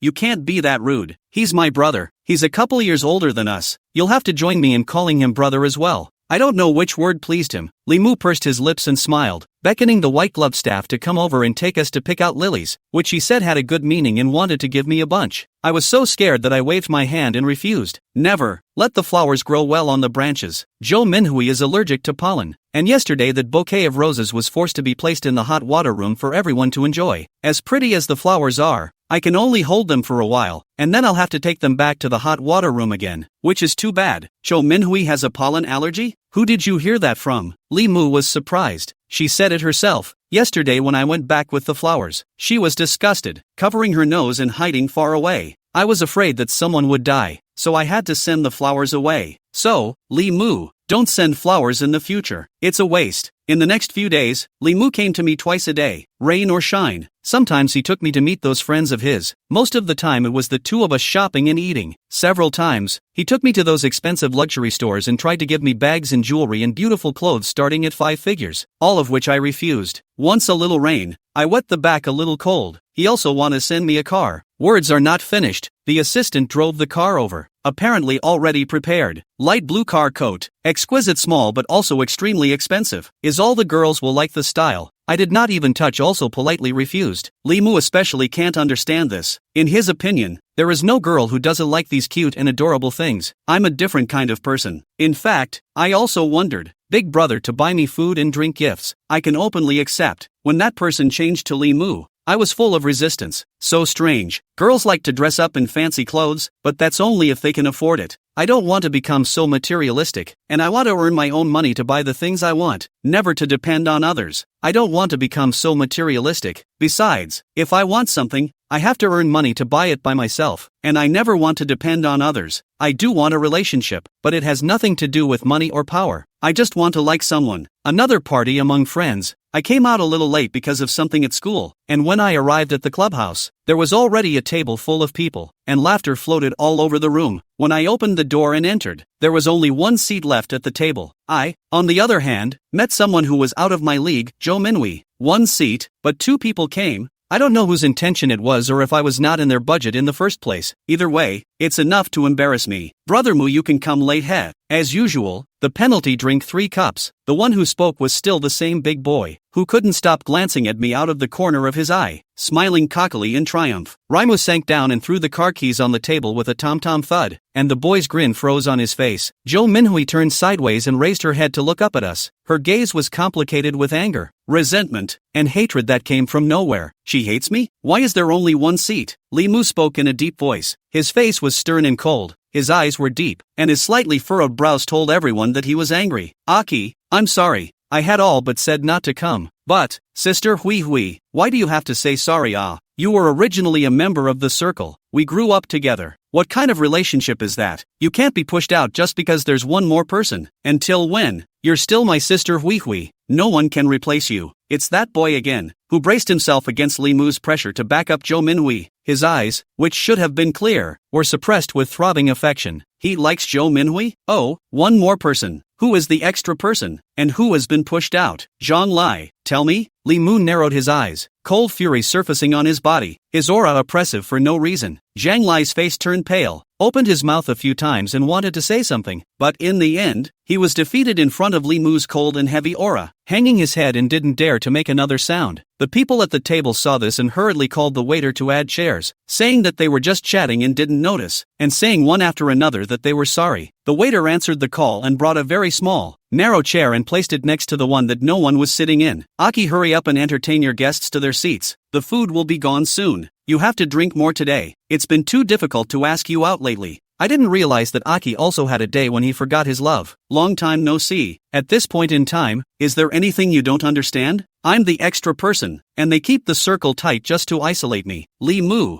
I have something else to do, so I'll go first. Bye. There's nothing to keep from such an occasion, and nothing that can't be said. I'm just one more person. I'll just leave. If it wasn't for Li Mu's sake, I wouldn't come to this kind of party. These young people, relying on the previous generation to lay down the rivers and mountains Bud Harbor, one by one, unbeatable, thinking that they are omnipotent, defying all living beings. Unfortunately, as good as their world is, I've never envied it. I have my code of conduct and way of life, and have never wanted to be above anyone. This would be what the ancients call a different path. I turned to leave, and Liama took me by the arm. I'm with you. He pulled me back, and I half sidestepped my face, glanced at Zhang Lai, and said in a cold voice, "There's no need to call me from now on for this kind of party." I was just about to say you don't have to do this when he had blacked out and pulled me to the door. Lan Yu, I'm going to fight you fair. I froze. What are you competing with me for? I'm studying Chinese painting. She's studying economics. What's the point of competing? Chapter 74 Enemies of Love. I've liked Li Mu for many years. Everyone in my circle knows it, and he treats me well. But since you showed up, he won't even see me once. It was me who got the news about the party today and quietly followed me here. Yes, it was my intention to take your place and make a fool of you, but I regretted it. I shouldn't have been so patternless. Making a fool out of you is making a fool out of Aki. I won't do this kind of stupid thing again. I'm sorry for today, but Aki is my lifelong dream, and I can't imagine how miserable my future life will be without him. I don't like backstabbing and I hate scheming. So, I'm going to fight you face to face on a level playing field. I know he doesn't like me yet, but who knows about the future? I don't know if there will be a day like that when he suddenly realizes that the person he likes is actually me. So, Ranjetsu, do you dare to take it? A word uttered, subduing all the people on the table. Zhang Lai moved to look at Jo Minhui, something in his eyes cracking by inches. This kid, he has deep enough feelings for Jo Minhui. Unfortunately, Jo Minhui didn't see it. It turned out that Jo Minhui was the Hui that everyone talked about when they first came over here for dinner, the one who had been communicating with Li Mu on WeChat. I told you, I've never done anything to offend Jo Minhui. She wouldn't hate me for no reason. It happened so suddenly that I had some bad reception and obtusely forgot to react. It's just that Jo Minhui is not a bad person. She hates me for what I hate, and her idea of wanting to compete with me on a level playing field is bright and open. However, I just want a quiet relationship and don't really want to compete with anyone. Moreover, even if I'm the winner in the end, will Li Mu really break up with her and die of old age? I don't like that kind of day where I have to watch out for someone every day and worry about what's going on. Hui, for the sake of Uncle Zhou's face, I won't bother with you today. If there is a next time, you know the consequences. Also, it's my business if I like Lan Yu, and it has nothing to do with her if I don't like you. As long as she's willing, my whole life, whether it's my person or my heart, belongs only to her, so she doesn't have to compete with you. I won't allow it, and you don't deserve it. The light in Jo Minhui's eyes followed Li Mu's words and silenced a little, finally becoming barren. I suddenly remembered that year's Mid-Autumn Festival. I was scolded by Wei Qingfeng in front of so many people. At that time, I was also this desolate. This silly girl, she didn't really do anything wrong. She just liked Li Mu. Lemuel wasn't wrong. I wasn't wrong. Nobody was wrong. It is the will of God that is at fault, and should not be so tricky, always tossing out this much less than desirable. Liamo sank down in anger and tugged on my arm and walked out, flinging the door heavily in his backhand. It wasn't until he got in the car and drove out a ways that his mood gradually calmed down. found a quiet place to park, and talked to me about Jo Minhui. Hui's dad is my dad's good friend and partner. We've known each other since we were kids. It's just that I've been living with my grandma in South City, and I've only had more chances to meet her since I graduated from South City and came back to Kyoto after my senior year of high school. All these years, I only thought of her as a friend. I didn't know she still had this heart. He raised his right hand and pressed his heart. Xiao Yu, if a single word of what I said is false, I will be punished for not being allowed to die. Liking you has long since gone deep into my bones. During the period of time when I left South City, I was in a drunken sleep every day. At that time I thought if my bride is not you, then who is not the same? Just a ceremony. But I still hold a hope. I told myself, if to 30 years old, I still can't dream come true. Just find someone to marry and finish. How to live is not a lifetime. People like us, and how many are married for love? It's all just an exchange of benefits. I thought I was going to live my life in such a mess, but I had the good fortune to be reunited with you. I think God must have heard my prayers to give me such a big surprise. Xiao Yu,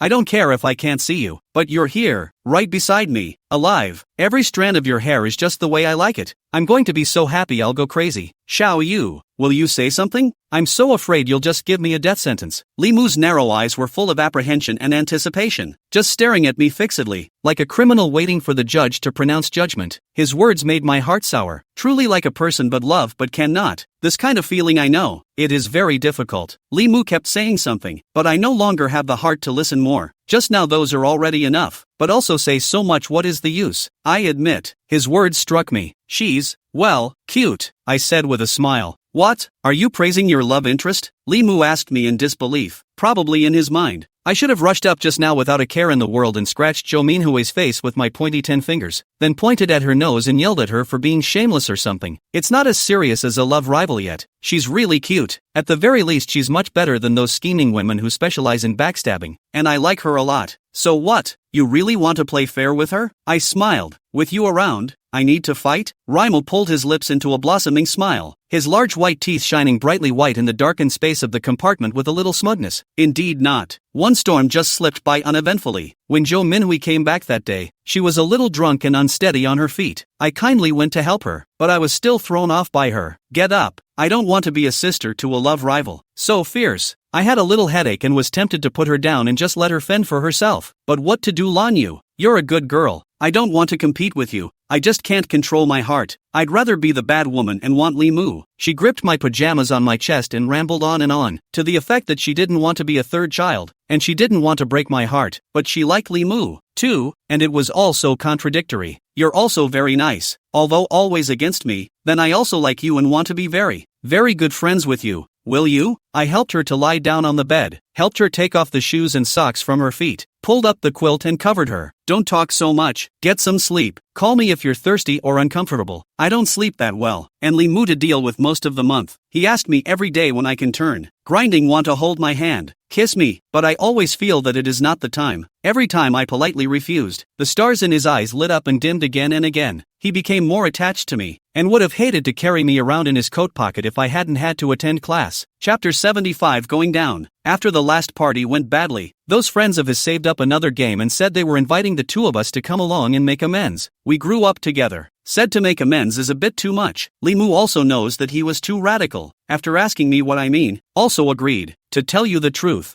I didn't really want to go. There was always something between those people and me, and I just couldn't fit into their world. But Li Mu begged me softly, like an innocent bird, so I couldn't refuse. When I was about done eating, I went out to get some air, and when I came back, I heard his hairdressers talking about me. Kimiko, you're settling on her? It's been set in stone for a long time, and it can't be changed in this lifetime. A commoner's family like hers get past those hurdles in your family? He was silent for a while, then firmly said, I will break in with her. The big deal is that I don't want anything. The Li family doesn't like me anyway. Don't be silly, Mu Zi. You're not even from the same world. There's no way the Li family will let you do whatever you want. Hui has talent if she wants talent and looks if she wants looks. In terms of liking you and being attached to you, I think it's much better than what's her name Yueka. Don't tell me that you don't know what she has in mind for you. So what if I know? Love is for two people. I can't respond to her and I don't want to hold her back. Don't mention this in the future. I'm afraid Xiao Yu will be unhappy. It was at this moment that I realized that what he said about not knowing Jo Minhui's mind was false. He had already known that she liked him, and he was lying to me that day, or he was trying to appease me. Either way, for whatever reason, he's not telling the truth. I had a heavy heart until the end of that meal. Not even officially started the relationship. He already does not speak the truth with me. What to do in the future? Days and days together. The novelty is gone. The teenage feelings are satisfied. How will he treat me? His friend is right. He and I are not from the same world, even if we are in love. How far can we go? My desire to try it out with him faltered that night. The turn of the year is the 11th holiday. On the afternoon of the 30th, students who did not have classes put on their big bags and traveled. I had booked my flight home early and wanted to go back to see my mom and dad. Lee Kimoto came and agreed to go back with me, saying that he'd been out for a long time, missed everything there, and had to go back for a visit. I can't say for sure how my relationship with him will end. I've thought it over. He's coming back to South City with me this time. I'm going to take him back to meet my parents so they can help me check it out and also give me an idea if I want to try it out with him or not. Packing my bags. I was contemplating whether it would be better to go out to dinner or order a takeout when the phone rang. It's Lemieux. Xiaoyu, I'm sorry. Don't be angry with me. A development case that the company has been applying for years with the government for approval passed, and there are too many things that need to be done for me to go back with you. On your own, is that okay? I was actually a little disappointed when I heard the news. At heart I really wanted to introduce him to my family, but something like meeting him must not have been that important compared to his billion-dollar contracts, or he wouldn't have chosen to work and leave me to return home alone. You don't have to worry. I can do it. I answered him with a smile as I hid my emotions. Give me a call when you land or I'll worry, and I'll get you a ride to the airport in the morning. The flight was at 9 in the morning, and I was at the school gates by 7:30, waiting for Li Mu's car to pick me up. As soon as he looked up, he saw Wei Qingfeng and Hua Rui stopping the car in front. It was a little early for this time of day, and there were very few cars passing in front of the school. They had apparently stopped for a while, and no car had ever stopped, and Rui was so anxious that she stomped her feet. No wonder, the flying doesn't wait for anyone. Oh, Ms. Lun, Mr. Mu asked me to pick you up. Please get in the car and I'll take you to the airport. I put my backpack away and wanted to get in the car and leave, but those two men stood on the side of the road looking at me with bated breath, and I couldn't bear to look at them. There's only one flight a day, so if you miss it, you'll have to wait until tomorrow. Wasting a day. Wei Qingfeng, get in the car. Hua Rui happily carried her suitcase and came over. The meaning of pleasing was simply not too obvious. Wei Qingfeng was silent for a while and walked over as well. In the face of reality, no matter how noble you are, you have to bow down. Ever since she got into the car, Hana Rui had been fussing and yelling, touching here and there, causing the driver to keep glancing at her in the rearview mirror. It wasn't until Wei Qingfeng grabbed her person and trapped her in his arms that she was honest. I looked up in the rearview mirror, and Hua Rui was lying on her back in Wei Qingfeng's arms, grinning with ambition. That was all she could do in this life, and she couldn't do much else but fight over her jealousy. It's rare that she doesn't realize by now that playing these no-mind games in front of me is actually a waste of expression. Not bothering with her, he simply closed his eyes. But Hua Rui is the kind of people who do not see the coffin. I ignore her. In her eyes may be good bully, but also T-words T-sentence insinuating me, implying that I Wei Qingfeng like the person is her, so that others do not want to think I'm really going to be pissed off at her. I thought Wei Qingfeng was a god or a RMB, and he was loved by everyone. Besides, as far as she does that nasty thing, how much sincerity she has towards Wei Qingfeng really remains to be proven. It's really a good job. Don't make me kick you guys down. I spoke coolly. Wei Qingfeng's fingers froze and he shut up. One after another on the highway were private cars taking advantage of the 11-day trip, leaving them on the highway. It was impossible for a cab to take them. If they tried to walk to the airport without their legs, the plane might have already returned from the South City. When I got off the bus, Wei Qingfeng wanted to help me with my backpack, but I refused. It's not like I can't afford to carry it. Why do I need him to carry it for me? I just can't afford to carry it, and would rather throw out a few of the things I bring than use his, which is cumbersome and diabolical. To my surprise, my big brother actually came to pick me up. I haven't seen Big Brother for 3 months. I miss him. He seems to have lost some weight and his face is still sky high. Big brother, why did you come? I excitedly pounced over to him, not caring how many strange gazes there were from people coming and going, and just jumped into his arms, tilting my head to talk to him. His brows, which had just been furrowed, instantly unfolded, and a warm smile slowly appeared between them. Got things done. Saved up a few days of vacation and came back early. Then why didn't you tell me? Causing me to almost fly back to Linda University to look for you. I muttered in dissatisfaction, which was rewarded with an even more doting gaze from my big brother. Brother.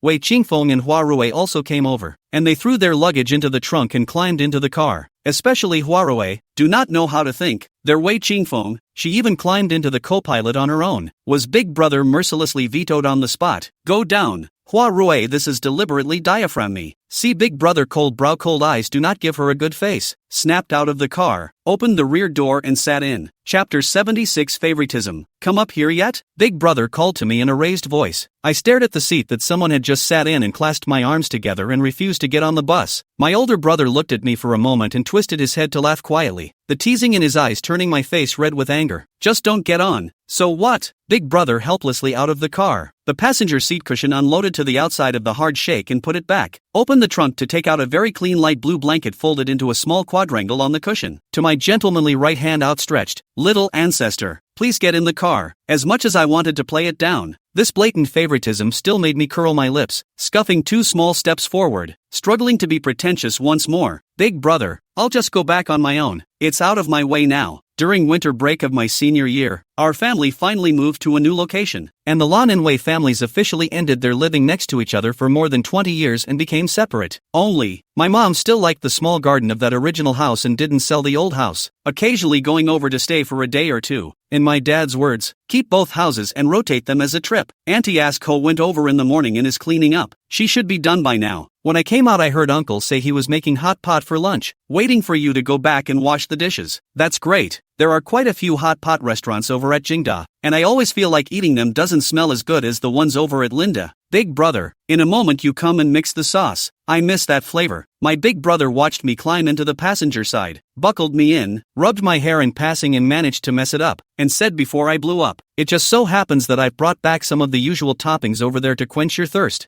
Thanks big brother. I sat smugly in my seat in triumph, glancing smugly in the rearview mirror from time to time. Exasperating Rui Hua. Still big brother is good without me having to ask for things to be arranged properly. If not, the identity of the occasion is not right. I really want to go up to kiss him as a reward. Big brother, Hua Rui spoke in a tender voice. That voice was so soft that I heard my waist go soft. What hot pot is so delicious I also want to eat. Big brother you take me. Okay. In the rearview mirror, Phyllis had 2 watery eyes and a shy smile that was so contrived I wanted to puke. Holy, this pot of tea, it's so green. Hitting on your boyfriend's own big brother in front of him, or in the presence of an outsider. Even Wei Qingfeng can tolerate it? Raising his head and glancing at Wei Qingfeng, he sat stiffly leaning back, his face gray and ugly, as if covered with a layer of dirt. No good. The elder brother refused without hesitation, leaving half a face. Flower Rui's pretense of petulance was instantly frozen, and the expression on her face looked like she had eaten a pile of shang. And then look at my big brother, focused on his driving, with an inscrutable, undistracted look on his face. Ha ha ha. I unkindly let out a loud laugh. To deal with tea, you have to get on the knife like my big brother, and the click is the cut. That's a trick I've learned. Anyone else dares to tea with me? I'll just go straight to the knife. The car slowed down in front of the house, for empty nesters standing in front of the unit. 2 of the men are resting there with their hands on the pergola to look out. Mom, Dad, Auntie and Uncle, we're back. I was the first one to jump out of the car, and my big brother opened the trunk to help me take out my big backpack and carry it in his hand, following behind me. Egu, my baby girl is back. Come on in. Your mom came over early in the morning and was busy making food for you. My dad waved at me, smiling like a flower. Maina joyfully smiled as she took my hand and pinched my cheek with her other hand. That's right, hearing that you came back for the holidays made us all happy. Our Xiao Yua, she's really getting prettier and prettier. Look at this tender skin. It seems like you can get perfume just by pinching it. No way, Auntie, you just praise me. On our side, we met again after a long time, chatting happily. Wei Qingfeng topped messy head, shoulders carrying an oversized travel bag, hands pushing a large suitcase, the other hand also carrying a loaded bag. Also to the door of the unit, Rui carrying a small bag of bread in the back of the delicate and weak follow. Wei Qingfeng, in my impression, has never been clean, scenery and cool young man. Now this kind of appearance, how to look like a refugee fleeing.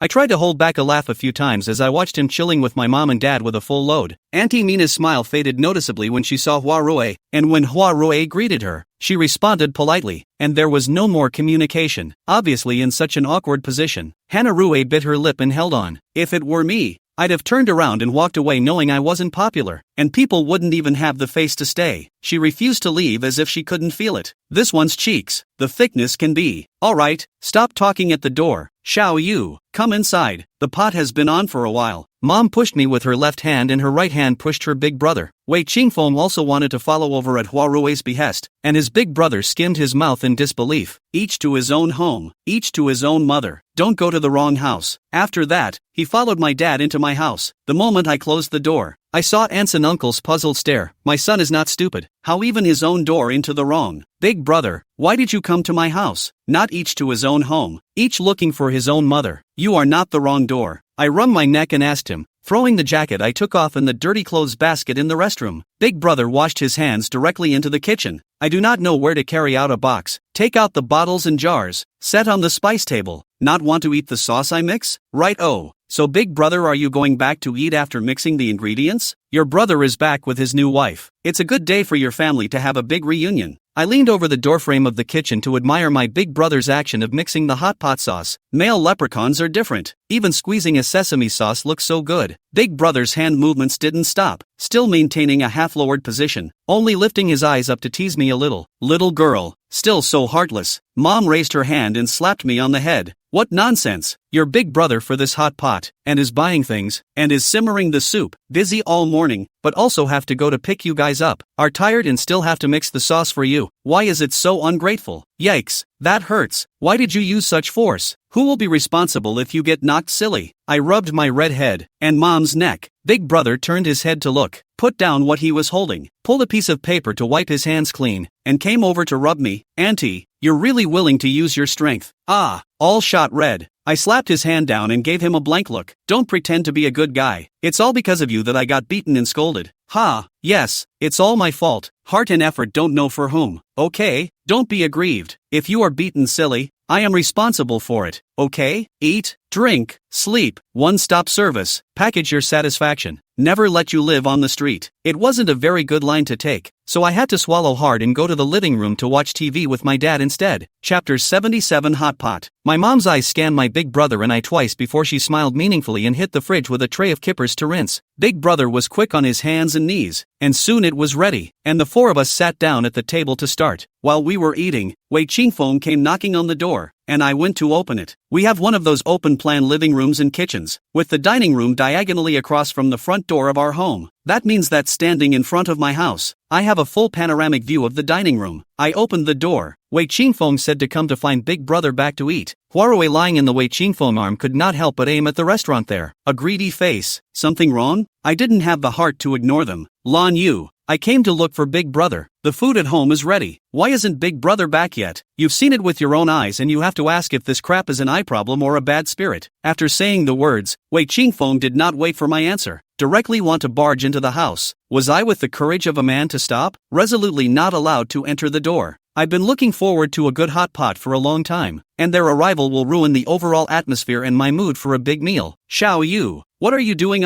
We really just came to look for big brother. No other meaning. Auntie also prepared a meal, also brought your share. You do not come to eat even if, but also not let us find big brother. This is not good. The true color of tea. You want to come and rub it in but you don't even dare to tell the truth, and you're going to bring the scourge down on me. What a thing! The point is that Wei Qingfeng actually also has a thicker skin than the walls of the city by her, but also led the charge to my home. I do not believe that he does not understand the intention of Flowers Rue. It's true that it's not a family. It's not a family. Not a single good pie. You want to get some food? I'm not going to let you in. This is my house, so I won't let you in. So what? Big brother, your brother and his girlfriend are here to take you home for dinner. I deadlocked the door and yelled back in the direction of the restaurant. Big brother actually heard it a long time ago. He just pretended not to hear it. At this time by my name, pulled a napkin to wipe the corner of the lips, slowly and methodically paced over, stopped half a step behind me, tone a little impatient. I've already told mom and dad to eat over here. You go back. No important things don't come over to bother again. There are important things also don't come. Call on the line.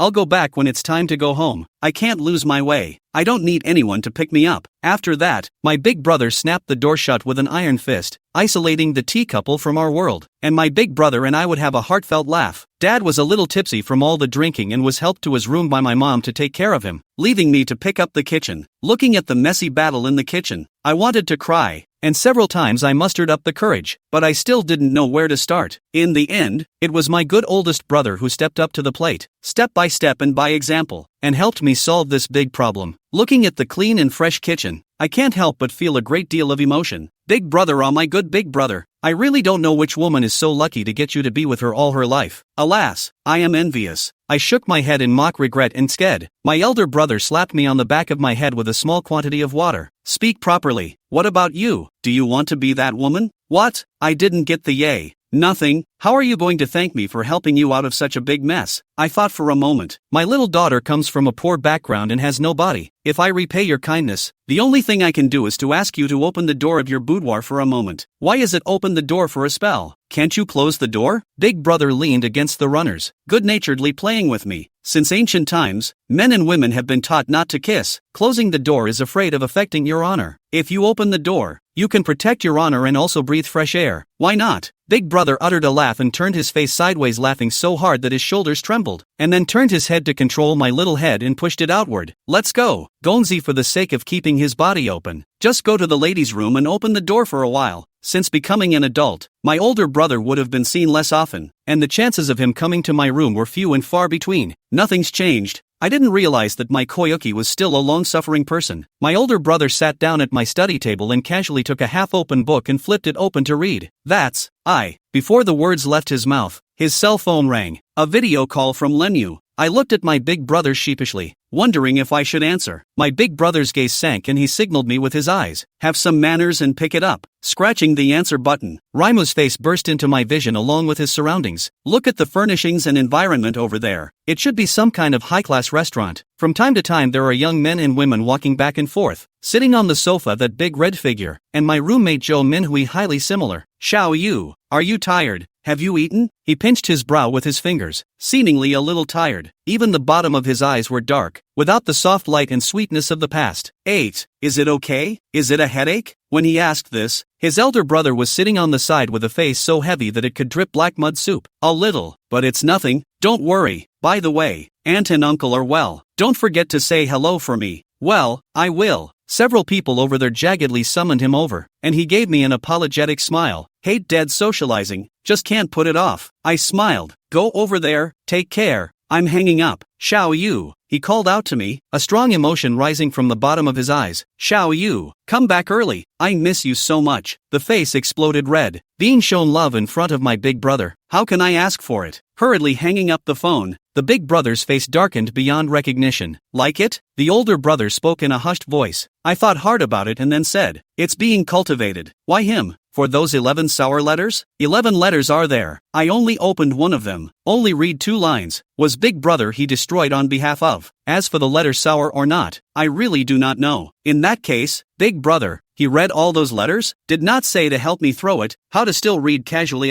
Not ashamed to be a blood brother. One is privately hiding my letter. One is privately reading my letter. I want not. I would love to argue with my big brother and ask him why he won't let me read my letter. Instead he reads them all. It's too much of a bully, isn't it? Words only on the tip of the tongue. Big brother turned his head to give me a cool glance. I immediately did not come out of the breath of the deflated eggplant. Nerd did not dare to talk nonsense. It is not all that reason. My 2 roommates in college have gone out to live with their boyfriends, and only I have not even touched the hands of the boys. Every time the video they have to laugh at me, and I'm not too young, and my mom says I'm old enough to fall in love. He and I grew up together, know each other well, and want me for so many years. I want to try with him. If it works, we'll be together, but if it doesn't, we have to split up before it's too late. Chapter 78. Flirt with me. Don't I count as a boy? Big brother was a little disgruntled and aggravated. What do you mean? I looked at my big brother blankly. Where did this come from? At this time I am still small. Not that the age is small, but by parents and big brother to protect too well. The mental age is small. Many things did not learn to think independently. In northeastern terms, is not to see here, for sounds. Listening to the words of the big brother I thought, with your robust body, but all the gender a bit cognizant, can be sure that you are a boy.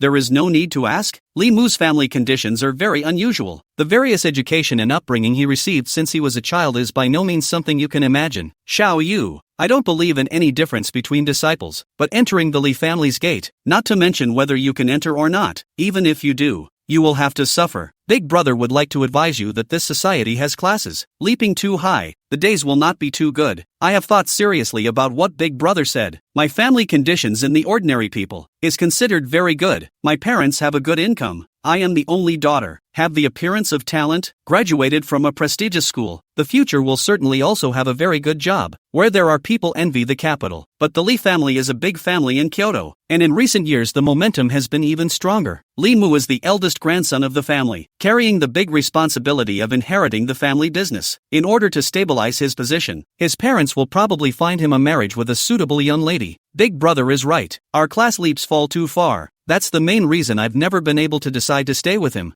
I don't want to be the joke of their circle, and I don't want to be humbled into dust because of him. By the way, big brother, do you think I'm too ugly and stupid to lead the kind? In the entire Lambda, you are considered a leader in both talent and color. What a flirt, that's a terrible word. Although big brother he was most likely complimenting me, so why hasn't any boy ever chased me? Just thinking about it makes me feel bad about myself. With an inscrutable look on his face, big brother didn't answer my words, but pursed his lips. I don't remember when my big brother left, and by the time I woke up from my nap, the room was empty, with only the crisp smell of pine and cypress, so faint as to be nearly non-existent, floating in the air. It wasn't until the evening when I'd showered and was lying in bed, killing time with Z chatting away, that I figured out what big brother had meant when he'd asked me that. Over the years, I've only held my big brother's hand, but he's a big brother. He's not the same as a boyfriend kind of boy. Brother, did he ask me that with intent or not? Or maybe big brother he's actually flirting with me? How can that be? I must be paranoid. Big brother, he's flirted with the whole world, but he won't flirt with me. I'm his favorite sister. Xiaozi she didn't come back. Her claim was that she went out traveling with her classmates, but when I look at the few pictures she posted, there seems to be only one classmate, and he's still a guy. She had just gotten out of the shower and was rubbing her hair while she videoed me. In the dresser mirror that flanked her, a man in a shirt and pants sat on the couch with his laptop in his lap, frowning as he was reading something. I couldn't quite make out the man's face from a bit of a distance, and he didn't seem to be as tall as his big brother. Xiaozi glanced at the mirror from time to time. The corners of her lips couldn't restrain themselves from rising continuously, and the tenderness in her eyes flowed like honey. Alas, even a determined cabbage like my Xiaozi has been swept away by a pig. Am I, by any chance, destined to be the only cabbage left in the field? I woke up the next morning to the phone ringing, only to realize that the high school reunion was in full swing. The class president came back on a rare occasion and advocated that all the classmates who were in the south side at noon come out and get together. Big brother sent Wei Qingfeng and I to the entrance of the hotel and left, telling us to let him know when we were finished to pick us up and take us back. The reunion between classmates should be simple and happy. We all talk about each other's situation, and then recount the classmate love of the year is also, but there will be a few rat droppings, constantly boasting how outstanding they are, how much money they have earned, and hard to turn the classmate love into a comparison meeting.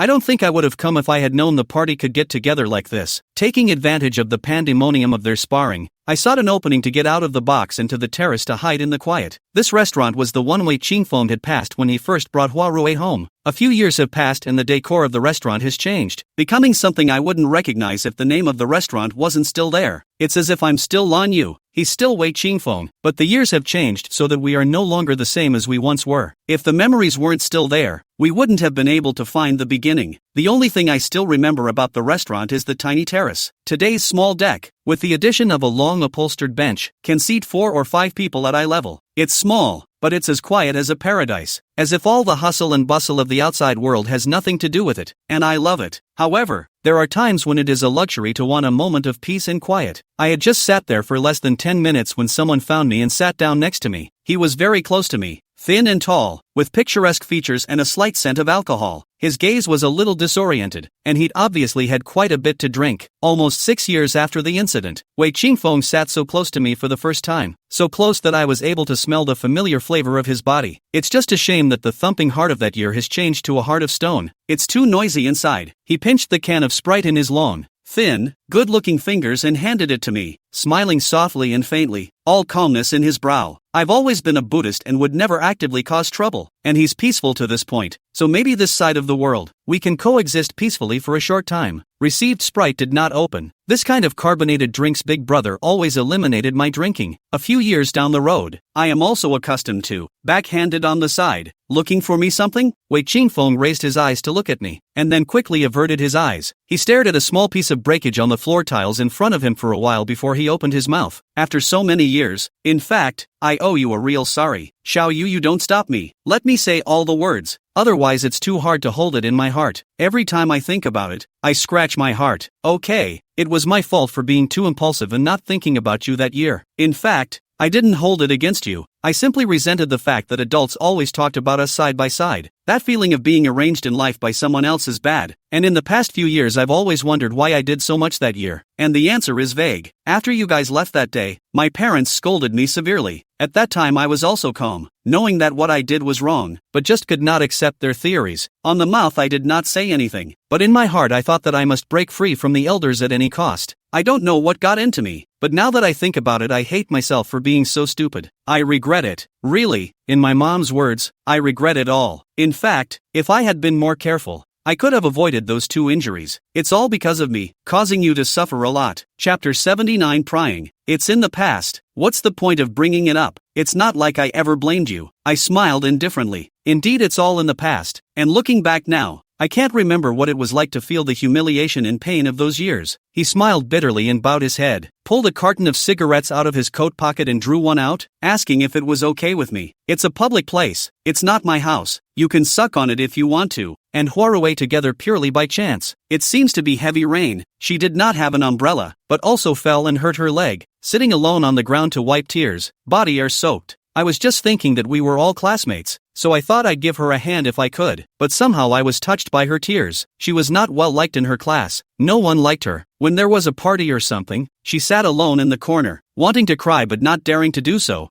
pitiful that people wanted to protect her. Then after spending more time together, I learned that tears and playing soft are her weapons, and that she is actually snarky a lot of the time, especially when it comes to you. It's not that I can't see that she's not friendly with you, and I've talked about her behind her back many times, but she always said she has nothing, only me, and you are so dazzling, she simply cannot compare. Very inferior. She was afraid that I will not want her, and then cried into a little kitten. Xiao Yu. So many times I wonder if my feelings for her are love or pity. I can't tell, but whichever it is, after so many years, guarding her has become my obsession and responsibility. Can you understand that, Xiao Yu? Ha. That's your business.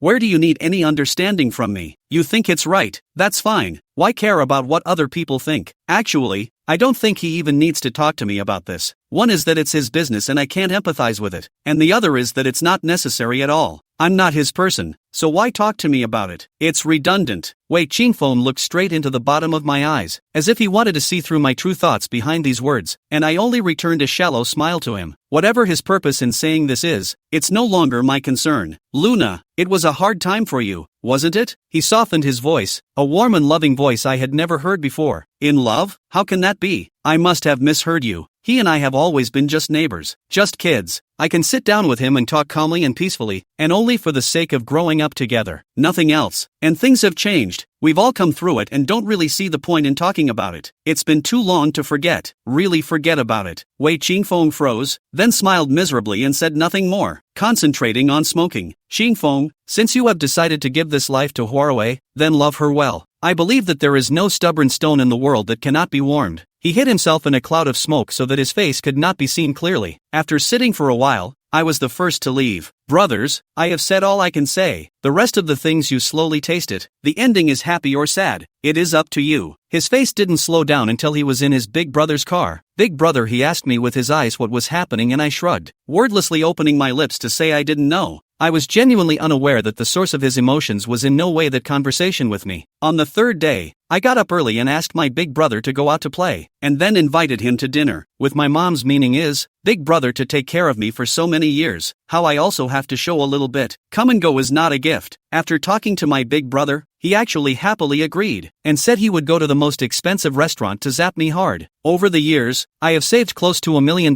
in prize money from various competitions, income from helping people paint, and scholarships, so I can afford to treat my big brother to an expensive meal. Big brother arranged a trip to go swimming at an open-air swimming pool in the morning, and after lunch, there were two options for the afternoon. One was hiking and the other was bowling. Given the dangerous experiences I had had climbing mountains, I opted for bowling, which I had never touched before. After breakfast, big brother he carried me to the car at my mom's earnest request. How many times have I protested righteously with him about being carried? All to no avail. According to big brother, whoever has the most strength is in charge. Okay, I'm convinced. The The open-air swimming pool is actually a natural lake, not small in size, with a beautiful blue sky and white clouds in color, and the white beach sand along the shore is fine and clean. I stood by the side of the car and watched as my older brother offered the large travel bag open and handed me one of the blue bags. "What is it?" I took it and opened it, carrying it out piece by piece, blushing. Inside is actually a full set of swimming gear. The swimsuit is a light blue color with dark flowers. Both the style and color pattern are precisely long on my aesthetic. Still need to bring their own I was thinking of renting a set to deal with where we'll be on the line. This thing still need Big Brother to prepare. Can let me how embarrassed Big Brother stuck his sunglasses on his forehead and glanced at me in disgust. "You can wear what countless people have worn? I don't feel bad if I don't talk about it, but when I do I feel like crawling all over my body like ants and shake my head firmly. I can't wear it. The size of the bathing suit is the same as mine. How did he know about such a private size? Big Brother?" My big brother was so smart that he only ruffled my feathers and knew what I was pondering. Curled his lips and said 2 words, "Visualize." Does that mean he is actually depending on? Bah, Big Brother would never do that. He's just smart and guesses correctly. Entering the lobby, he faced left and I right, entering the men's and women's sections respectively. Change into your swimsuit and head around the back area halls to meet up with your big brother. The hall was foggy and full of handsome men and women, but I pinpointed my big brother amidst a sea of flesh. He was standing quietly in front of an albizia tree, with a narrow waist and broad shoulders and fine hips, attracting as many peeps of the opposite sex explicitly and implicitly. The upright stance reminds me of the word chiaroscuro. Big Brother. I took a few steps forward, blocking the gaze aggression of an older, middle-aged woman who was estimated to weigh over 118. Development to that extent, you should go home and properly coax the husband.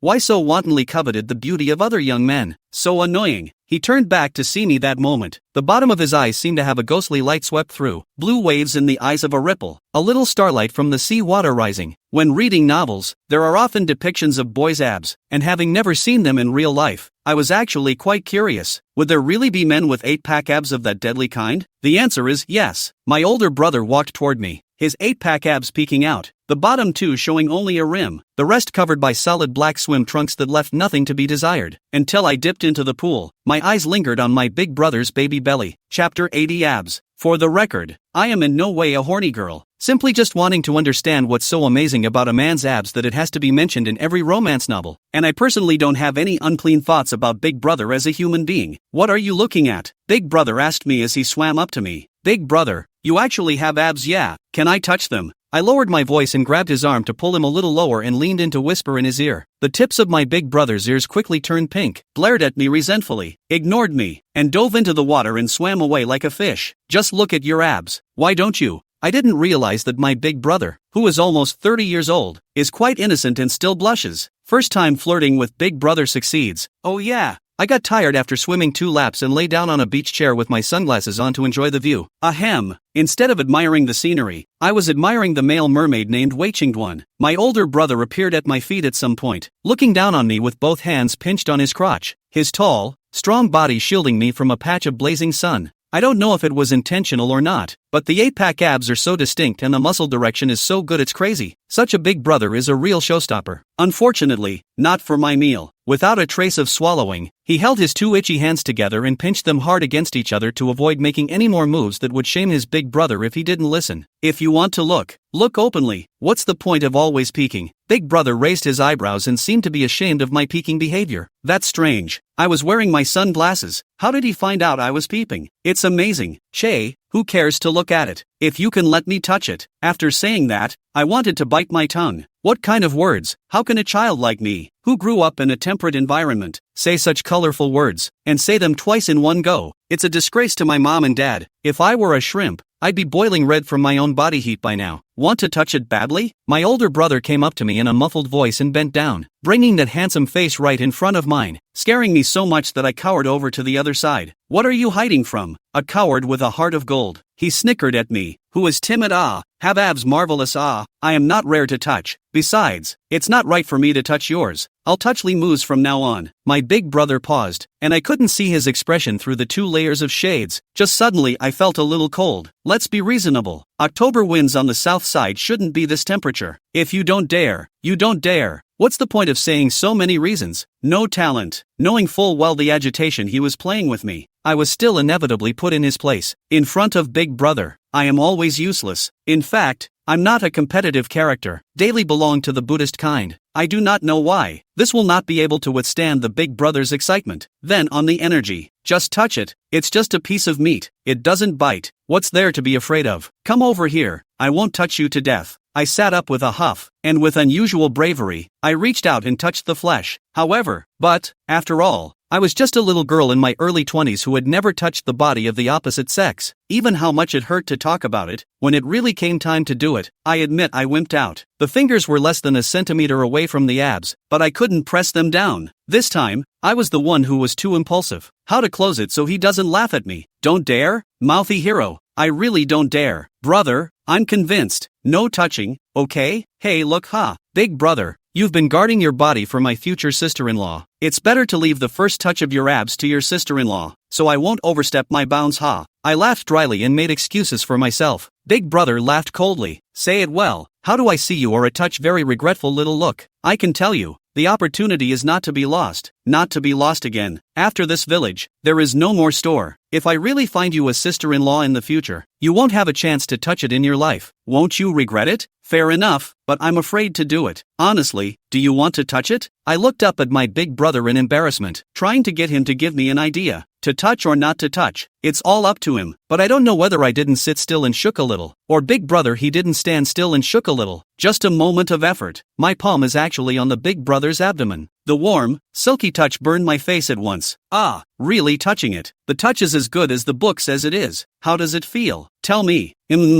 Silky, hot, hard, wallowy, and flexible. I racked my brain to come up with just a few words, and thought I had used them well, only to be rewarded with a Big Brother's smug laugh. He stood just to the side of my recliner, looking at me without moving, smiling as smugly and arrogantly as he could. What am I talking about? It's over. This time I'm no longer his favorite little sister next door in the eyes of my Big Brother, but I've become a horny girl, right? Big Brother laughed nonstop, abs followed by a tremor, hand feeling extra clear and intuitive, until I turned away in shame and annoyance and no longer cared about him. He only gradually stopped laughing. The heat on my face hadn't quite died down until the lunch dishes were served, especially the right hand. The palm was on the verge of being scalded by the rushing blood. For the next few days, I intentionally avoided Big Brother, because as soon as I saw my Big Brother in person, my eyes would involuntarily glance at his abdomen, and the touch in my palm seemed to still be there. The night before my return trip, I lay in the yard alone and counted the stars. Big Brother he came over and sat at my feet. I unconsciously thought of things I shouldn't be thinking about again. The palm of my right hand was as hot as if I were clutching lava, and the temperature of my face kept rising. Luckily it was night and the darkness was able to hide my embarrassment. You've been intentionally avoiding me these past few days, haven't you? I don't understand what you have to avoid. Touching is touching. I'm the one who got touched and I didn't even care. So why do you care? That's what I said. But who knows? It's just so embarrassing, okay? He is my Big Brother. What is the difference between me and molesting a good woman? Even though it was the woman guy who intended to provoke me, falling for it was a sign that my self-control was not up to par. Is that why you came to me, Big Brother, to talk about this? If that's true, please don't mention it again. Go back as if nothing happened better. Give your sister me some face. No, Big Brother is trying to tell you that you can fall in love, but you have to walk the talk, and don't deliver too much until you're sure it's not just him, or you'll regret it later. How come it feels like Big Brother will be like my dad instead of my mom again? It was said, exactly like my dad. Even the tone of voice was so similar. Chapter 81 The Divide. After exiting the airport security check, Lee Moo, who was standing outside the guardrail, shook his arm vigorously toward me in excitement. Xiao Yu, this way. Wei Qingfeng and Huarui called their own car back to school. I was Li Mu softly brought to the restaurant to eat. Although Huarui wanted to do everything possible to express the will of wanting to be with us, were Li Mu pretending not to hear in silent refusal, and then Wei Qingfeng red-faced forcefully pulled away. With such a disgraceful girlfriend, Wei Qingfeng's face is not well taken care of. Just as I stepped into the box, Liama hugged me from behind and held me tightly in his arms. The unfamiliar scent hit me and I winced, instinctively struggling. The two arms were solidly in place, and I was trapped, the panic in my heart magnifying a little. He buried his head in the crook of my neck, the hot breath he exhaled scalding my skin. I miss you so much. I'm going crazy. Xiao Yu, how much longer do I have to wait?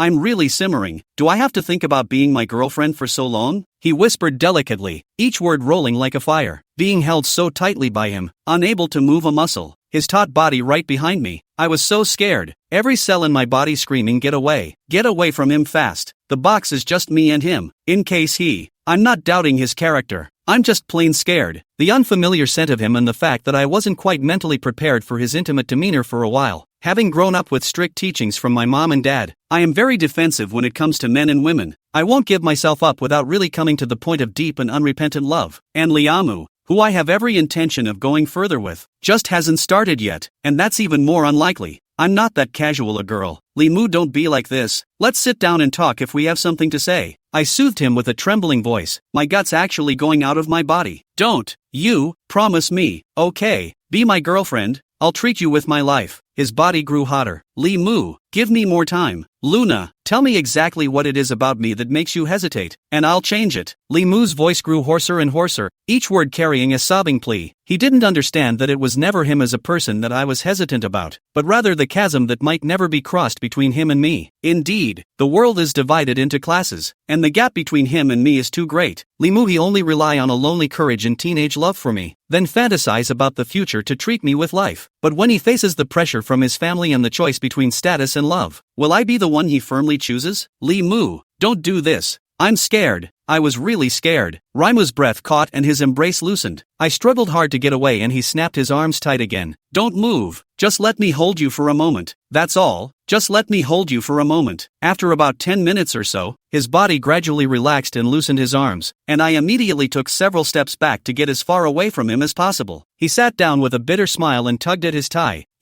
I'm so afraid that no matter how hard I try, I won't be able to walk into your heart. Asterisk. After the last face-to-face declaration of war, Jo Minhui, she changed her previous sarcasm towards me and became a lot more peaceful, sometimes even able to chat. Aside from the Lenyu connection, she and I have complementary personalities and are promising to be good friends. For 3 years in a row, I spent my big brother's birthday with him. This year I couldn't celebrate with him, so I had to pick a gift and send it to him. Hopefully he'll be happy to receive the gift. Saturday afternoon there is nothing to do. I am going to go out to pick out a gift for my big brother. Jo Minhui unexpectedly called me to ask me to go shopping. 2 people shopping is better than 1 person. I agreed. When Jo Minhui heard that I was going to buy a birthday present for someone, she took me to the flagship stores of those expensive brands exclusively. After shopping for more than 2 hours, I didn't buy anything, but she carried several bags of clothes and shoes. I did the math for her, and she spent more than $300,000 in 2 hours, and kept muttering that the merchants didn't have any new products, and that it was boring to shop. More than $300,000. I think I may never have this kind of high moment in my life. Although my family has never lacked money since I was a child, I really can't accept this kind of spending, and this is the gap between the common people and the rich. I can't even walk in Jo Minhui's world, let alone the Li family, which is said to be many times stronger than the Zhou family. Maybe I should tell Limu that I can't be his girlfriend and ask him not to waste his time on me. It's just that he's been good to me since I was a kid, and it's always a good time to say such hurtful things. An event that happened shortly afterward strengthened that faith more and more for me. I went out alone once more on Sunday and didn't have a good selection to choose from. On the way back, I passed a handmade ceramic store where a couple was making a pair of little kissing figures. Big Brother in the drawing of the achievements of the remarkable. I can earn millions in 4 years. Big Brother, such a god, has a few million evenings. Simply do not be too simple. With his financial means, he won't lack anything. Instead of spending money on something he won't use, I'd rather give him a little trinket I made with my own hands. Maybe the ceramic ornaments are not worth much, but I made them with my own hands, and I think my brother will like them. The owner received me very warmly, and when he found out that I was making a birthday gift, he provided me with several options and sample drawings to choose from. After going through the options, none of them were quite right for my big brother and me. In the end, I decided to make a pair of mugs, one for me and one for my big brother, with my hand-drawn picture. The sun was going down after I got it done and handed it over to my boss. Since the finished product still needs a couple of finishing touches, you can't pick it up until the next day. I simply left my big brother's address with my boss so he could pack it and send it directly to my big brother. As for mine, same city is fine. I received a courier message from my boss at noon on Monday that the gift had been sent to Lambda. I called my big brother, who was eating in the cafeteria and was in a very good mood to talk to me. What's wrong? In such a low mood? My big brother's low voice carried the magic of soothing the heart, and the karmic obstacles that had been in my heart for the past few days soon had an outlet. I talked about my concerns with my big brother, who thought deeply for a moment and then said to me, "What you said could happen, but it's not absolute. The best example is Han Feng and Qin Hang. They are from your time over. Now look also okay. What kind of future no one can predict? Xiao Yu, big brother is only asking you, if you veto it without trying, will you have regrets in the future? Big brother, I don't know. Not knowing means there is a possibility of regret, so give it a try. Just remember, don't deliver yourself so easily, and just go with the flow of everything. Chapter 82 Heavy Rain. After class in the afternoon, I received a handmade ceramic mug from the same city. Pale blue coloring, cup body painted a tall and short two children. The taller one is a boy, more than 10 years old, and the shorter one is a girl with two pigtails facing the sky. Her hand is held in the palm of the boy's hand, and she is tilting her head sideways to talk to the boy, who has a gentle and indulgent smile on his face. This is the clearest memory I have of my big brother when I was 4 or 5 years old.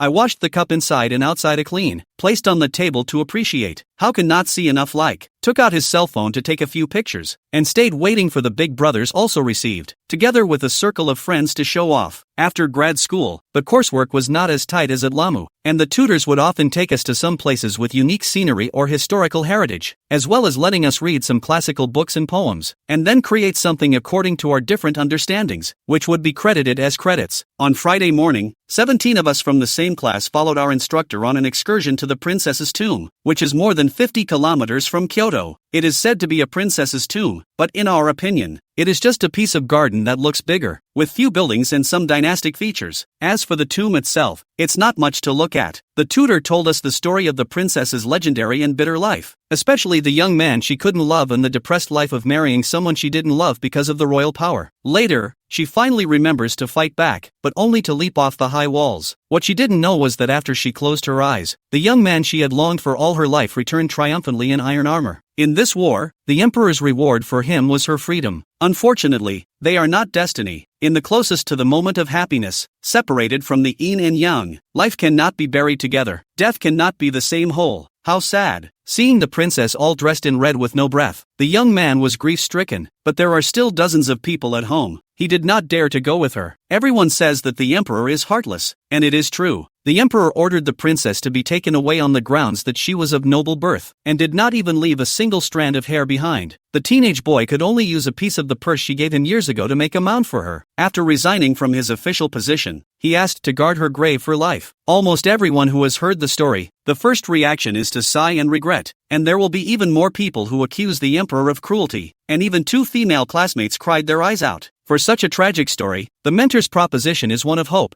He wants us to break out of our inherent rational thinking and give the princess an ending of her own. This way of doing painting was quite new, and we got together and discussed it for a long time. The instructor said that assignments would be due in half a month, and that the first place painting would be exhibited at the triennial exhibition in Kyoto. The paintings in the Kyoto exhibition were all from the brush of great painters and calligraphers from all over the world, and we, the newcomers, could only look up to them. Now that we have the opportunity to participate in the exhibition, we are all excited. By the time it was over, it was after 3 p.m. and a bit cloudy. We sat on the bus when we came up. A big part of the way, Lee Moo called. He said he was not far in front of the place to talk about things. Soon finished, want me to find a place to get off and wait for him. It just so happens that the factory is in front of me, and there are a couple of vendors picking up a stretcher and selling fruit. So I got off the bus early here and waited for Lee Moo. There was a small kiosk on the side of the factory gate, which looked abandoned and unused. So I sat on the small steps in front of the kiosk and waited for someone. After waiting for half an hour, Lee Moo did not come, but waited for the heavy rain. The rain came hard and fast, and I didn't have an umbrella, so I had to duck into the post. Dark clouds pressed down thickly in the sky, and the vendors had long since picked up their burdens and run away, leaving me alone. The events of that year left me with a very heavy dose of heavy rain, and my mom, dad, and big brother never let me face the storm alone. But at this moment, the gate of the factory was tightly closed. No matter how I knocked, no one cared about me. Overhead, thunder in the clouds in a dull flow. Around the wind, exposed post in the wind and rain under the attack of shaking. Suddenly I remembered the moment of despair standing at the bottom of the well covered in bruises. Fear instantly surrounded me. My head began to hurt like pins and needles, and I panicked so much that I didn't know what to do. Lee Moo's phone called a number of times, all unanswered, and finally simply turned off. The cold voice of the electronic female voice turned all my hopes into desperate fear. As another rolling thunderstorm exploded over my head, my spirits all but collapsed and I screamed into the rain. The rain quickly soaked my dress, cold and sticky against my body. My hair stuck to my face in locks, and the rain ran into my eyes, irritating them to the point of stinging. The roads in the countryside were in poor condition, and I hadn't run far before I fell twice, covered in sewage and with blackened mud all over my arms and legs. Once again, I fell to the ground, and my big brother's face appeared before my eyes in a trance, and he was saying, "Xiao Yu, no matter what happens, don't be afraid, Big Brother will be there."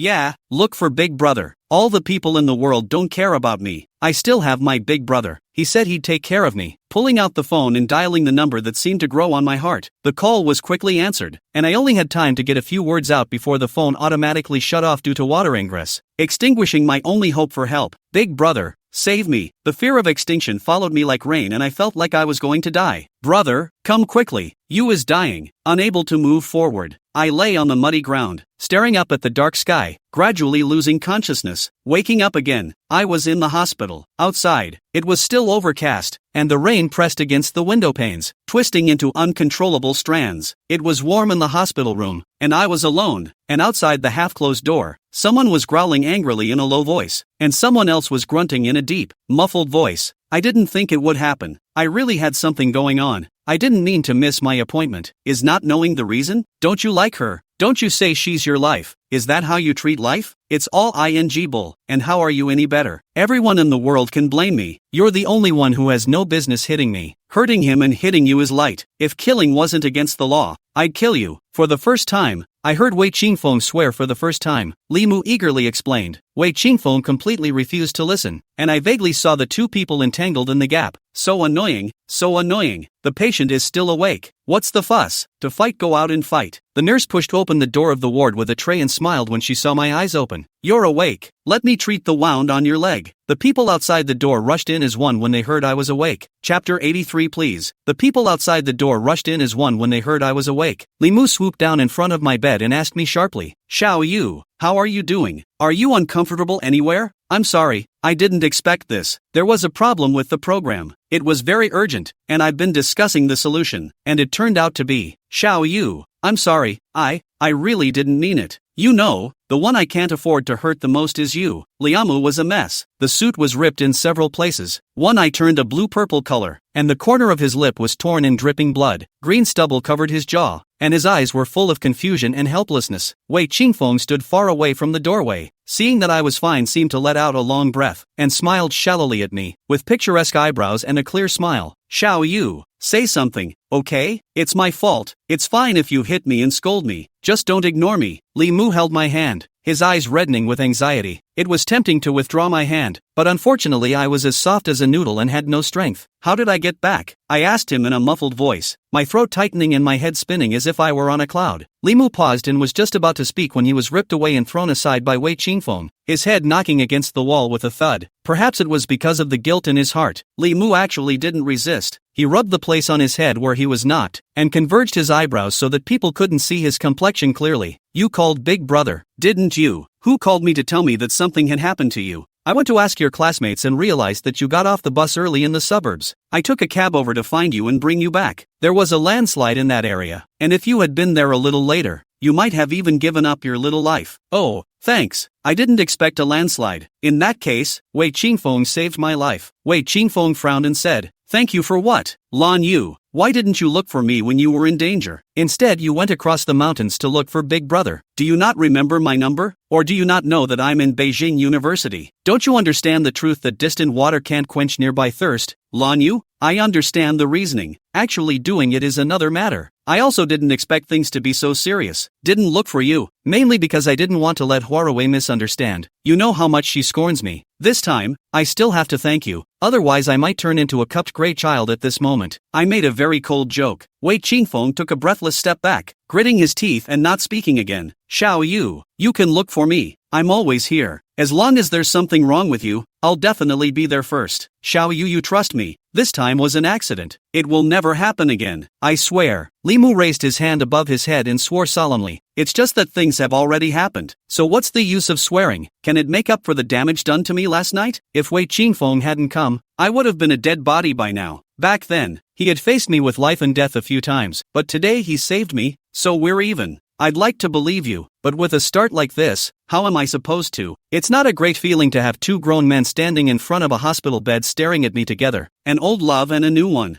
Y'all go back. I want to get some sleep. Didn't want to talk, didn't want to ignore anyone. There's nothing to do anyway. I'll accompany you. Before Wei Qingfeng's words fell, his cell phone rang. He took the cell phone and glanced at me, difficultly not knowing whether to answer it or not. The only person in the world who could make Wei Qingfeng like this was Huarui. You go back. I'll be fine. Don't worry. I'll call you if something happens. Wei Qingfeng left, leaving repeatedly urged me to remember to call him when something happens. I promised, but I won't fight. Probably he knows in his heart that I'm so screwed up that I won't look for him even if the sky is falling, or he wouldn't have said it over and over again. Xiao Yu, you didn't eat last night or this morning. You're hungry. What do you want to eat? I'll go buy it. Li Mu guiltily sat beside me, like a schoolboy who made a mistake, and kept saying apologetic words. In fact, I don't blame him because I had no expectations of him in the first place, and naturally I'm not in a position to blame. It's just that this time around, it's made me want to try it out with him a little bit fainter. Perhaps sensing my coldness, Li Mu tried to grab my hand several times, but I dodged it, and finally just put my hand under the quilt, completely isolating the possibility of contact with him. If he hadn't made sure I got out of the car and waited for him, I wouldn't have suffered that sin last night. Now come on and say nice things. I'm not going to listen. Why is it that you will always come and apologize and try to make amends only after things have happened that cannot be undone? Realize that not everything has a chance to be made right, and not all people will turn back again after being hurt. He rubbed his brow in frustration. This whole thing is my fault for not keeping my promise to protect you. I'm sorry, Xiao Yu. I'm not in a position to ask for your forgiveness, but I'd like to beg you to give me a chance to redeem myself. I don't blame you. Don't beat yourself up so much. Natural and man-made disasters can't be avoided. It's nothing. It's tempting to ask to be kicked out. Xiao Yu, can you not be so understanding?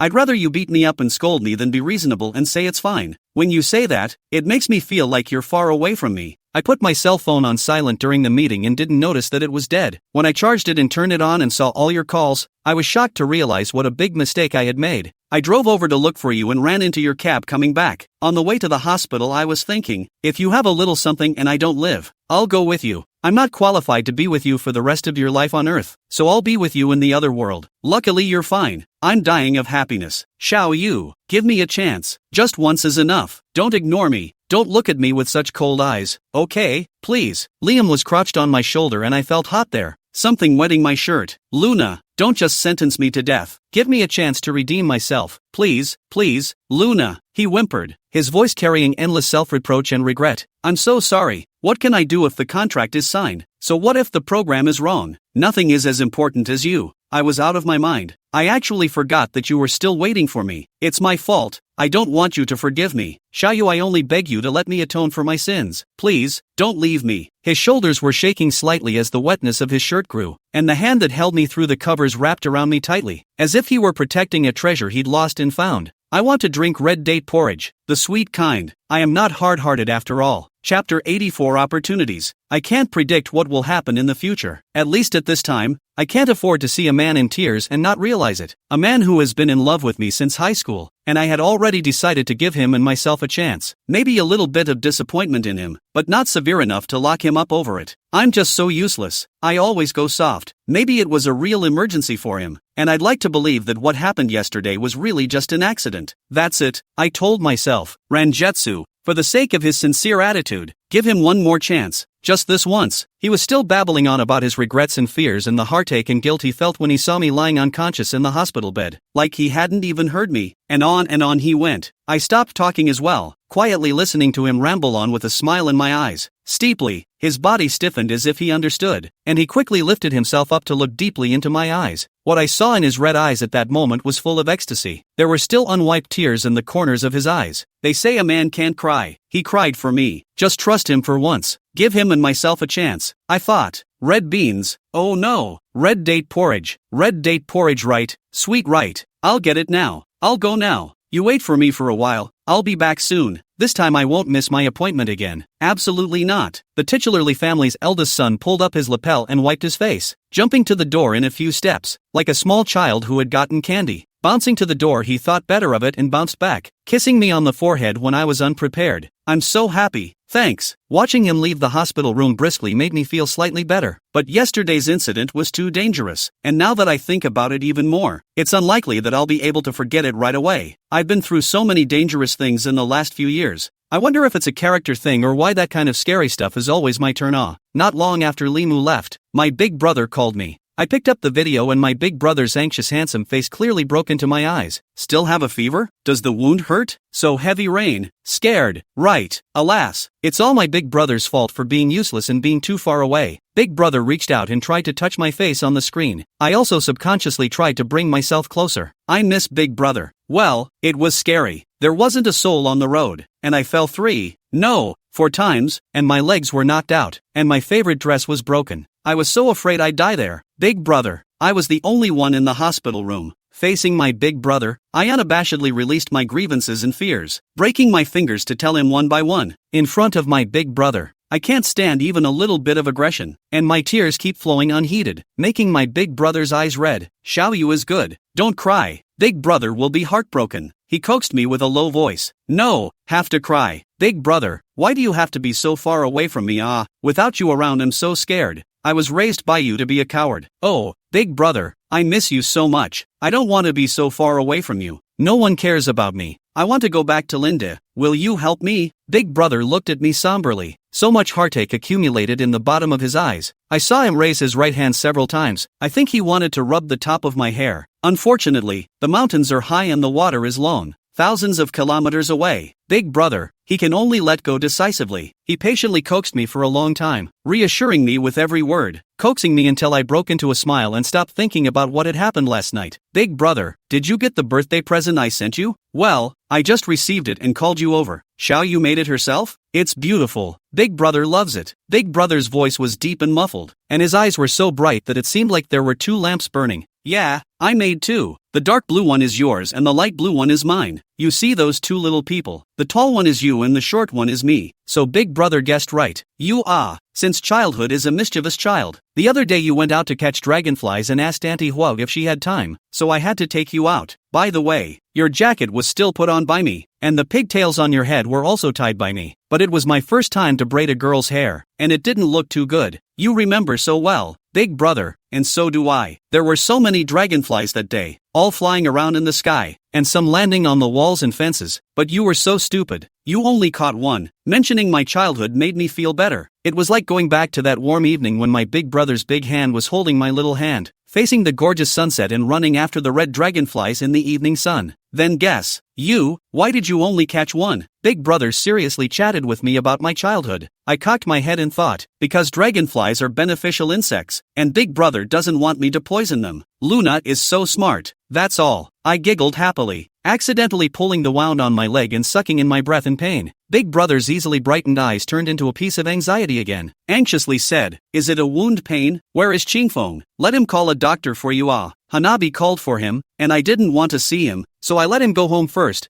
I don't need him to take care of me. I can do it myself. Where's Li Mu? Why isn't he here too? I want to drink some porridge. He ran out to get it. He'll be back in a while. Don't worry, big brother. I'm not afraid now. Big brother, you saved me once again. It's good to have you. Across thousands of miles, you can protect me. Thank you, big brother. When I received the distress call from you, my heart stopped. You really scared big brother. Xiaoyu, good boy. Promise me, when big brother is not around, you have to protect yourself. Nothing and no one is as important as your well-being. Do you understand? Got it. I'll be careful. Wei Qingfeng or Li Mu, they are all apologizing for not protecting me. Only the big brother, he asked me if I was afraid. Pain. The conversation went on for almost an hour, and it wasn't until I desperately promised that I wouldn't scare him again that my big brother hung up. My smile was still on my face when Li Mu came in carrying the porridge. You're not mad at me anymore.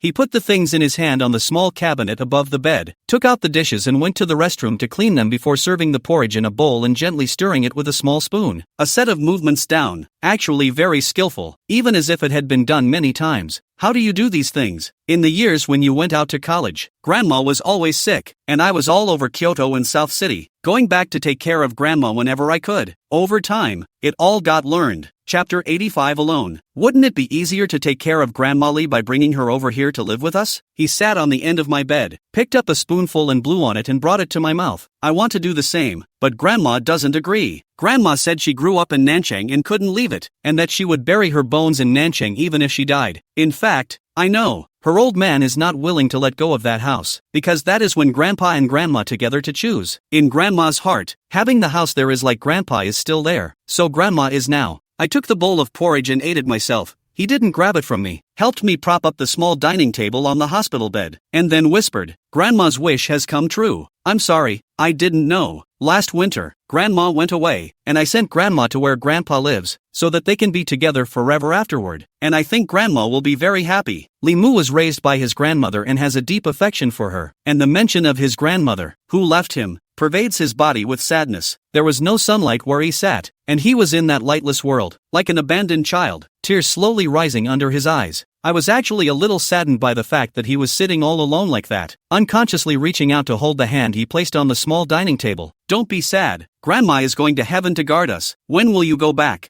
I'll go with you to visit Grandma, okay? Liamo looked up in surprise and backhanded my hand in his palm, covering it with his other hand. His hands were big, warm and strong. My face started to heat up and I thought I must be blushing. I tried to take my hand back, but his grip was tight and he wouldn't let go. The heart was beating fast through and through, like a beating war drum. After a few unsuccessful efforts, I gave up and honestly let him hold it. On this early morning, at the sight of this big boy, who has loved me for many years, grieving for his dear grandmother, my heart softened, and I wanted so much to comfort him and tell him not to be so sad. Luna, I'm so happy. Really, so happy. Thanks. He pressed my hand to his face, fondness and contentment welling up in his eyes. Just a handshake, and he's this happy. It seems that he's a person who is easily satisfied. Luna, I will make you love me as deeply as I love you. I couldn't pick up his words. I just felt too ashamed to look at anyone. Once again trying to draw back my own hand, he gripped it tighter and said he wouldn't let go. After a day of observation in the hospital, the doctor said I had no fever and could be discharged. Limu is not happy, dissatisfied muttered. What a broken hospital soaked in the rain how can be fine? How to be hospitalized for a few days of observation? I lost my smile. You want me to get sick that badly? No, I just don't want you to be discharged. When you're discharged you'll go back to your apartment and I won't be able to be with you all the time and don't want to be separated from you. I cried and laughed as I watched him pack up like a whiny man. He took me by the hand and walked me all the way down to the apartment floor, and talked mushy and lovey-dovey until I couldn't stand to hold my head up, and then he let me in. I'll video you tonight. Remember to wait for me. He reluctantly stood still to eyewitness me, and my heart softened as I watched. This teenager who has held me close to his heart since I was a little girl might be the place for me. I say this to myself. My room is on the 3rd floor, and even though the building has an elevator, I almost always take the stairs. One is that the floors aren't too high to get too tired, and the other is that I've rarely exercised in the last few years, so I simply use my daily trips up and down the stairs as exercise. I had just turned the corner to the stairwell when I heard someone speak huskily over my body. Softly, softly, softly, softly, softly, softly, softly, softly, softly, softly. Where are we? I knew just by the sound of the voice that it was Jo Minhui, and this was said with this acidic air. Where's the 10,000-year-old wine? It's sour. I turned back to her and fanned my hand in front of my nose, making a face like it was so sour it was pouring out of my teeth, exasperating her, and I laughed out loud, making fun of her without saving any face. Damn girl, who are you talking about? She swung her expensive little purse over her shoulder to whip me, which I dodged, tickling her in the process, and turned to run upstairs. I am tall with long legs and run fast. She is not superior in terms of size and leg length, and she is also wearing thin high heels, so naturally she can't catch up with me, and she is tired and panting. Running back to my room I had my hair untangled before she was picking at the door to catch her breath. Miss Shou is not physically fit. She needs to practice. You slowly pant. I'm going to take a shower. I passed out all night last night at the hospital, and not only did I not shower, I didn't even change my underwear, and the whole thing was filthy. When I came out of the shower, Jo Minhui was lying on the bed wiping her tears. Why I stayed in the hospital for a day and a night. You do not say come to see me even if. How to come back to drown me with tears? Still think I was drowned by the rain is not hard enough? I sat on the edge of her bed to wipe her hair, raised my foot and kicked her ass. The best thing about this girl is that she's got a great ass. One of those legendary peach butts that need shape and flesh. The quivering flesh of her ass as I kicked it so hard with my foot was a silent seduction. Didn't hold back and kicked again. She rubbed her eyes on the bedsheet, turned over to look at my body up and down. This is not quite full of it. It is not sick and moaning to cheat Li Mu Peinuit. Lan Yu, you're really sinister. Not all agreed to a fair competition. Cannot make a dirty trick I cried and laughed as I told her about last night's events, and concluded, why don't you also pick a rainy day to lie down in whichever mud puddle to drench yourself in? And with the childhood love you've known him since he was a child, it might hurt you even more. Asterisk asterisk asterisk asterisk you. The mud puddle is so good you still come out drowned himself into a fish. I will save my heart. Jo Minhui is very cheerful, and I am not formal. The two people quickly messed together, and the girl with a big heart threw crying behind her. After a few moments of this, she started sacking and crying again. I also didn't realize how Miss Shou, who is beautiful and valiant, rich and beautiful, could be such a crybaby. She told me bits and pieces about her childhood with Lenyu, even about the two of them working together to pee in mud. In the face of the girl who admired my suitor and told me about the past between her and my suitor that I was not involved in, I didn't know what kind of mindset to take, not to mention what to say. Lan Yu, I'm not telling you this to disgust you, I simply want to share it with you. I like him so much, why can't he just see it? Especially after you showed up, he refuses to even look at me more than once. Do you think I won't be able to wait for him in this lifetime? Should I continue to chase him? Chapter 86 Sober. Lan Yu, I'm not telling you this to disgust you, I simply want to share it with you. I like him so much, why can't he just see it? Especially after you showed up, he refuses to even look at me more than once. As long as you show up, his two eyes look like they are growing on you. Do you think I won't be able to wait for him for the rest of my life? Should I keep chasing him? I'm in a quandary. What am I supposed to say? It would inevitably hurt a bit if I said yes. I wouldn't have been the same Flora I was back then, much less would I have wanted her to be the same I was back then. I'd be doing myself a disservice if I said otherwise. How can I say that Li Mu is also a suitor that I want to give each other a chance, or a high school classmate who grew up with me and has liked me for years? If I encourage Zhou Minhui to continue to pursue Li Mu, it would be purely sick in the head, and it would also break Li Mu's heart.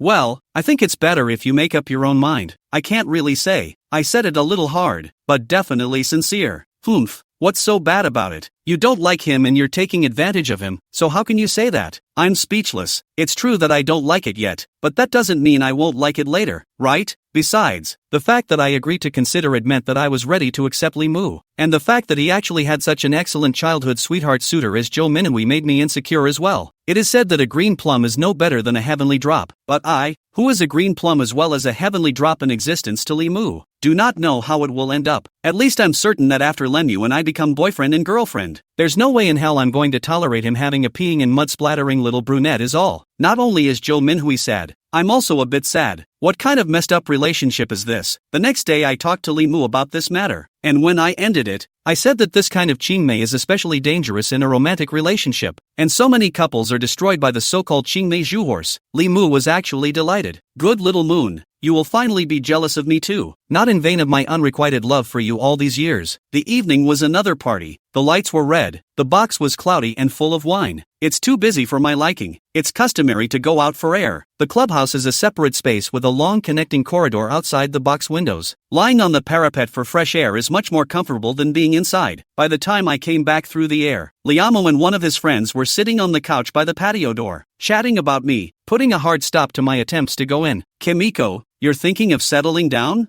Well, thought about it for years. Do you think your love life will be smooth sailing with her origin? Uncle Lee cares so much about your air status. How could he allow you to marry a girl outside the circle? People like us, we are all set up for life. Love is a luxury for us. Couldn't care less. My marriage is my own and I won't trade it or love for profit. What about Hui Hui? She's liked you for so many years. You don't take care of her. It hurts us to watch. Li Mu was silent for a full half a minute before he reopened his mouth. Love is a matter of two people. This matter counts as me owing her. I'll find a way to make up for it in the future. The person in my heart is Xiao Yu. This life will never change. Like for years? Yeah, I've loved her since the day I started high school and wanted to give her all the best of everything I had. Now that I finally have the chance, I won't let go. Lan Yu, this girl is indeed good, talented and beautiful, very well brought up, and soft character, just too sober and cold. Are you sure you will definitely hold the beauty? Honestly not sure. She's been my dream for over 7 years now, but I won't give up as long as there's a glimmer of hope. Mu Zi, brother has no other meaning. I'm happy for you that you can find a girl you truly like. However, can you distinguish your current state of mind? Is it unwillingness or true love? I wasn't able to hear how Lemuel replied. They got up and went back to the wine table, leaving me to linger on the promenade for another long time. Love of a different class is not so simple, and I foolishly thought that courage would lead to results, but there are still so many difficult problems between him and me, almost every one of them unsolvable. It was less than 10 o'clock when I got back and I sat in the car, bored and not wanting to talk. He watched my face carefully and asked why I was upset. Not wanting to hide my thoughts from him, I asked him a question. Liamu, what would you do if your family didn't approve of you and me? Li Mu's hands on the steering wheel tightened, but the gaze he looked at me was warm and firm as he said, Xiao Yu, as long as you give me enough confidence, I'll stick to it. I like you, and no one has the power to stop it. That's a pretty level-headed statement. If he didn't persevere to the end, it was because I didn't give him enough confidence. So, In the future, if we don't resist his family's hurdle, the responsibility actually lies with me. In the end, it's a businessman. A word to the wise: if couples have to communicate like this and make every word count, how can there be happiness for such a couple? The man said I was sober, but actually Lemuel was sober. Lee Wood, he's a bit of a disappointment to me. I'm a little confused. I can't figure out what kind of heart I have for him now. Obviously I want to be close to him, and with him, but he let me down again and again. So I dare not easily promise. And what would you do if the day came when your family asked you to choose between the air and me? Raimu's face became serious as he stared intently at the road ahead, this time for a full minute before he answered me. I won't let that happen between you and me. He hesitated, which meant that he hadn't made a good choice between me and the air. Closer to home, he may have already had a choice, only he didn't want to give up the other side either. After all, everyone looks forward to getting both the fish and the bear's paw. My heart went a few degrees colder. What really chilled my heart was the party hosted by the Lee family. I didn't want to go, and then I was glad I did. Limu told me 2 days in advance that his father would have a birthday party for his 55th birthday and asked me to accompany him back to attend. He and I hadn't even established a relationship as lovers, and feeling self-conscious about not having the status to go over there, I declined, but Limu did not agree. He constantly emphasized that he just let me be his female companion only, in no way forced me to mean, grinding me for a long time. I do not want to see him disappointed, so I agreed. If you want to cultivate a relationship with him, you have to integrate into his world, so you can make attending his father's birthday party as the first opportunity. It's just a birthday party. The Lee family, as rich and powerful as they are, won't eat me. Chapter 87. Shocked. On the day of the birthday banquet, Limu came to pick me up just after 1 o'clock at noon, stood at the bottom of the apartment building with a long body, said that he would take me to do the styling, and brought over a rectangular flat box placed on the back seat of the car and put it in my hand to ask me to open it. This is the dress that I specially customized for you. Let's see if you like it or not. If you don't like it, I'll take you back to buy it again in time. Can't you just wear my clothes? You have to change your gown? The box opened. Inside is a pure black with matte silver beading small dress, knee length, design conservative and lively, material and style perfect combination. Very beautiful, at a glance is worth a lot of money. I don't like luxury goods, and I don't have much deep research, but the value of this little dress, the heart still has a number, just based on Limu said specially customized. It can be determined that there is number 30,000 or 40,000 to come down.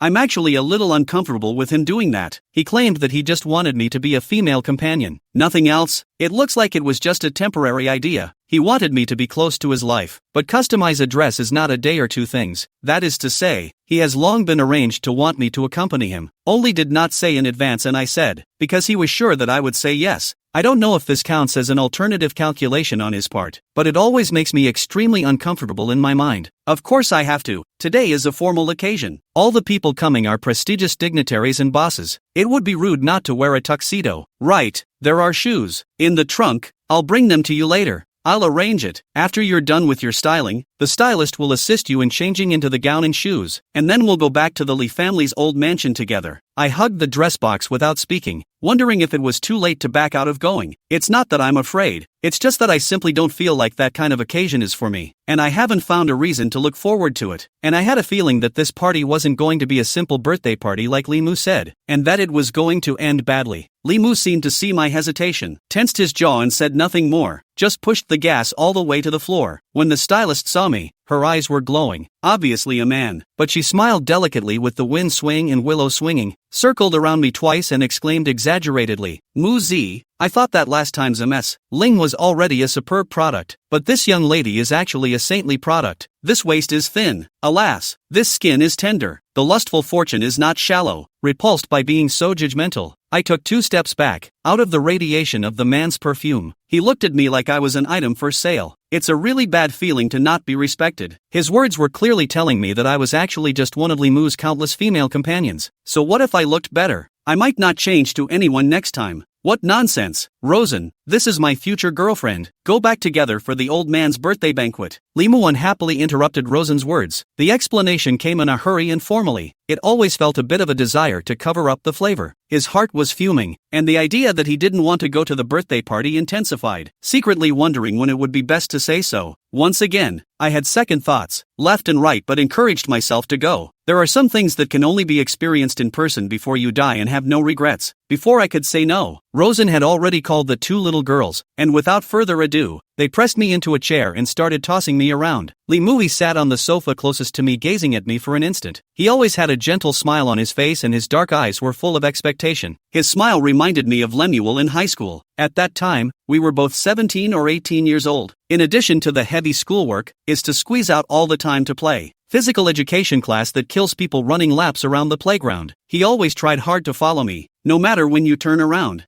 you can always see his smiling face. At that time, he was a real fat little man. Running a lap will be full of sweat, tired, huffing and puffing. But no matter how tired he was, he would insist on running behind me. I was stupid at the time and could never figure out the reason he insisted on following me when he obviously couldn't run. Then I realized that we had also gone our separate ways. Looking at him sitting in the sunshine, giggling, the rejection that had reached his lips was stopped by the passing of his youth. Unable to speak. I'm not sure if it's good or bad for me to be so indecisive, and if I'm going to jeopardize my future with no way out. I admit I was shocked when the luxury trotter stopped in front of the Lee mansion. Tall walls, beautifully carved gates, several limousines parked on the parking lot in front of the gate, gardens filled with precious plants in the yard, villas in European architectural style, white-haired butlers standing by the door respectfully welcoming guests, and well-dressed dignitaries of the world coming and going. Even though I was also wearing a customized gown, the crystal shoes that many girls dream of, and surrounded by the Lee family's son who could spoil me anytime I wanted, I still didn't fit in with everything else here. It's his world, not mine. I don't admire it. I don't like it. I don't want to join. I just want to be an ordinary girl. Find a loving husband who can give me a lifetime of stability. Have one or two well-behaved and lovely children. Every day from 9 to 5. After work, holding my husband's hand to go shopping. And come home to wash their hands together to make soup. Cinderella marrying the prince and then living happily ever after is just a story after all. This is my house. I'll take you in. He vaguely wrapped his arm around my waist, a relatively safe distance, and I didn't refuse. Grandpa likes to be quiet and didn't come over, but my parents are here, and my uncles and brothers will also be here, so I'll introduce you to them later. I nodded my head in agreement, but had a not-so-beautiful premonition in the back of my mind. Brother, you're back. Why are you so early? Uncle just said that you had something to do and might be a little late. A petite and bright girl ran out from the villa, smiling in with a clear voice. Lee Mu stretched out his hand and patted the top of her head favorably. What's the point of running? How old are you and still not in shape? Second uncle will say something about you again when he sees you. Uncle's birthday. I'm happy. You can't have too much fun. And by the way, where are my parents? Chatting with the guests over there. There's been a couple of them already. The girl pointed in a direction. Xiao Yu. This is my cousin Li Ran. Xiao Ran. This is, Lan Yu. You can call her sister Xiao Yu for now. The girl familiarized herself by sticking up and grabbing my left arm. Sister Xiao Yu. You're so pretty. Better looking than all the girls I've ever seen. Brother, for the time being, you're called sister. Is it going to be changed to sister-in-law in the future? Li Ran's teasing managed to make me blush. Chapter 88 Disdain. Little girl lying on my ear to talk. Exhaled hot air make my ear itch. Little moon sister. I tell you a secret. My brother, is a big straight man. This can be his first time in formal occasions to bring me do not know the girl home it. I like you a lot. Go for it. I'm looking forward to having you as my sister-in-law. I looked at Li Ran in surprise and she nodded heavily, confirming that everything she said was true. Li Mu was in a good mood and drove Li Ran away. Staring at my reddened face, he came close to me and whispered, Xiao Yu, you don't know how cute you look when you blush. Right, it's really like two red apples. I want to take a bite. Nonsense, ignore you. His words came with an inexplicable intimacy that made me even more embarrassed. He looked at my cheeks, which had reddened a few more degrees, and a pleasant laugh smothered his chest, making even his steps a few steps lighter. Dad, Mom, I'm home. Li Mu appeared at the entrance of the living room with me in a springy manner. There were a few celebrities and noble women sitting on the sofa, and when they heard his voice they all raised their smiles and prepared to greet him, but then froze their smiles on their faces after seeing me. Two of the middle-aged women in fancy dress secretly looked me up and down, disdain quickly surfacing on their faces. That look was so insulting that I would have turned away if I hadn't been able to not lose my manners. Jo Minhui was also there, and she accompanied a woman in fancy dress as she sat in a more inward position. When she saw me, she froze for a moment and quickly smiled and nodded to me. This kind of occasion I'm not good to publicize. Implicitly back to her a smile, considered to have said hello. The large living room was suddenly eerily quiet, and the bright woman sitting in the main seat, whose silhouette was 3 times similar to Li Mu's. Must be his mother. She was a little surprised to see me and looked me up and down, not saying anything, except that the contempt in her eyes hurt. The tall, slightly blonde man in the black suit on the other side of the room gave us a faint look and turned his head again to talk to the man beside him as if nothing had happened. All of them sized me up without a trace, suspicion, scorn, indifference, disgust, disdain, probing, all kinds of glances. It was as if I was a caged animal, surrounded by them to their heart's content, and it was a terrible feeling. Dad, Mom, introduce me. This is my favorite girl, Lan Yu. The living room was frighteningly quiet, and everyone was surprised, as if Liamo had been so treasonous as to make such a simple remark. Moo, why are you back so late? Hurry up and go over to the banquet to see if there's anything wrong. Today is your father's big day. You can't be rude. Li Mu's mom pressed on, not taking his words, slightly raising her jaw in command, not even bothering to bestow a smile on me. I suddenly felt like I had come not to attend a birthday party, but to humiliate myself. I was so embarrassed that I once again entertained the idea of leaving. Although I, Lan Yu, grew up in an ordinary family with no power or influence, I at least know how to be civilized and polite, and know how to respect others. And these noble women who wore gold and silver in jewelry were too inadequate in their patterns. Being belittled by such people is simply a humiliation for me. I breathed deeply, trying to suppress the anger that was already welling up in my head. Li Mu's hand protects behind me, also blocking my way out. He explains in a low voice, I've never brought a girl back before. Mom might be a little surprised. Don't take it to heart. I'll see you off after the banquet. Don't rush off. Keep me company. But I didn't want to stay a second longer in such a depressing environment.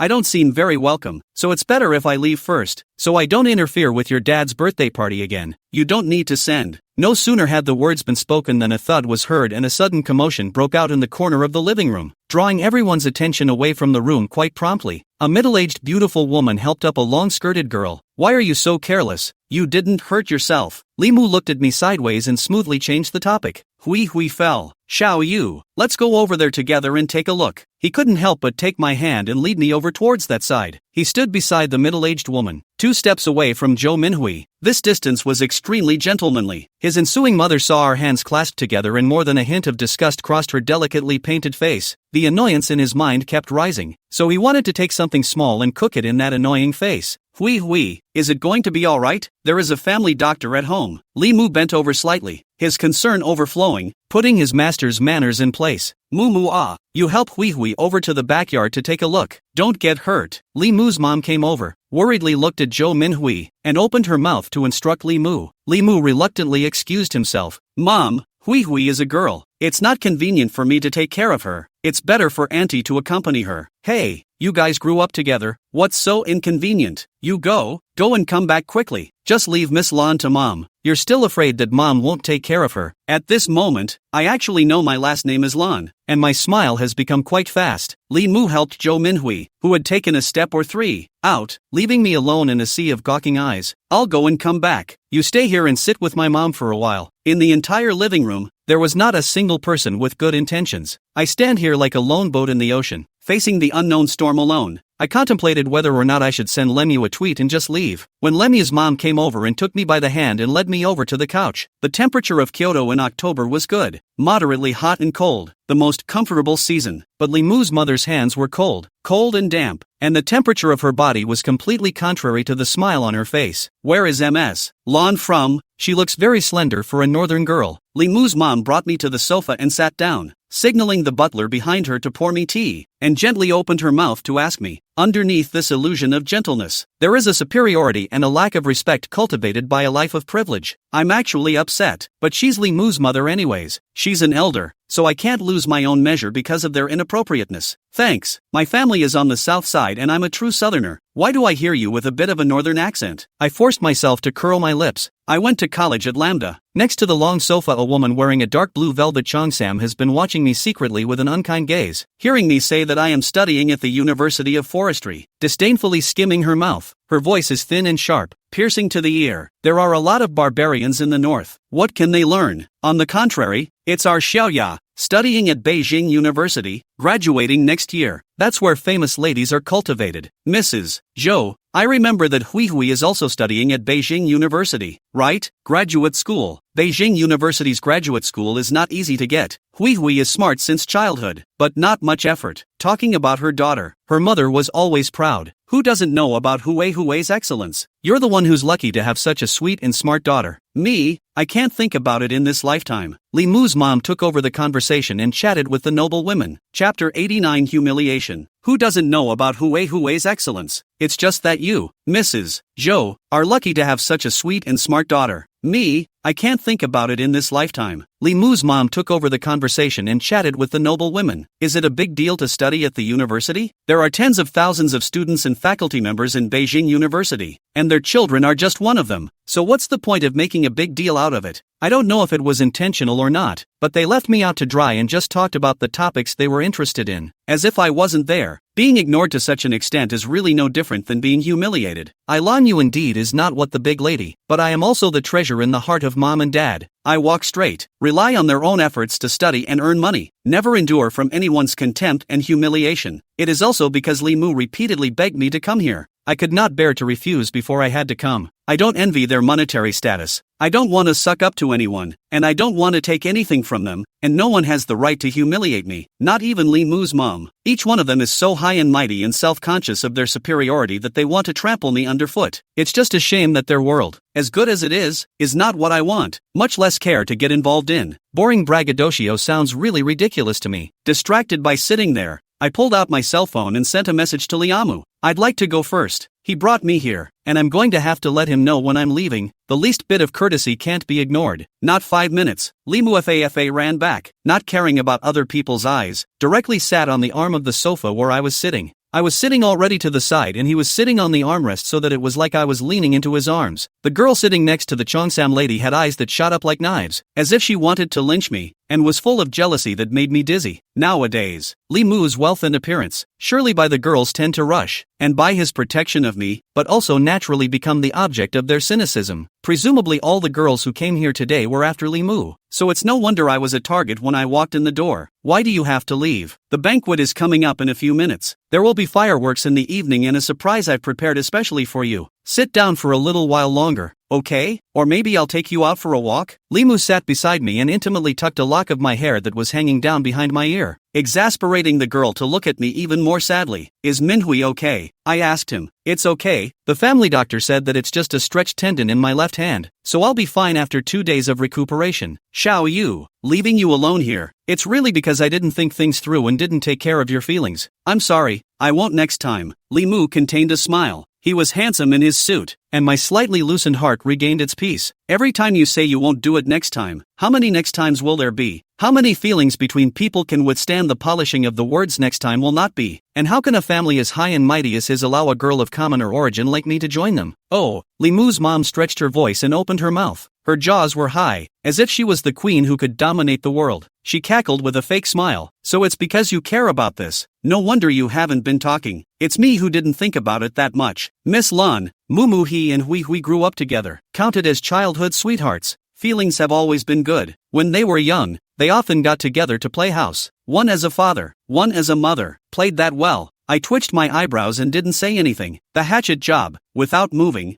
finalized my caution and lack of conformity. Mom, where did that come from? Don't talk nonsense, Raimo said in a hushed voice as he gripped my shoulders tightly. Mrs. Li glared angrily at Li Mu and said with a smile, what else are you embarrassed about? Who among the uncles and aunts here doesn't know? You can't just abandon Hui when you have a favorite girl. I can remind you, Hui is my goddaughter. No matter who you marry in the future, Hui is your responsibility. No matter what time it comes, you're not allowed to ignore her. The few noble women beside her praised Li Mu's mother for her old feelings and understanding, especially Zhou Minhui's mother. She smiled that satisfied smile and narrowed her eyes into slits. Zhou Minhui is a nice person, but she, as a mother, completely lacks a bit of the honor that a noble woman should have. Too inadequate and narrow pattern. The words came to me, and even if I were slow, I heard them. Li Mu's mother is telling me that the daughter-in-law they are interested in is Zhou Minhui. She was warning me that even if Li Mu married me, it would be impossible to draw a line with her. To be more precise, Jo Minhui would be an unavoidable presence between Li Mu and me. She did it for no other reason than to get me to back off. After all, no woman can stand to have a third person in her two-person world with her lover. On the other hand, once things didn't go the way Li Mu expected, with Li Mu's feelings for me for so many years, it was likely that he would fall out with his parents, and then the ugly ones would be the Li family and their faces. Every upper-class family wants to maintain their amicable and united decency externally, so they would never allow an ordinary girl like me to disturb their home. Their self-appointed good breeding prevented them from saying anything to kick me out, so they had to resort to this to get me to have the sense to leave on my own. It was plainly humiliating for me to be driven away. I tried to stand up several times, but I couldn't because I was pulled hard by Li Mu. He pleaded with his mother to stop talking, repeatedly explaining to me that he was just a hairdresser to Manhwa, nothing more, and he begged me not to leave. But as it is, there is no possibility of my staying. I don't have money, I don't have status, and I'm not the famous lady they say I am, but I'm the daughter of a good family, and I've been taught by my parents since I was a child, and I have dignity and pride. My education does not allow me to be so trampled and despised. Pushing Li Mu's hand away with force, she didn't bother to look at his hurt eyes, but smiled and said, "Mrs. Li is right. Minhui is indeed a rare and good girl. I see that she seems to be injured, and I don't know if it's convenient to visit. I'm roommates with her and would love to know how she's doing." "You're also in graduate school at Peking University?" Jo Minhui's mom incredulously opened her mouth to ask me. That surprised look, as if I in Beijing University to study or research, how impossible. Maybe in her eyes, I am just a vase used by the rich to have fun. I should not know a word, so that they can set them off more noble. There are so many people who go to grad school at KYU. She's not going to keep that opinion of everyone, or in fact in her heart. Only her own daughter has that qualification. Other people can only look at the ocean. Chapter 90 Face Punching. To be immodest, if I hadn't wanted to be closer to mom and dad, and had gone straight to graduate school and PhD at LAMU, I would have had a much better future. Peking University was only my second best choice, and I never felt that studying at Peking University was anything great, or else I wouldn't have given up Peking University so easily back then and turned into the arms of LAMU. And I didn't think that just studying at Kyoto University could make these mothers in high places proud to such an extent. Perhaps in the minds of these noble women, those who study at Kyoto University should be either high officials or prominent nobles, or at least should not be ordinary people like me. These people are wearing colored eyes to see me from the beginning. Probably in their hearts, I am just a waste of time who relied on beauty to hook Li Mu, far from being as good as their daughters, and not worthy of studying in the capital university at all, much less worthy of standing beside Li Mu. Oh, excellence and birth are not really necessarily related at all, and this stomping behavior of theirs, in my opinion, is nothing more than jealousy that I am better than their daughters, and also more beautiful looking. Jealousy is really undesirable and can cause one to lose their original grace and poise. Auntie Xiaoyu studied Chinese painting and her works have won awards. Originally both were guaranteed graduate school by Lin University. She only took the graduate school of Beijing University to be closer to the southern city. Xiaoyu is especially good. Her major course score was the first place in the graduate exam. Li Mu proudly said a lot of words of appreciation for me, which were also true, and managed to get those two noble women who were incredibly proud of their daughters for studying at Kyoto University slapped in the face in public. Looking at their expressions as if they had eaten shang, my mood was not a little pleasant or light, but heavier. Today is the Li family's banquet. Offending the guests is never something Li Mu's parents want to see, not to mention offending for a silent and nameless girl like me. It's not worth it in their eyes. Sure enough, Li Mu's father and mother both sank their faces, their disgust for me rising another level, their contemptuous gazes raking me like knives. Humph. So what if you went to Beijing University? You still can't even afford a decent thing. Moo,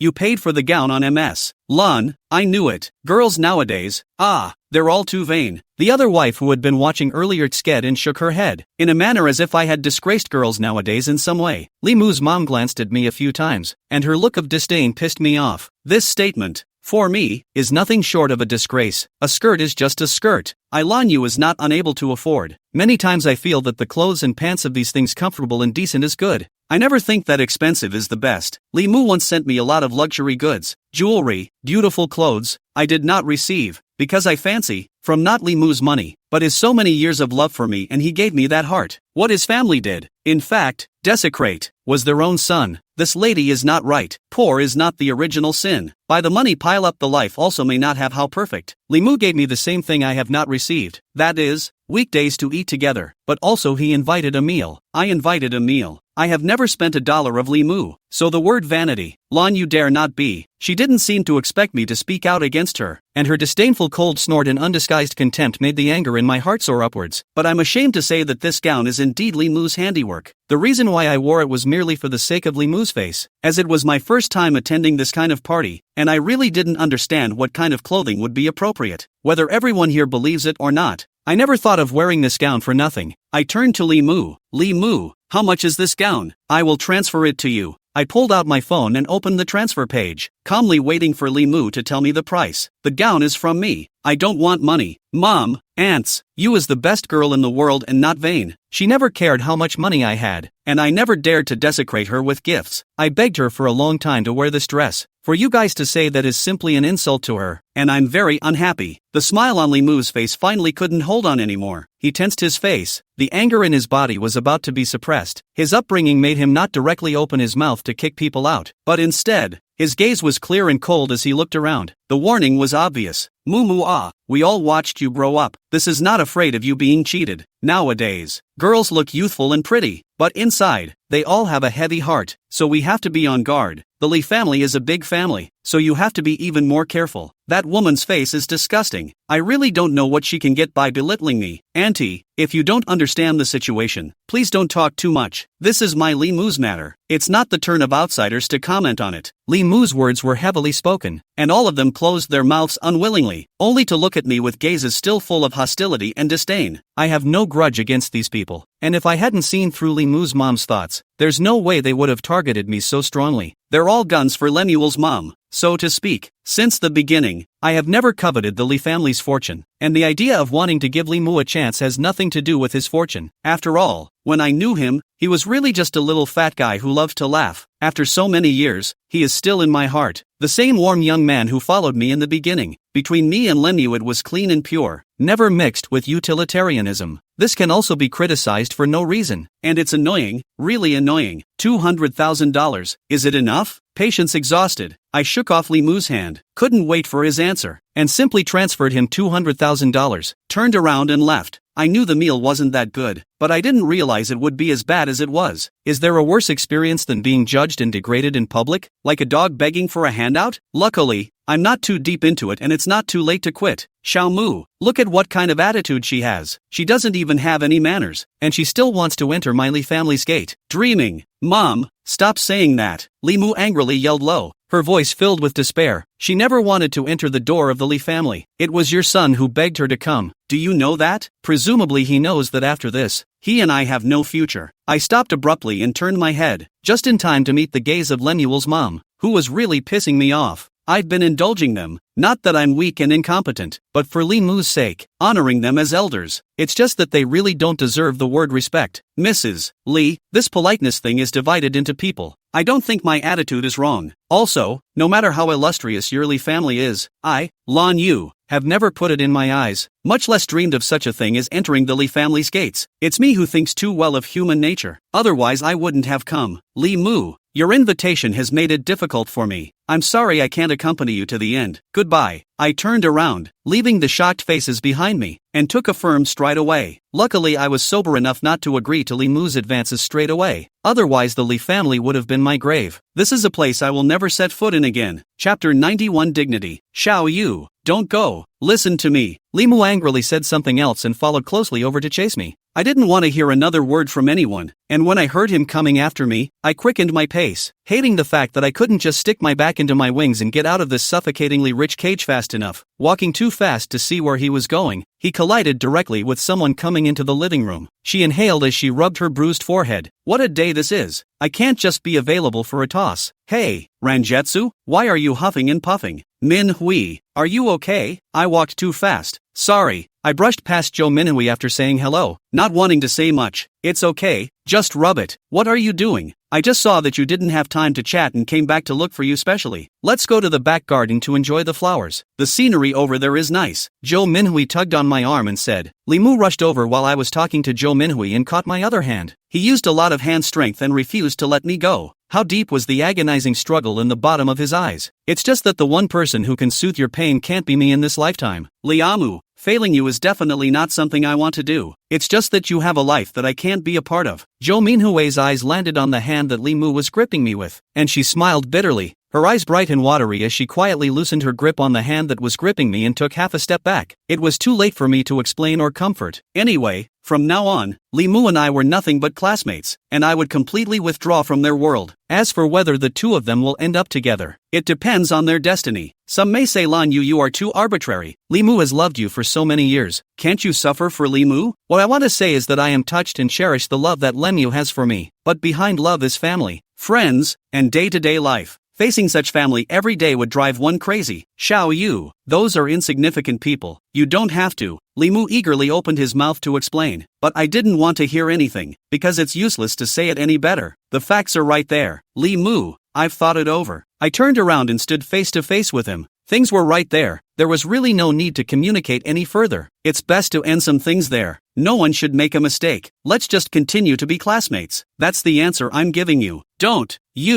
give up on me just because of a few words from someone unimportant. I don't want to be a classmate. I like you and want to be with you for the rest of my life. Xiao Yu, don't reject me so quickly. Li Mu gripped my wrist hard, so flustered that he was incoherent. I really like you, only you. Those things they said were never in my consideration. Love is mine. I make my own decisions. No one else can control it. Xiao Yu, don't give up on me. I didn't say another word, only smiled faintly and shook my head. I'm really especially disappointed in his family. Those people are not only other people, but also his parents, his relatives. His marriage is related to whether Li can go to the next level or not. How can he not care? And how can he not care? Every day I open my eyes to endless accusations or abuse. Such a day. Not what I want. Even if you give me gold and emerald every day, I don't want to live. So, Lemuel, I'm sorry, there's no way I can walk with you in the future of life. Li Mu, I really have thought about seriously liking you, walking through the future life with you, foaming at the mouth with each other, and growing old together. But you saw what happened just now. Your family can't accommodate me. We are people of two worlds. My world is disgraceful for you. Your world I can't identify with. Moreover, I can't integrate. Therefore, being classmates is the most decent choice. Li Mu, let's not meet again in the future. Breaking away from Li Mu, I stubbornly left alone, leaving him standing sadly alone. The moment I turned around, my heart was so sad. I even regretted why I had to attend this birthday party. Hurting someone who has loved me with all his heart for so many years was never my intention. I can't bear it, but I can't help it. I'm a human being. I have to live with dignity. What Li Mu's parents gave me was endless humiliation. Tears burned my eyes, and I bit down hard on the corner of my lip to keep them from slipping down. I have tears. I can cry, but not in front of these dog-eyed guys. Jo Minhui looked at me, then at Li Mu, and opened her mouth several times to say something. But in the end, she only caught up with me and said, I'll see you off. No, I can do it myself. Rejecting Jo Minhue's kindness, I continued to walk quickly towards the gate. Li Mu ignored his parents' stop and returned to get the car keys to catch up with me. This place is so smoky. It's good to leave. I'll accompany you. What do you want to eat? On the way to order. Oh Li Mu, why have you gone so far? Today you can leave with me. What about tomorrow? What about the day after tomorrow? What about the rest of your life? I stopped in my tracks as he took up position beside me. Emotions rolled violently under his eyes, and something called pain made him look wretched. It hurts me a little when he's like this. If he was just the little fat kid from back then, not some heir to the Li family, he and I might actually have had a good ending. But after all, he is a member of the Li family. He will do a lot of great things in the future. His parents, and all these people sitting around watching, none of which he can give up, and none of these people, undoubtedly, recognized and welcomed me.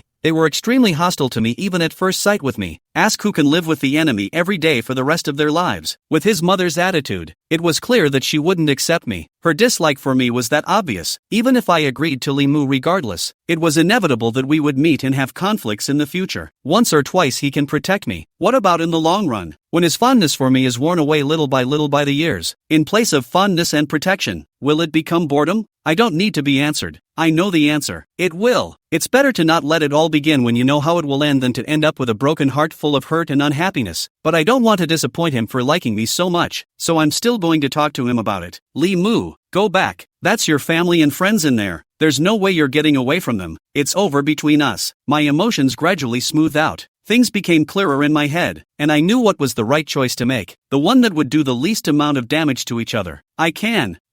In this world, I have you and that's enough. I can give up everyone else. He watched me closely, the pain in his eyes so deep you couldn't see the bottom. Chapter 92 Farewell. Fine, you can, but I won't. There are long days ahead, and I don't want to live a life of being despised and humiliated every day, much less watch that day in the future when you regret the decision you made today. Liama was about to say something else, but I stopped him with a shake of my head. I've made up my mind. It's useless to talk about it now. My yet-to-be-started love affair with Li Mu was cut short at his father's birthday party. Li Mu's face was filled with sadness and despair, the pain contained in his eyes that deep. Unfortunately, I can't help him anymore. I am not destined to walk down this road of love with him. Li Mu, believe me, I really did put you in my plans for the future, and I thought about liking you the way you liked me, but the gap between us is too big. I don't want to be reduced to your subordinate, and I don't want you to break up with your family for me. We won't be truly happy like this, even if we can be together in the end. So, let's stop here. Don't come after me again. You know me. Once I've made a decision, I won't turn back even if I hit the south wall. Something shattered under his eyes, inching into dust. I hadn't fallen in love with him yet, but my heart still ached at this moment of separation. For the first time,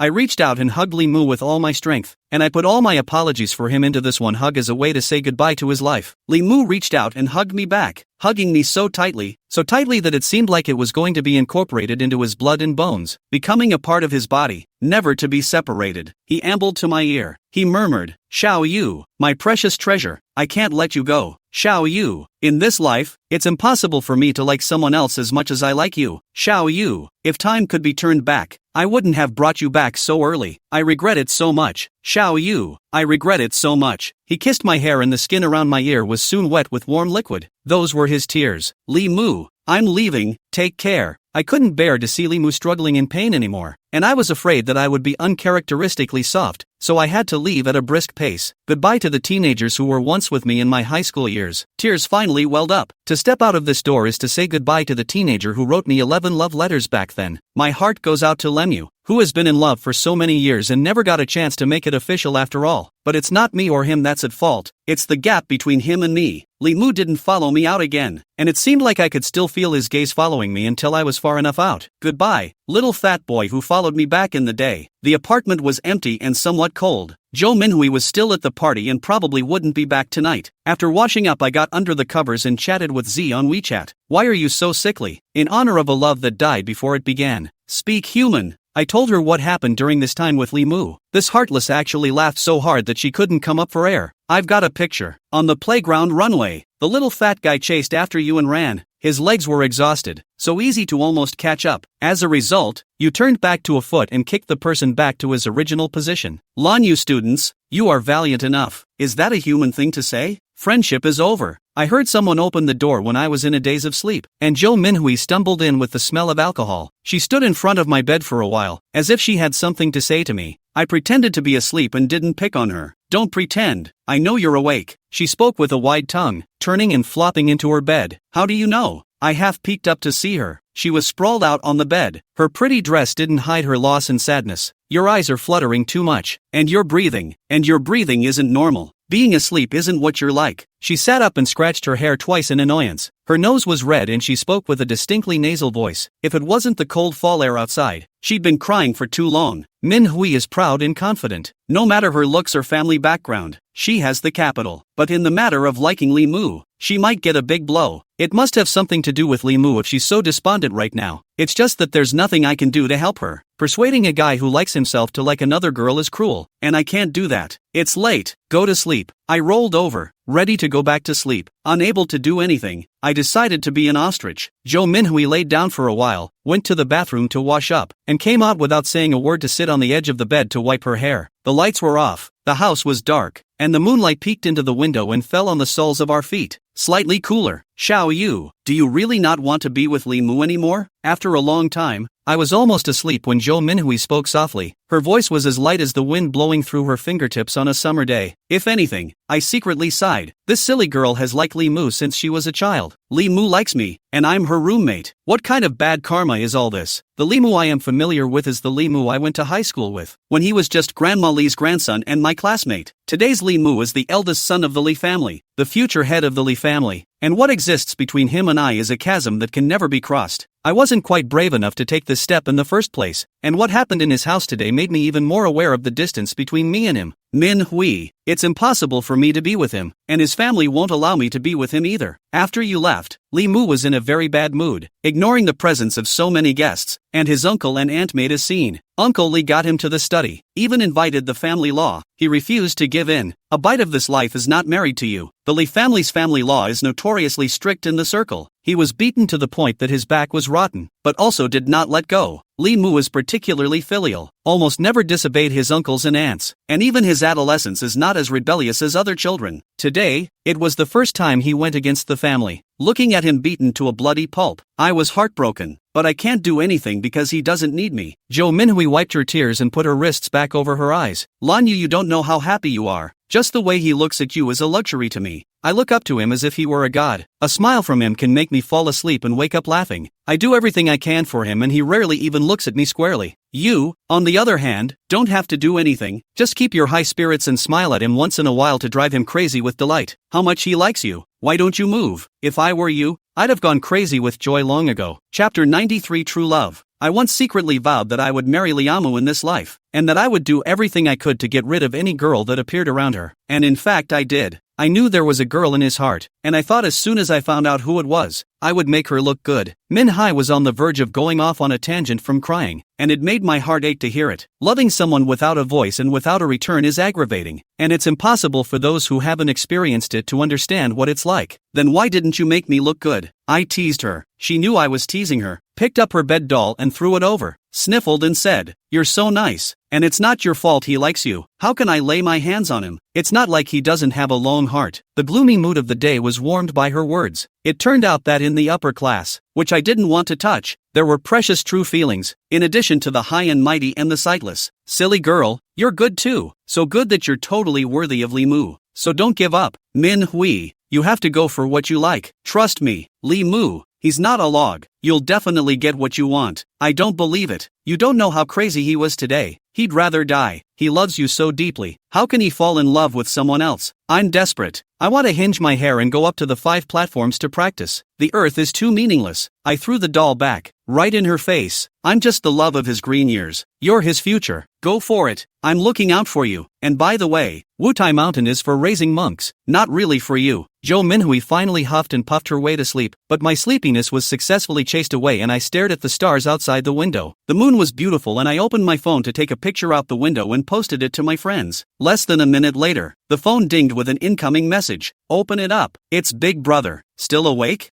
Couldn't sleep. What happened? Are you in a bad mood? I made it clear to Limu that we'll still be classmates from now on. Why are you unhappy? Can't give up or regret? Why do you think the Big Brother asked this in a somewhat aggressive way? Neither. It's just not quite what he had in mind. He cried when I left. He liked me for so many years and I couldn't like him. I felt a little indebted to him. He is not capable of arranging himself. What do you owe? Idol? The break has to be clean, or he will fall deeper and deeper into it, and it will be more painful. Big Brother. People are persuade and not persuade to leave. How do you just the opposite?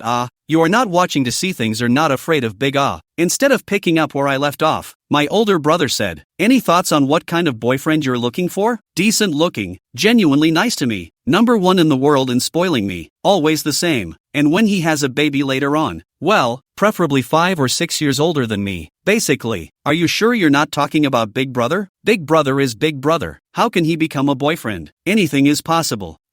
Be brave in your pursuit and make the impossible possible. Teasing me again. Ignoring you. I clicked out my cell phone and closed my eyes to sleep, but my face quietly became red and hot. Stinky Big Brother. Teasing me again. It started raining in the early hours of the morning and the sound of rustling rain woke me up. The smell of alcohol was strong in the house, and Jo Minhui slept like a dead pig, so I had to resign myself to getting up and closing the window. It rained for 3 days at a time and chilled the sky. An autumn rain a cold. I changed into a thick windbreaker. Every day the apartment classroom cafeteria 3.1 line. Jo Minhui hadn't come back to stay since the night after it happened, and I was the only one in the apartment. Cold and lonely. When I'm really bored, I call my girlfriends and more often than not harass my big brother. It's not that I value my brother more than my friends, but my girlfriends all have boyfriends and don't have time to talk to me all the time. Only my big brother and I are single dogs, but we have to keep warm together. I had class on the 4th morning, and as soon as I entered the classroom, I heard my classmates talking enthusiastically about something. Excited about something. What? Double the scholarship? I found a seat near the front and sat down, pulling out the books I had packed in my backpack and placing them on the desktop, along with the new drawing I had stayed up late last night finishing, waiting for the teacher to review it. A great thing that's 100 times better than doubling your scholarship. I heard that Professor Jean Yashu has come to teach at the University of Beijing. Professor Jean, you know, that teenage genius. The old age is more than a teenager, a master of Chinese painting. Prof. Jean Yashu, isn't that my chair professor at Lin University, and also my elder brother's research director? I was able to make a name for myself in the Chinese painting world so quickly, and the professor didn't spare any effort to help me. The professor is coming to teach at Kyoto University? I can't believe Big Brother didn't mention it to me. That's great news. The gloomy morning was made beautiful by the good news. I was thinking about calling the professor after class to ask when his old man was coming when the bell rang for class. Hesitantly, he put down the phone, but his gaze fell on the man who just happened to enter the door, too shocked to react for a long time. The professor, who had just been on the tip of the students' tongues, actually appeared in the classroom in a suit with a stack of lesson plans. I haven't heard a word, and here they are. Did they just fall out of the sky? What's that woman doing gawking so early in the morning? Being pretty doesn't break the rules in my classroom. The class laughed and together they moved their eyes from the professor to my face. Is it a sin to be pretty? To be named in public? I knocked my teeth together and didn't dare retort. The professor pushed the flat mirror on the bridge of his nose. The joy of reunion and cunning pressed under his sharp eyes. Why? Rejoice, silly. The dozens of students in the class looked at me in wonder, probably not expecting a quiet, low-presence student like me to be different on the first day the professor came to class. I looked at him for a moment, rubbed my hands over my face, and then let them down again. The professor was already standing by my desk. It's a good thing I'm not wearing any makeup, or this face would be impossible to look at. I turned my head to the side to look outside, then turned it back to rest on the professor, still unable to contain my excitement, the corners of my lips curling up uncooperatively high. Professor, it's been a long time. Little girl, long time no see. I've read your paper. It's well written, but there are a few places in the middle section about analyzing and reflecting on classical paintings that need to be discussed more deeply, and it's best to insert examples and make targeted explanations and analyses. Yes, Professor. I'll do it as soon as I can. The professor and I were talking as if no one else was there, as if I were in his office while at Lamu, receiving a small classroom session from the professor just for me. My classmates saw that I was having a nice chat with the professor and were privately talking about it. The professor picked up my new drawing and nodded appreciatively. Not bad, a good grasp. Chapter 94. Look at you. The professor stepped up to the podium in a straight suit and with an air of dignity, and the students cheered, discussing in small but rapid-fire whispers the god of their hearts. The professor was already accustomed to all of this, and calmly waited until the classroom had quieted down before speaking. Hello students, I'm Jean Yashu, and I'm very happy to have the opportunity to come to Kyoto University and spend some time with you all. During this period of time, I will do my best to impart to you the knowledge that I have put in my grasp and that is suitable for you. I hope that all of you will cheer up and keep up with me. Points will not be deducted for failure to attend class and complete assignments in a timely manner. There was another commotion on stage, this time all wails of pain. I laughed unkindly at the lifeless faces of my classmates. The professor was a renowned guru in the industry, and in his opinion attitude played a greater role than talent. When his old man chose me to teach alone, a large part of it was because of my persistent spirit of seeking solutions. Of course, talent was definitely within the range of his old man's teachers. After all, it is unrealistic to teach a sheep to paint blossoms. Professor, do you and Rangetsu know each other? A boy in the back row raised his hand and opened his mouth to ask. The professor glanced at me, straightening his back with a great deal of pride. I'm a visiting professor at Lin University. Lanyu is the girl who has performed the most outstandingly in my teaching career. She's a rare talent, bar none. My classmates clapped, and my deskmate even cornered me and winked at me, making me kinda embarrassed. Prof. Kim is very high in the Chinese painting world, and his students love and respect him, and call him a worshipper. The students had a great response to the class. Each of them took several pages of notes and benefited from it, saying that it was the most enjoyable class they had ever heard. The lesson was over and there was still a lively discussion. After class, the professor called me into his office and talked to me about some of the problems with the new painting, and I explained them all. As he left, the professor said mysteriously, "Your good day is coming." Asked the professor what he meant. The little old man's mouth was closed and he wouldn't say a word more. It was almost 1 o'clock when I went back to the apartment because I talked with the professor for a while and accompanied him to the cafeteria. The rain fell and doused one's bones with chills. I held up the small floral umbrella, hugging myself tightly to keep the cool breeze from scurrying into my clothes as I sprinted at a fast pace toward the front door of my apartment. It was quiet in front of the apartment, and I had collected my umbrella and was just about to enter when a dark figure stopped me. Looking up, I couldn't help but be shocked. How did Lee Moo become like this after not seeing him for 4 days? His skin was dull, his eyes dark, his cheeks sunken, and his suit, still straight, was a little hollow over him. He'd lost so much weight, and his eyes were so empty it was as if he had no soul. My heart pumped tight and I wanted to rush over and hug him and comfort him, but I couldn't. I regret it. If I could turn back time, I would have told him that there was no chance of me and him when he said that, and just cut him off from thinking about me. That way, he wouldn't have suffered all this latter. I was the one who gave him hope and shattered it with my own hands. It's just that the fault for this is not mine. Liamu, what brings you over? I was the first to speak, his disheveled state making my heart bitter and my eyes hot. I kept saying in my mind, Lemuel, I'm sorry, had some errands to run and was passing by, so I came to see you. Xiao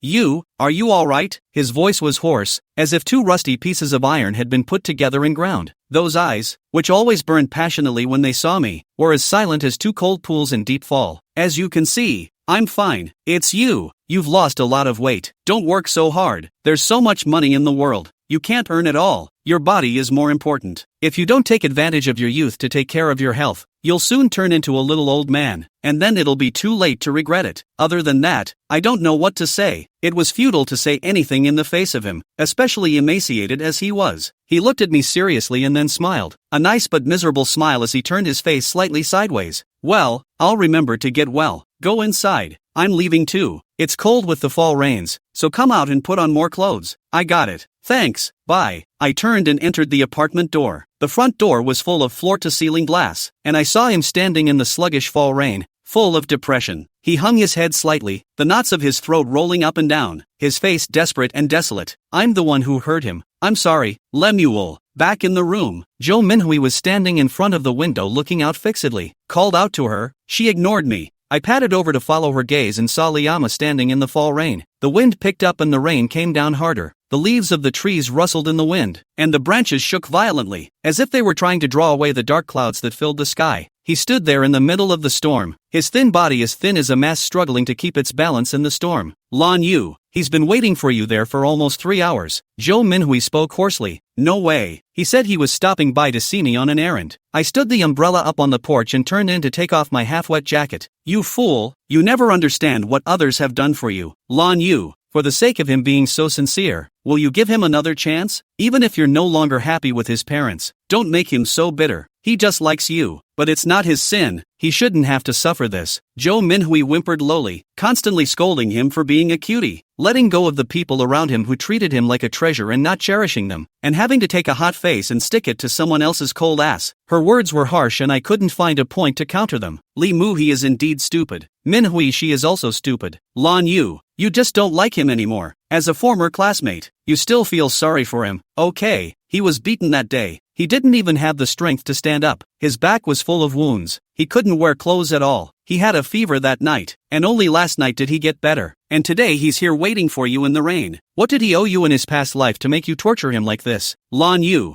your heart is so cruel. I sat down in my chair in a disengaged state, feeling nothing but exhaustion. Why doesn't anyone put themselves in my shoes and think for me? And why am I always the one to be blamed? Do I deserve to be called worthless and bullied at will by them? Not even allowed to dodge or fight back? Min Hui, he's pitiful. But what about me? What did I do to make people humiliate me like that? Why did they dare to do that? Have you thought about it? It's because they know that I'm a commoner. I don't have their power. I can't fight them, so I can only endure. Now Li Mu puts me on the tip of his heart. They still dare to treat me like this. Wait until the day I enter their family. What treatment will be suffered? From the time I entered the door, his parents look at my gaze as cold to the bone. Every word they say is extremely contemptuous and humiliating to me. On what grounds? Li Mu is a human being, and so am I. Chapter 95 Cutie. Li Mu treats me with affection that I cherish, but we have no way to be together. I cannot look at me humble into the dust, and even more unwilling to see him for me in the family conflict. and then a lifetime to carry the name of Vixen, because I understand that I am not his only choice. When there are two answers to a single choice question, what is that called? Manhwa. That's called a mistake. I know everything you've said and I understand. I just feel for him and don't want to see him sad and broken into something I don't recognize. I know it's selfish of me to ask this of you, but otherwise I don't know what I can do to help him and keep him from suffering so much. He's going to have to get through this on his own. No one can help him, not even me. I can't give him a promise or a future. I shouldn't have messed with him, and giving him any more illusions will make him fall deeper. Manhwa, don't you like him to death? Why don't you stay with him more when he's in so much pain? A friend in need is a friend in need. He'll see your goodness one day. I always feel that his feelings for me are actually the unwillingness of loving but not being able to love when he was a teenager. Things have changed, and he most likely has long forgotten what it was like to be heartbroken back then, and all that's left is just his obsession. I didn't think about it that much. I just wanted to make him happier and smile more, then find a way to get into his heart. At that time, whether you make him cry or make him laugh, he'll be good enough to do it for you. Manhwa, be brave. You're so good. He'll definitely fall in love with you. She didn't pay any more attention to people, stubbornly stood in front of the window, heartbroken with the tall man standing in the storm, tears sliding down a pair, and then gushing out a pair, and the flow couldn't end. It's also a cutie who's crazy about love. I was lying on my bed reading a book when I heard Manhwa scream, turn her head and rush out. Ranjetsa, get up. Lee Moo fainted. I scrambled to my feet and ran out after her. It was raining harder and the wind was cold and biting. Manhwa was kneeling in the water, her clothes already wet from the rain, her hair plastered to her face, was struggling to pick up Lee Moo's upper body, carefully trying not to touch the wounds on his back, not caring that he was also full of wounds. His mouth cried randomly, Lee Moo, what's wrong with you? Wake up, don't scare me, ah. Quickly call 120, call the police, ah. Who will save him? I scrambled back to my room, grabbed my cell phone to dial 120, and carried out an umbrella to rerun downstairs. The fall rain was cold and the wind was blowing so hard that the umbrella could not be of much use. We were shivering in the rain. 120 came. Lee Moo was carried to the car, followed by the ambulance sped away. When the doctor cut open the shirt on Lee Moo's back, the rain-soaked flesh rolled outward from the layer upon layer of wounds on his back, and deep within the wounds was a piercing bright red that was shocking to look at. I let out a frightened gasp and closed my eyes in intolerance. Manhwa covered her mouth and took 2 steps back, falling into my arms in tears. Xiao Yu, see, he did it all for you. The heart is sour and hard to bear. This fool, why so stupid, ah? Was it worth it to suffer so much for me? My heart is flesh. To see Lee Moo suffered so much, say not difficult, how possible? But what can I do if I feel bad? The pain of a moment will always pass, but the torture of a lifetime is the most fatal. He was born and raised in the Lee family, with such strong parents. There is no room for me in his world. There are some things that can't be made peaceful just by me being soft and tolerant. After redressing his wounds, Lee Moo was wheeled into the hospital room, where the doctor said he had a terrible fever and would have to be hospitalized for a few days for observation. After tossing and turning for so long, he didn't even wake up, showing how sick he was. Lan Yu, your heart isn't made of stone. He's been running a fever at home and says he won't see a doctor. In order to meet you, he doesn't even want to live. Manhwa's tears kept falling, her eyes and nose red from crying. Looking at Lee Moo lying there senseless, my heart tightened and throbbed. It's not about love or lack of love. My heart aches for that piece of his heart. It is a blessing for me to have such a good Lee Moo to like me with his heart. But with the thousands of mountains separating me from him, I am destined to fail this heart of his. Manhwa, I'm leaving, don't tell him I came by. Picking up the cell phone that was sitting at the foot of the bed, I looked at Lee Moo, whose eyes were tightly closed, again, and hardened my heart to leave. Manhwa was furious and chased me out to scold me. She said that I had no heart and that I would have retribution in the future. I didn't say anything, just quickened my pace to leave, like I was running away. I had another class in the afternoon, but it was delayed because I was taking Lee Moo to the hospital, and by the time I remembered, almost half of one class had already passed, so I had to take a leave of absence from the professor. Prof. Kim, who had only 2 classes a week, was very unhappy about my absence, and it was only when I repeated my kind words and promised to make him a courseware for our institution's children that he reluctantly let me go. Exploiting my labor and not wanting to take my favors is something only my good Professor Kim could do. Heavy rain continues to fall. The dark sky pressure, people cannot breathe. My chest suffocated terrible. Want to sleep, cannot sleep. Want to paint and cannot beat the spirit. Can only bury themselves in the quilt looking at the window on the curtain of rain days. In the midst of this thing between me and Lee Moo,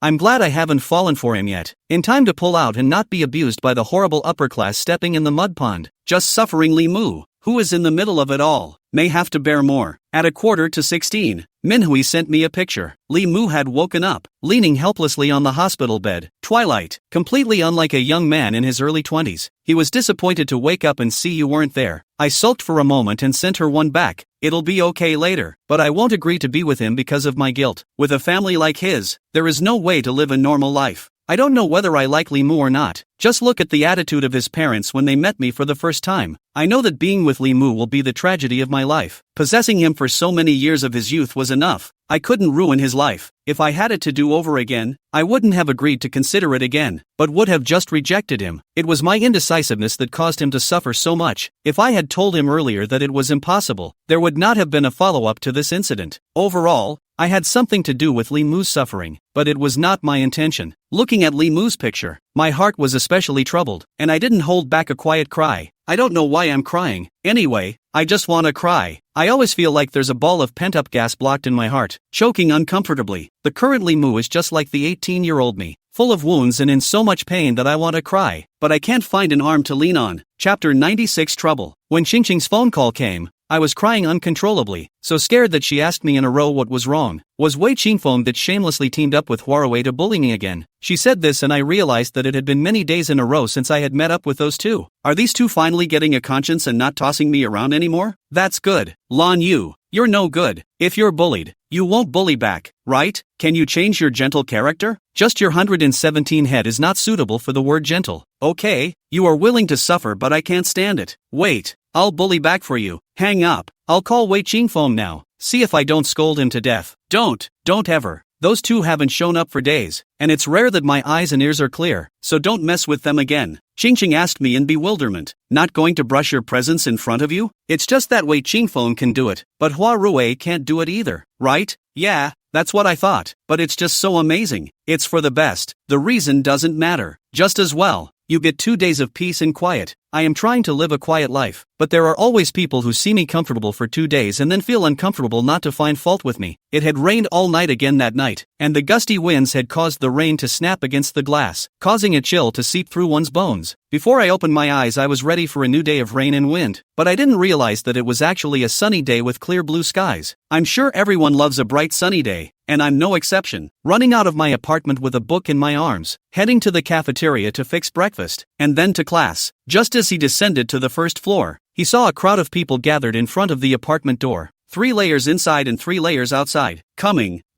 the main man is here. Make way. I don't know who shouted, and the crowd blocking me neatly spread out to the sides, leaving me a path less than 2 meters wide. Unsure, I walked out along the dedicated walkway, with a number of people pointing at me as if I'd done something untoward. When I saw the well-dressed but mean-looking noblewoman, it suddenly dawned on me. That was Lee Moo's mother, and she showed up here, obviously coming to trouble me. Sure enough, things don't end so easily, and trouble comes. I just don't understand what she's trying to do when she's coming after me in a rage after I've already quit of my own accord and done what she wanted. Lan Yu, you shamelessly victimized my son and you still dare to come out. Uneducated bottom feeders are just thick-skinned. I had just stood still when she rushed out pointing at my nose, followed by 2 women I had seen that day, both with a look of watching the show, one of which was Zhou Minhui's mother. How to say that is also Li Mu's mother. Do not look at the face of the monk to see Buddha face. She does not do too much. I will not and her general understanding. But she opened her mouth and called me shameless and made a point of my origins, which I could not tolerate. With so many students and faculty members watching, if I don't make things clear and let her throw dirt on me, I won't be able to get a foothold in the university. Being treated like a street rat, whoever sees who spit on. What right?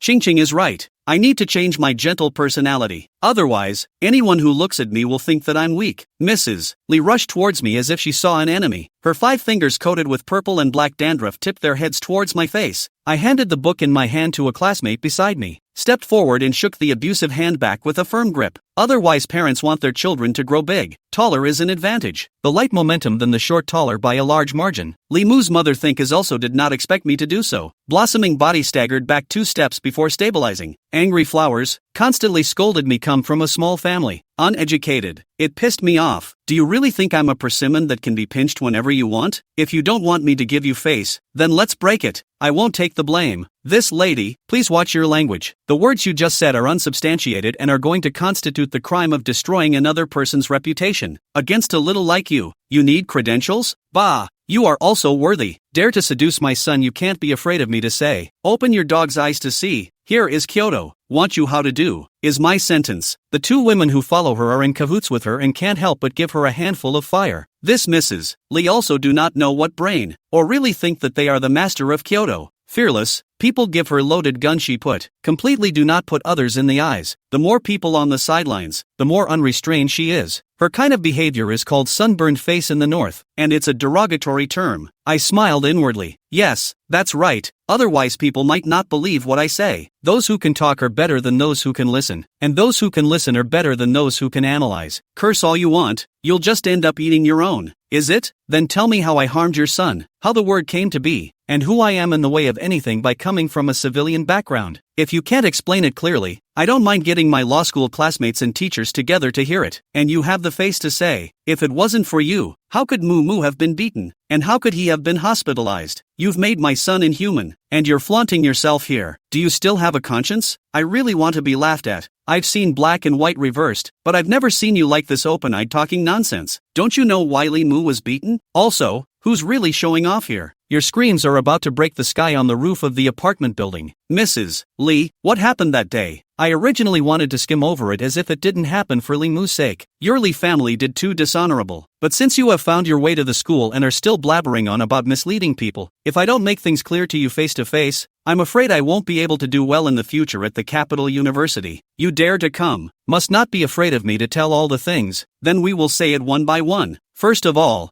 I want to tell you is that your son Lee Moo is my high school classmates. From the day I met him to the day I came to Beijing University Graduate School, he and I are just simple classmate relationship, and the University of 4 I have no contact with him alone. On this point, you can and your son personally to prove. Cell phone call records and WeChat chat records can provide the most powerful proof. Therefore, you said the word seduction is really an insult to my personality. I reunited with Lee Moo at Kyoto University. It was a chance encounter. He pursued me, and I cherished his sincerity and promised him to consider it, but didn't pester him. You can verify this with my roommate, Jo Minhui. She knows everything about my daily schedule besides classes. On Mr. Lee's birthday, I didn't want to go to your house at all, but Lee Moo said he just wanted me to be a female companion, nothing else, and he pleaded so much that I had no choice but to agree to go. Chapter 97 Spilling the Beans. Nonsense, don't believe her. My son knows all famous ladies. If he wants a female companion, he has a lot of choices. How can he favor you? Don't put gold on your face. Shameless is shameless. It's useless to say more. You ask. She pulled another woman behind her over. There Xiaoya is rushing to be Moo Moo's companion. Xiaoya's family is much stronger than your family. Moo Moo didn't agree to it. What kind of onion are you? The woman's daughter was raised she was still joyful. After hearing this, the face instantly reddened, angrily pulled back since the hand withdrawn to the back, dared to turn around angrily glaring at me. I'm pissed off. Don't you know what you're talking about? What are you staring at me for? It's not like I scolded you. If you are capable of scolding someone, you can take it out on them. What kind of skill is it to take it out on a little white guy who is not known to anyone? Dog bites dog, mouth full of hair. Oh, then I'm really sorry for ya. If she knew that one day you'd belittle her like that in front of her mother, I wonder if she'd still be willing to upstage your family. After all, anyone's face hurts when they get hit, right? The woman was so bashful that she had no place to put her face, and after freezing in place for a while, she turned around and walked away with a grunt. Mrs. Lee was so indistinguishable from her enemies that even Jo Minhui's mother automatically took 2 steps back from her in order to protect herself. It's really hard to figure out how Lee Moo could have such a confused mom. It's almost like he was robbed. It's rare that Lee Moo has lived with such a mother and hasn't been taught to be crooked. Lee Moo's mother realized afterward that she had made a mistake, and became infuriated, stretching out her 2 hands to grab at my face. Asterisk asterisk asterisk asterisk will still stir up trouble. I'll let my son not want you in this life. Do you believe me? I sprinted 2 steps sideways to the side, dodging out of the range of her attack. She played a shrewish game. I still have to be presentable. I can't fight her head on, but I can't let myself suffer either. Oh, then I really have to thank you for the grace of not wanting. With a mother like you, Lee Moo is really pitiful. By the way, continuing from what I just said, originally I do not want to say these words to everyone. I and he after all, a classmate, in the future or to meet, do not want to hurt his heart, cannot be a lover, can still be friends, but your arrival forced me to do things to the end. Whether it's me shamelessly pestering Lee Moo, or Lee Moo likes me and has to have me, you know it in your heart. If you don't know, you can call your son and ask him now. Also, I have not been in love with Li Mu. I have not received a penny from him for nothing, and I have not taken advantage of him in any way. Even when he gave me a bouquet of flowers, I gave him a gift back that was worth more than a few times the value of the flowers. In this respect, I don't owe him, much less you, the Li family, and you have no qualifications to come here to find trouble with me or question me. I only agreed to let him go to your house because I cherish a clean classmate bond with him. You can come here and make a scene without regard for your son's decency, but I can't use Li Mu as a weapon like you, Mrs. Li, to speak from the bottom of my heart. Li Mu, it's really his misfortune to have a mother like you. Who are you calling unfortunate? See if I don't. Before she could even finish her sentence, she moved toward me again, and a couple of passing male students stopped her and advised her not to cause trouble at school. The students probably heard the whole story clearly, especially when she repeatedly mentioned my origin, which was a good way to arouse the resonance of the crowd. After all, rich second-generation people are rare, and the vast majority of the students here are commoners, so of course they can't accept their own origins being mentioned and belittled again and again. In other words, they are now on the same page with me. Add to that the fact that Li Mu came to me, that so many people saw it with their own eyes, and the fact that she herself made a shrew-like racket and couldn't say a single word in favor of her testimony, and it invariably showed that what she said wasn't believable. Mrs. Li, I advise you to stop. You are responsible for hurting me. I'll hurt you. What can anyone do to me? Mom, what are you doing? With a low, angry roar, Mrs. Li magically stopped coming to tickle me, the somewhat stubby arm stretched out in midair, the 5 fingers still in a ridiculous scratching position.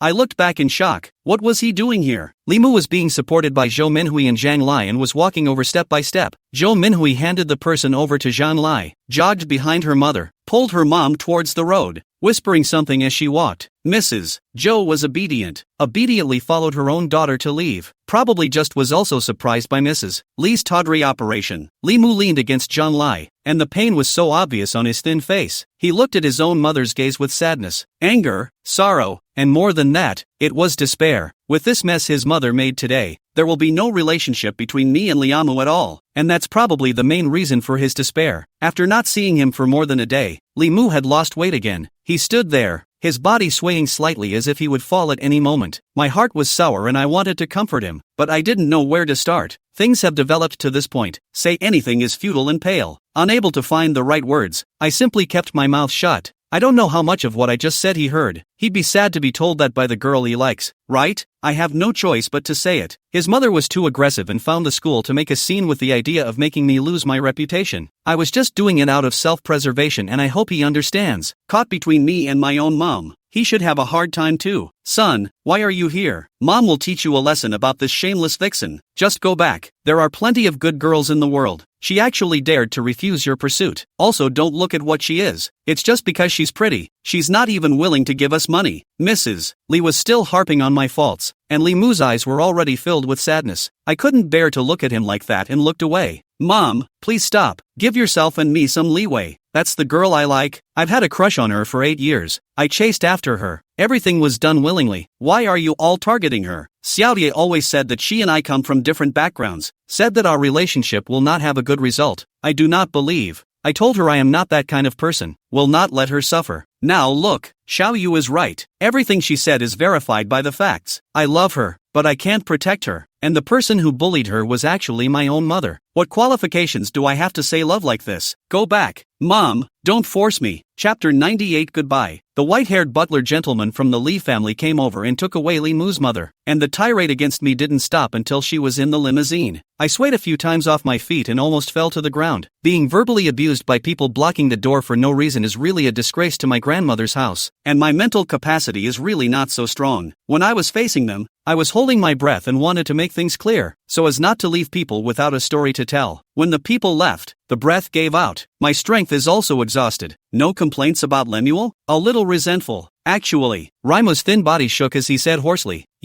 I'm sorry. This is the first and last time, I promise. Teachers, classmates, it's my mother who did the wrong thing by disturbing you all when this happened. I've apologized to you all on her behalf. Lan Yu is the cleanest girl in the world. She doesn't love money. She doesn't have a utilitarian heart. She only wants simple love. It's me who caused her distress, and I hereby solemnly apologize to her as well. I hope that everyone will stop talking about this matter so that she can live as freely as before. Thank you all. Raimu bowed deeply, so much so that it tore at the wounds on his back, and where the back of his white shirt was, a few chunks were already soaked with blood. With such a sincere Li Mu, can I still complain? Can't complain. I'm not hard-hearted. This whole thing isn't his fault, and I have no reason to blame him anymore. Jo Minhui came back. She stood behind Li Mu, looking at me with eyes full of complexity. Seeing me look over, pulled the corner of her lips toward me apologetically. As for Zhang Lai, he didn't say anything the entire time, but his eyes lit up a few points when he saw Jo Minhui, who had returned. 3 people trapped in love, each with their own wounds, not knowing who will heal them in the future. The onlookers gradually dispersed. I also want to turn around and go. From now on, and Li Mu cut off, but he stood in the autumn wind, so fragile and helpless, so painful to the heart. I still cannot be ruthless. Li Mu, don't think so much. Go back to hospitalization properly. Nothing is as important as the body. Xiao Yu,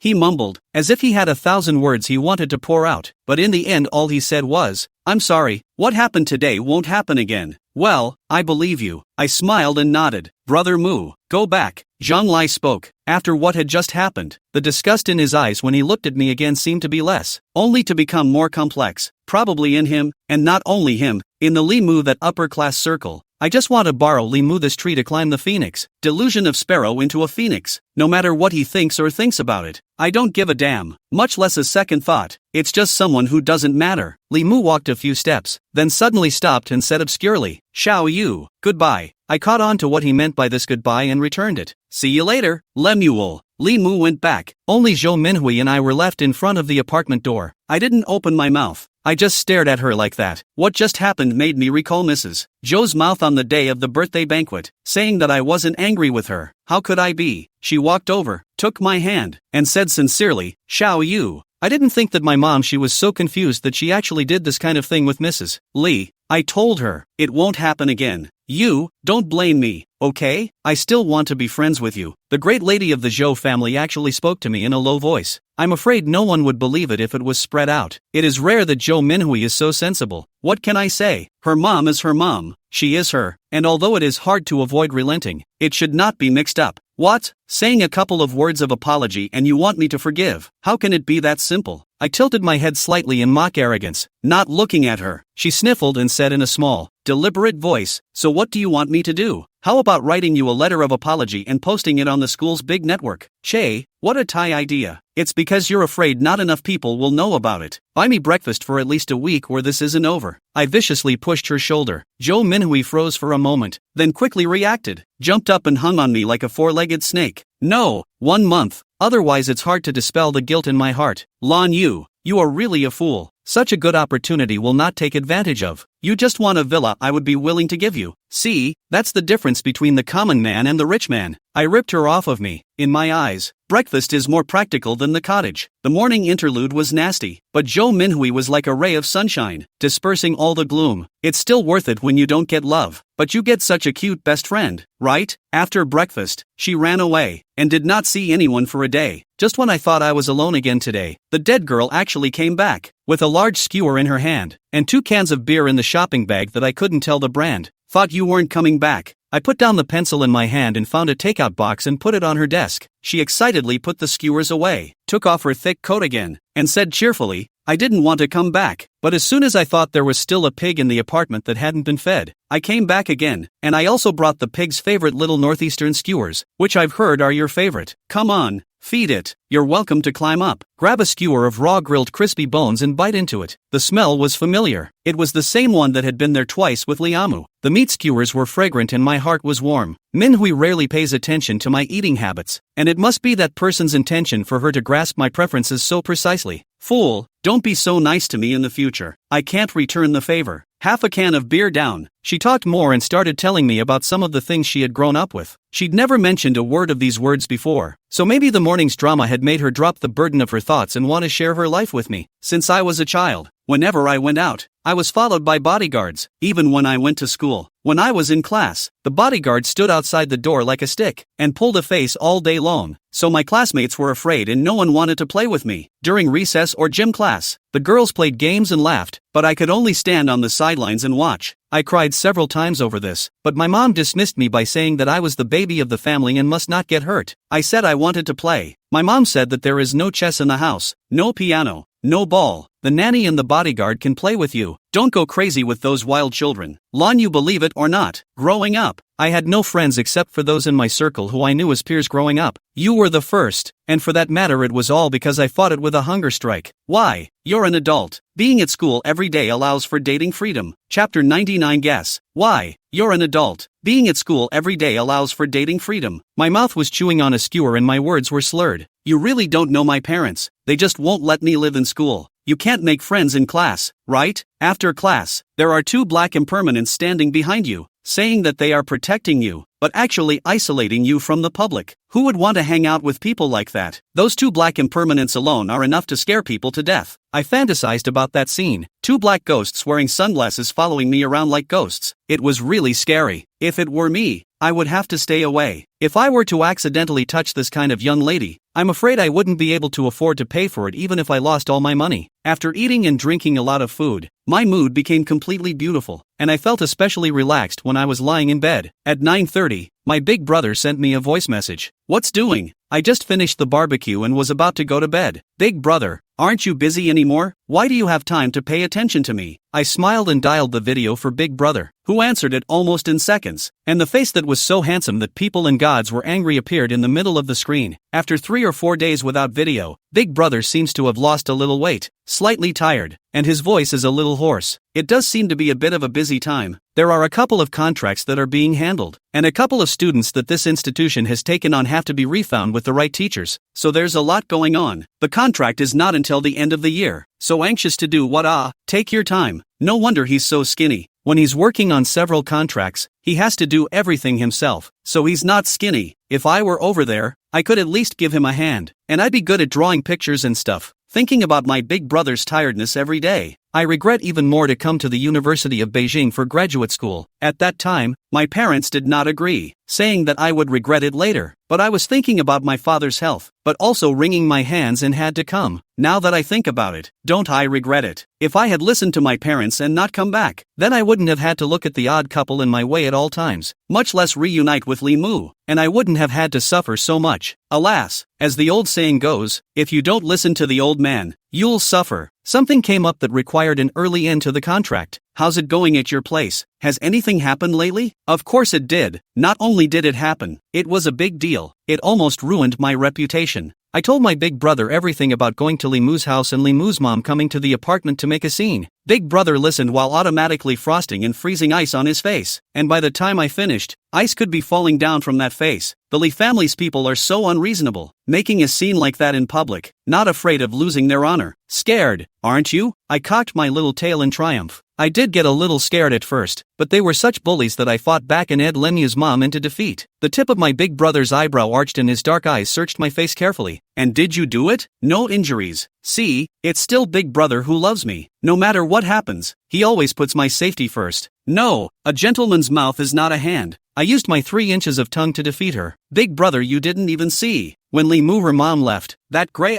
relieved to death. I still feel a little weak for saying this. If Li Mu hadn't come that day, although the one who won in the end would have been me, the process would have been long, and maybe she would have really hit me. If Li Mu and Zhou Minhui hadn't shown up, the fight wouldn't have ended so quickly, and I wouldn't have won so beautifully. In this battle, Li Mu and Zhou Minhui were decisive for my quick victory. Really? My big brother's tiger eyes narrowed slightly as he stared at me with a bit of skepticism. It's actually not that exaggerated. Isn't that Li Mu coming? One word from him is more useful than 100 of my explanations. Well, whatever happens, protect yourself from getting hurt. Wait a little longer. It'll be soon. Blow through the bragging to blow themselves away, and did not pay much attention to what the big brother said later. When I hung up the video, Zhou Minhui, who was already fast asleep, was supporting her head with one hand and staring at me with her eyes. Why are your eyes so wide in the middle of the night when you're not sleeping? It's scary. Zhou Minhui smacked her lips as if tasting something. Xiao Yu, you like him, don't you? Nonsense, that's my big brother. Can you not like it? She shook her head. It's not that kind of fondness. When you talk to him, your eyes are as bright as stars, and that kind of elation comes from your heart. That kind of gaze, I've only ever found it in Li Mu's eyes when he looks at you. Lan, you don't deny it. You like him as a woman. Come to blaspheme my relationship with Big Brother again. Goddamn thing. I picked up something and threw it at her. Shut up, drunken you. Any more nonsense and I won't help you chase after Li Mu. Joe Minhui skimmed back what I threw over and rolled over, not going to care about me anymore. Obsessive. There will be a time for you to cry. Lazily ignoring her, I closed my eyes to cultivate sleep. Just a little hazy, she spoke again quietly. No wonder you can't see Li Mu. This lover brother of yours has a face, has talent, and most importantly, puts you first in everything. It is indeed more suitable for you than Li Mu. There's no end to it, is there? Don't tell me you fancy my big brother and are going to give up Li Mu. Impossible. In my heart, the best will always be Li Mu. No one can surpass him. I'm not saying your big brother is better than Li Mu, but I'm saying he's right for you. Didn't want a bull her and went to bed hating it. The next day at noon in the cafeteria to buy food. Actually ran into Wei Qingfeng for a long time, did not bubble children. His padded sweatshirt with dark sweatpants and white sneakers. His long-handed crane stood in the stall next to mine and watched me wordlessly. I felt someone looking at me, and when I turned my head I saw him, and without knowing what was going on I automatically and spontaneously took a half step to the side. Why? Like you've seen a ghost. He grimaced angrily and took a step forward after the group. But no, it's no different than meeting a ghost. It's just that you're out in the middle of the day. Wei Qingfeng was exasperated and laughed, lifting his left hand and pointing at me. Got a knack for it, huh? Really shouldn't have minded you. Control me? Does. You were the one who called Lemuel that day? He shrugged. Or what? Can't watch you get bullied. Did you already know this about his parents? He shrugged again. Two big words written on his face. Guess. This little temper of mine comes when I say so. If you have something to say, just say it. What are you selling? Wei Qingfeng, are you sick? You know why you don't tell me? It's fun to see me get scolded, isn't it? You listen when I tell you? Why do you think I confiscated his letter to you? I was stunned. So it is. Chapter 100. Good night. At that time, I heard that he intercepted my letter. So angry that I ran to their home to ask for my letter. But also Wei Qingfeng a good time to criticize. For a long time did not talk to him. I realize now that I actually misjudged him at the time, and rushed him to do what was best for me. But then why didn't he say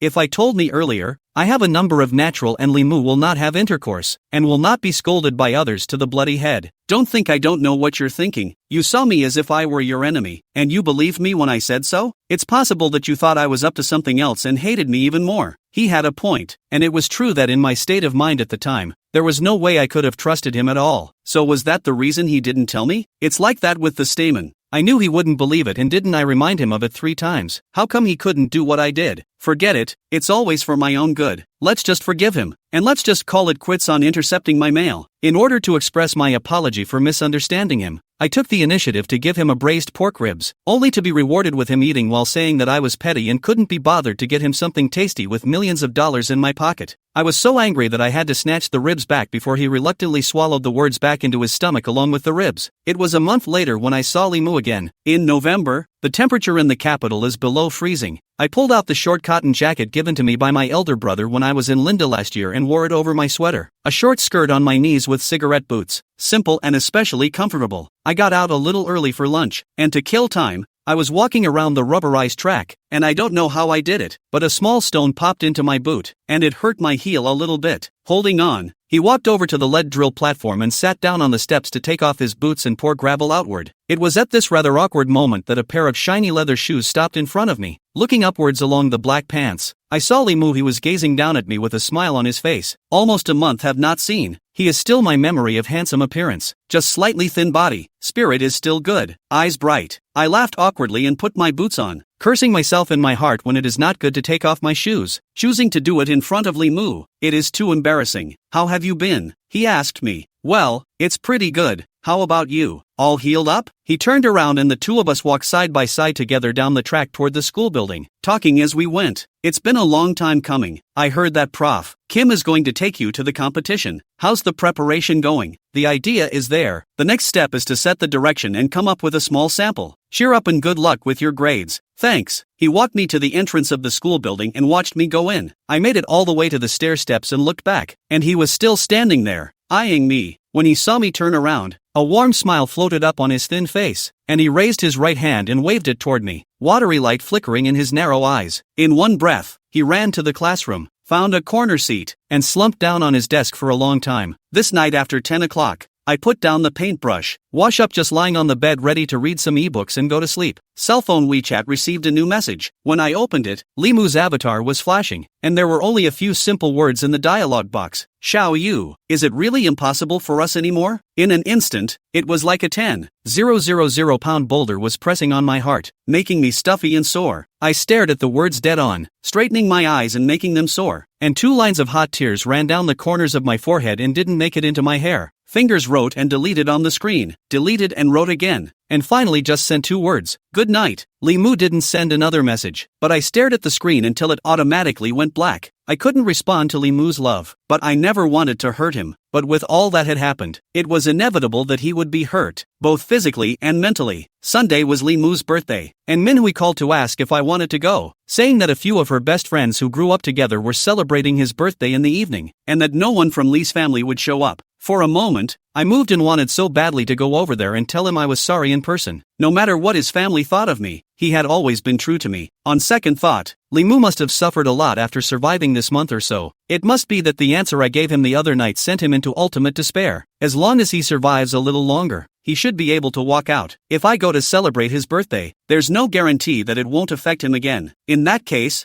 I'm afraid he'll have to suffer again, which is unfair to him and I can't bear to do it. So, I still refused. Minhui was silent on the phone for a while and said, sometimes you're just calm enough to be cold-blooded. I didn't retort to her. I just hung up the phone speechlessly. She can blame me. Everyone can blame me. I suffer. I deserve to suffer for hurting Liam's feelings. What about all the suffering I've endured? Why doesn't anyone put themselves in my shoes and think about what I've done wrong? From beginning to end, moody and sleepy, struggling to wake up at night from a nightmare full of darkness. The cell phone sitting on the pillow suddenly lit up. Sorry, the sender is Limu. I looked at the time on my phone, 1:35 a.m. I couldn't for the longest time figure out what those 3 words sent out of nowhere meant. Sleep disappeared in an instant because of those 3 words, and I stared out at the darkening sky until it turned light. Dizzy, he climbed up and was brushing his teeth when Zhou Minhui came back. She glanced at me, who was shuffling around, took off her coat and hung it up on her wobbly feet, turned around and flopped down on the bed as if she was exhausted. What brings you back at this hour? I asked her, raising my voice as I rinsed the bubbles out of my mouth, put my dental kit away, and squeezed some cleanser into the palm of my hand as I washed my face. Zhou Minhui was silent. I saw her in the bathroom mirror lying motionless on the bed and assumed she was asleep, easing up without another word. By the time I cleaned myself up and came out, she was up and changing. Her beautiful back was complete in front of my eyes, and I was looking forward to admiring the beauty. But I wasn't surprised to be surprised by what I saw in front of me. Zhou Minhui had that cream-colored skin, and at this moment, from behind her ears to her shoulders and neck, it was densely covered with red marks. A few places were even broken and crusted with blood.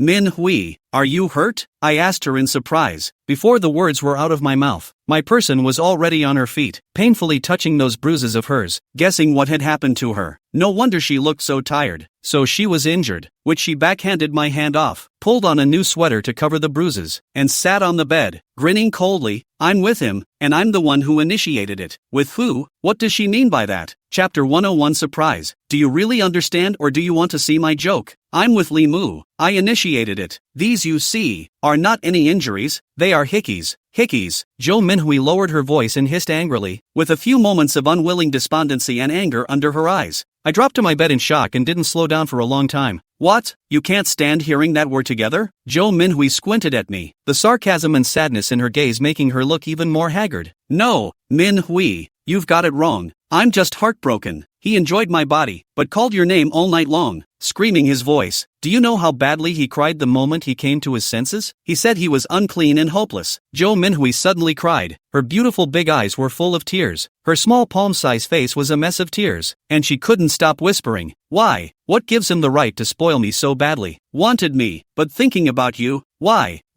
Suddenly, I remembered the message that Limu had sent me in the early hours of the morning. So that's what it meant. I realized. I'm a gentle person, but I don't rub sand in my eyes. Otherwise I wouldn't have been so determined to cut ties with Wei Qingfeng back then. Limu and Zhou Minhui got together, and he felt betrayed by me, so he apologized to me. Limu, you fool. My heart hurts. My heart aches for Limu and for Minhui. Because of one me, the two of them are suffering. Minhui didn't speak all day, didn't go to class, didn't go out, and didn't even get up at all. I went back at noon and she was staring blankly at the roof, her eyes empty. When I went back again at night, she was in the same position, as if she were a lifeless rag doll, unable to speak or laugh. Manhwa, whether you believe it or not, I really won't have anything to do with Lee Moo anymore. I just want to persuade you to give him some time. He's been in love with me since his senior year of high school, almost 8 years now, and probably even he doesn't understand if his feelings for me are teenage reluctance or if he's truly in love with me. 8 years, so long a period of time. You have to let him have a buffer, slowly to pay a little bit of feelings back again. You know that he has someone in his heart and still want to offer yourself to him, which shows that your feelings for him are very deep and very true. You did a great job,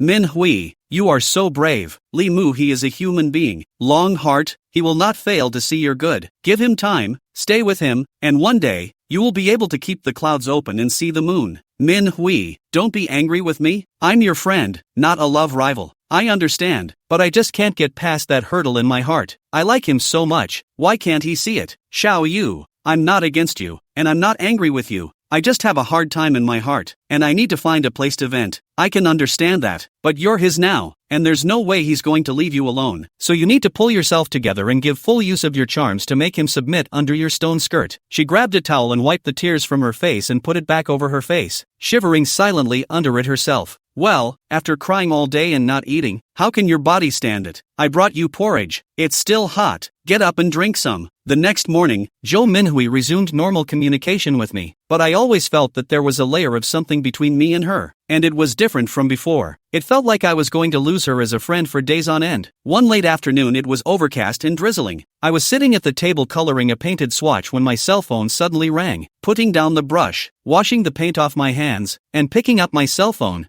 I couldn't help but smile. My big brother, who has been missing for days, sent me a video request. Big brother, not answering my calls or replying to my messages for days. I thought you were missing, and almost went to the police station to report the case. My big brother's low, hoarse laugh reached my eardrums and unexpectedly shook me to the core. Luna, come downstairs. I looked at the overcast sky. The rain had stopped at some point and the sky was a clear blue. Good girl, come downstairs. There's a surprise for you. Picking up his jacket and throwing it haphazardly over his body, he rushed down the stairs in a hurry. The air was extraordinarily fresh after the rain, and under the dark green sycamore tree, there was a figure that burned my eyes. Not far ahead under the tree, the big brother's tall and robust body stood upright, with inked eyebrows and deep features, handsome beyond measure. Big brother, why are you here? Suddenly seeing my big brother, I'm simply going crazy with joy. Truly, I never knew true happiness was like this. It's been almost 3 months since I've seen my big brother, which is a little hard for me after 3 years of being dependent on him at Lambda. I had long ago gotten used to the fact that the moment I opened my eyes, it was the news that he had asked me downstairs for breakfast, and to the fact that he was by my side every day to spoil me. When I saw him standing in the sunlight with his long body,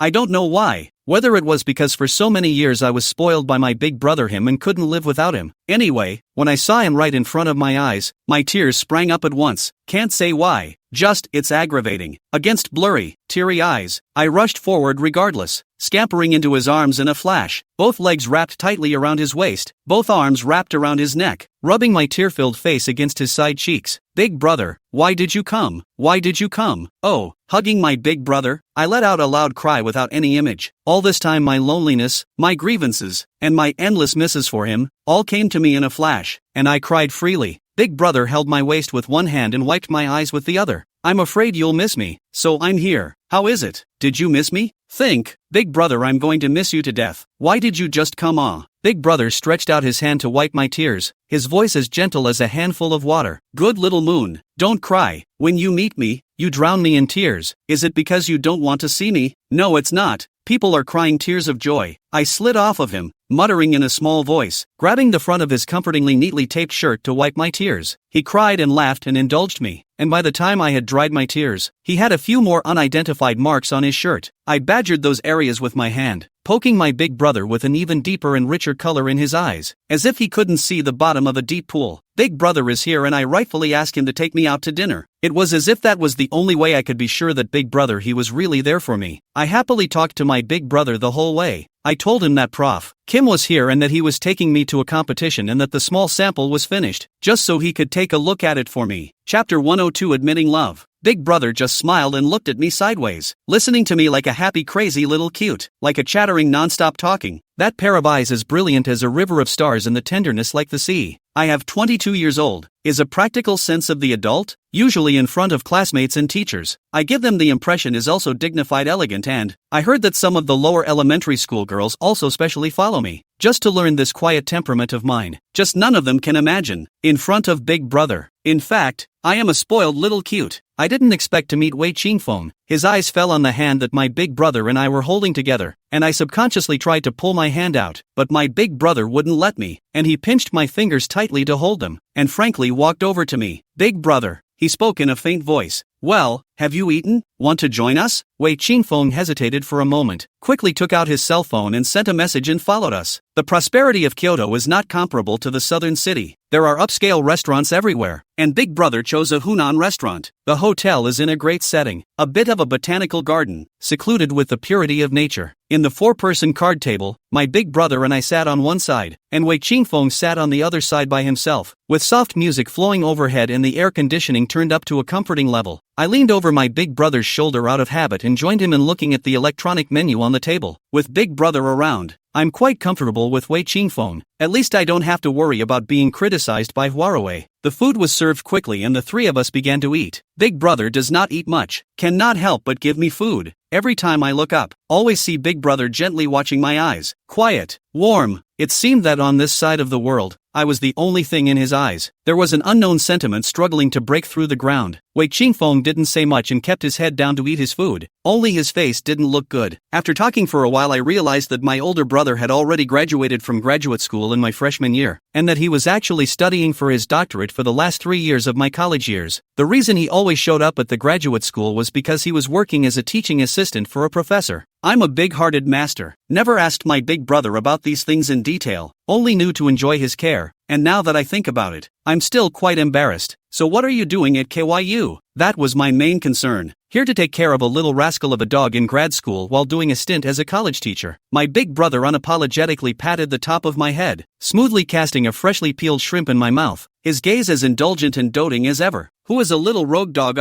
People obviously is a big beautiful girl. Understanding the words of my big brother, I automatically and consciously bring myself into the words of my big brother. Good, big beautiful girl. Our little moon is really big beautiful girl now. My big brother affectionately flexed his fingers to scratch my nose, and I wrinkled my nose in dissatisfaction towards him. My big brother and I have been like this all these years. He's my brother, I'm his sister, and it's normal for me to enjoy his favor. Why didn't you tell mom and dad about something this big? What's there to say? Mom and dad don't know anything about this, so wouldn't it still be my decision to say it? Moreover, I think mom and dad will definitely be happy for my decision. After all, they've always felt indebted to Xiaoyu, and having me take care of her will also give mom and dad some peace of mind. Wei Qingfeng didn't answer, coldly watching the intimacy between my big brother and I, drinking cup after cup. Halfway through the meal, he happened to turn his head and realized that Hua Rui was standing outside staring at Wei Qingfeng, and he was so upset that he hurriedly tapped the edge of the plate with his chopsticks to signal him. Wei Qingfeng was a little surprised to see Hua Rui and picked up his cell phone to leave. I was really annoyed by Hua Rui.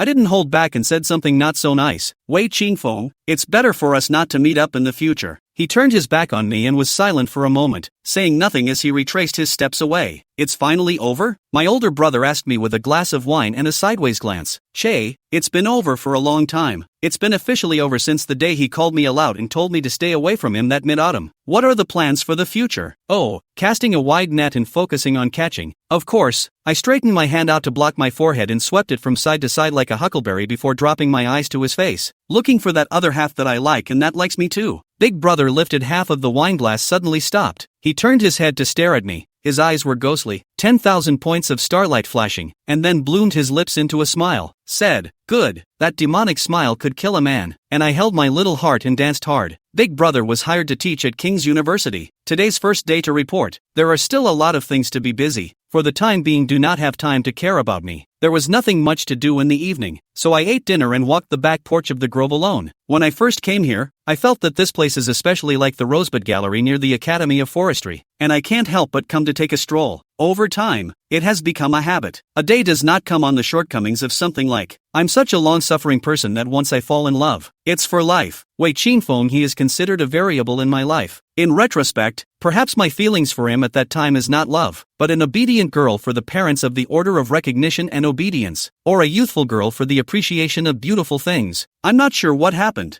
I can't remember what I was feeling at the time. I've suffered, I've cried, I've stayed, and I have no regrets. After wandering for half an hour, I was about to go back when Wei Qingfeng actually appeared. Seeing that meaning, it seems to be specially waiting for me. I've been so psychologically tortured by him and Rue in the past that the aftermath is that the mere sight of one of them fills me with discomfort and headaches. Recently, I have not seen the two of them together as a demon. Thought that this is peaceful, but I do not want to meet at noon, and then again at night. So annoying.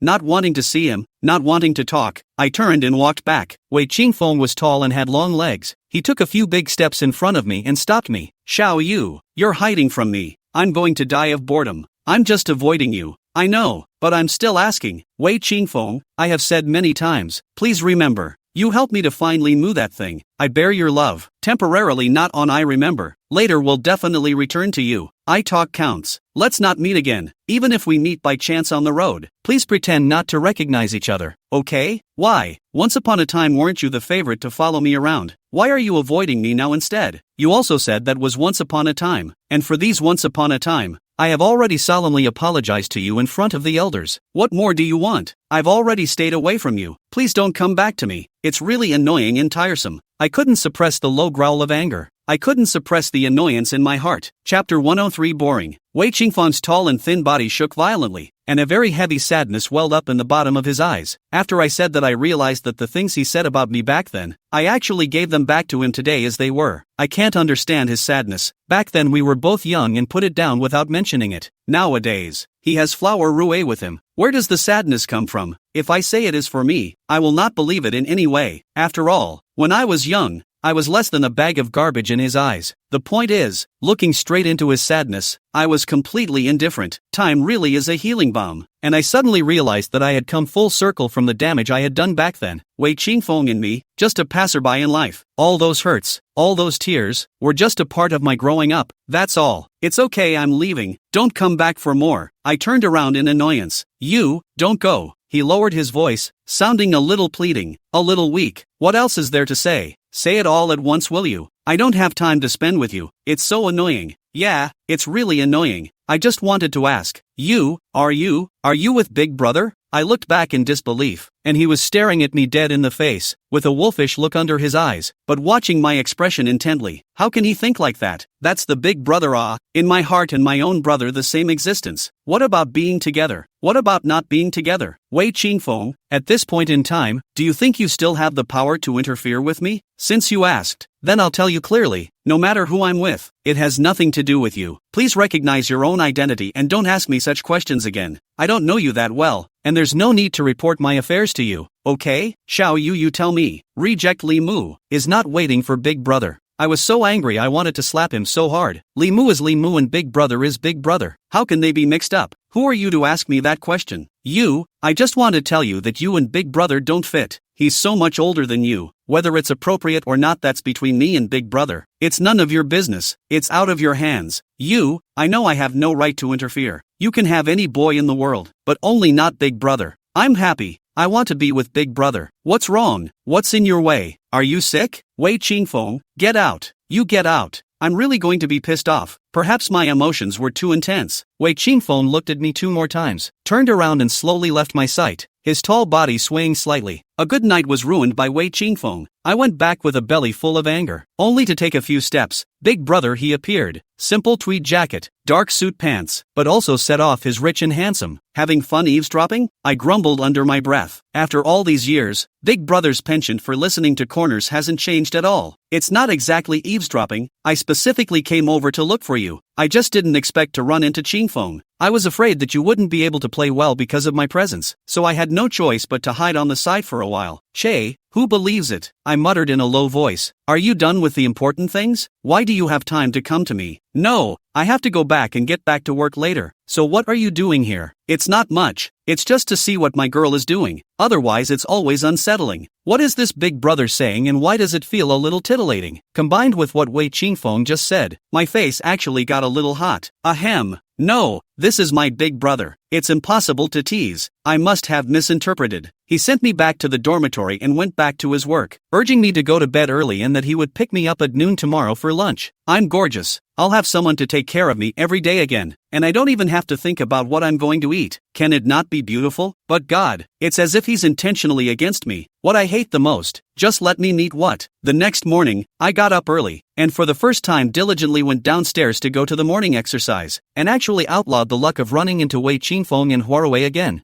I was walking nicely on the playground when the two of them came at me head-on, making it impossible for me to avoid them. I wanted to pretend that I didn't recognize it and miss it to fall in line, but Rue actually ran over to me with a smile on her face and wanted to hug my arm. I can't stand this. Goosebumps have grown several layers. Frightened, I quickly shook her off, backed up a few steps, vigilantly staring at her every move. Have something to say, stand there, don't move your hands, I'm not familiar with you. Rue's face skin is quite thick enough, completely not caring about my sparing cold, and enthusiastically chased 2 more steps towards me, forcing me to retreat back again. Today is my birthday, Xingfeng, and I want to treat you to a meal. Xiaoyu, you must show your face. Oh, what makes me so sure I won't go? I've got a date with my big brother, so I'm not going over there, so you guys can eat by yourselves. And happy birthday. Big brother will come too, right, Clear Wind? Rue ran to Wei Qingfeng, snuggled up to him, raised his head daintily, asked Wei Qingfeng. Wei Qingfeng's eyes dark, like a bottomless abyss, expressionless, a good half a day before squeezing out a hum in his throat. That's fine, I'll go if big brother goes, just send me the address on my cell phone. Get out of the way, don't block my walk. At least you're big brother's brother and future sister-in-law, so you can't make big brother's life difficult. For the sake of big brother, I'll eat this meal. After class at noon, my older brother called to say he was running a little late and asked me to go over there first. I followed the address Rue sent me to find it, and by the time I got there, Wei Qingfeng and Rue were already firmly seated. It was just that Rue was leaning in Wei Qingfeng's arms. The tip of her nose was red and her eyes were a little swollen as if she had cried. Wei Qingfeng lowered his head and softly coaxed her. Isn't it your birthday? Why are you crying? My instincts tell me the meal wasn't that good. I had just sat down when the tears flowed again from Phyllis's eyes. I truly admire her, no matter what time of day or night. The tears come as if they were carried in a coat pocket, and they flow for as long as they want. Xingfeng, talk to Xiaoyu.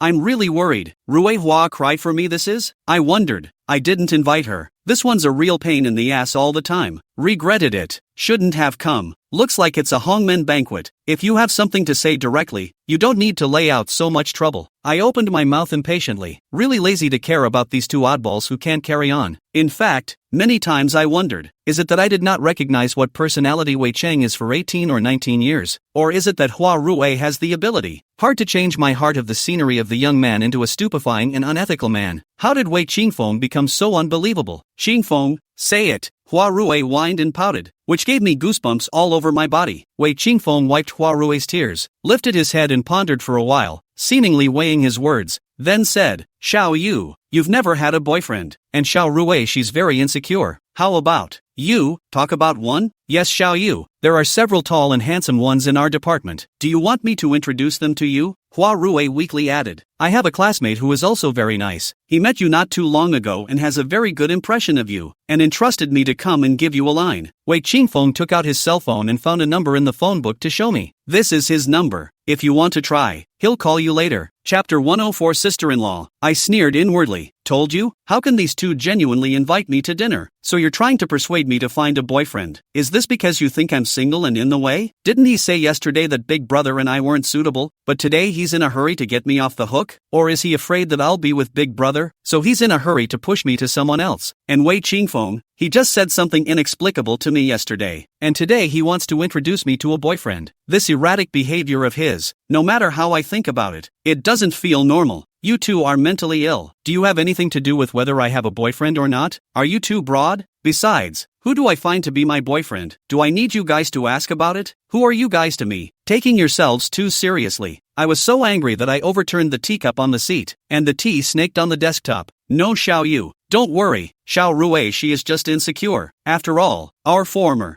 I'm not forcing you to find a boyfriend. I just think you're at an age where you should have someone around to take care of you. I'm really pissed off. It's for my own good after all this. Come on, patience. I have a father and a mother. When is it your turn to worry about my life? What do you do for a living? What happened to us once upon a time? Wei Qingfeng, you say? What did we have once upon a time? Don't always us. I'm not that close to you. Whether Huarue has a sense of security or not depends on you, Wei Qingfeng. Not me, Lan Yu. I have my big brother to take care of me. I don't need you to worry about me. Wei Qingfeng, Huarue, I'm warning you. Stop telling me what to do with my life and stay away from me. You're simply too annoying. I really didn't expect Wei Qingfeng to actually be able to go this far for Huarue. You guys talk about your love. I play my bachelor. Has it got a dime to do with you? Is it idle fart? Slamming down the gift in my hand that I bought on Commercial Street, I turned around and left. Wei Qingfeng called out to me several times in a row, but I didn't even pay attention. My elder brother came in from outside and fished me out, who was about to explode with anger, asking me in a loud voice what was wrong with me. It's all you. Why did you agree to come and eat this crap? You guys are just ganging up on me. I shook off my big brother's hand and rushed out alone. I'm really getting pissed off. It is impossible to understand their purpose in doing so. I'm a nice guy. Who did I invite to have them toss me around in different ways over and over again? It's not that I'm weak for not tearing my face off with them. It's that I'm mindful of the love that I grew up with. But it's not about love at all. I was really pissed off at those two and took it out on my big brother and ran all the way back to school. Luckily, the road wasn't far and it didn't take long to run back. During the lunch break, the promenade was empty there, and I sat in the corner, sulking by myself. My big brother found me, sat down next to me, took me into his arms and patted me on the back. Actually, he was behind me the whole time. I know, just ignored him because I was too angry. What happened? Talk to Big Brother. Big Brother patted my back and softly coaxed me. They bullied me. I sniffled, so aggravated. How was it bullied? Say it clearly. Big Brother will go and help you bully it back. Wei Qingfeng said I'd been single and that Huarui is insecure. So,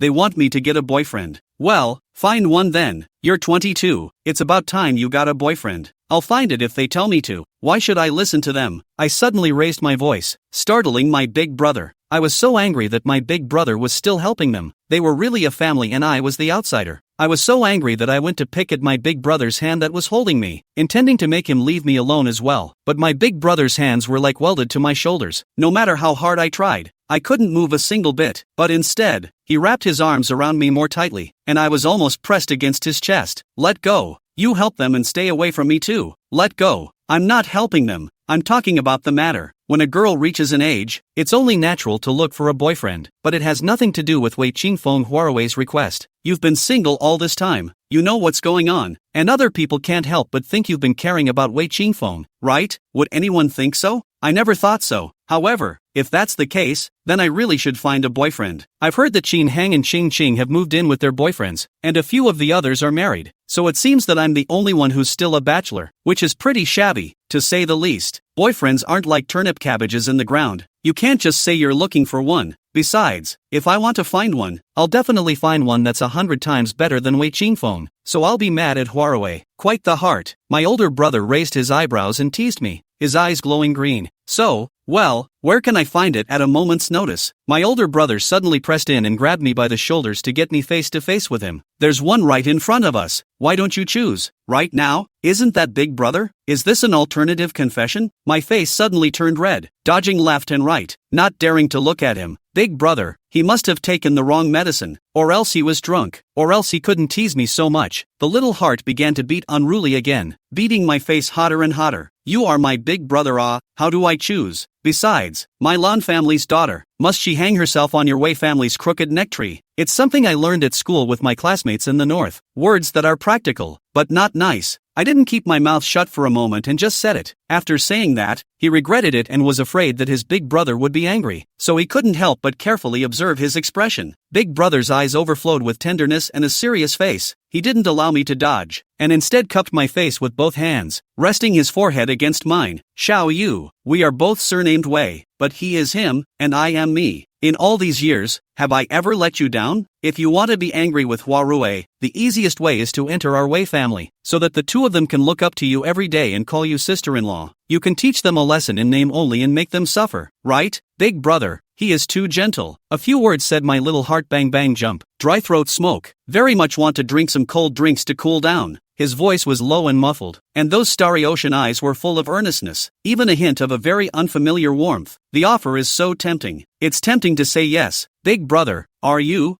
teasing me? I asked out with difficulty. I'm a good boy. If I don't know something, I have to ask. Yeah, did Luna just realize that? But, it's not like you like me. Silly girl, haven't I made it obvious enough? I like you. 22 years, never changed. Big Brother's voice was low and nice, with a deep seduction. 22 years, that doesn't mean since I was born. I was dumbfounded, staring blankly at my big brother, his warm breath on my face, and I saw tiny me again in his eyes. It's amazing how Big Brother likes me and I didn't even know it. Chapter 105 5 seconds. Big Brother likes me and I can't believe I didn't know it. I was extremely shocked by this and couldn't believe it no matter how much I thought about it. But carefully think again. Big Brother, he to me those favor and indulgence. To me those care and love. For me and Zhang Xuanzi do not want to fight. For me to do all the things he can do. Each and every seems to be telling me that he likes me. And I can't believe I ignored all of that by attributing it to a big brother caring about his sister for 3 years. Thinking about the words Zhou Minhui said 2 days ago, and Qin Xiaohang and Ziki's expressions of hatred when they look at me, it turns out that everyone can see that Big Brother he likes me, and I'm the only one who doesn't know. Am I that stupid? The news came so suddenly that I took it a little badly for a moment, even though he had a point. It was too much of a twist in the heart to turn the big brother he'd been relying on into a boyfriend. Panicked and disorganized, her 2 small hands were nowhere to be found at first glance. Xiao Yu, do you think I'm not as good as Qing Feng and not worthy of you? So you don't want me? Big Brother spoke mournfully. No, I didn't. Her heart was flustered and confused. Her big brother's confession had come too suddenly. Before this, I had fantasized about being confessed to.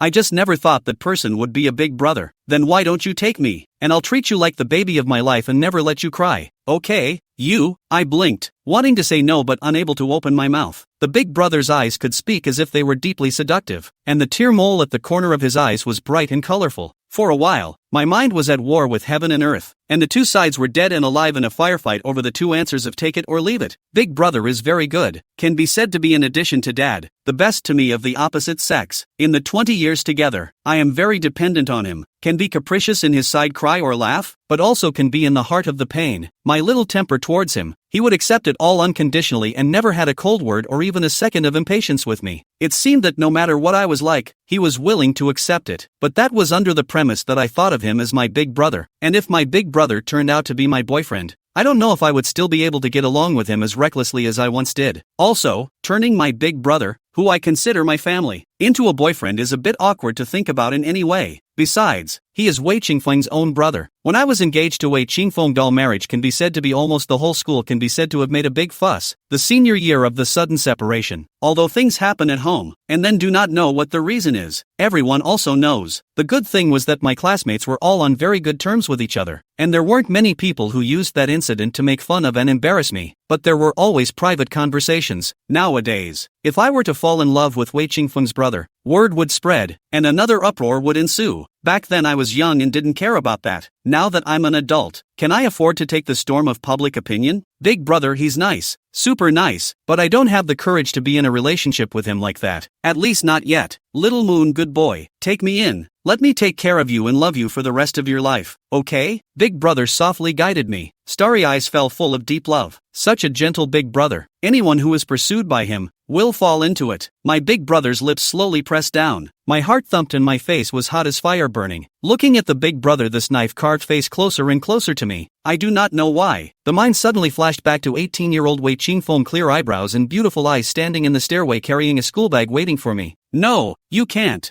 They're brothers. Sanity returned instantly, and he hastily reached out to get between him and me. Brother, give me time. Let me think. The older brother's expression darkened, but only for a moment. Soon after, he reopened the smile on his face. Good, I'll give you 5 seconds to think about it. If you don't say no, then it's a yes. 1, 2, 3, 4, 5. Time is up. Xiao Yu didn't say no. That's a yes. From now on, big brother upgraded boyfriend. Congratulations, little beauty Lan Yu. From now on you are also someone who has a boyfriend. Without waiting for me to react, my big brother leaned over again, his warm breath on my face, and my heart panicked. I don't know where the strength came from, and the limbs that the disorganized brain didn't know how to dominate suddenly began to struggle violently. Big brother still wanted to trap me, but when he saw that I was struggling too much, he had to loosen his arms for fear of hurting me. Pine and cypress like clean and graceful big brother. His arms slowly drooped, straight spine but as if the pain is so extreme that slightly arched. That pair of always starry eyes gradually darkened, and finally returned to the silence. He laboriously tugged and curved the corners of his lips, barely revealing a reassuring smile. Xiao Yu, big brother. Big brother is actually talking for fun. Don't be afraid. I stumbled back 2 steps, choosing a distance I thought was safe to stand, and looked up at my big brother. He smiled faintly, as handsome as ever, except that his eyes were no longer filled with starlight, but with intense disappointment and sadness. I lifted my hand and pressed it to my chest, where for some reason it tore and hurt. Suddenly, there was no desire to see my big brother sad and disappointed. I preferred the big brother who always looked at me with a smile and gave me bottomless indulgence and pampering. Xiao Yu, don't hate big brother, okay? Big brother gazed at me earnestly, and at that moment, I actually saw a trace of humility in big brother that shouldn't belong to him. Suddenly remembered the senior year of the Mid-Autumn Festival. Then I was also humble. Holding a true heart, was Wei Qingfeng did not care about the foot crushed into dregs. I was really sad at that time. Maybe that saying is true. The one who falls in love first is destined to be humble. But I, for one, never wanted my big brother to be humble, much less disappoint him. It's just that I'm not ready for a relationship with my big brother. So, big brother, would you be willing to wait for me? And when I've thought it over, I'll tell you my answer. Big brother, I don't hate you. The way my big brother looked made me feel guilty and wanted so badly to smooth his furrowed brow. It's just that things came so suddenly and I haven't thought about it yet. Not daring to look directly at the disappointment and despondency in her big brother's eyes, she could only hang her head low and kick back and forth with the toe of her shoe on the stone tiles paved on the ground in a hasty manner. My mind was a mess. Several emotions mingled and overwhelmed, and the tears just flowed again without fail. I bit the corner of my lip to keep from crying out, constantly cursing myself in my mind for being useless and just crying. Big brother realized that I was crying, and reached out his hand to hug me, but he was afraid that I would struggle as bitterly as I had just done. So he rubbed his hands together anxiously, and couldn't stop asking me not to cry, and he said that he wouldn't force me to do so, but the tears wouldn't stop flowing, they just wouldn't stop. Chapter 106 Consider. Big brother disheveled back a few steps, fell against the concrete railing, from the pocket of his coat pulled out a cigarette case, pulled out a lighted, inhaled hard, slowly spit out thick white smoke, bitterly spoke. For you, things came suddenly, but for me, it is the opportunity to wait for more than 20 years. You won't know, in order to love you, for so many years, how hard it was for me. The first time we met, you weren't even a full moon yet, a tiny little ball, fragrant and soft, your eyes dark and oily and big and bright. I was worried that I would touch you badly, and only stretched out a finger and scraped gently on your face. I didn't expect, so small you actually smiled at me. I was only 7 years old and knew nothing but was softened by your smile. At that time I thought, this little doll is so cute, I want her. Little you, like a seed, planted in my heart with a smile, then took root, sprouted and grew into a small tree. I took care of it carefully, fearing that you might have a little lapse. When I was 10 years old, I told my mom that I wanted to marry you as my wife in the future, and my mom lectured me. She said that you were already engaged to Qingfeng as early as in your mother's womb, and told me not to talk nonsense. I don't know if you can understand. At that time I just felt the sky had collapsed, and I secretly cried every night. At that time, although small, also know that it is impossible to want you in the future. So the favorite pressed in the bottom of the heart, and then silently guard you. Then you grew up day by day, lively and cute, so beautiful that it shook my eyes, making me fall even deeper into the mud. So in love that I couldn't help myself. I was afraid of not being able to control my heart, and even more afraid of hurting you. So I used the excuse that I was busy with my studies to return home only once a year or two. A cigarette finished, the elder brother threw away the cigarette butt, wiped his face with his hand, adding a touch of vicissitude to his dull voice sheet. After I turned 15, I rarely saw my big brother. At that time, Auntie Mina always told my mom that he was so busy that he didn't see anyone all day, and I thought he was simply busy with schoolwork. Only now do I realize that he was trying to avoid me. It turned out that during those years when I was self-righteously chasing after Wei Qingfeng, he had had such a hard time. As for me, I just broke his heart. I guess, how I'm so not a thing. I pushed down the panic in my heart and scooted over to him one step at a time, listening to him recount the things I didn't know. Watching you and Qingfeng together, so happy. So many times it's obvious that I'm right next to you, but you won't even look at me. When you were a senior in high school, every time I talked to my family, I tried to ask you which college you would apply to. Whether it was my mom, Qingfeng, or even I asked Auntie Lotus, everyone said you would apply to King's University. In fact, at that time, I was hoping that you would go to Lin University. That way, I could see you every day and grow up with you. On the day of the release of the results of the college entrance examination, I know in my heart that you must be going to Beijing University. With your grades, you can easily be admitted, but still holding a little bit of slim hope, asked you where to go. The moment I heard that you got into Lin University,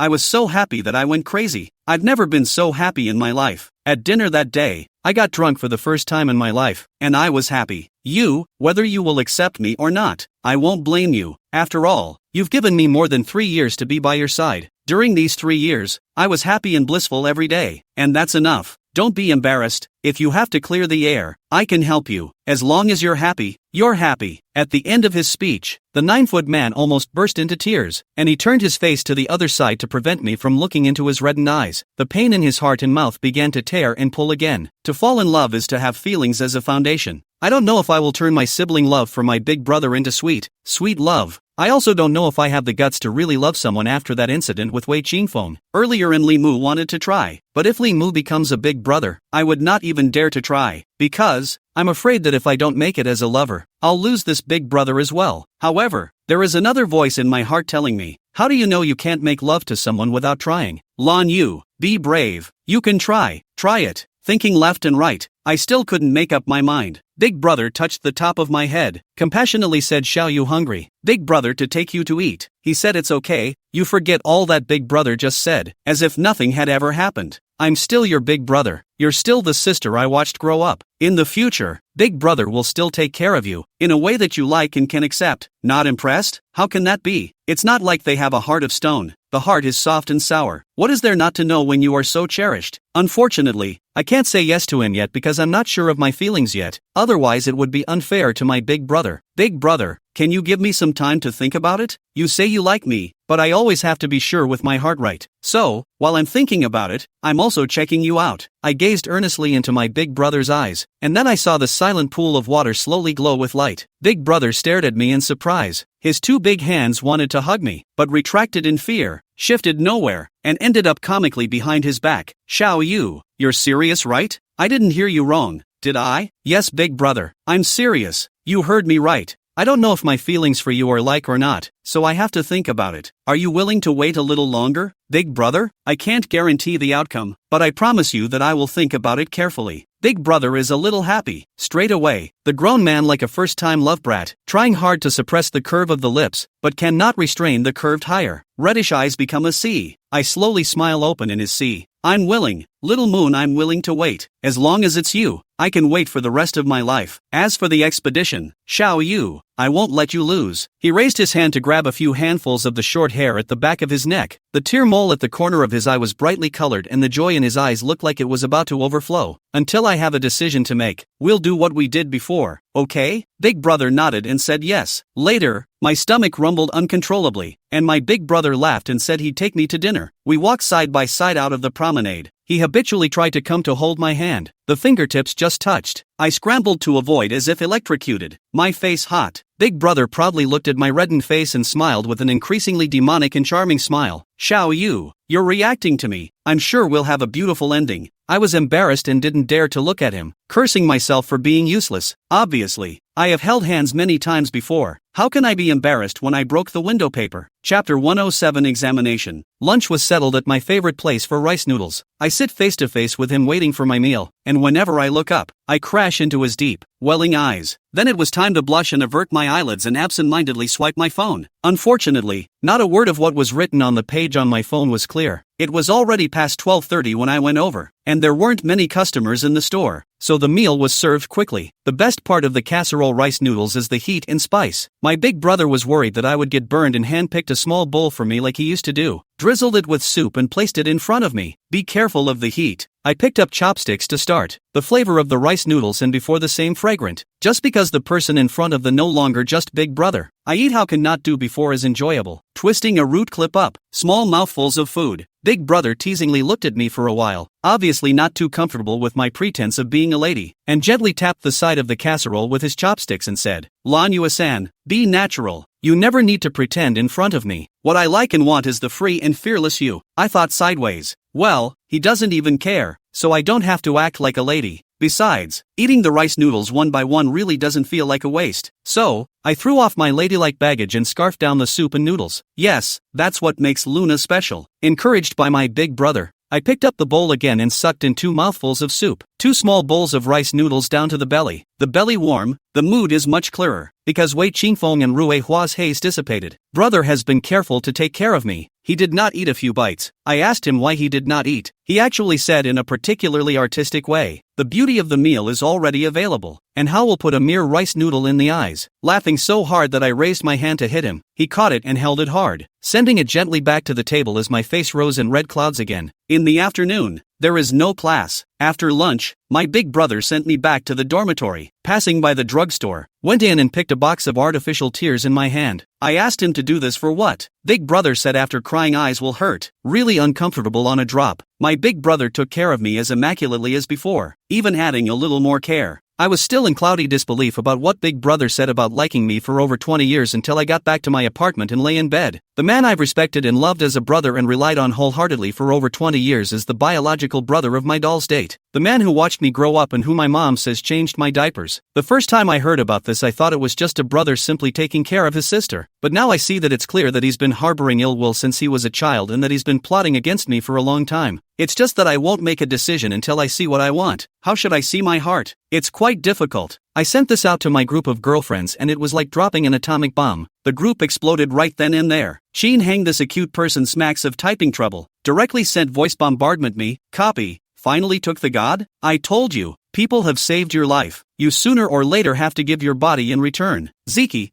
but I'm finally getting the hang of it. I can't hold it in any longer if I can't figure it out. Luna, what's wrong with you? Zeke, the whole world can see that the great God likes you. Only you are so stupid that you don't know, and you keep treating people as your brother. You are slow to be dexterous, and we bystanders are so anxious that we can't scold you for waking up. Unfortunately, the big God let all of us are not allowed to tell you for fear of scaring you. Hard to let us hold back for several years. Hold back my liver pain. I am speechless and look at the sky with tears in my eyes. Sure enough, they all knew about it. No wonder they had to scold me like that when I sent a love letter to Sister Tang that time. At that time, the big brother and I Cold War for several days. All these years I have not figured out where the big brother angry point. The answer is found here. These belly-aching losers. My intention was for them to help me with an idea of how I could look into my heart and make sure that my big brother's feelings for me would be so deep that he would be willing to promise me his life. As a result, each one of them was excited like a madman, and none of them wanted to listen to my party, not bothering to say another word to them and diving in decisively. Sheen Hang and Zeke saw that I didn't say anything and took turns bombarding me with text messages, and in no time at all the unread messages turned into 99 plus. Briefly browsing through a few articles, all of them are not to let me hurry to pounce on their big god, so as to avoid a long night's sleep. After all, the great god is so excellent that people are angry. Tolerance had to release a statement. It's still being considered and examined. Don't think too much about it. After the group posted up a few bombs, knives, swords, and other violent plus disgusting contraptions one after the other, there was no more ripples. I sent the message to my high school little sisters group again. Just a few words, once again exerting the great power of a depth charge, blowing up the group in waves. The most excited people are Ching Ching and Xiaozi, saying that I played this trick very hard. If I can't be your daughter-in-law, I'll be your sister-in-law. And that's enough to make Wei Qingfeng and Hua Rui a pair of trash. This is the way to do it. It's better to kill them. Xiaozi is even more excessive. Hard to pretend to educate me in a fine voice. Xiao Yu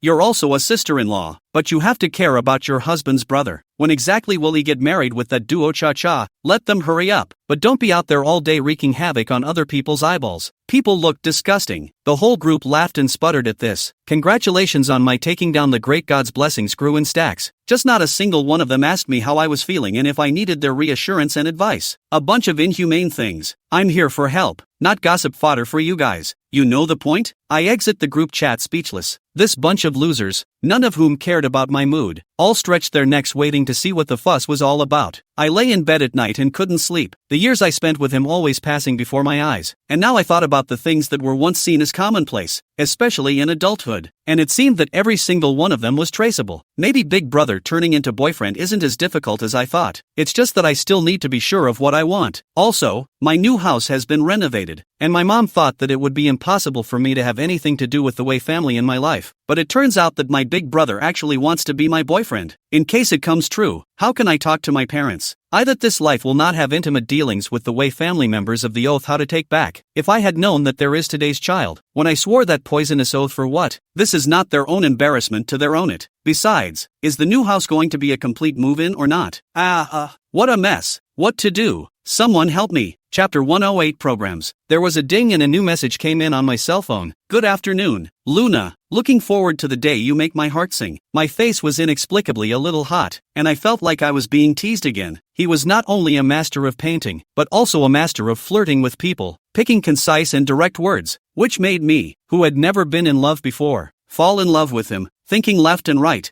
I sent a message to my mom. I wanted to hear what my parents had to say about something so important. Mom, is it normal to have a boyfriend 6 years older? Bigger men are normal. Bigger women are not recommended. Mom replied back pretty quickly. See, that's my rational mom, even thinking about men and women. If, and I mean if it's an ex-boyfriend's brother, is this kind of okay? Mom got back to me 2 minutes later. I think she also found the question slightly difficult and pondered for a while. Tell me, what's going on with you and Wei Qingsuan that I don't know about? A sudden jump at the temples. Well, exposed. Mom is still wise. How can I fight with my little caution? Big brother said for me to take him in. Mom, can Big brother be my boyfriend? This time, the wait was even longer. I think it must be discussing it with my dad. A full 10 minutes. I waited until I fell asleep. The message dinged before coming over. In principle, because of the previous experience, Mom and Dad do not want you to get involved with the Wei family again, but love is your own. Mom and Dad can only give you advice, but cannot arrange your life. Follow your heart. Daughter, Mom and Dad just want you to be safe and happy in your life, no matter who that person is. It must be done. Got it. Thanks, Mom. Asterisk. For a variety of unavoidable reasons, this year's orientation was held more than a month later than in previous years. Orientation, as it is called, exists to welcome new students and is an extremely important gathering in every school's year. Lamu's orientation pushes the envelope every year and gets high marks year after year. I'm still looking forward to see how the KYU orientation will be. Just after class that day, I was intercepted by a few boys and girls in front of the classroom door wearing the uniform of our institution, and 2 female students very enthusiastically pulled me away, saying that they invited me to a small meeting. I admire these girls for being able to manage to hold my hand like a good friend when it's clearly their first time meeting. There was only one class in the afternoon, and there was no point in going back to the apartment, and I couldn't say no to the sincere eyes of the elementary school girls, so I just followed them. Only when I got there did I realize that it was a preparatory organization for the orientation meeting, and those who were brought there were not only me, but also Wei Qingfeng, and a few other men and women who looked unfamiliar, and were said to be from the research institute as well. The young boys and girls were enthusiastically discussing their participation in the meeting. I like to be quiet these years. For this kind of lively occasions, a little bit of bad acceptance, and the orientation,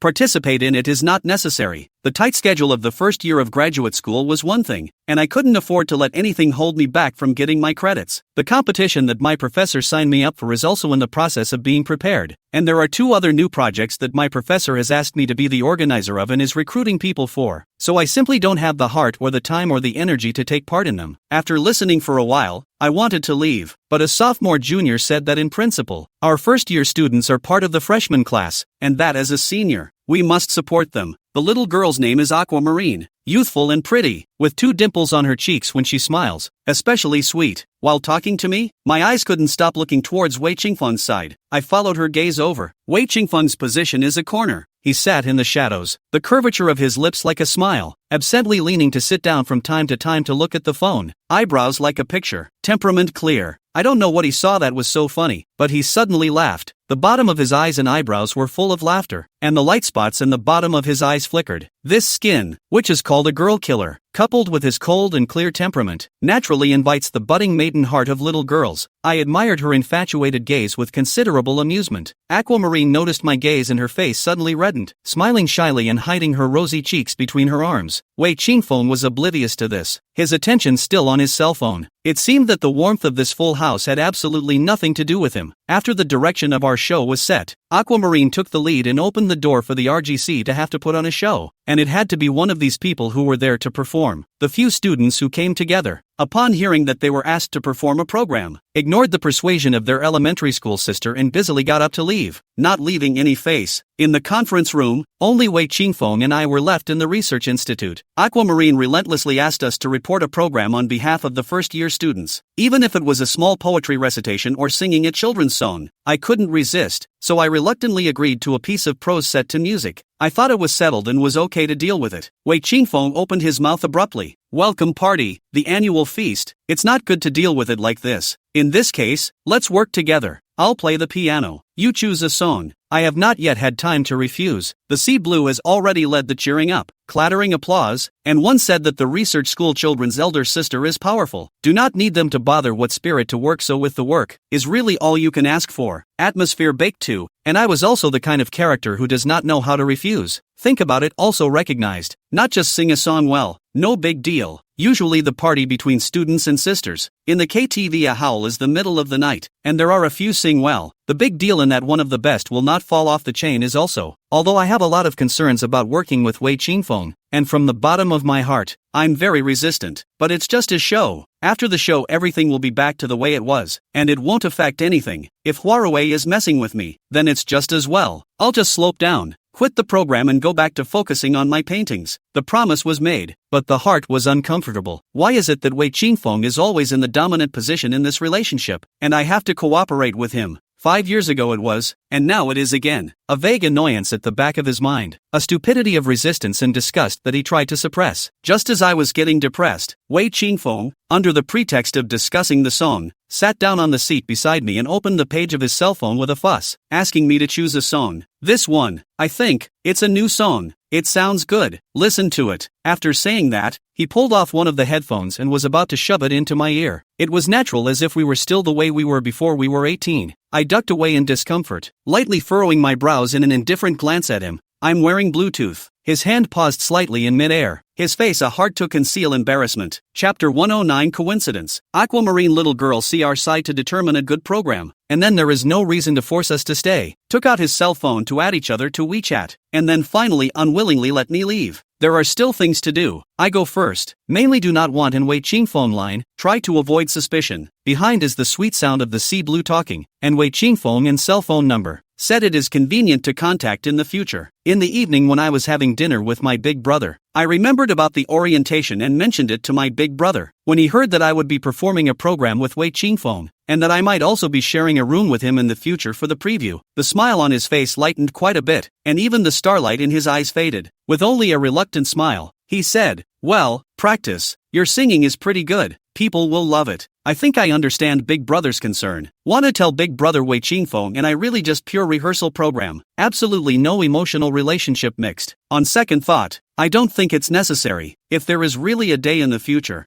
I want to become boyfriend and girlfriend with my big brother, and then become a real couple. Definitely have to continue to contact with Wei Qingfeng. It's impossible not to have contact with one's own brother. Moreover, my heart is selfless, so why bother? At that time, I thought that my elder brother was one of the people who knew me best, and must be able to understand my psychology, so I didn't say much. Later, when the misunderstanding deepens, I already do not know where to start to explain the time, only to realize that this time I was wrong. How outrageous. Orientation is scheduled for Friday night, which is now Tuesday. Wei Qingfeng chose the first branch of the new song is very good. I like it, so I gave up the idea of singing an old song, downloaded the song to the phone, plugged in the headphones, and repeated the playback over and over again to familiarize themselves with the melody and lyrics of the song. The next afternoon, almost 4 o'clock, Wei Qingfeng asked me to go to rehearsal to receive his phone. I happened to end a round of coloring, dizziness, listening to him say to go to practice. Did not think too much about it, then put on a set of white long-sleeved pants to go out. The main thing is to draw. The afternoon is very tired, and would like to change the brain, relax a little bit. Going out the door of the apartment building, Wei Qingfeng was already standing at the bottom of the steps waiting for me. He was carrying a guitar, in a pure white sports suit. His hair was like ink, his lips were like cherry red, and the evening sunlight poured on him as if he had a golden edge. In terms of looks alone, Wei Qingfeng, he really called himself a stunning beauty. At least in my 20 years of life, he was the only one. The only thing is Big Brother. Both are beautiful, yet each is unique. Wei Qingfeng is the creamy type, thin, tall and slender, white and soft, belonging to the cool type of fresh meat. Big Brother, on the other hand, the lines are rigid, deep lines, with a sense of timelessness like a knife carving, wheat-colored skin, deep eyes, broad shoulders, fine waist, narrow hips. Every muscle on the body contains strength. Just looking at it is extremely secure. 5 years passed. Wei Qingfeng's appearance in the outstanding, but also a few more indescribable. What meaning, maturity and youthfulness of each half, just casually stood on the extremely eye-catching, together with the guitar that has followed him for many years, the lazy and casual expression, the hair blown by the wind, and the melancholy under his eyes if there is any. The vicissitudes of the world carry a fatal charm. This, too, is a man with a demonic aura. Suddenly remembering his infatuation with him before he was 18, he felt that he had a good eye for finding the most outstanding one to like in a sea of people. At that time, not only his grades were always at the top of the list, He also played the guitar very well, and was the hottest man in the school. Every year at the school festival, carnival, all the performance activities, all have his figure. At that time, he sat anywhere. His fingers plucked the strings of the piano, and every word he sang with open lips was deeply mesmerizing. Back then, I had my heart set on him, and in order to be on par with him, I also wheedled my mom into taking a guitar class, practicing on the family lanai every day when I got back from class. When he found out, he said that the teacher was not good enough to teach me, so he had to teach me himself. Naturally, I couldn't resist, so I quit the training class and followed him to learn the piano. I learned to play for many years. Later, I even met the teacher of the course who, after listening to me, said that I was very spiritual, almost comparable to a professional player. This is due to Wei Qingfeng's teaching me according to my talent. After the Mid-Autumn Festival when I was 18, I never touched the zither again, because as soon as my fingers plucked the strings, my mind would be filled with the image of him sitting on a small stool on the lanai teaching me fingering by hand, and my heart would ache like a knife. 5 years passed in a flash, and I couldn't help but be distracted by the way he stood under the setting sun. Let's go. He took a step ahead with his violin on his back, and I followed him. The beautiful girl in the next room saw the two of us, whistled with a thief's whoosh and squeezed her eyes towards me. Couples' clothes are on, the development speed can be I was startled. It was only then that I realized that Wei Qingfeng and I were actually both wearing white sports suits, and our feet were matched with pure white sneakers. No wonder it was misunderstood. I was careless, changed this purely for convenience, but didn't want him to wear white as well. It's just a coincidence. It has nothing to do with the couple's suit at all. But no one would believe us if we didn't do it on purpose with our surprisingly matching outfits. Oh, misunderstanding, coincidence, I explained with a dry smile. The roommate, with a look that said I understand that I don't need to explain, smiled badly and passed us on the wrong side of the room. Suddenly I had the feeling that tofu had fallen into the ash heap, and I guess the more I explained, the more confusing it became. Wei Qingfeng suddenly stopped, pursed his lips and coldly turned back to wait for me. I've been indifferent to his indifference for so many years that I've long since gotten used to it. Two people who have nothing to cross paths don't need to be passionate at all. It's just that going out in these clothes, it's inevitable that others will misunderstand. In a place like school, no matter whether it's good or bad, as long as something is going on, it will instantly spread all over the school, and it will also take its place in the school's major forums. Not wanting to be misunderstood or commented on with him again, he wanted to go back and change his clothes. Wei Qingfeng spoke up in displeasure as he said, "Since when do you care so much about other people's opinions? Time is already tight. Do you still want to waste it? It's just a piece of clothing. Do you need to be so deliberate?" He used a word I really don't like. Deliberate. Think about it, but it is a coincidence that they all wear white. Look closely at the style is completely different, and couples are also not at all with what side. If you specifically run back to change a set, it does seem too intentional. Moreover, I still have to paint at night. I don't have much time to spare, so there is really no need to waste time on such a trivial matter as changing clothes. Well, he managed to convince me not to switch. The rehearsal place wasn't far away. It was almost a 20-minute walk. Along the way, no one spoke, but I felt for no reason that Wei Qingfeng was in a good mood, and the lines of his lips were very soft. It was a step-down classroom that was no longer in use, and there were already a couple of groups inside who had arrived first, singing, dancing, and making a ruckus with fast-paced commentary. Let's go to the terrace. It's quiet there. Wei Qingfeng took the lead into the terrace carrying his guitar and stood by the door waiting for me. It was definitely much quieter with the patio doors closed. The outside air and sunlight are nice and comfortable to sit in. And the point is that the deck is enclosed and you can close the external doors and windows just enough to avoid disturbing the people outside. The terrace is very spacious. Opposite to put 2 rows of benches. Around the sporadic arrangement of a few pots do not know the name of the flowers. After the flowering period, only a few leaves hanging, but became only a few points of vitality. Wei Qingfeng tuned the strings and began to play, his brows light. I closed my eyes and listened intently, humming softly along with the music. Time is in a hurry, took away our youth, took away our memories, but cannot take away is a mood, and laugh at life a light-hearted. Chapter 110 Crossing the Line. Time is in a hurry, took away our youth, took away our memories, but cannot take away is a mood, and laugh at life a light-hearted. Said guitar backing vocals aren't really that different from clean vocals, and the results aren't going to be satisfying. Accompaniment with only one instrument is not only monotonous, but the sound of the instrument is likely to be overshadowed by the song. On the day of the actual performance, backing music is still needed. The guitar is used only to enrich the performance. Wei Qingfeng is a master of the guitar and has not neglected practicing for so many years, so he quickly got into the groove when he picked up the instrument. Years later he is still the same as before. fusing himself with the music and turning himself into a beating note whenever his fingertips are on the strings. Watching him strum the strings, his gestures idle and fully engaged, the music flowed like a stream. My hands were suddenly itchy and eager to try it too. I haven't touched the piano for more than 5 years, and my hands have been raw for a long time, so even if I can barely play it, it's still out of tune and out of tune. It's just that the hands are still itchy, nothing to do with Wei Qingfeng, just out of my simple love for the guitar.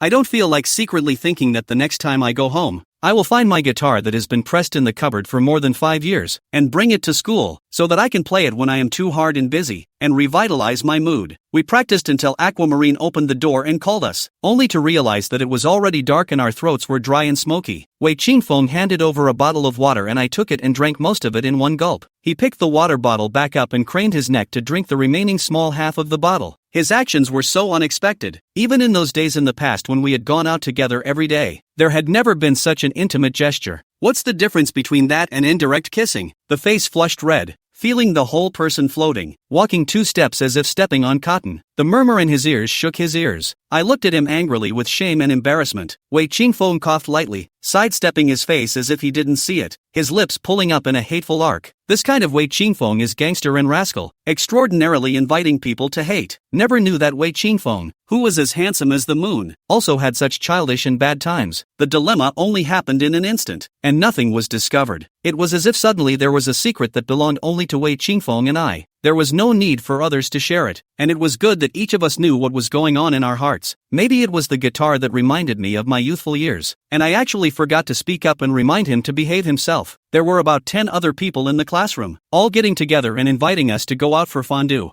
I wanted to refuse, go back and order a takeout, and finish eating quickly, but I had to continue painting. But these young kids were too enthusiastic, and they said that if I refused, it would be inhumane. Obviously there is only a difference of 3 or 2 years, but they are all like warm flames, doing everything with so much passion. I, on the other hand, for the pursuit of peace and quiet, lining myself as if it were a pool of still water. It was like a world between me and them. Aquamarine, in particular, pleaded with her hands together that I must go or she would die of grief. Had to go. Once outside, the cool breeze cleared the heat from his face and sanity returned. Suddenly there was a few moments of disgust for Wei Qingfeng's actions just now. His sudden and unobtrusive closeness made me think he had an ulterior motive. Moreover, he and I had been disowned years ago, and his behavior clearly crossed the line. Wei Qingfeng, don't do this again. I don't want to affect the rehearsal because of this little thing. He stood beside me, his right hand hanging at his side, clenching and releasing it before sticking it in his pants pocket. His voice cool as he said, "It was just an accident." When he drank that bottle of water, he was particularly natural, as if he had planned it for a long time. If I say it was an accident, I can't believe it. Maybe he was just testing how I would react to his intentional closeness. Apparently at the time, he was satisfied with the answer. My reaction after I came to my senses upset him. When we arrived in the hotel, Wei Qingfeng and a few boys stayed outside to smoke, and the girls and I went into the private room first. I chose a well-ventilated seat and sat down, bored because I had to wait for someone else, and took out my cell phone to play with it, and was not surprised. A dozen missed calls on the cell phone and a dozen messages in WeChat, all from Big Brother. The earliest call was less than 5 o'clock, and more than 2 hours have passed. Not feeling sweaty, hurriedly dialed the phone over. The other side answered in seconds, and the Big Brother's urgent voice immediately came over. "Xiao Yu, where are you? Why did you take so long to return the call?" "Obviously because I'm nowhere to be found." "Big Brother, he's in a hurry." I wiped my forehead guiltily. "Big Brother, I'm fine, outside." "Why Luna, who's calling?" Before I finished speaking, Wei Qingfeng, who had come in at some point, stood behind me and suddenly spoke out. Big Brother seemed to choke for a moment and said in a muffled voice, "Been with Qingfeng all this time?" "Yeah,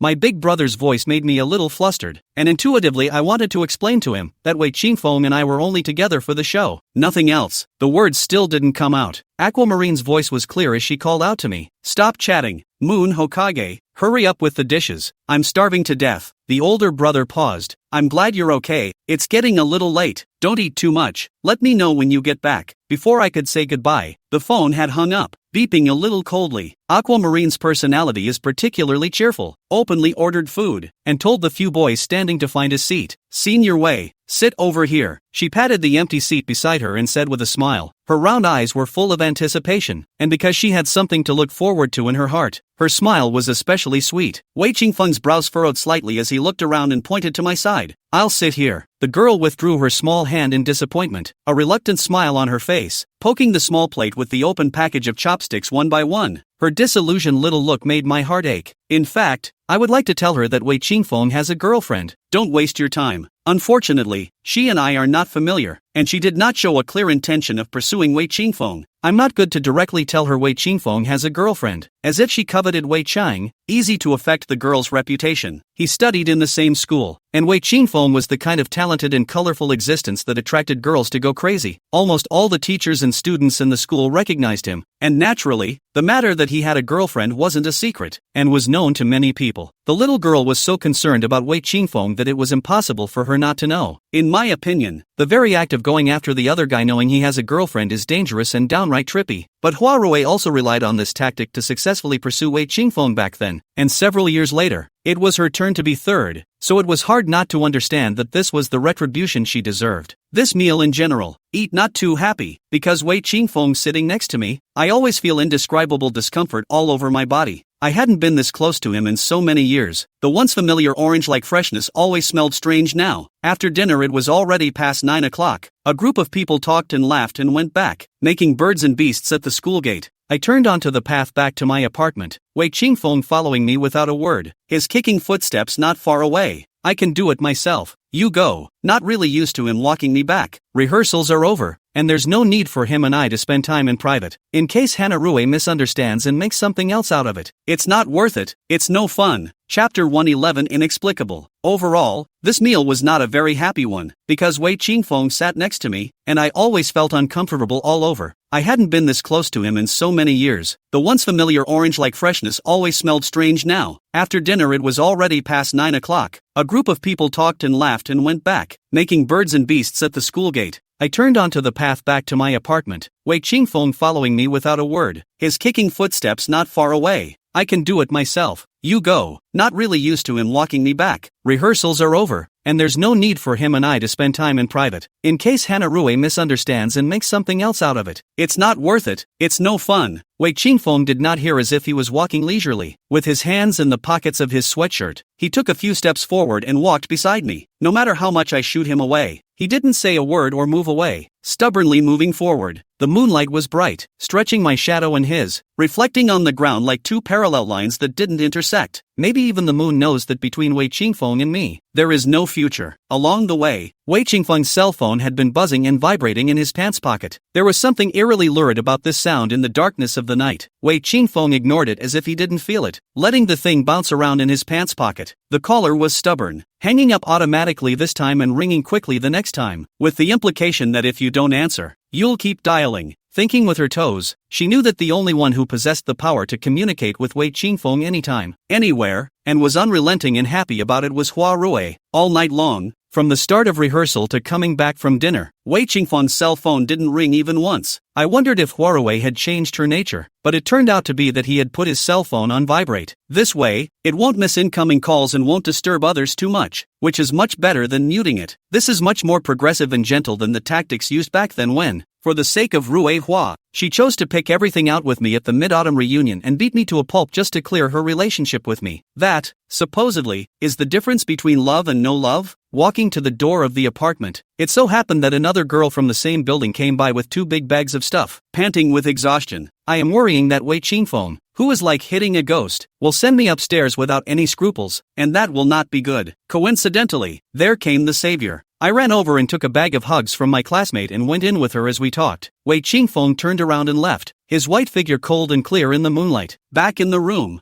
Zhou Minhui was actually there. She was lying on her bed applying a face mask, both hands holding her cell phone up in the air as if she was on a video call with someone. When she sees me return, she sits up to end the call, removes the mask sheet from her face, and pats her skin with her fingers to absorb the serum. Went to fondue? The smell is so great. Minhui skimmed her mouth in disgust, urging me to hurry up and wash and change my clothes. I raised my arm and sniffed. It really didn't smell very good. In a hurry, I grabbed a change of clothes and went into the restroom. By the time I had gathered myself and settled into bed, 40 minutes had passed and the hour hand on the little alarm clock was pointing at exactly 10. It's so late. The painting is impossible to paint again. Will affect the rest of Minhui. I don't realize that I started to think about whether to go out and live alone. although the cost of living alone will be much higher, but relatively more freedom. When you want to get up when you want to go to bed according to their own needs, the excitement or inspiration, but also don't have to worry about roommates and hard to hold back until the morning. Grabbing his cell phone out of habit, there were a few more missed calls, still from his big brother. I slapped my head and couldn't stop wailing inside. I've been back for almost an hour and I can't believe I forgot to give my big brother a heads up. Scalp numb, want to call back, time is too late for fear of bad. Hurriedly edited WeChat message, give big brother to report safety. Joe Minhui finished the daily line of shaping exercises, stood by the window to drink water and rest, and said strangely, that man has been hanging around downstairs for a long time, looking very familiar. I don't know which beauty's admirer. I good faithfully patted over to take a look and giggled. An inexplicable sentiment clogging my heart. Can it not look familiar? That's Big Brother. Has he been standing there all this time? Or was he in a hurry to come downstairs and wait for me because he hadn't heard from me? The guilt deepened. Due to my negligence, I caused Big Brother to come over to me so late at night. He then stood hovering back and forth under one of the trees, his tall figure indescribably silent under the night. I hurriedly unlocked my cell phone screen and called my big brother back. Standing in front of the window, I saw my big brother's right hand suddenly glow brightly. Apparently, he had been holding his cell phone in his hand, waiting for me to tell him he was safe. I could see well from upstairs as my big brother brought his cell phone up to his face, looking at it again and again before putting it to his ear. His low voice instantly appeared in my ears, calling my name in a deep, muffled voice, Xiao Yu. Big brother, I'm sorry, I've been back for a while, because the smell on my body from eating hot pot was a bit heavy. I went straight to take a shower and forgot to call you. Maybe it's because I'm weak-minded. My speech is very fast, almost grabbing to finish these words. In spite of this, it was still hard to hide the waves of guilt that poured out of me. Big brother's low, husky laugh rang in his ears. Well, sleep well, good night. I did sleep, just not very well. The scene of my big brother standing downstairs waiting for me kept coming up in my dreams, and even in my sleep, the guilt was still at its peak. Tortured by guilt all night, I went to breakfast the next day with heavy dark circles under my eyes. Minhui went with me and ordered my favorite shrimp dumplings.